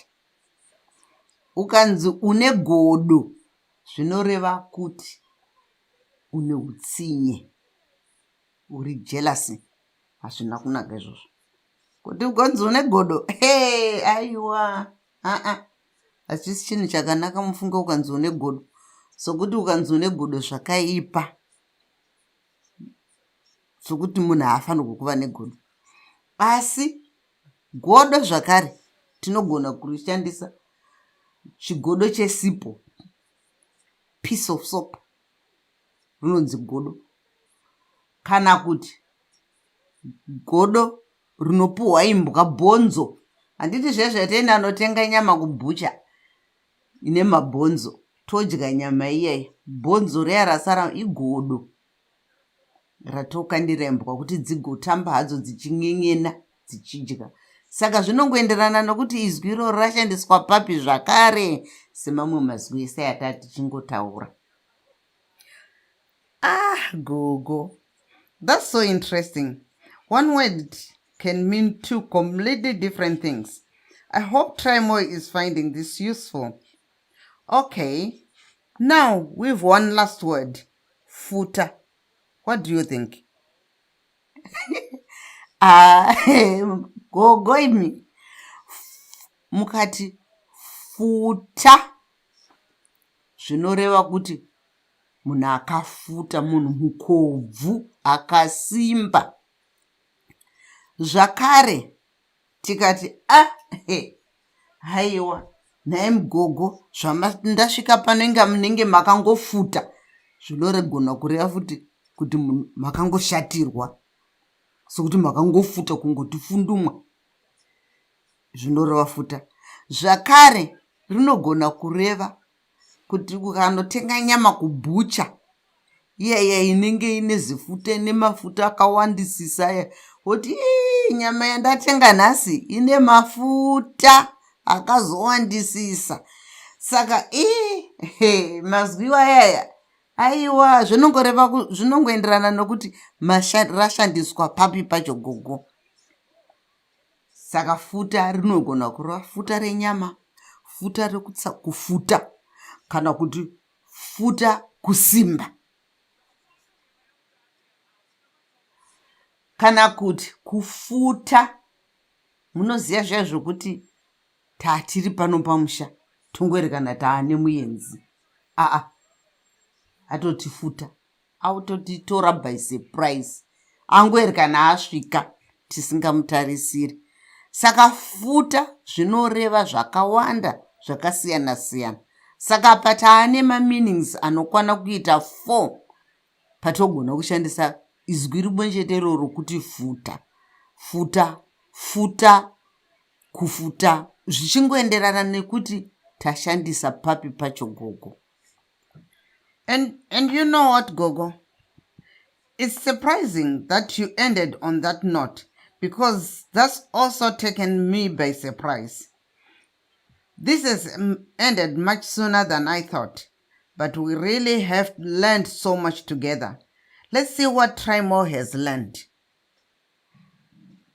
Aiwa, chokwadi Gogo, hande tinoona kuti Trimo adzidzei, hatibudei tiende tose.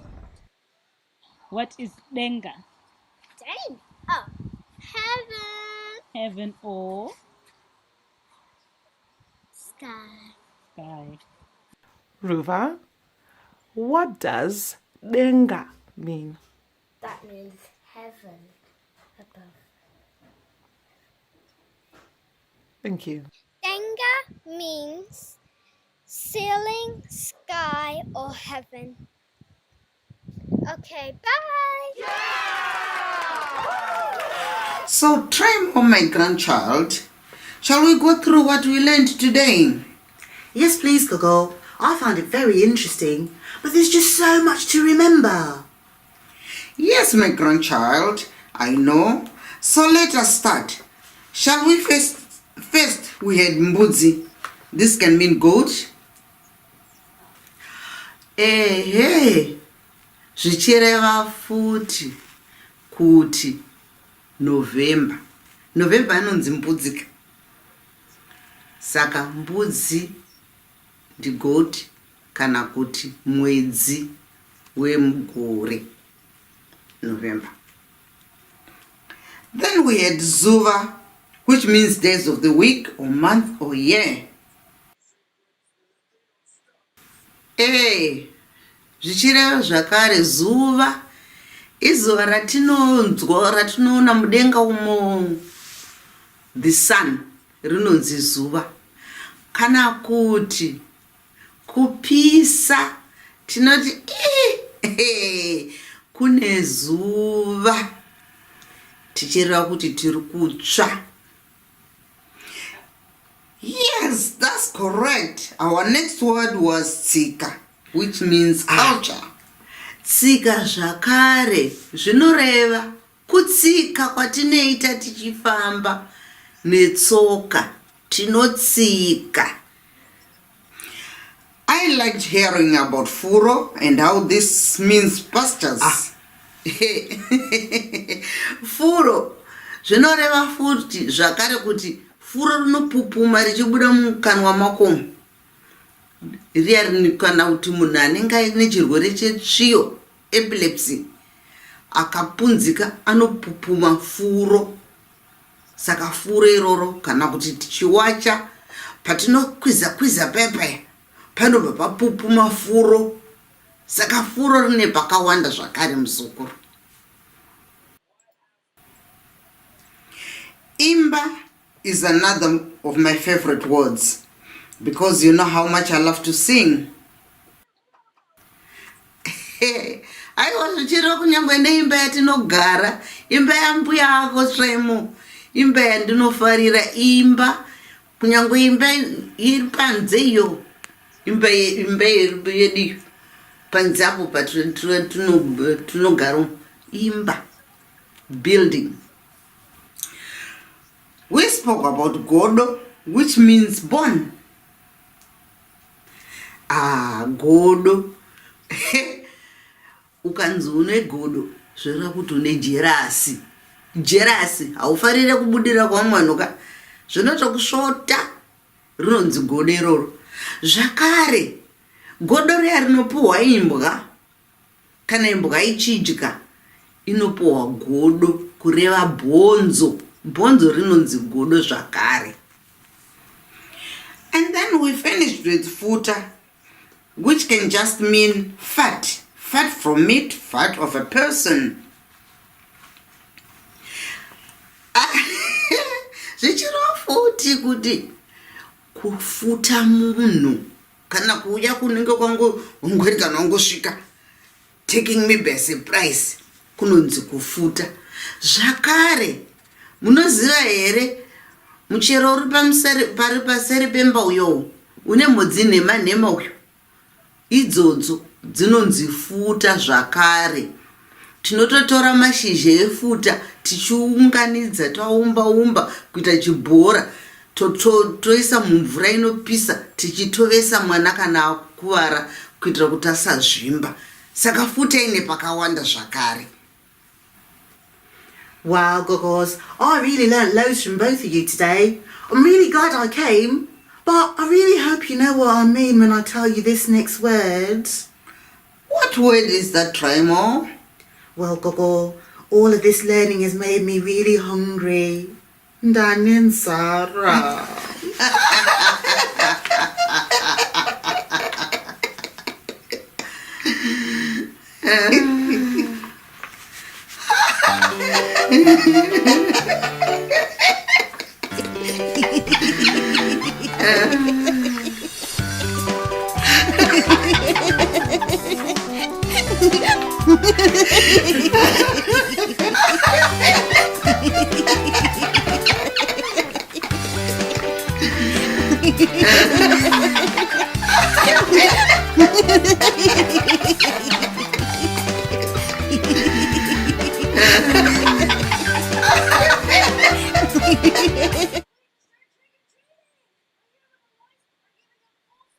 Hiya, I'm Trimor. Thanks for coming to learn the Shona alphabet with me. Today, we're going to sing a special song about the Shona alphabet. I want you to listen closely, yeah? Because you're going to hear that the letters sound the way they do when you say them phonetically in English. So like, G is G. M is M. And there's also a few letters you won't find for starting words, like C, L, Q, and X. They're just not there. All right then, let's start.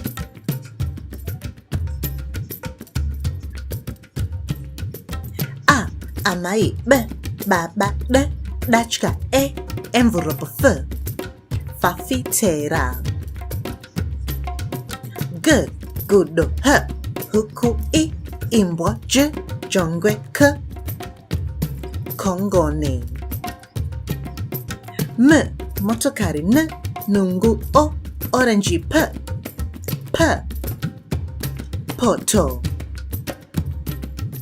R, rokwe, s, sokwe, t, tsuro, u, ufu. V, vana, w, wuyu, y, yambudza, z, zizi. Zizi. A, amai, b, baba, d, dachka, e, envelope, f, fafitera. G, gudo, h, huku, I, imbwa, j, jongwe, k, kongoni. M, motokari, n, nungu, o, orange, p, poto. R, rokwe, s, sokwe, t, tsuro, u, ufu. V, vana, w, wuyu, y, yambudza, z, zizi. Tapedza! I love this alphabet song. Do you? Shall we sing it one more time? A, amai, b, baba, d, dachka, e, envelope, f, fafitera. G, gudo, hu, huku, I, imbwa, j, jongwe, k, kongoni. M, motokari, n, nungu, o, orange, p, poto. R, rokwe, s, sokwe, t, tsuro, u, ufu. V, vana, w, wuyu, y, yambudza, z, zizi. Tapedza!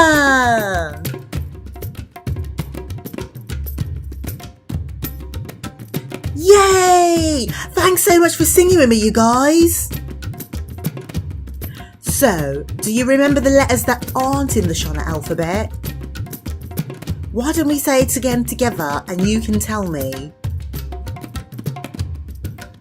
A, B, D, E, F, G, H, I, J, K,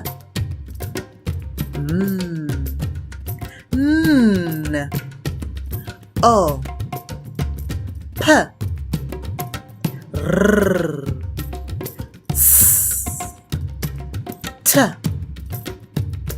U, V, W, Y, Z. Can you see what letters are missing? Yeah, that's right. We don't have C, L, Q, or X. The Shona alphabet is amazing and we love it so much. Come back again soon, yeah? And have fun with me and my friends Quazzy and Eddie. We've got tons of videos just for you.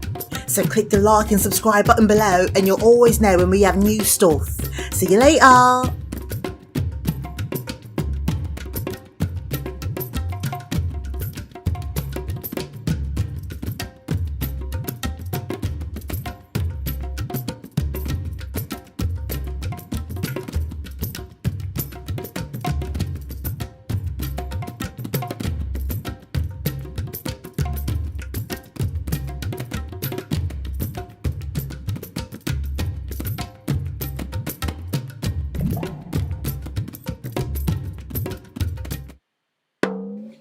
Sarura Kids.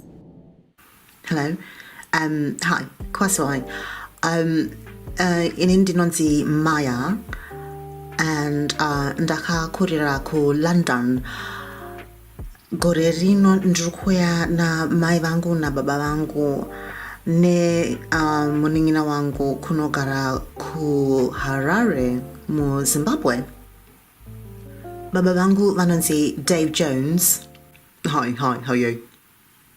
Amai vangu vanonzi Plaxiris Hungwe. Ntafara nikukuzivai. Muningina wangu anonzi Amelia. Hello. Handisati ndambosvika paHarare. Mai vangu vanogara vachindiudza kuti ku Zimbabwe kunonakidza. Ndine hama neshamwari dzinobva kuHarare. Dzimwe hama dzangu dzinogara muno muEngland. Dzimwe hama dzangu dzinogara kuZimbabwe. Saka pandichasvika kuZimbabwe ndinoda kunodya nzimbe. Handisati ndambodya nzimbe asi mama vanondiudza kuti vaifarira nzimbe chekuti pano pavanga vachiri mwana mudoko. Iwe nai nzimbe dzinonaka.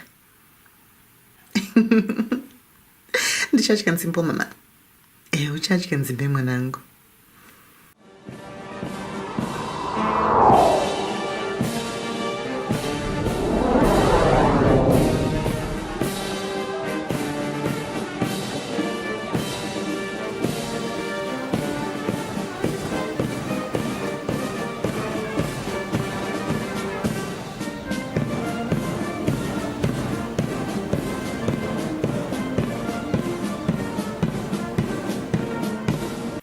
London inonakidza.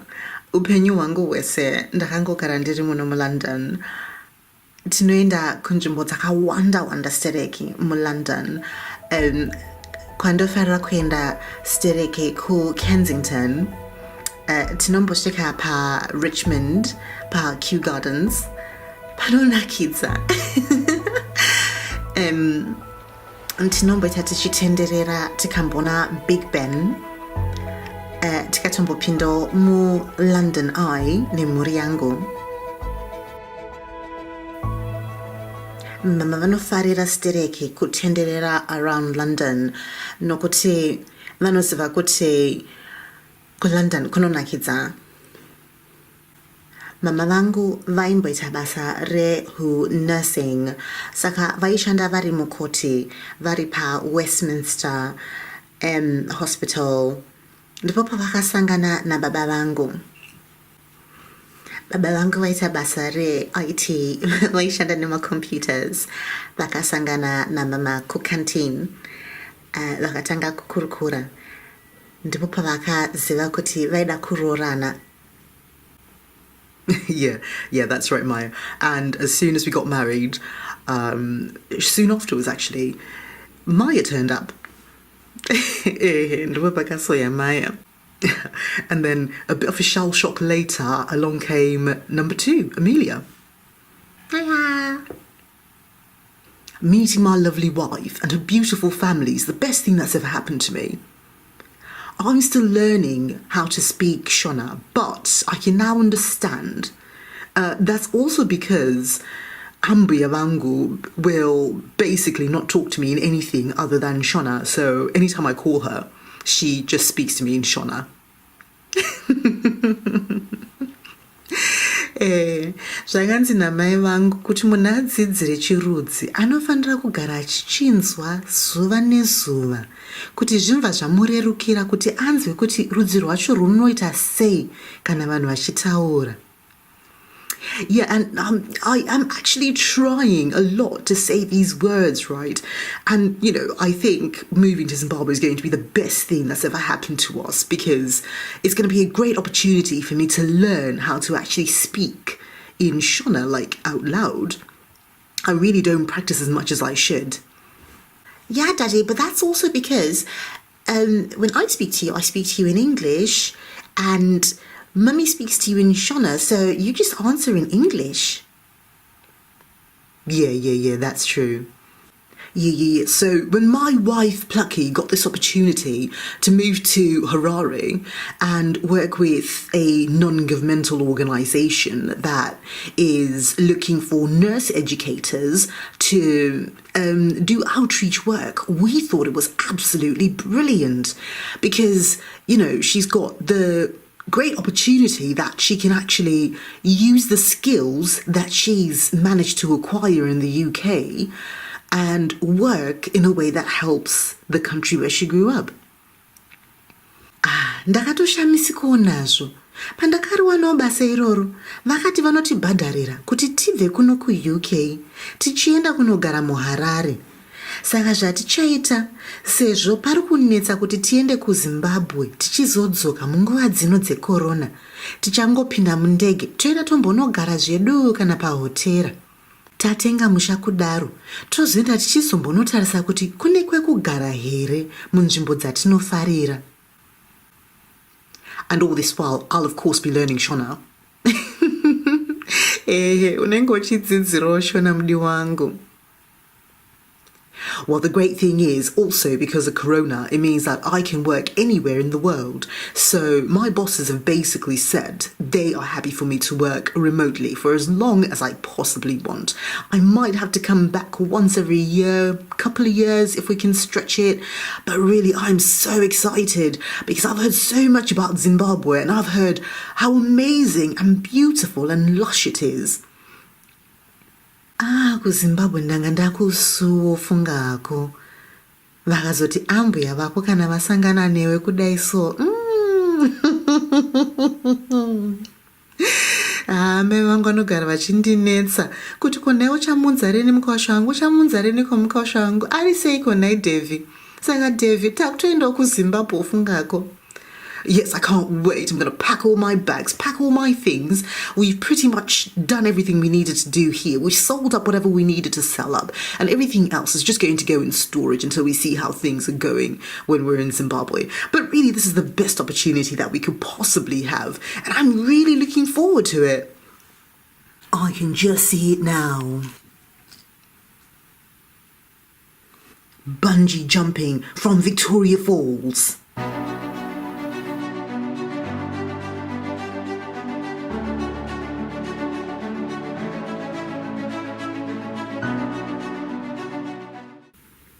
going abseiling.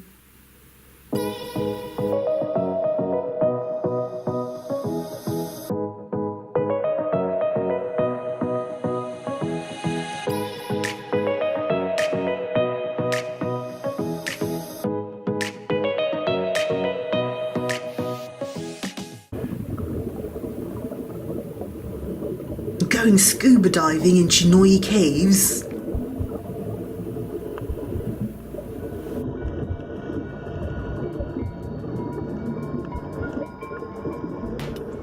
Riding on an elephant.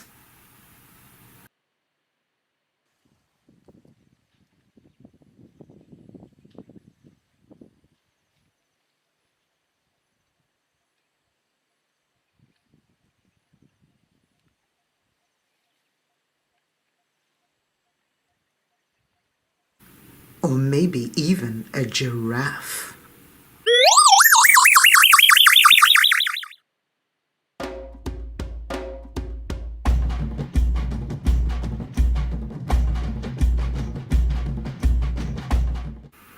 Relaxing in the tranquil, serene pools. In the Matobos Hills, surrounded by nature, birds tweeting, wildlife singing its wild, serene song to me, before jetting off to go hiking and fishing in the Eastern Highlands. Your modern-day James Bond, discovering Zimbabwe one step at a time, effortlessly.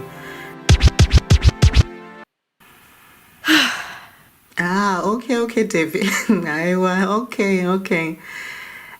Saka. Tichazozvita zvese izvozvo tinenge tine nguva yekuita zvose zvaunoda nezvimwe futi. Tichazoenda kuZimbabwe. Ndine shamwari dzangu ndodzichazotiratidza sezvo ndine makore ndisati ndambokusvika kuZimbabwe. Zvinhu zvati chinjei. Saka tinenge tichida munhu wekuti anongozotiratidza kuti tinofamba sei. Tichiziva kuti nzvimbo dzatingaende nedzasingakwanise kuenda ndedzipi dzacho.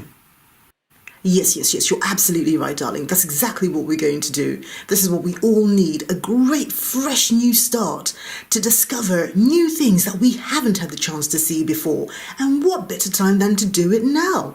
2021 is definitely our year, isn't it, girls? Yay!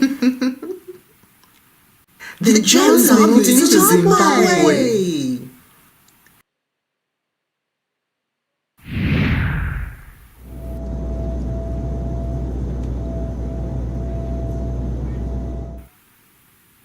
We can't wait to have amazing adventures with you. And if you want to catch up with our adventures, you know exactly where to find us. We're going to be here on Sarura Kids channel on YouTube.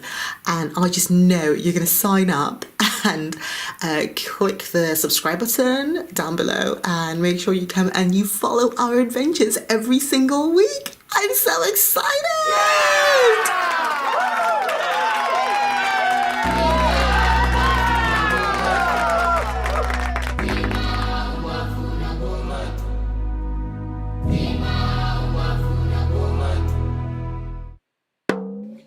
Sarura Kids. Kazi wai. Ini ndinonzi Trevor Moyo. Ndinogara kwaMutare nababa vangu vaMoyo namai vangu Mai Moyo. Ndine hanzvadzi inonzi Tsitsi. Tsitsi achiri kudzidzira kufamba.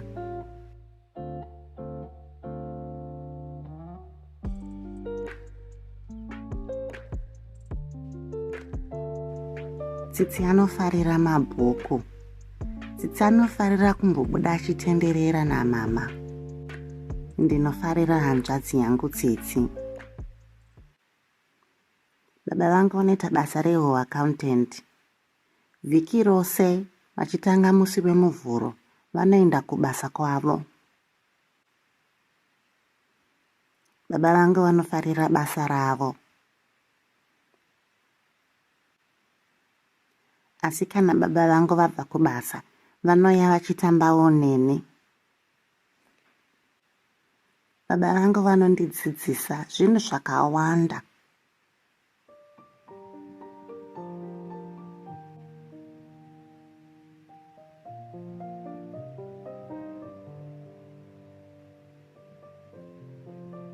Dzimwe dzenguva tinoverengawo mabhuku.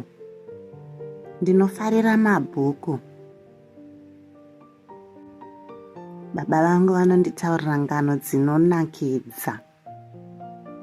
Ndinofarira ngano dzatsuro nagudo.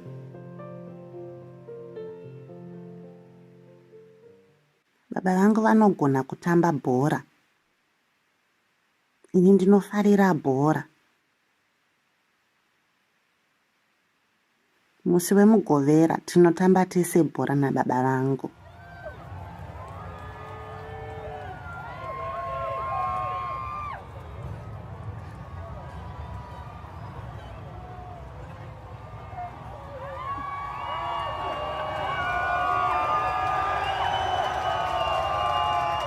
Ndinoda baba vangu nemoyo wangu wose.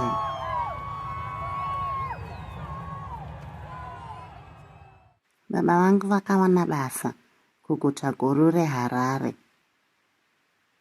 Mhuri yangu yakuenda kunogara kuHarare.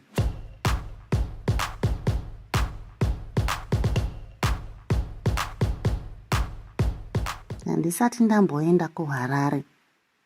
Handizive kuti kwakaita sei kana kuti kwakafanana here nekwataimbogara kuKwekwe.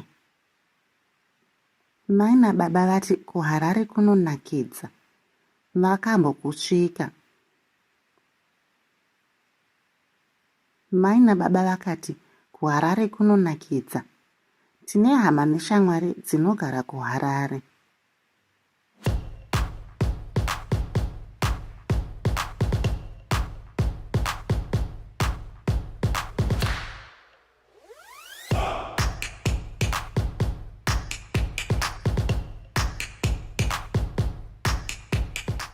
Harare yakazonaka.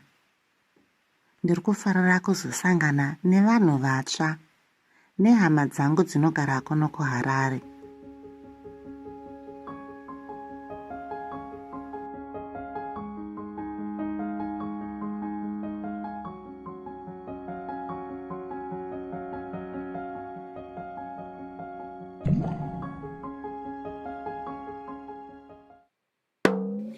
Sarura Kids.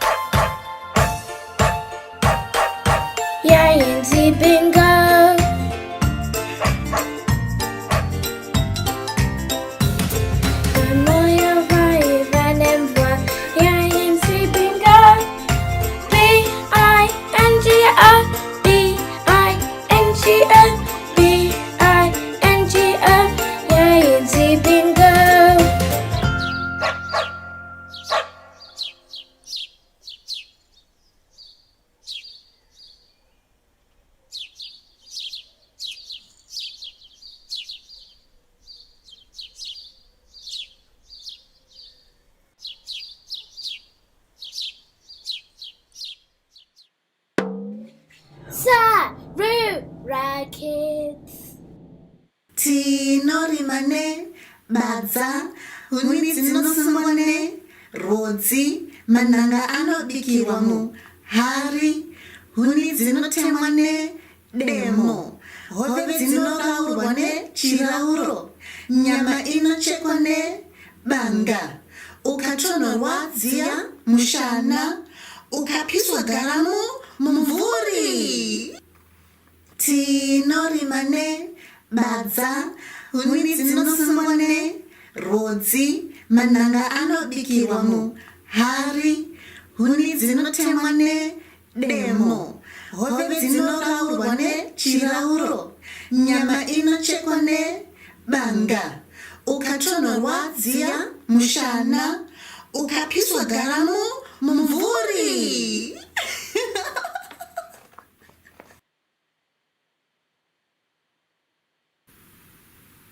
Nhai asikana, mambonere bhutsi ndatengerwa nasekuru vangu nhasi? Hongu ndadziona, bhutsi dziya dzemaroon ende dzakazonaka.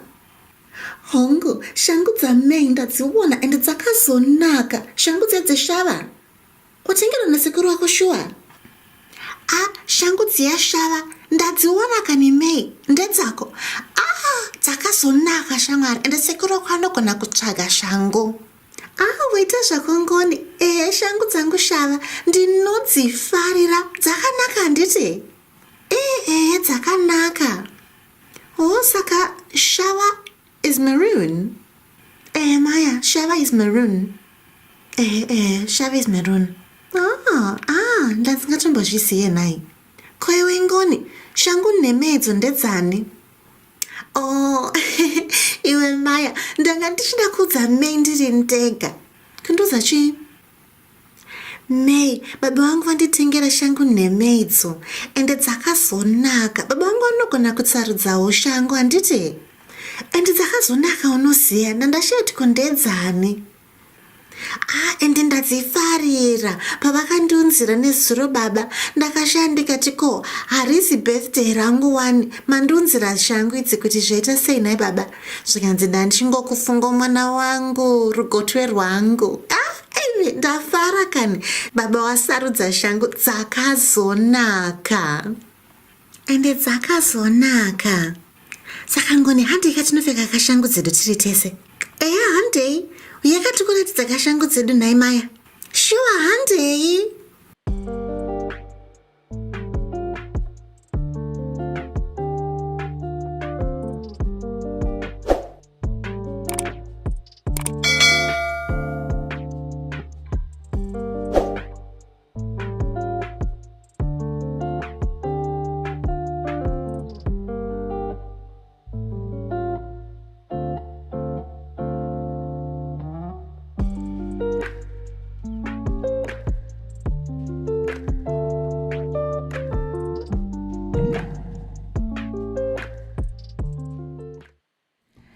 A, B, C, D. Hi, I didn't see you there. You're Tina and Tim, aren't you? I'm Quazzy. And is this your friend? What's your name? Well, you guys just caught me doing my ABCs. I wanted to play a super fun game. Do you want to join in? Well, this game is easy. So, I've got all these letters on my magic spinning wheel, right? I was wondering if I can come up with the names of different countries that start with these letters. Do you think you can help me? That's brilliant! Come on, let's do it! But wait a minute. We should also try to come up with one thing that you can find in that country that starts with that letter. My super duper robot can help. Hello, Quazzy. Right, 3 spins starting now. Let's go. Spin 1. M. Woohoo! Buddy, where are we and what can you tell us about it? Quasi, we are in Mozambique. Mozambique is an African country that is right next door to Zimbabwe. Its other neighbors are South Africa, Swaziland, Malawi, and Zambia. It also has a very large coastline where you can find some popular beaches like Tofo. You can also find offshore marine parks along the coast of Mozambique.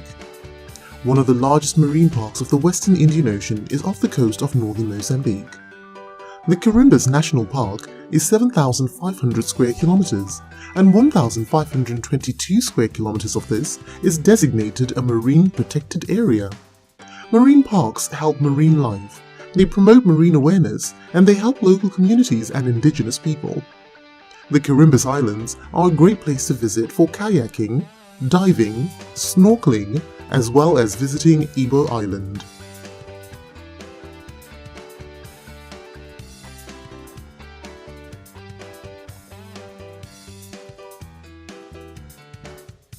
The capital city of Mozambique is Maputo. Mozambique has a population of about 31,255,435 people in 2020.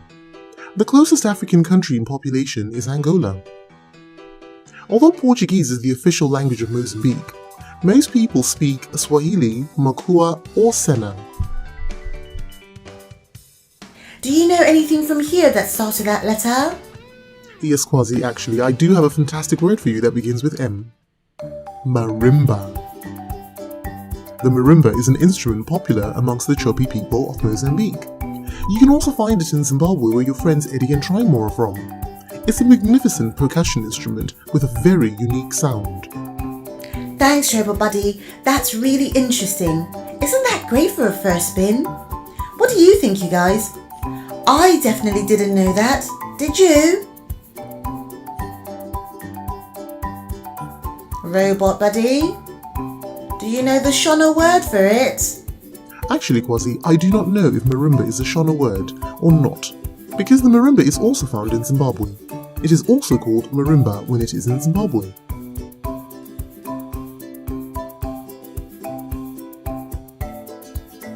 Alright, Robot Buddy, where are we off to next?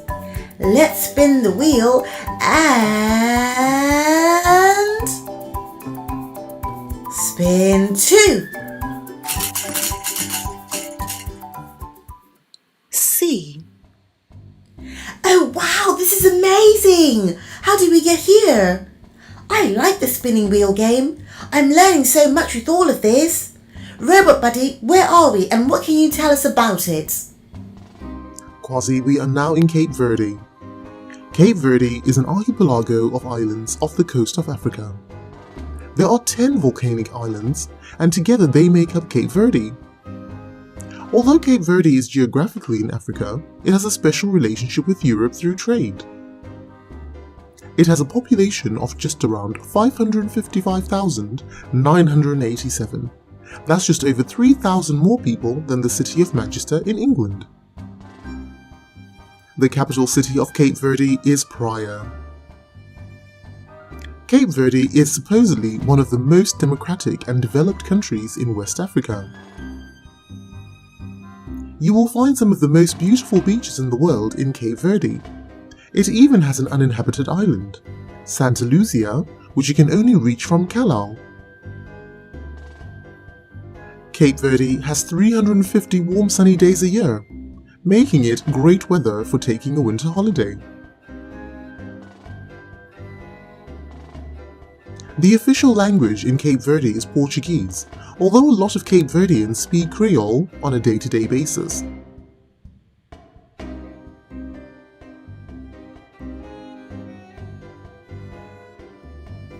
Do you know anything from here that starts with that letter? Yes, Quasi, I do. The national dish of Cape Verde is cachupa. There are many variations to this delicious dish. Cachupa is a slow-cooked stew made of beans, mashed maize, onions, green bananas, manioc, sweet potatoes, squash, and yams.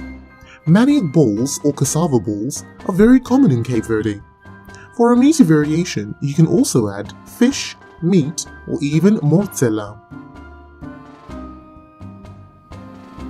Robot, do you know the Shona word for that? No, Kwasi, I'm afraid I don't know what kachupa could possibly be in Shona. All I know is that if I had taste buds, I would definitely want to try a plate of that. Thanks, Robot Buddy. That was really interesting. We're going to carry on and do our third and final spin. Here we go. Spin 3. D. Oh wow, how did we get here? Robot Buddy, where are we and what can you tell us about it? Kwasi, we have landed in Denmark in Europe. The official name of Denmark is the Kingdom of Denmark. That means it crowns a king or a queen. The current monarch is Queen Margaret II. Denmark is made up of the peninsula of Jutland and an archipelago of more than 400 islands. About 70 of these islands have people living on them. The Kingdom of Denmark also includes the self-governing territories of the Faroe Islands and Greenland in the North Atlantic Ocean. Denmark is the smallest as well as most southerly and most low-lying of the 3 Scandinavian countries. The Scandinavian countries are Norway, Sweden, and Denmark. Denmark has a population of about 5,792,202 people in 2020. That's about 292,000 people more than the country of Scotland in the United Kingdom. The capital city of Denmark is Copenhagen. The official language of Denmark is Danish Dansk. No matter where you are in Denmark, you will never be more than 31 miles from the sea. Denmark has 4,545 miles of coastline.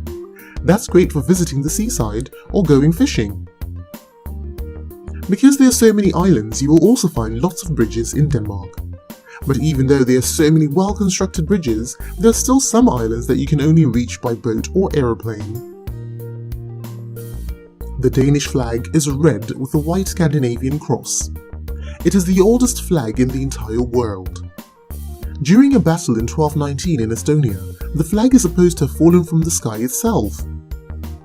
The Danes were about to lose the battle, but when they saw the sign from the heavens, they got new energy and they went on to win.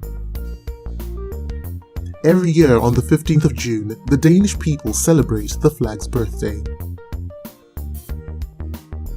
Do you know anything from here that started that letter? Well, Kwasi, I know how much you love playing Duplo. Did you know that Duplo is from the company Lego? And Lego was invented in Denmark. Robot, do you know the Shona word for that? Kwasi, Duplo means duplicate. Because Duplo bricks are twice the length, twice the height, and twice the width of traditional Lego bricks, they are easier for little kids to handle. They are also less likely to be swallowed. Duplicate in Shona is Zokororo. You know what, you guys? I'm having so much fun with this. Why don't we do just one more spin?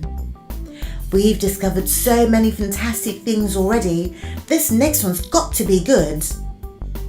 Okay, you ready? Here we go. Spin 4.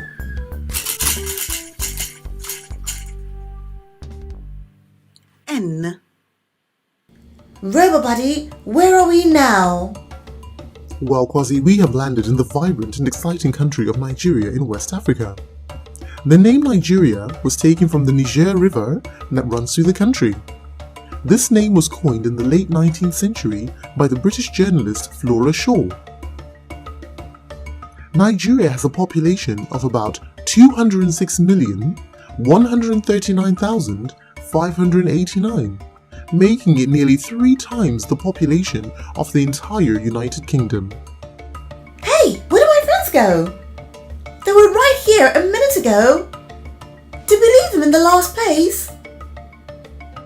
Initiating Tina and Tim recovery sequence. Initiating Tina and Tim recovery sequence. Tina? Tim? Scanning Where did you demo. go? Scanning Oh my demo. goodness. Where did your friend go? Friends not found. Scanning Cape Verde. Scanning Cape Verde. Scanning Cape Verde. Friends not found. Initiating. Where did Tina and Tim go? Where did their friend go? Scanning Mozambique. Find out next time on episode 5 of Tina and Tim. Showing on All Things Zoe 2015 right here on YouTube. Friends not found.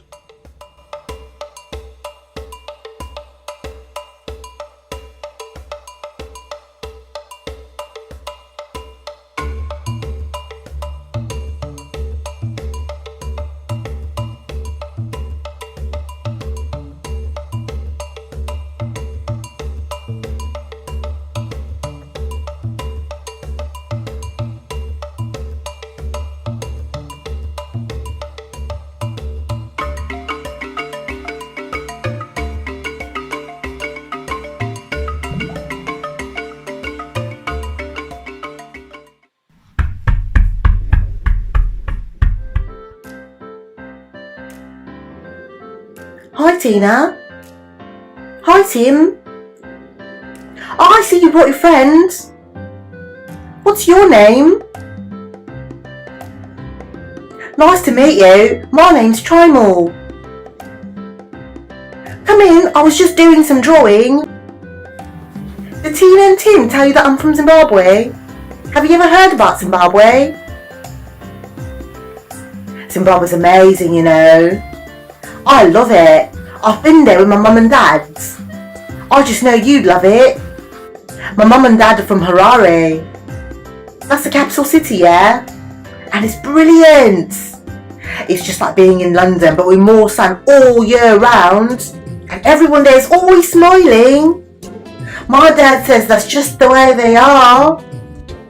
What city do you live in?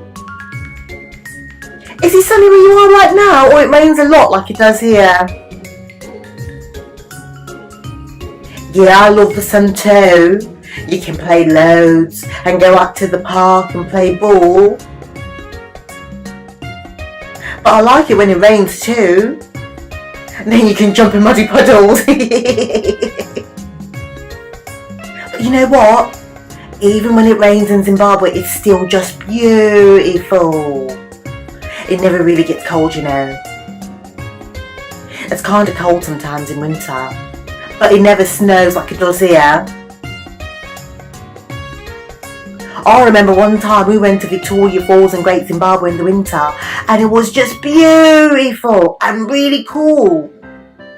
There was just a really nice breeze. I love Victoria Falls. The waterfalls were huge and so noisy. My mum said the other name for them is Mosoatunya. It means the smoke that thunders. It literally sounded like thunder. It went like boom! Bash! Boom! It was fun. Well, Mosoatunya is in the Kululu language. They speak that in Zambia apparently. But my mum and dad speak Shona. Oh, I can speak Shona too. Do you want to hear some Shona? Let's see. If you want to say hello to someone in Shona, you can say it in Ndapi if it's a friend of yours. Can you say it?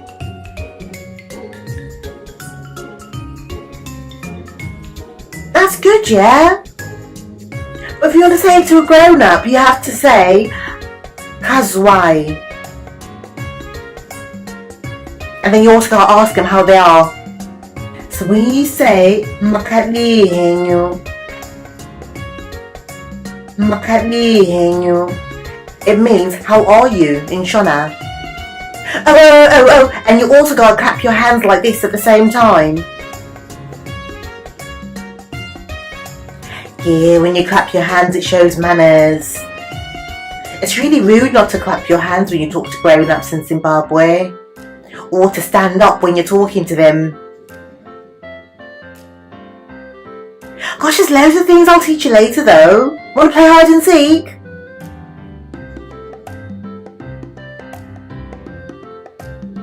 Alright then, you go hide first and I'll count to 10 in Shona. You ready? Alright.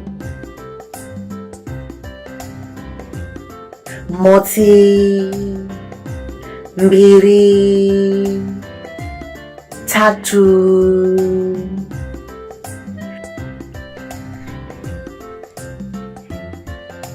ina,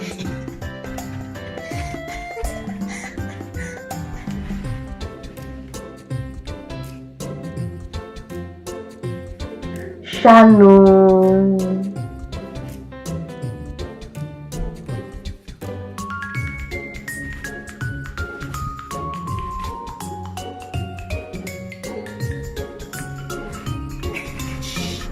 Nanatu,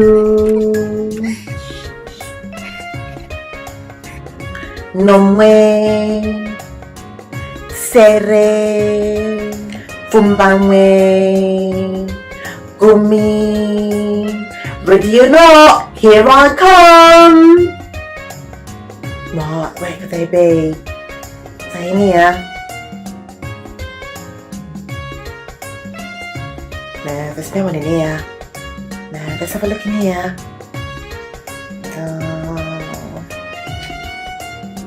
Where are you?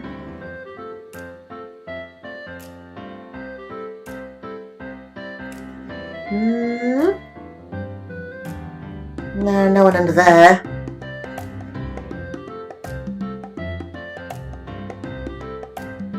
Maybe round here. Quietly, quietly, quietly.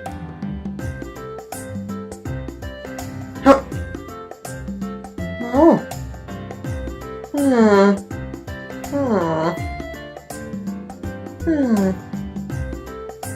Where could they be?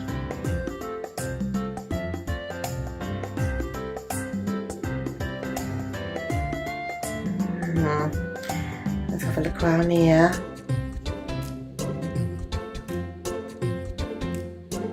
Let's say...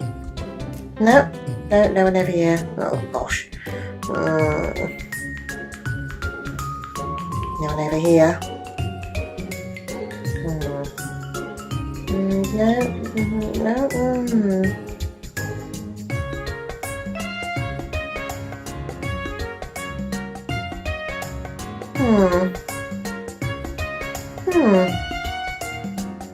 No one in here.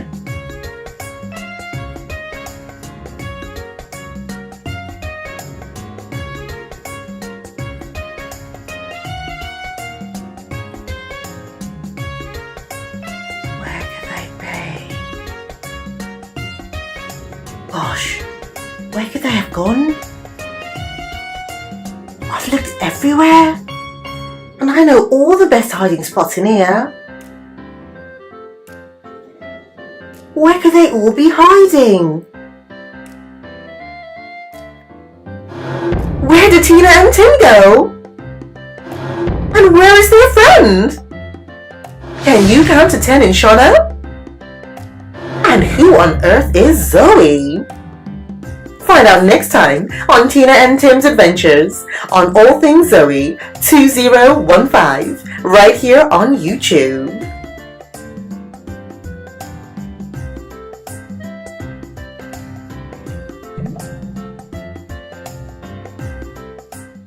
Tasaingati shumba inoruma. Tasaingati shumba inoruma. Chenjera kutsikwa shumba inoruma. Chenjera kutsikwa shumba inoruma. Zaira kawora. What do you think Eddie's doing? I don't know. Is he really sleeping? It looks like it. Should we wake him up? Amy, Ndakamuka man. Oh, sorry, Eddie. We thought you were sleeping. Yeah, Eddie, you look like you were sleeping. Aiwa ndinorara zvangu. Ndokudzidzira kuita shumba. You're learning to be a lion? Why on earth you do that? Ndakaona paTV pachitaura nezveshumba. Vakati shumba dzinogona kurara kutosvika maawa 20 pazuva. Lions can sleep for up to 20 hours a day? You've got to be kidding. Aiwa, ndinorevesa. Kumwe kurara, kumwe kungozorodza maziso. Ndizvo zvaitaura pachirongwa chacho. Oh, so they only nap sometimes? I see. What else do they tell you on the programme, Eddie? Uri kuona ichi kwazi? Yeah, Ichi chinonzi zenze yeshumba. You mean the mane? Zenze. Shumba yechirume ndiyo ine zenze. Yangu yakanaka handiti? Yeah, like your mane, Eddie. So only the male lion has one? Is that why they call him the king of the jungle?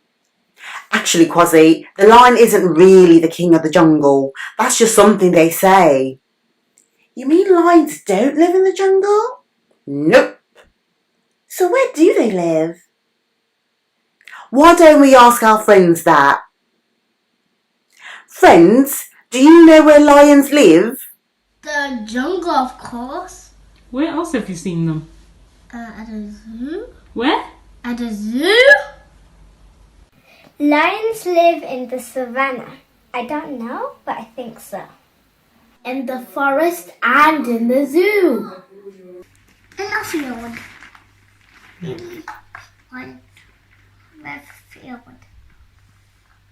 So, lions live in the zoo and people are looking after them, but the ones in the wild live in the savannah in places with water and a bit of cover for shelter. So they don't live in the jungle, but it does make a really cool song. Wow, I never knew that. Thanks, Trimore. So the lion is the king of the savannah. Zimbabwe's got loads of savannah, and so if the lion is king and has a mane, what about the female lion, the lioness? I know, the lioness doesn't have a mane, only the male has one. The mane covers their heads and necks and stretches under their belly, and it can be really dark too. Wow. But the lionesses are brilliant. They're the ones that do most of the hunting because they're better hunters than the males. I heard that a lion can run at about 50 miles an hour for a short time. That's really fast. I bet they can catch anything at that speed. That's faster than my mum's car. So what kind of food do lions eat? Shumba manje. Iwe. Shumba inongodya nyama chete. Chete. Hapana chimwe. Yeah, I heard they only eat meat. Iwe. Shumba inofarira nyama chekuti pano manje. Painovhima inogona kubata mbizi kana kongoni. Iwe. Inotobata nyama inokwana mhuri yese. Kana dzese dzaguta dzombozorora kwemazuva. What? You mean lions only eat every few days? And they live in groups? Yes, I've heard that too. Lion groups are called a pride. I heard that there can be up to 30 lions in one pride with males, females and baby lions. What's a baby lion called anyway? A baby lion? Well, try more. Why don't we ask our friends if they know what a baby lion is? Friends, do you know what a baby lion is called? A cub. A cub, of course. A baby lion is called a cub. Baby.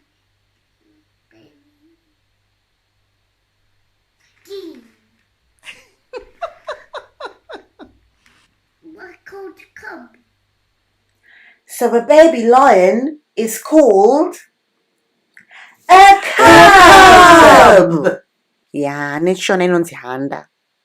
Oh, a cub is called handa in Shona? Yeah, that's right. Oh, I see. And do cubs go hunting too? Chirongwa chacho chaiti handa inotanga kudzidzira kuvhima kana yasvitsa mwedzi mitatu. Just 3 months old? I'm glad I'm not a lion. I still can't even make a sandwich for myself. Taura hako, asi papfupi apo. Shumba inenge yatopera kukura painosvitsa makore matatu. What? A full-grown lion is only 3 years old?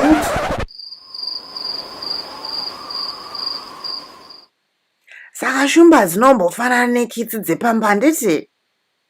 Hadzisi dzekutamba nadzo shuwa. What do you mean like other cats? A lion's cats? Like Farina? Kwazi, Shumba na Ferina vatonokama ufunge. Yeah, Quasi, lions are from the cat family, but they're much bigger than the cats that live in the house. There are 5 types of big cat. The tiger, the lion, the jaguar, the leopard, and the snow leopard. Not all of them live in Africa though. I never thought lions were cats. They're huge. How big do you think they are? Well, a baby lion can be just 1.5 kilos heavy when it's born. Oh. Yeah, that's really small and cuddly. But they grow really fast. By the time they're 3 years old, a fully grown male lion can be 180 kilos. And a lioness can be 130 kilos. Wow. That's bigger than my mum and dad, that's for sure. Yeah, that's right. In fact, the only big cat larger than a lion is a tiger. Lendeta zvangu ingwe. Don't worry, Eddie. You can be a tiger whenever you like. So what sounds do lions make anyway? Well, lions meow, hiss, and snarl, just like domestic cats do, but much louder. They also have a huge roar that can be heard from 8 kilometers away. So, if you think about it, Quasi, when your mum takes you out shopping, she would have to drive to somewhere 10 minutes away. And if you stopped and listened, you can still hear a lion that you left at home. Wow. Kushamwari dzedu, munogona kujovere seshumba. No. What you paint? What you painting? What you painting, Mummy? Can you roar like a lion? Yes, I can. Let me show you. So this is how I roar. Roar. That's how I roar.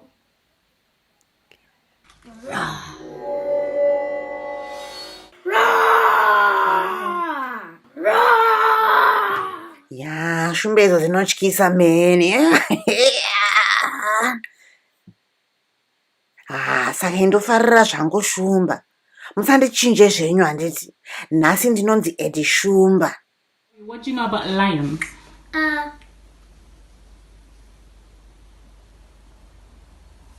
They're one of the golden brown creatures.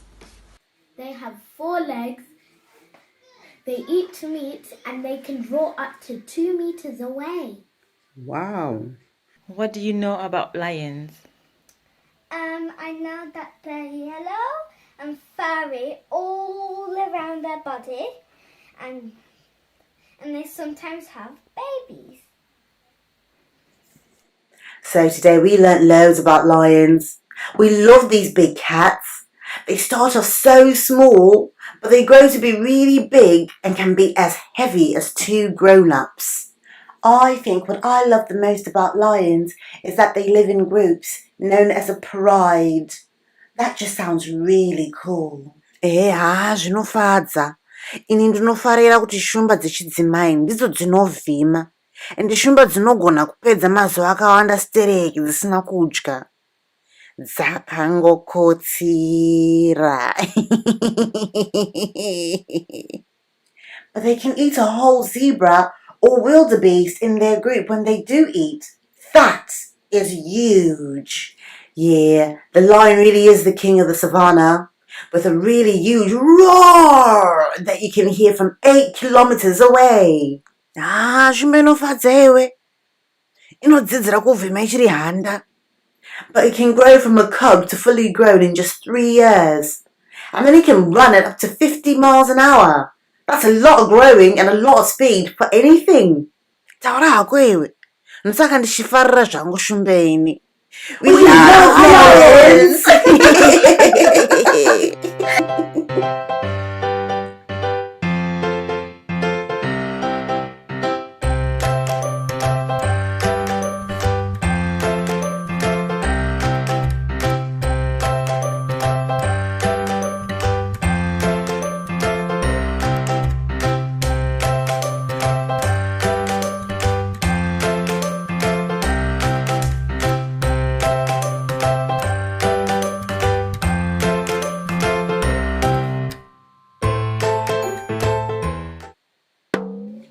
Sarura Kids.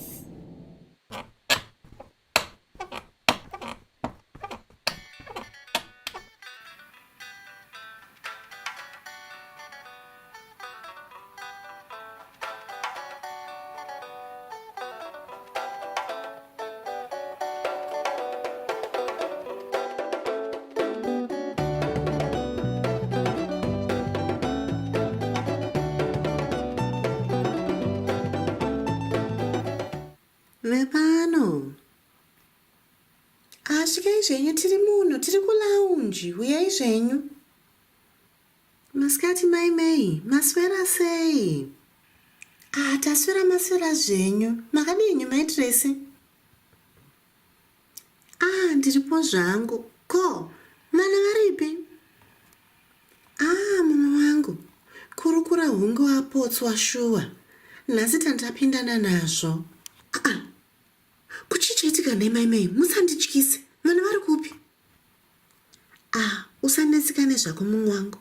Mezvose naJunior vakakotsira. Asi takatoswera nezuro manheru ose. Takarara takagara ufungako. Chisho chaitika futi. Aiwa, zvawasvika kudai so, regeni ndichimbomira. Ndanga ndamboenda paindaneti, sezvo indaneti yedu yanga yatombotidzokei zuva rese ranhasi. Ndakati rega ndimbotarisa kuti pane chandingaite here kuti ndibatsire mwana wangu. Uye akatidye. Hachisi chikafu chevana. Aiwe maitiresi, unongozivawo chabikwa chaora. Ngatiuye tidye ndikuudze zvanzvaitika nezuro takarara tiri muchipatara.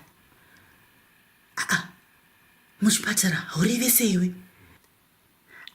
Uya akanendikuudze, uya tigare patafura timbokurukura. Saka iwe nhasi sawira. Ndanga ndakundikana ufungako. Ndikati kunai muedzo rudzii wanditsvaga kusvika pakadaro. Ko hapana chauti wandiudza kani newe? Chii chaitika? Ndimei here kana kuti ndiJunior? Ndiani chaiye akuvara? Mumwe wangu, ndatozvishayirwo pasvo ufungako. Handiti ndakakudza kuti nezuro taida kuenda palekchivero. Wakandiudza? Zvino nezuro tasvika manje palekchivero. Tigotamba, tigonakidza zvedu. Nguva yatopera takuda kutodzokera kani kumba. Junior ndoshaya kuti akambozvifungiswa nechi, agoti ndikuda kudzokera mumvura yamai. Ndakati hande zvedu, tingoti kamwe chete tondabuda futi. Saka chii chakabva chaitika? Zvino ndikangoti rega ndingoti nemwana wangu afaro apedze shungu. Tikati tasvetukira zvemumvura. Kungodai so zvishoma.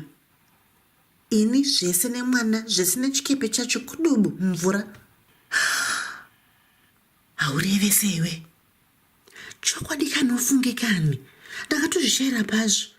Ini ndikakurumidza kunomusvatikira jira ndikamusumudza ndikati hutu, ndikati naye ndikadhonza nechikepe chiya. Ndakatoshaya kuti ndakazvita sei. Imi maimai musadherere imi. Kana mayatsovhunduka imi munosumudza chikepe chiya kuita kunge bepa chairo. Ndakatozvishaira pazvo. Ndigoti navo vese kuchipatara nacho chikepe. Muchichikaira chikepe imi. Hongu ndakachichikaira nemunzira mesomo. Vanhu vese kunditarisa kunge ndakupenga unoziya. Saka chichakaitika pamukasvika pachipatara. Takaita rombo rakanaka mumwe wangu. Unoziya musi wemugovera kudai so, chipatara chinenge chakazara nevanhu zvisina kamboona. Takangosvika tichingoonekwa ipapo nachiremba zvese. Kwasvikanzi china chiremba? Chiremba akangotarisa mwana. Hapana zvavakaonawo zvavo nezuro. Asi vakangoti chii? Ngaangorara ari muchipatara nezuro manheru kuti vangoongorora. Dzimwe dzenguva nditi vanenge vachidongoongorora vakangotarisa mablood pressure. Nhai ndandisingazviziyewo. Saka takatongorarawo takangogara takatarisana nemunhu wedu unoziya usiku hwose. Pandamuka nhasi makuseni mumwe wangu ndanga ndakaneta hope chaidzo. Zviri kuoneka mumwe wangu. Aiwe maitresi. Chokwadi mudzimu wako paronda wati nhunzi dzekudye. Tototenda kuti tichiri vapenyu chete. Zvingadai zvachoipa zuva ranhasi takutotaura imwe nyaya yofunga kumumwe wangu. Maimei ndivo vana vacho mufunge henyu. Muchazozviseka zvenyu neramangwana mufunge. Mheno pamwe ndizvo asi zvanhasi ndakaneta zvangu ini. Saka nhai uri kubvepi uri kuendepi? Asi wamwenda kuti kukarati nhasi. Unongoziva kani ndakuita zvikarati mazuva ano. Handisi kubvira kaniwe ndakuvhundusira ana hayava tiri kuzvigona. Asi ndandamira kakarati kuti tiende chii uko. Wakanganwa here? Kukanganwa chii futi? Nhasi zuva redu karimushandira pamwe. Amaiwe. Kukanganwa zvangu maiwe zvino ndichaudzani. Netero yacho chete kani. Ufunga kudai chitoti kana ndangopedza zveindaneti ndichangodya hangu chikafu changu ndandatonokotsira. Aiwa musazvinetsi zvenyu maimei. Ini ndichadii nhasi ndichaenda ndonobata ndima yenyu. Mune ramangwana pamwe mungangozondibatsirawo neniwo. Mukadaro mune mandibatsira zvisina akamboona. Kukanganwa zvangu zvamu chose. Ndanga ndatonetsekana ndikati vana vangu ava ndichazvitangira papi? Ndodzani zvino zvatakasiya baba vacho nezuro tichiti tiri kunge ndongonotambo mahumbwe. Tanga takusodzoka takutaura imwe nyaya mufunge henyu. Usatombozvinetsa zvako mumwe wangu. Zvino ndizvandanda kunzira futi mhodzi dzemhunga nepfunde ndadzisiya kumota. Rega ndipedze chikafu changu ndozokunzira mhodzi dzako handiti? Unenge wandibatsira chaizvo.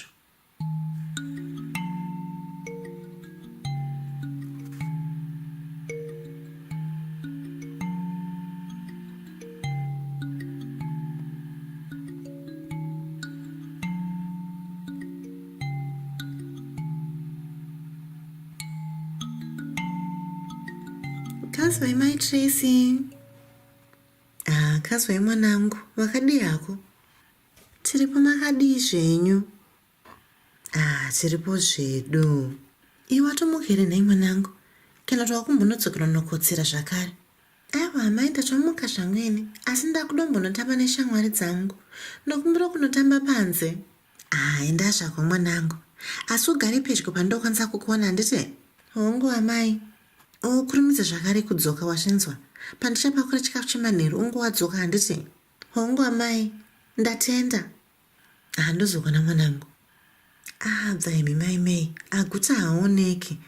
Ini rege ndokutorere mhunge yenyu nepfunde iri mumota mangu handiti? Ndozokonai mangwana. Ndichadzoka pano kuti ndinotarisa kuti Juni aswera sei. Maita basa mauya mufunge yenyu sawira. Ende matondibatsira nhasi munoziya. Ndanda kutotenderera musoro. Musazvinetsi zvenyu maimei. Ndo vana vacho. ndokukura kwacho muchazviona zvenyu. Apo padoko zvapapa. Vana vacho, mashiripiti chaiwo. Usandidaro shamwari, ndingasatotamba nhova. Tarisai mukati, shumba inoruma. Tarisai mukati, shumba inoruma. Chenjera kutsikwa, shumba inoruma. Chenjera kutsikwa, shumba inoruma. Zai rakaora.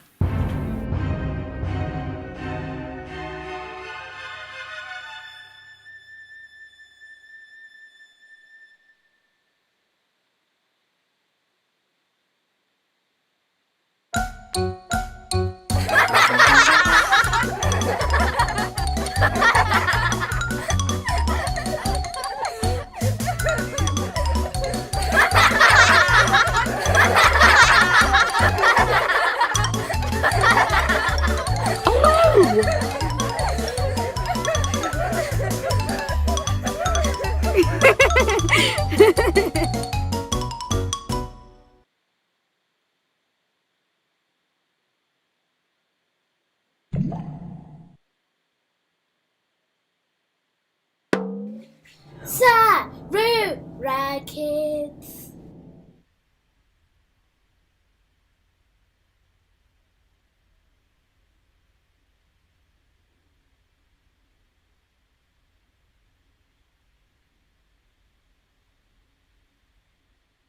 Nailakmo ndiri kubhoikana. Kuwabhoikana nei futi nhai hanzvadzi. Kungoshaya zvangu chekuita. Apa futi ndine nzara. Kokasi wakangano here zvataura namai nababa. Zvanzi zvavari kubasa kudai so, isu hatifanira kuti tibude panze. Ini hapana chandinotya ini. Hautya hodzongwe iwe. Hodzongwe dzipi futi? Anodiwa navo ngai? Haiwawo, ndovangati vanotyisa vaya. Hande mani. Ndakanzoti vanochengetera chikafu pamba pavo. Susan, tanzina mama tisaende ikoko. Uyezve, kana zviri zvechokwadi, ndakanzwa kuti ano navongai vanofarira kudya vanhu sesu. Vakati kana vakaona vanhu vanenge iwe neni, vanoti tisu chikafu chacho. Asi hatisi chikafu wani. Unoudza ane anoteerera. Zvanzi tisatombopasvike pamba pavo, nokuti tikasvika pamba pavo, vanogona kutotidya vachiti isu tisi chikafu chacho. Wakutongwarira wacho ndivo ngai. Iwawo, uyu anongotya uyu. Iwe, inda kutonoenda kumota. Kana usingade kuuya gara zvako, asi ndiri kutyaira. Saka ndichangoya newe, asi Susan ndinotya. Usatye zvako Lakmo. Ini ndinokuchengeteni. Havandityisavo. Hodzongwe kudii. Hapana chiripo handi.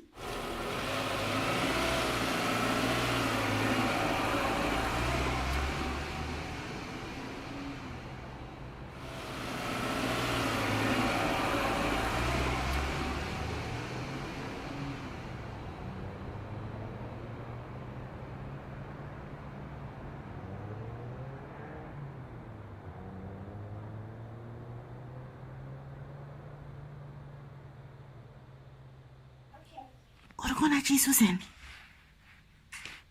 Lakmo, ngatitarisi. Varimo. Zvinosaka todinai Susan? Wona mvuu dziri apo. Pane mvuu sha. Saka handi pane mvuu handiti? Hongu handi. Asi ngatiti chiseveseve. Chiseveseve, okay.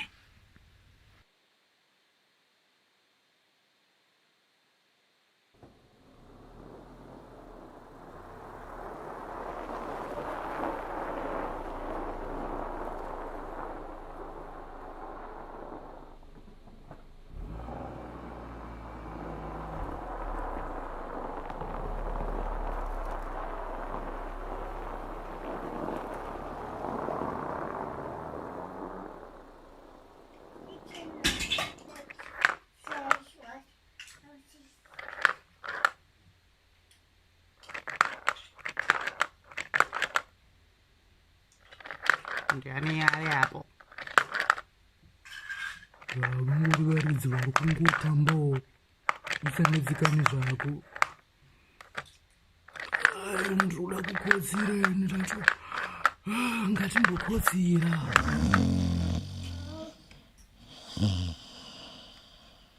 Wanda. Vatone here. Vanenge vachiri kutamba. Usataurisa unozomutsa mvuu. Uyako yoyo.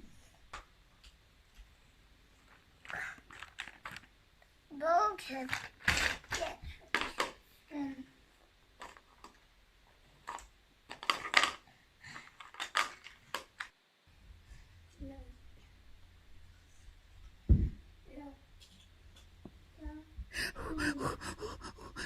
Achiona here.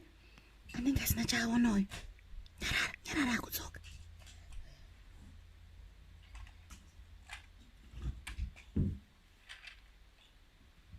Like this. No.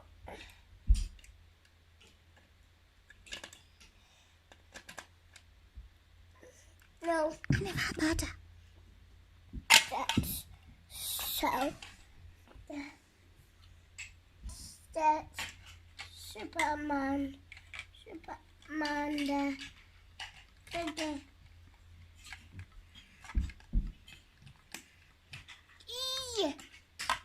controller. Susan, ngatichotiza akatarisa kurutivi. Ngatitize. Tende papi. Ndaona pane bepa riripasera apo. Ngatende pabepa iro. Ngatimanya, ngatisvike pane bhiza iro. Inside there. Hey.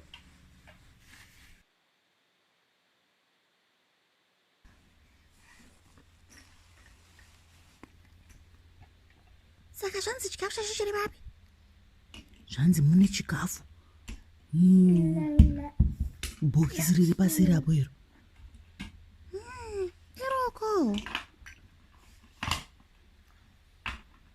Regirini. Wangu ndiro. Saka kana zviro zvo ngatiendei. Ngatisaite ruzha handiti. Susan and.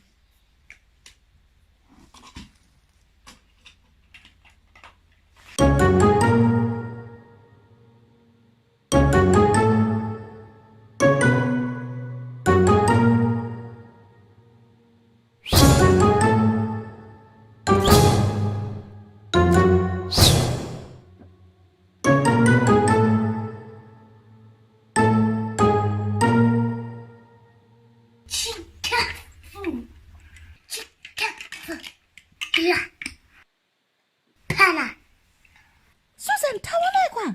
Ngatitize.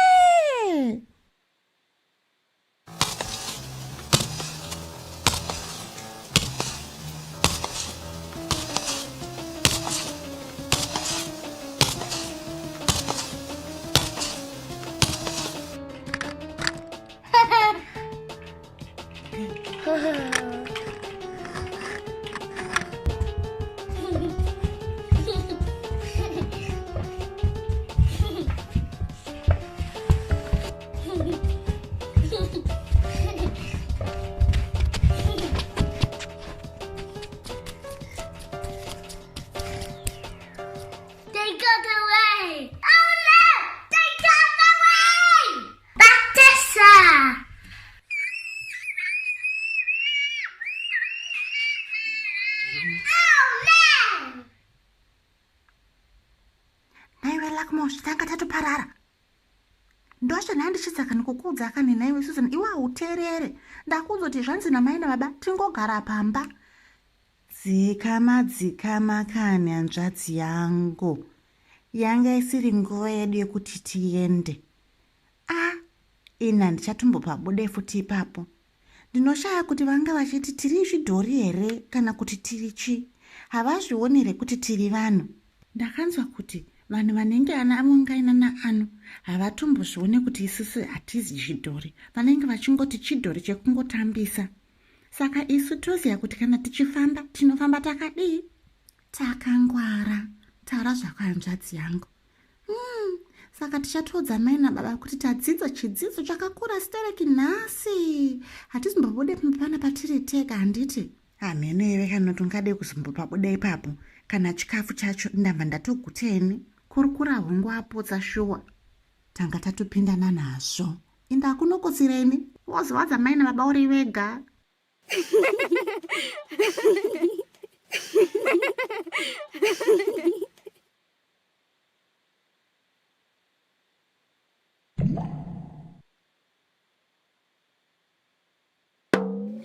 Sarura Kids. Tinorimane, badza, huni dzinosumwane, rodzi, mananga anobikirwa muhari, huni dzinotemwa nedemo, hove dzinoraurwa nechirauro, nyama inochekwa nebanga, ukatonhorwa dziya mushana, ukapiswa garamu mumvuri. Tinorimane, badza, huni dzinosumwane, rodzi, mananga anobikirwa muhari, huni dzinotemwa nedemo, hove dzinoraurwa nechirauro, nyama inochekwa nebanga, ukatonhorwa dziya mushana, ukapiswa garamu mumvuri.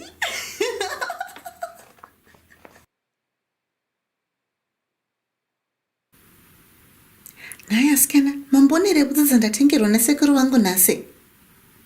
Hongu ndadziona, butsi dziya dzemaroon and dzakazonaka. Hongu, shangu dzamai ndadziona and dzakazonaka. Shangu dziya dzeshava. Watengerwa nasekuru wako shuwa? Shangu dziya shava ndadziona kani Mei ndedzako.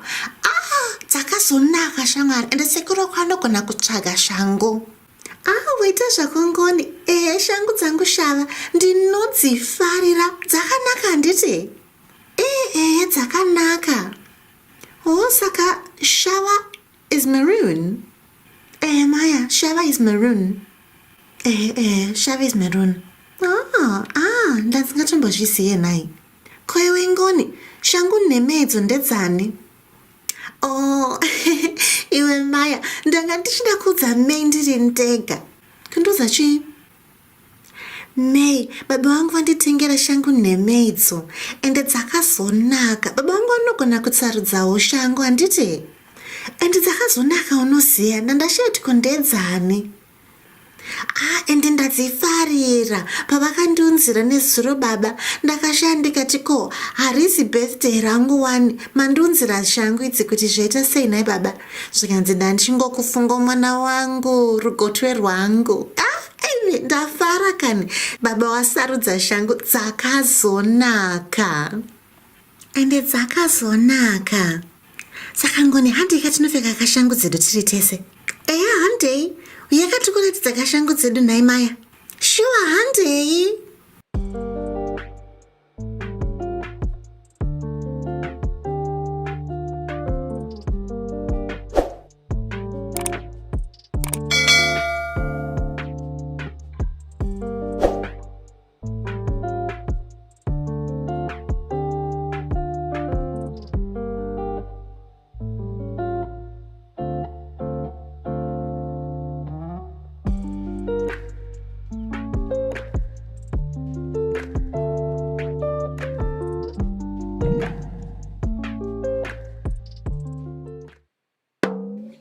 Sarura Kids.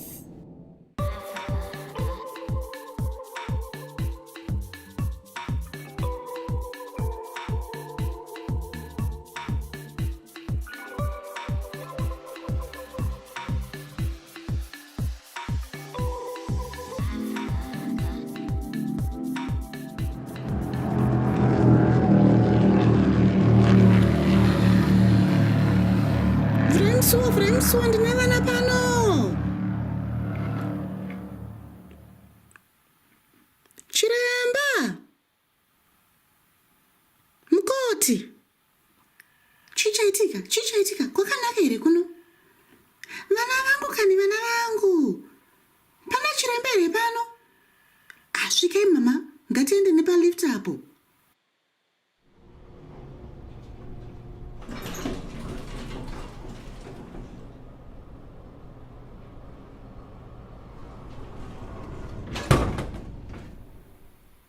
Mai, ini ndakusvitsai pana chiremba. Ndiye achazokubatsirai muzuva ranhasi. Rega ndichinotarisa kuti vamwe vanhu vakamira mumutsetse panze apo. Maita basa maigwinyai, matibatsira chekuti pano. Saka mai, nemanotsi atapihwaya namaigwinyai, mungatiudzawo kuti mwana wenyu chichanyatsoitika. Chiremba, muzuva ranhasi, masikati ose tasvika tichituhwina tiri paleki Chivero paya. Asi tirimo mumvura imomo, mwana adonha, tanga tiri pachikepe chedu chatauya nacho. Chikepe chamauya nacho? Hongu chiremba, tauya nechikepe. Ndanga ndashaya kuti tosvika sei pano pachipatara, sezvo ndiri munhu asingatyairi mota. Saka chikepe chacho chimbori papi? Chichiriko kunzoko. Mungakwanise kutarisira nhai mwana wangu? Saka mwanasikana wenyu here kana kuti mwanakomana? Mwanakomana wangu uyu, Junior, taurira kani chiremba kuti chichaitika.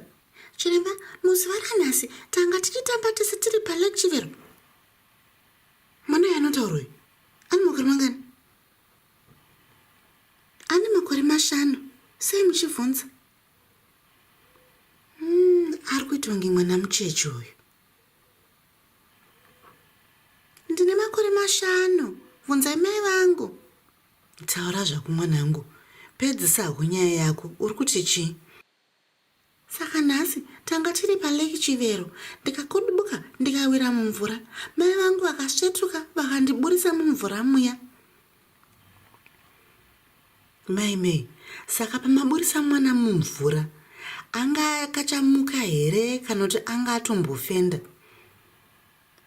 Anga akamuka zvake chiremba, asi akosora mvura. Saka paakosora mvura ndopandati hazvina kunyatsomira mushe zvinezvi. Rega ndimhanyire chipachipatara nevana ava. Zvinhu zvingazongondipandukira. Maita mukasvika pachipatara mai, regai timbokutarisirei mwana wenyu tione kuti hapana here chingange chakanganisika. Sezvo akadubuka kudai, regai timbotanga tamisa pasikero apo tione kuti mamiriro ake akaenzana here nevamwe vezera rake.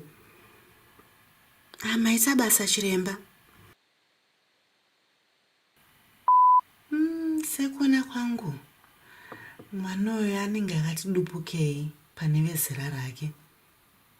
Junior, ngatimbokwese patafura apa tiongorore kuti uri kufema zvakanaka here. Mai, hapana chatati takwanisa kuona pane mwana wenyu Junior pari zvino. Asi tiri kuda kumboti timboongorora zvakare. Pane zvimwe zvatiri kuda kumbotarisa. Munokwanisa zvenyu kumira tichimboongorora.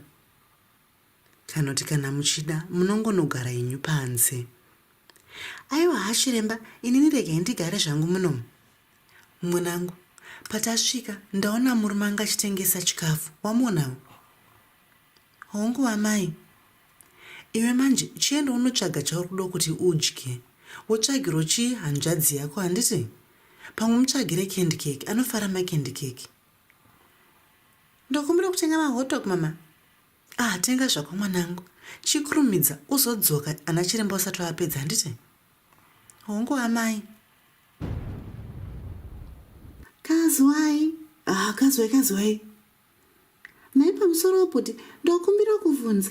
Mungaitawo here nai kana macandy cake kana mahotdog? Sisi. Manje mahotdog ndiwo handinawo manje. Asi macandy cake handine urombo. Handina macandy cake pano. Ndokugadzire mahotdog mangani? Mairi anokwana bhodhi, maita basa. Muchitendei. Asi sisi, mugodza wamai venyu kuti vangwarire pavaisa chikepe chavo. nokuti pavachisiya apa panouya vanhu vazhinji sapano zvinhu zvinobiwa handiti. Tinotenda, ndichavaudza vachiri kumusoro ikoko nehanzvadzi yangu, asi vanenge vakutopedza kutoonekwa iko zvino, saka tinenge taakuchisumuka. Naibhuti, mungakwanisa kutarisa chikepe chedu here chisazobiwa nevanhu? Musanetseka nezvenyu, ndichachitarisa sisi. Mungoudzawo mai venyu kuti vachikurumidza handiti. Hongo.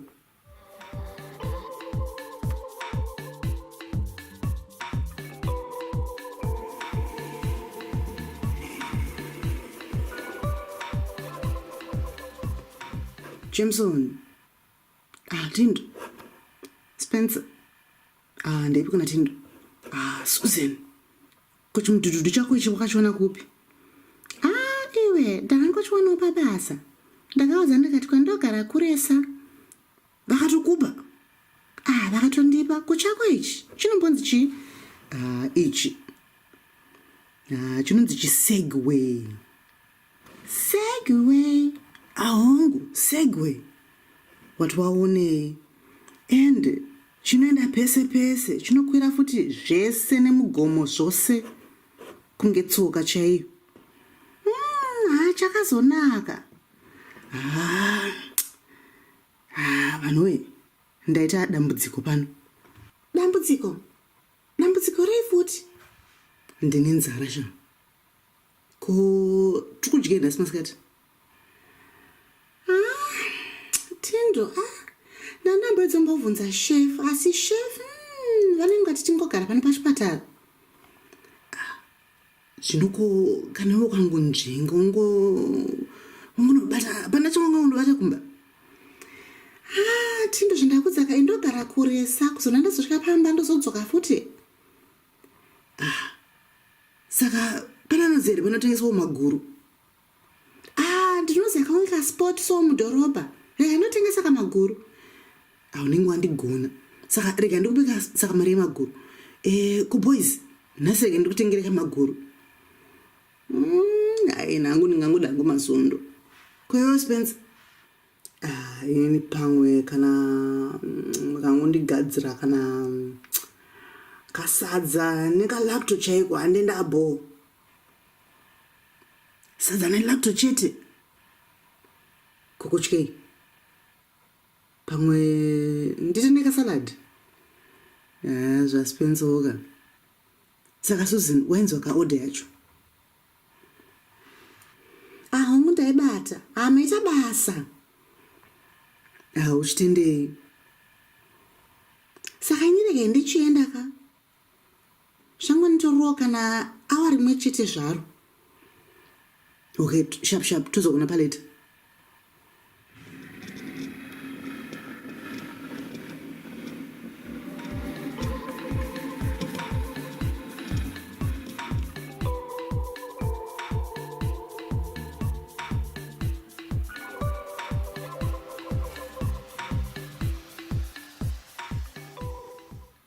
Benson Taylor.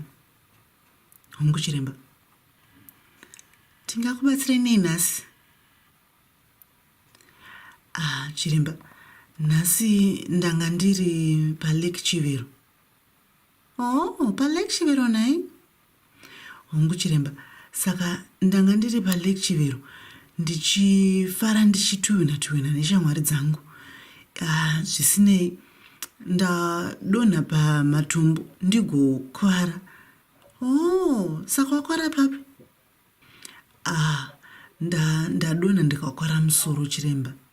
Heya, ndaona mumanotsi ako zvichinzi wadonha ukakwara musoro uchada mastitches. Hongu chiremba ndizvo. Asi vari kuti unotya tsono. Saka tinofanira kuti utange wakotsira. Hongu chiremba. Zvakanaka. Rega timbogadzira mubhedha wako unyatsorara zvakanaka. Fema zvako zvakanaka. Uchitanga kuverenga kubva pana 10 kusvika pana motsi. 10, pfumbamwe, sere, nomwe, nhanhatu, shanu, ina,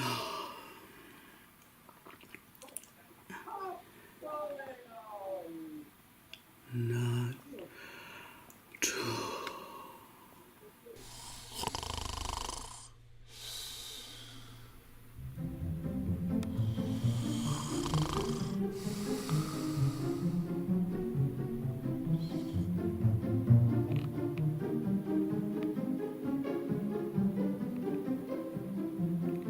Saka isu tapedza, regai tichinomusvitsa paward achinochengetwa nanamukoti ndivo vanozomupakurira chikafu chake chekudya chemanheru. Ina, nhatu, mbiri, motsi. Komuri kuverenga izvenyu nhaya Taylor? Ndakupi futi? Masvika paward, ndanzi ndikubatsirei nechikafu chenyu chanhasi manheru. Operation yenyu yatopera. Zvanzi nana chiremba vatokuisai mastitches enyu zvatopera. Maakuchinzi muchidya chikafu kuti musazonzwa kuneta. Saka zvatopera? Zvatopera mufunge yenyu, hazvitombotore nguva ka? Ndangoitonge ndangovhara maziso angu ndichidombotora mafemu. Ndatomuka. Ndiyo nyaya yacho, ende vana chirembe vanogona mufunge yenyu. Saka murikuda kudyei nhasi? Mungaitwo sadza? Sadza ndo ratitori naro. Rega ndinokutsvakirai sadza. Pane sadza nemuriwo kana sadza nelacto. Zvitsei zvinyu sadza nelacto. Rega ndinokutsvagirai, rega ndichadzoka. Maita basa. Muchitendei. Kazi wai baba, maita matimirira. Ndine urombo nhasi takawandirwa nevanhu. Munongozivawo sezvo uri musi wemugovera kudai so. Vanhu vakawanda vanouya pano pachipatara. Hazvinazvo mhaka mwanangu. Ndanga ndakangomirirawo zvangu kuti pamwe chero pakauyawo zvake ani zvake arimo muchipatara akwanisawo kundiona nedambudziko rangu. Zvino baba, zvandakutsanangurirai, muchipatara hamubvumidzwe kuti muuyembwa kana zvipuka zvakangodidi. Ndinozvinzwisisa mwanangu, hazvinazvo mhaka.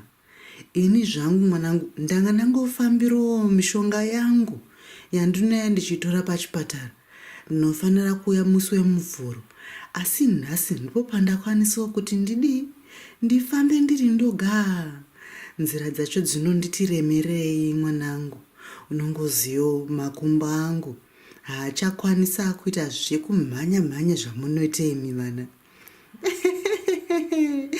Aiwa. Saka rega ndinokutorerei mishonga yenyu. Mauya here neprescription yenyu baba? Hongu, ndakanyorerwa nachiremba wangu. Rega ndikupe mwanangu. Ndiyo prescription yacho here naye baba? Hongu mwanangu, ndiyo prescription. Maita basa, rega ndinokutsvagirai pafamasi.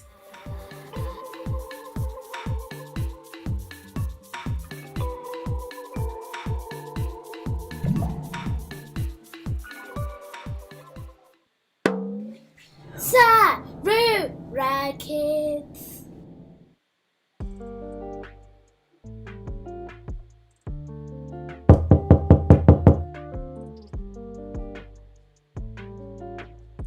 Yes, why ndingakubatsirei nei? Oh, hi. Yes, my name is Dave Jones, and this is my wife, Placky. And our kids, Maya and Amelia. We're your new neighbours. Hiya. Oh, hello. Welcome. Come inside. Come and meet my family. Oh, hi. Makadinyu. Ndini Baba May. Ndimi vavakidzani vedu vatsva. Oh yes, hi, I'm Dave Jones. Yeah, we just moved in actually, not that long ago. We're still in the process of unpacking, but I thought we should come and say hello, because obviously we haven't actually had the chance to actually meet. We've just been so busy. Ini ndinoitwa ini Mai May. Ava ndo vana vangu ava. May na Amelia. Mauya. Zvinofadza kuono vavakidzani vedu vachiuya vachizotishanyirawo kuti tikuzivei kuitira remangwana. Ndakanzwa kuti makabva mhiri kwemakungwa. Ichokwadi? Hongu ichokwadi. Asi sezvamunongoonawo indakazvarwa kuno kuZimbabwe. Ndikazosumuka ndichinotsvaga basa kuUK. Nai. Saka mauya kuzoita basa rei kuno? Ndakaita rombo rakanaka. Ndakaona basa rakazonaka chairo.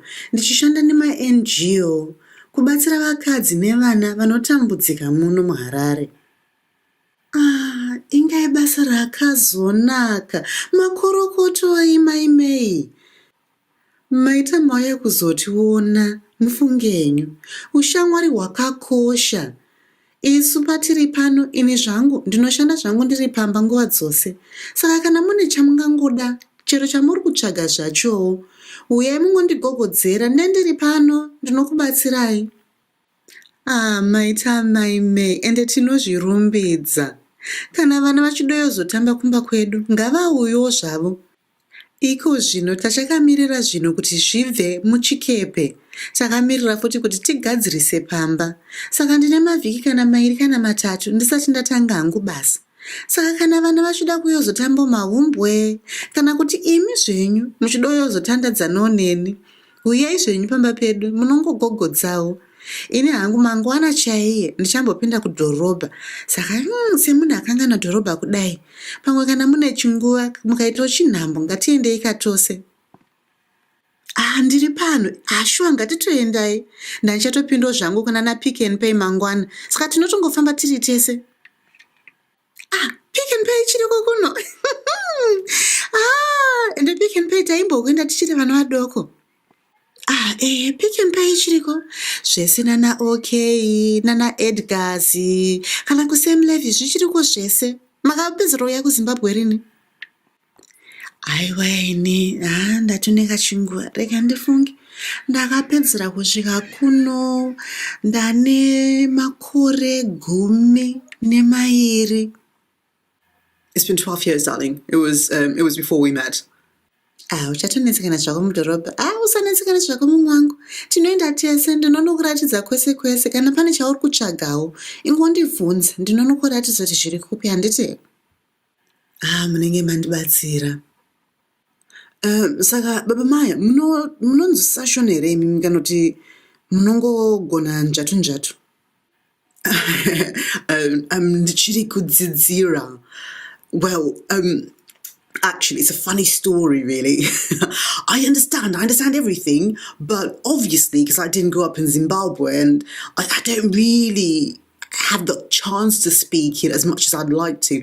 I haven't actually been able to say very many words, but Plucky's mum is always speaking to me in Shona, so over the years I've actually had to pick up a few words. But you know, the thing is, right, I can actually understand lots more than I can say. So, actually, if you guys would like to teach me, I would love that. I would absolutely love that.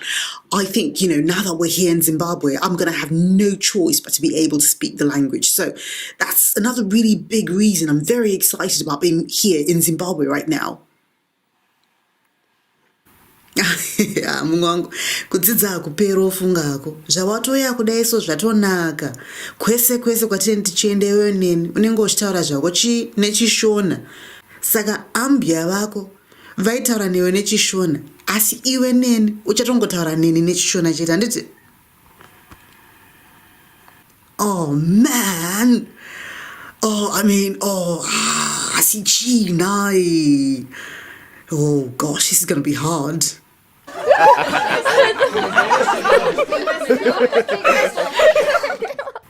Oh, Daddy. That's silly. Daddy, if I can speak in Shona, you can speak in Shona too. Listen, it's easy. You just say, Neniwo ndichadzidza. And before you know it, you're also going to be learning lots and lots and lots of Shona words. Oh, chokwadi. Chokwadi mwanangu. Wataura zvako. Don't forget, Devi, it's chokwadi. Di. Kana uchitaura kakuti d yemuchirungu unoti ka d. Yeah, didn't I say that, hun? I said d. D. Yeah, d.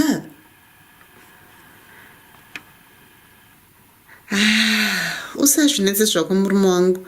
Zvichoya zvega patichakuendesa kuruzevhoko. Aiwa uchadza kwakuchitsenga chishona chiya. Yeah, we do have to go see your family in the rural areas, don't we? Uchadza kwakugona zvako iwe.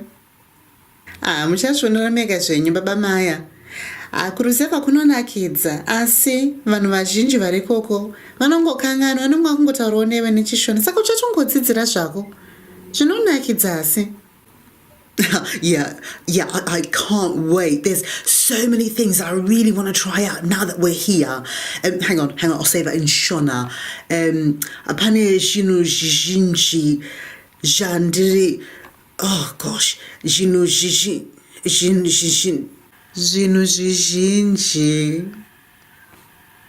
Yeah, what she said. Yeah, lots of things. I want to try lots of things.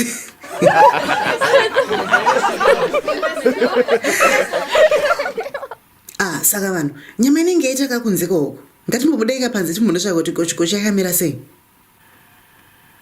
Oh, gochi. I love gochi. That's like that festival that we go to like all the time. Yeah, that festival, remember? In the UK. Yes, they do gochi there as well. Saka ngatibudei zveduka panze, tinotsvaka chekudya. Ndanga ndagadzira futi nechimondimwi, munochifarira here? Maiwe, musadaro. Mai vangu vanogadzira chimondimwi chandinofarira zvekupedzisira. Ito ndipakurira nekachimondimwi parutivi handiti? Zvakanaka, handeka panze.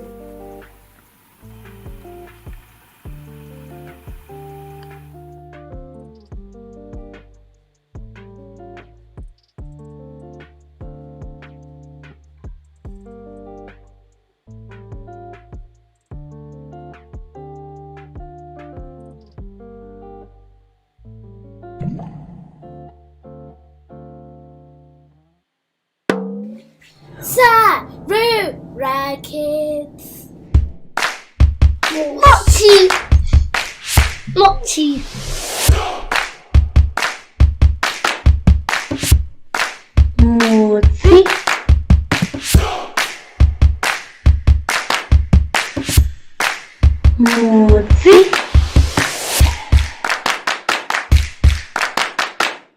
Baby.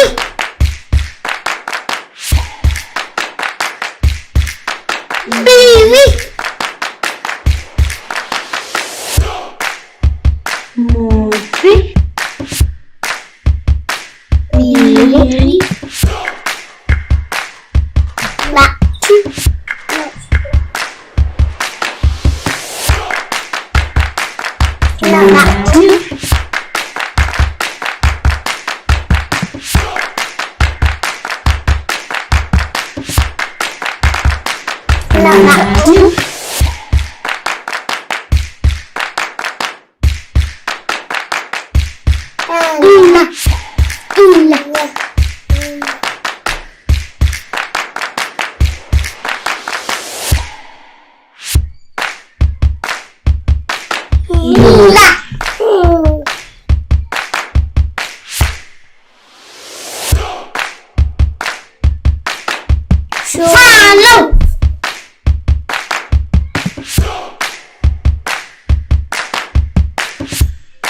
Shan. San.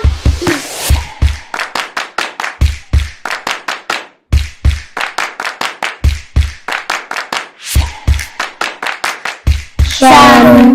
San. Nala two. Mama.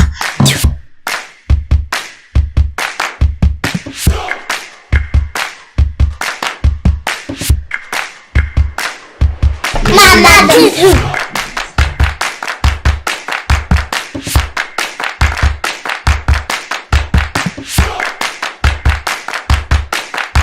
Nala two. Mama two. Mama two.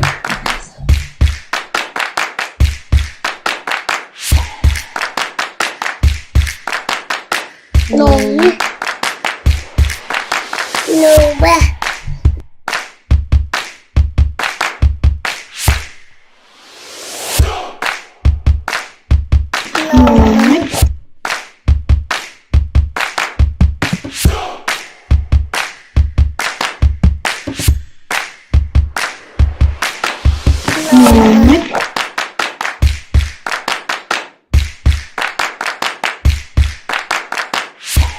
Sarah.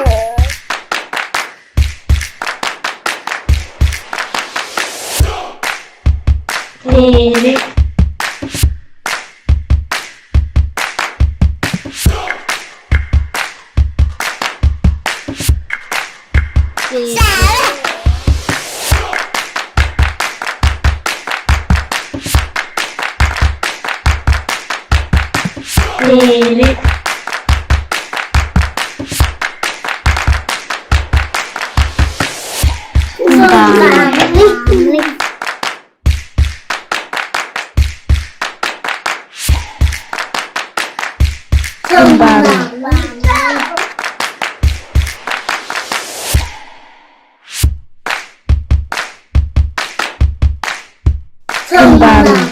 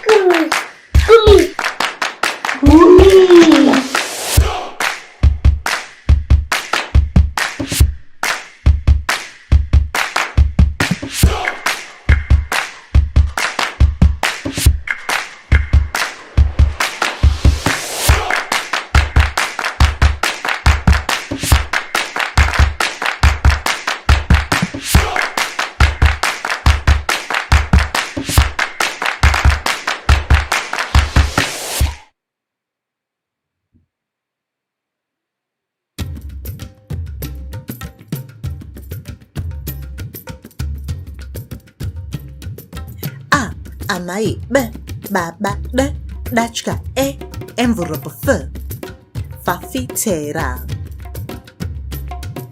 g gudo h huku I imbwa j jongwe k kongone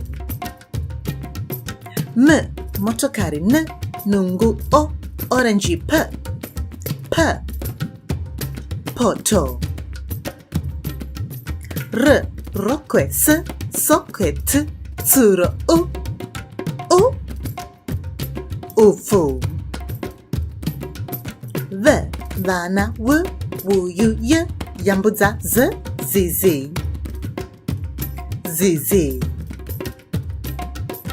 a amai b baba d dachka envelope f fafitera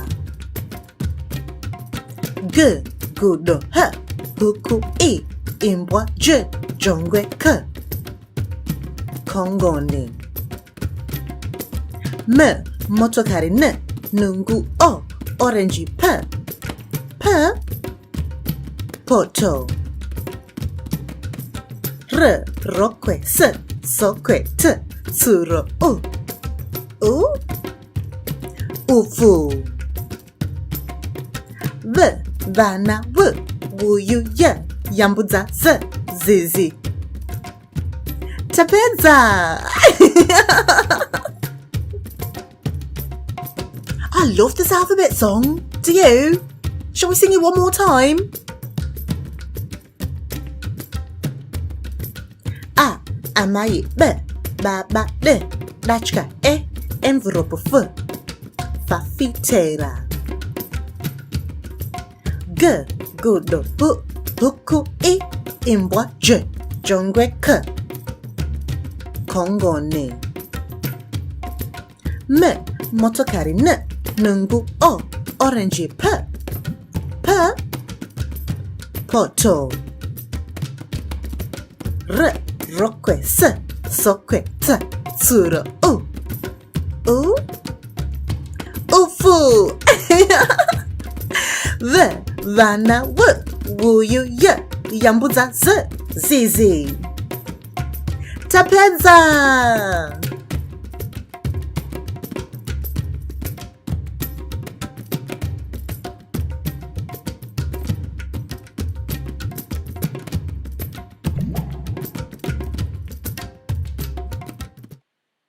One, two, three, 4, 5, 6. Deep Kwazi, Korite. Yes, Kwasi, what are you doing? Oh, hi guys. I was just practicing my counting. Oh. You know what would be really cool though? If I could count in Shona. Yeah, let's count to 10 in Shona. Motsi kushika gumi. Huh? 1 to 10, Kwasi. Come on, I'll show you. Now, where did I put my balls? Come on, let's count together. Can you count to 10 in English? 1, 2, 3, 4, 5, 6, 7, 8, 9, 10. Okay, Kwasi, it's really easy. Let's count these balls together. Moti, mbiri, natu, ina, shanu, nanatu, nomwe, sere, fumbamwe, gumi.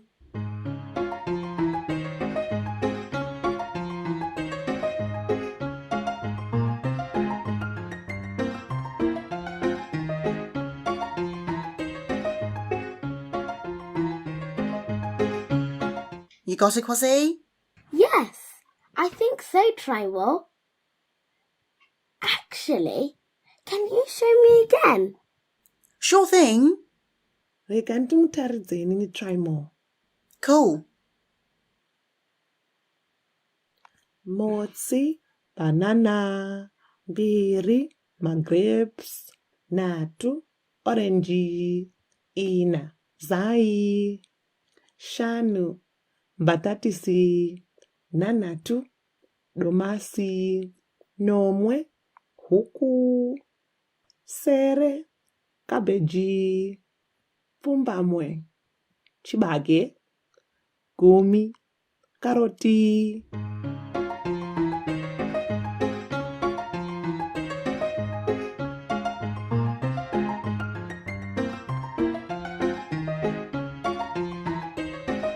That's really cool, Eddie. I love those. Hey, tell you what, let's count my hairbands. Motsi, mbiri, natu, ina, shanu, nanatu, nomwe, sere, Fumbamwe, gumi.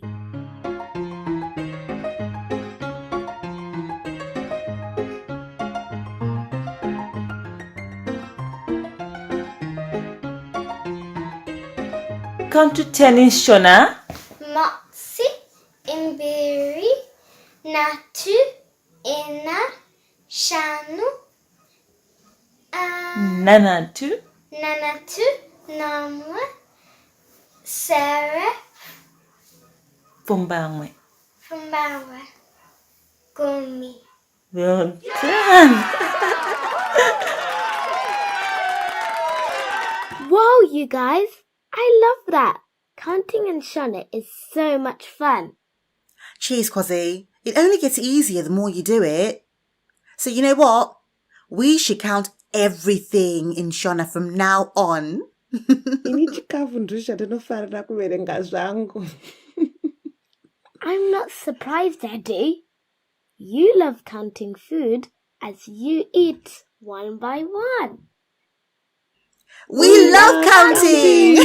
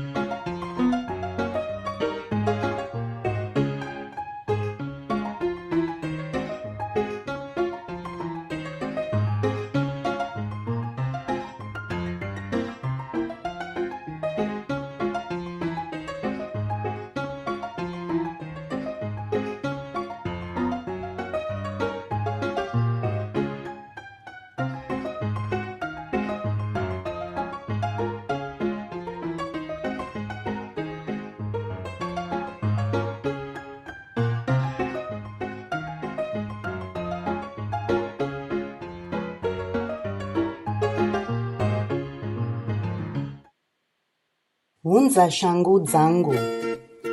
Ngano yamunounzirwa neve Sarura Kids.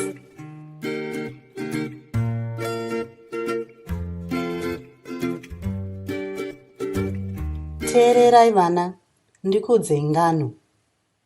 Yogai kuti pandinokuti paivepo, imi munoti dzefunde. Handiti? Ya, okay, ngatichitangai. Paivepo. Mukomana ainzi Farai. Nhasi ndiri kuda kukuudzai nyaya yakaitika kuna Farai. Asi tisati tatanga, chimbotarisai mufananidzo uyu. Ichi chinonzi chii vana? Ishangu. Dzokororai. Shangu. Magona. Ngatichitangai ngano yedu yanhasi.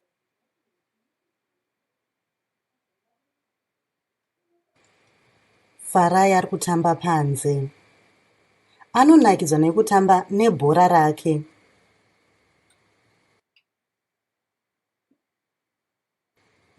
Baba vari kudeedzera. Farai! Farai! Hunza shangu dzangu. Farai amhanyira mumba. Apinda mumba mekubikira. Angava neshangu muno here? Ngatitarisei tese mumba mekudyira. Mune ndiro. Tinodyira mundiro.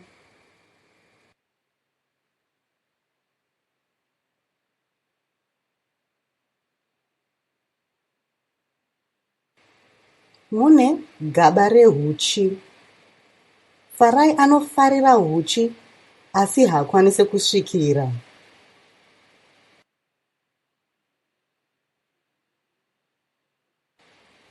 Mune fridge. Tinoisa chikafu chedu mufridge kuti chisaore. Mune mutsvairo. Mutsvairo unobvisa marara anenge adonhera pasi. Mumba mekubikira mune stove. Mai vaFarai vanogara vachibika chikafu chinonaka chekuti pano pastove. Vanobika nemigoti nezvipunu zvekubikisa. Dzimwe dzenguva vanoshandisa magravhisi. Magravhisi anobatsira kuti vasatsve kana vachiburisa zvinhu muoven. Hove yaFarai inonzi Dolly inogarawo mukicheni. Asi muna hamuna shangu nai. Titarise kupi futi?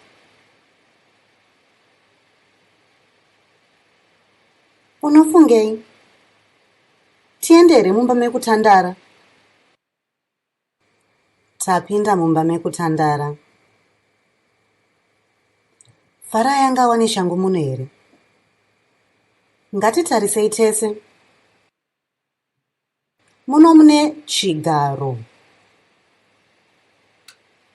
Baba vanofarira kugara pachigaro pavanobva kubasa.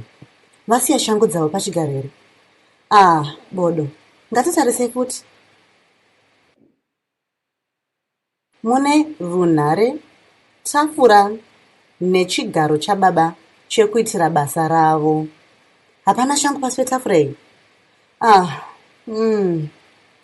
Hapana shangu.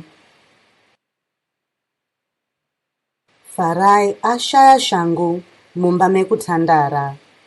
Titsvage shangu kupi? Farai apinda mukorido. Mukorido mune masteps anokwira kuenda kudzimba dzekurara. Mune tafura ine maruva. Mukorido mune mufananidzo pamadziro.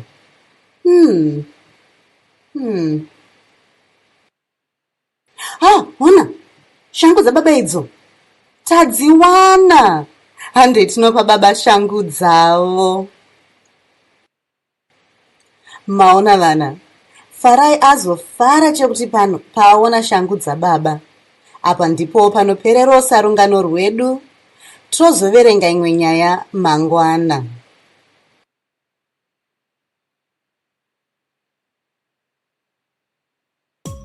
Kana mafariro ungano yedu yanhasi, tinyayo pakanzi subscribe. Mudzokewo kuzonzwawo dzimwe ungano dzedu paSarura Kids pano paYouTube. Muva nezuva rakanaka.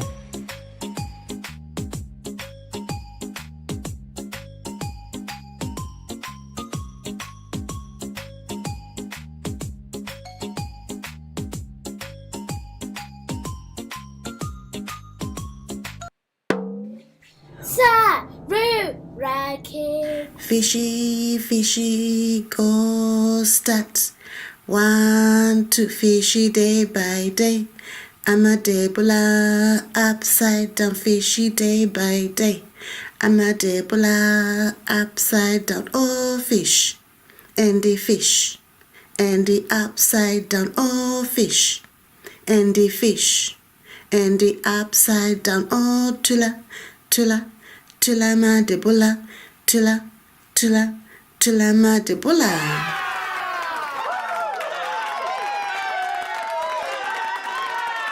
Fishy, fishy, go start. 1, 2, fishy day by day. I'm a Debola, upside down, fishy day by day. I'm a Debola, upside down, oh fish. And the fish. And the upside down, oh fish. And the fish. And the upside down, oh tula, tula, tula ma Debola, tula, tula, tula ma Debola.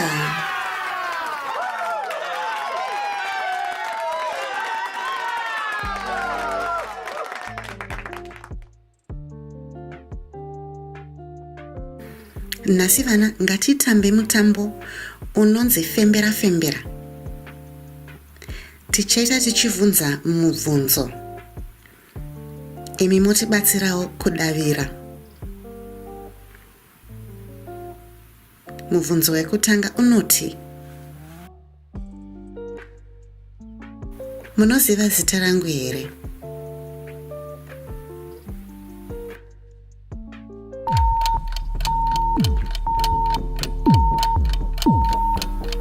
Ini ndinonzi Scholastic kana kuti Skola.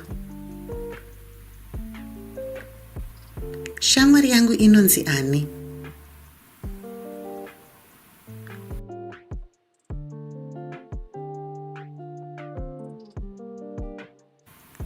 Shamwari yangu inonzi May.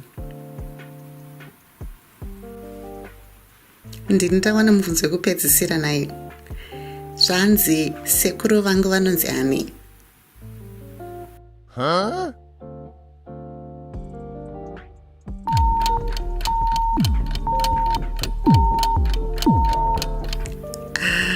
Ameno. Asi ndinombonzwa vachinzi sekuru Never. Vanonzi sekuru Never?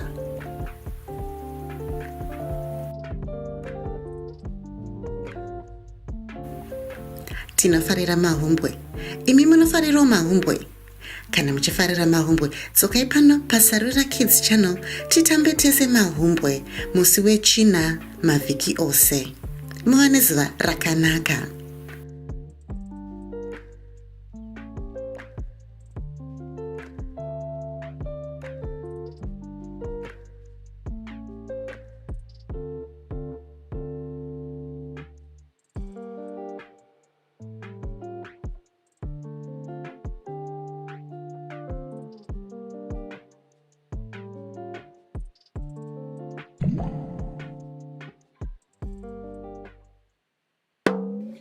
Sarura Kids. Vana huai titambe. Tevetsurai shatinoita.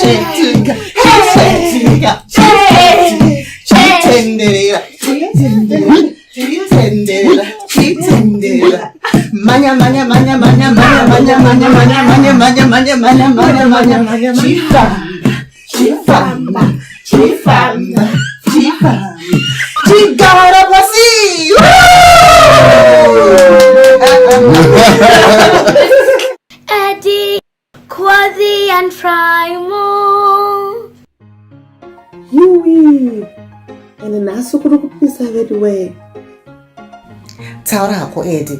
Rega timbozorora takagara pamasora pano. Ine kana kusumuka ndichada. Yeah, me too. But we have to get going soon. It's a long ride home from the countryside. I've really enjoyed our day out in the countryside. It reminds me a bit of Kamusha Kwelu. Kamusha? What's that? Oh, sorry, Kwasi. Kamusha's like our countryside in Zimbabwe. But instead of being just any countryside, it's where we come from. What do you mean, come from? Kwaunobva Kwasi. Ndio dzinza rako. Oh, your tribe? Madzidza ese anobva muZimbabwe.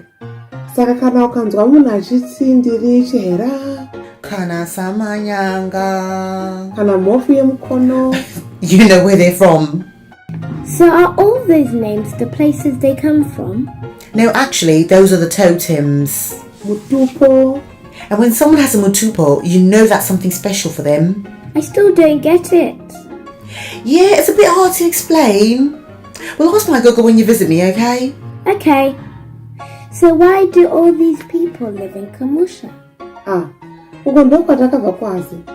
Saka mazitateguru edu aigara ikoko. Kumusha kunonakidza mhani. Kune muchero hobho inonaka sha. Apa kumusha kwedu tinoenda kunofudza mombe. Wow, I'd love to do that. Did you see the cows here? What animals do you find on the farm? You find pigs, cows, ducks, chickens, hens, chicks, dogs, cats, and that's all I know. Chickens? pigs, and cows. I would find cows, horses, and a dog. Pig, horses, I think, cows. Whoa, there are so many animals that you can find on a farm. What animals do you have, Kamusha?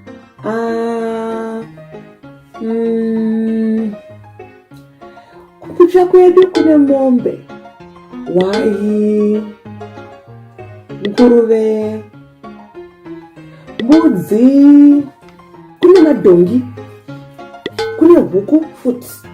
Kwedu tanga tine chiuta. Quill? Yeah, that's all my gogo vakuru used to look after. Did you guys have any llamas? Llamas? What did I say? Kwazi, mhuka dzekumusha dzakasiyana nedzekuno. Mapurazi ekuno ane mhuka dzakawanda. KuZimbabwe, mhuka dzacho dzinobatsira pakurima nekudya. Zvanzi nagogo vangu, munhu ane mhuka dzakawanda anenge akapfuma sisingatomboitse. Yeah, not everyone can afford to buy animals or to look after them. So someone with lots of animals is really, really rich. So would the farmers from this farm be really rich in Zimbabwe? Definitely! Look at all those cows. There's tons of Rora just in this field. I never knew about Rora until you told me, Trimo. In fact, I never knew about Kamusha till you told me today.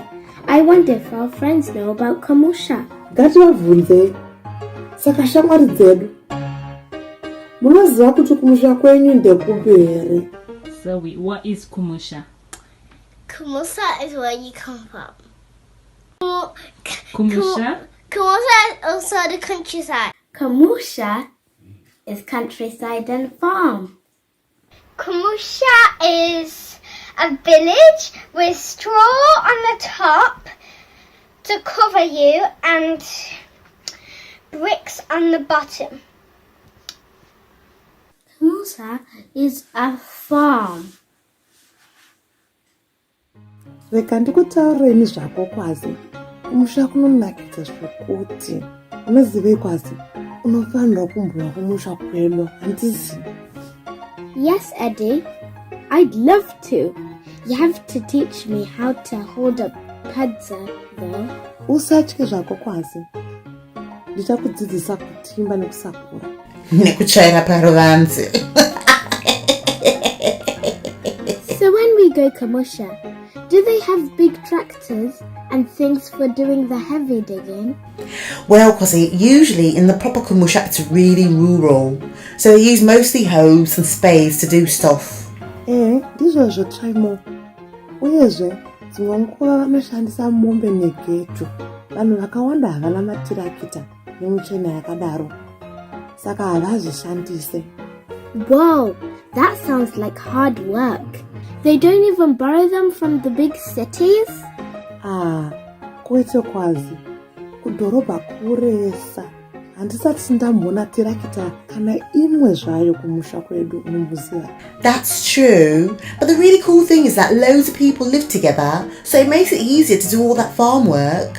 I wonder if our friends know where their Kamusha is. I know. Let's ask them. Friends, do you know where your Kamusha is? At Zimbabwe. In Zimbabwe. I was born in England and my parents were born in Zimbabwe. Where's Zimbabwe? Zimbabwe? Africa. In Africa. Maybe in Zimbabwe? I don't know.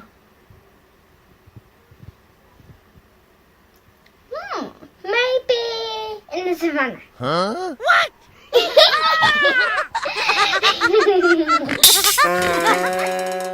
I really think you guys are so lucky that you have such an amazing place as your Kamusha.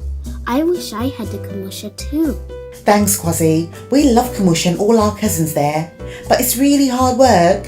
My mum wakes up super early whenever we're there. Asi tinokurumidza futi kunokotsira. Zuva richingodoka, ini Eddie, mumagumezi angu zvangu. Eddie, that's because you love sleeping so much. Sha, ndisiyo zvangu. Ndichiri kukura, saka ndinofanirwa kurara nguva yakareba. But when you're not sleeping, you're catching up with all your cousins and family that live there.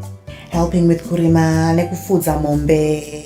Nekudya michero yepamba neyemusango. Eddie, but I know you don't just eat and sleep all the day. I remember you telling me that you also really love hearing stories from your gogo by the fireside. Ichokwadi, ngano dzinonakidza. Ndakusuwa kumusha manje. I can't wait to see your Kamusha. We love Kamusha.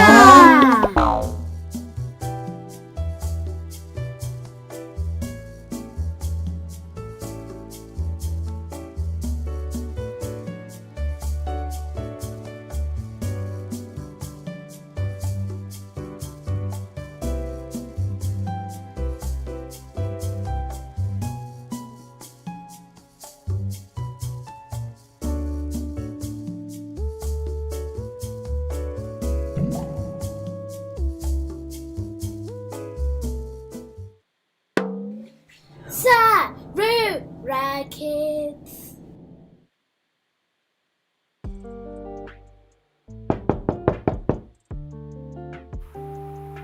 Pamwe hapana munhu. Ngatizodzokera zviri mangwana. Achimbomira pamwe achavhura. Kazwai, tingakubatsira nechei? Akazwai, ini ndinoitwa ini vamoyo. Uyu mudzimai wangu, mai moyo. Nevana vedu ava. Tine urombo nekuya tisina kukuzivisai. Asi tichingoyozo tichingokuzivisai kuti tisu vavakidzani venyu vatsva. Oh, ndimi makatenga munda waitengeswa uyo? Hongu tisu. Tanga tichigara kwaMutare, asi ndauya muHarare nebasa rangu. Mauya. Uye musanganewo nemhuri yangu. Mai, Junior, tine vayenzi. Ndingakugadzira chekumwa. Tine tarino kana kuti tine mvura kana mazowe chaiwo. Musazvinetse zvenyu. Tangouya tingozosanganawo nemi sezvo tiri vanhu vakasvikawo nezuro kuti musazovhunduka mukazotona tichifamba-famba. Zvinofadza kani. Ndakaona kani vachiisa guest suite. Hameno vaiti guest suite rekanoti chiko we. Imba yavakasiya vakavaka. Ndikavabvunza ndikati ko, asi pane munhu atenga mundono. Paingorimwa nevanhu vemaraini. Hongu, tisu takatenga munda wacho. Saka tichazoita tichivaka zvidimba. Kazwai makadii henyu? Kazwai vanangu makadii henyu? May, Baba May, Junior, ava vavakidzani vedu vatsva. Vati vabva kuno kubva, mabva kupi zviya? Taigara kwaMutare. Hongu, vakabva kwaMutare. Ndivo kavakatenga kamunda uya. Apai paingorimwa nevanhu vese. Ipapo, munda uya wakakura handiti? Ndaisachimbozviziva kuti une muridzi. Nguva yese yatagara pano, hapana kana mumwe munhu zvakewo akamboya achimbopa tariso kuti pakamira sei. Mufunge henyu, Harare inonetsa kuwana dzimba dzekugara. Takatombotarisa tigotarisazve, tikatoshaya imba tikatoti rega titongotenga kana munda zvawowo. Tigotoona kuno kwakatonaka kudai so kutone munda usina kana muridzi. Zvanzi muridzi wacho anogara ikoko kuna naUK. Saka akatotitengesera munda wacho. Takutoya tichitozovaka. Mauya zvakanaka. Saka makwai rini? Takangosvika zvedu nezuro chaiyo, nezuro manheru chaiyo. Saka ini semunhu ari pabasa kudai so, ndandine mazuva kana matanhatu ekuti ndimbobata-bata zvinhu, ndimbogadzirisa. ndozosiya zvangu ndichizoenda kubasa pamwe mazuva matanhatu chero mavhiki mairi kana zviri izvo. Mauya maita mukayezotishanyira mufunge yenyu. Ndakapapfura pamunda ipapo vhiki rapera iri chero ndine shamwari yangu ndikatoshama ndikati kenhai maitiresi ko zvapanenge pari kuiswa kana hameno kuti imba here kana kuti ikreti here kana kuti chii chaicho chaivakwa ipapo. Havakatisira guest suite inenge ingori imba yekuti vanongoburisa bhokisi chairo votogadzira zuva rimwe chete. Ndakatoshamisikawo nazvo mufunge yenyu. Takapafura makuseni pasina kana chiripo tikazofura futi masikati tikatona patonemba mufunge yenyu. Ndonyaya yacho mufunge yenyu nokuti sezvandataura takashaya kuti totenga papi musha, saka kana tisino imba yekuti tigare tikati rega tichitongovakawo zvakangoenzanawo panyaya yekuti mari dzacho. Saka isu tichagara imomo mugesuiti imomo kusvika zvanaka patinozowano pekutangira tozotanga kuzovakawo zvedu. Hapana chakaipa ende gesuiti yacho yakazonaka munoziya. Ndakatoshama ndikati imba yangogadzira nezuva rimwe chete iyoyo. Maita henyu. Zviya ndakudzere nhai mazita evana vangu. Uyu anoitwa uyu Trevor ndodangwe redu iri.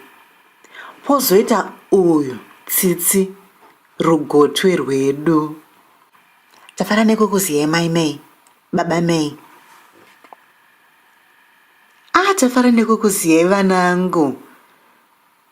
Uyuwo ndiye dangwe redu anonzi Mei. Kazwai uru rugotwe rwangu Junior. Kazwai.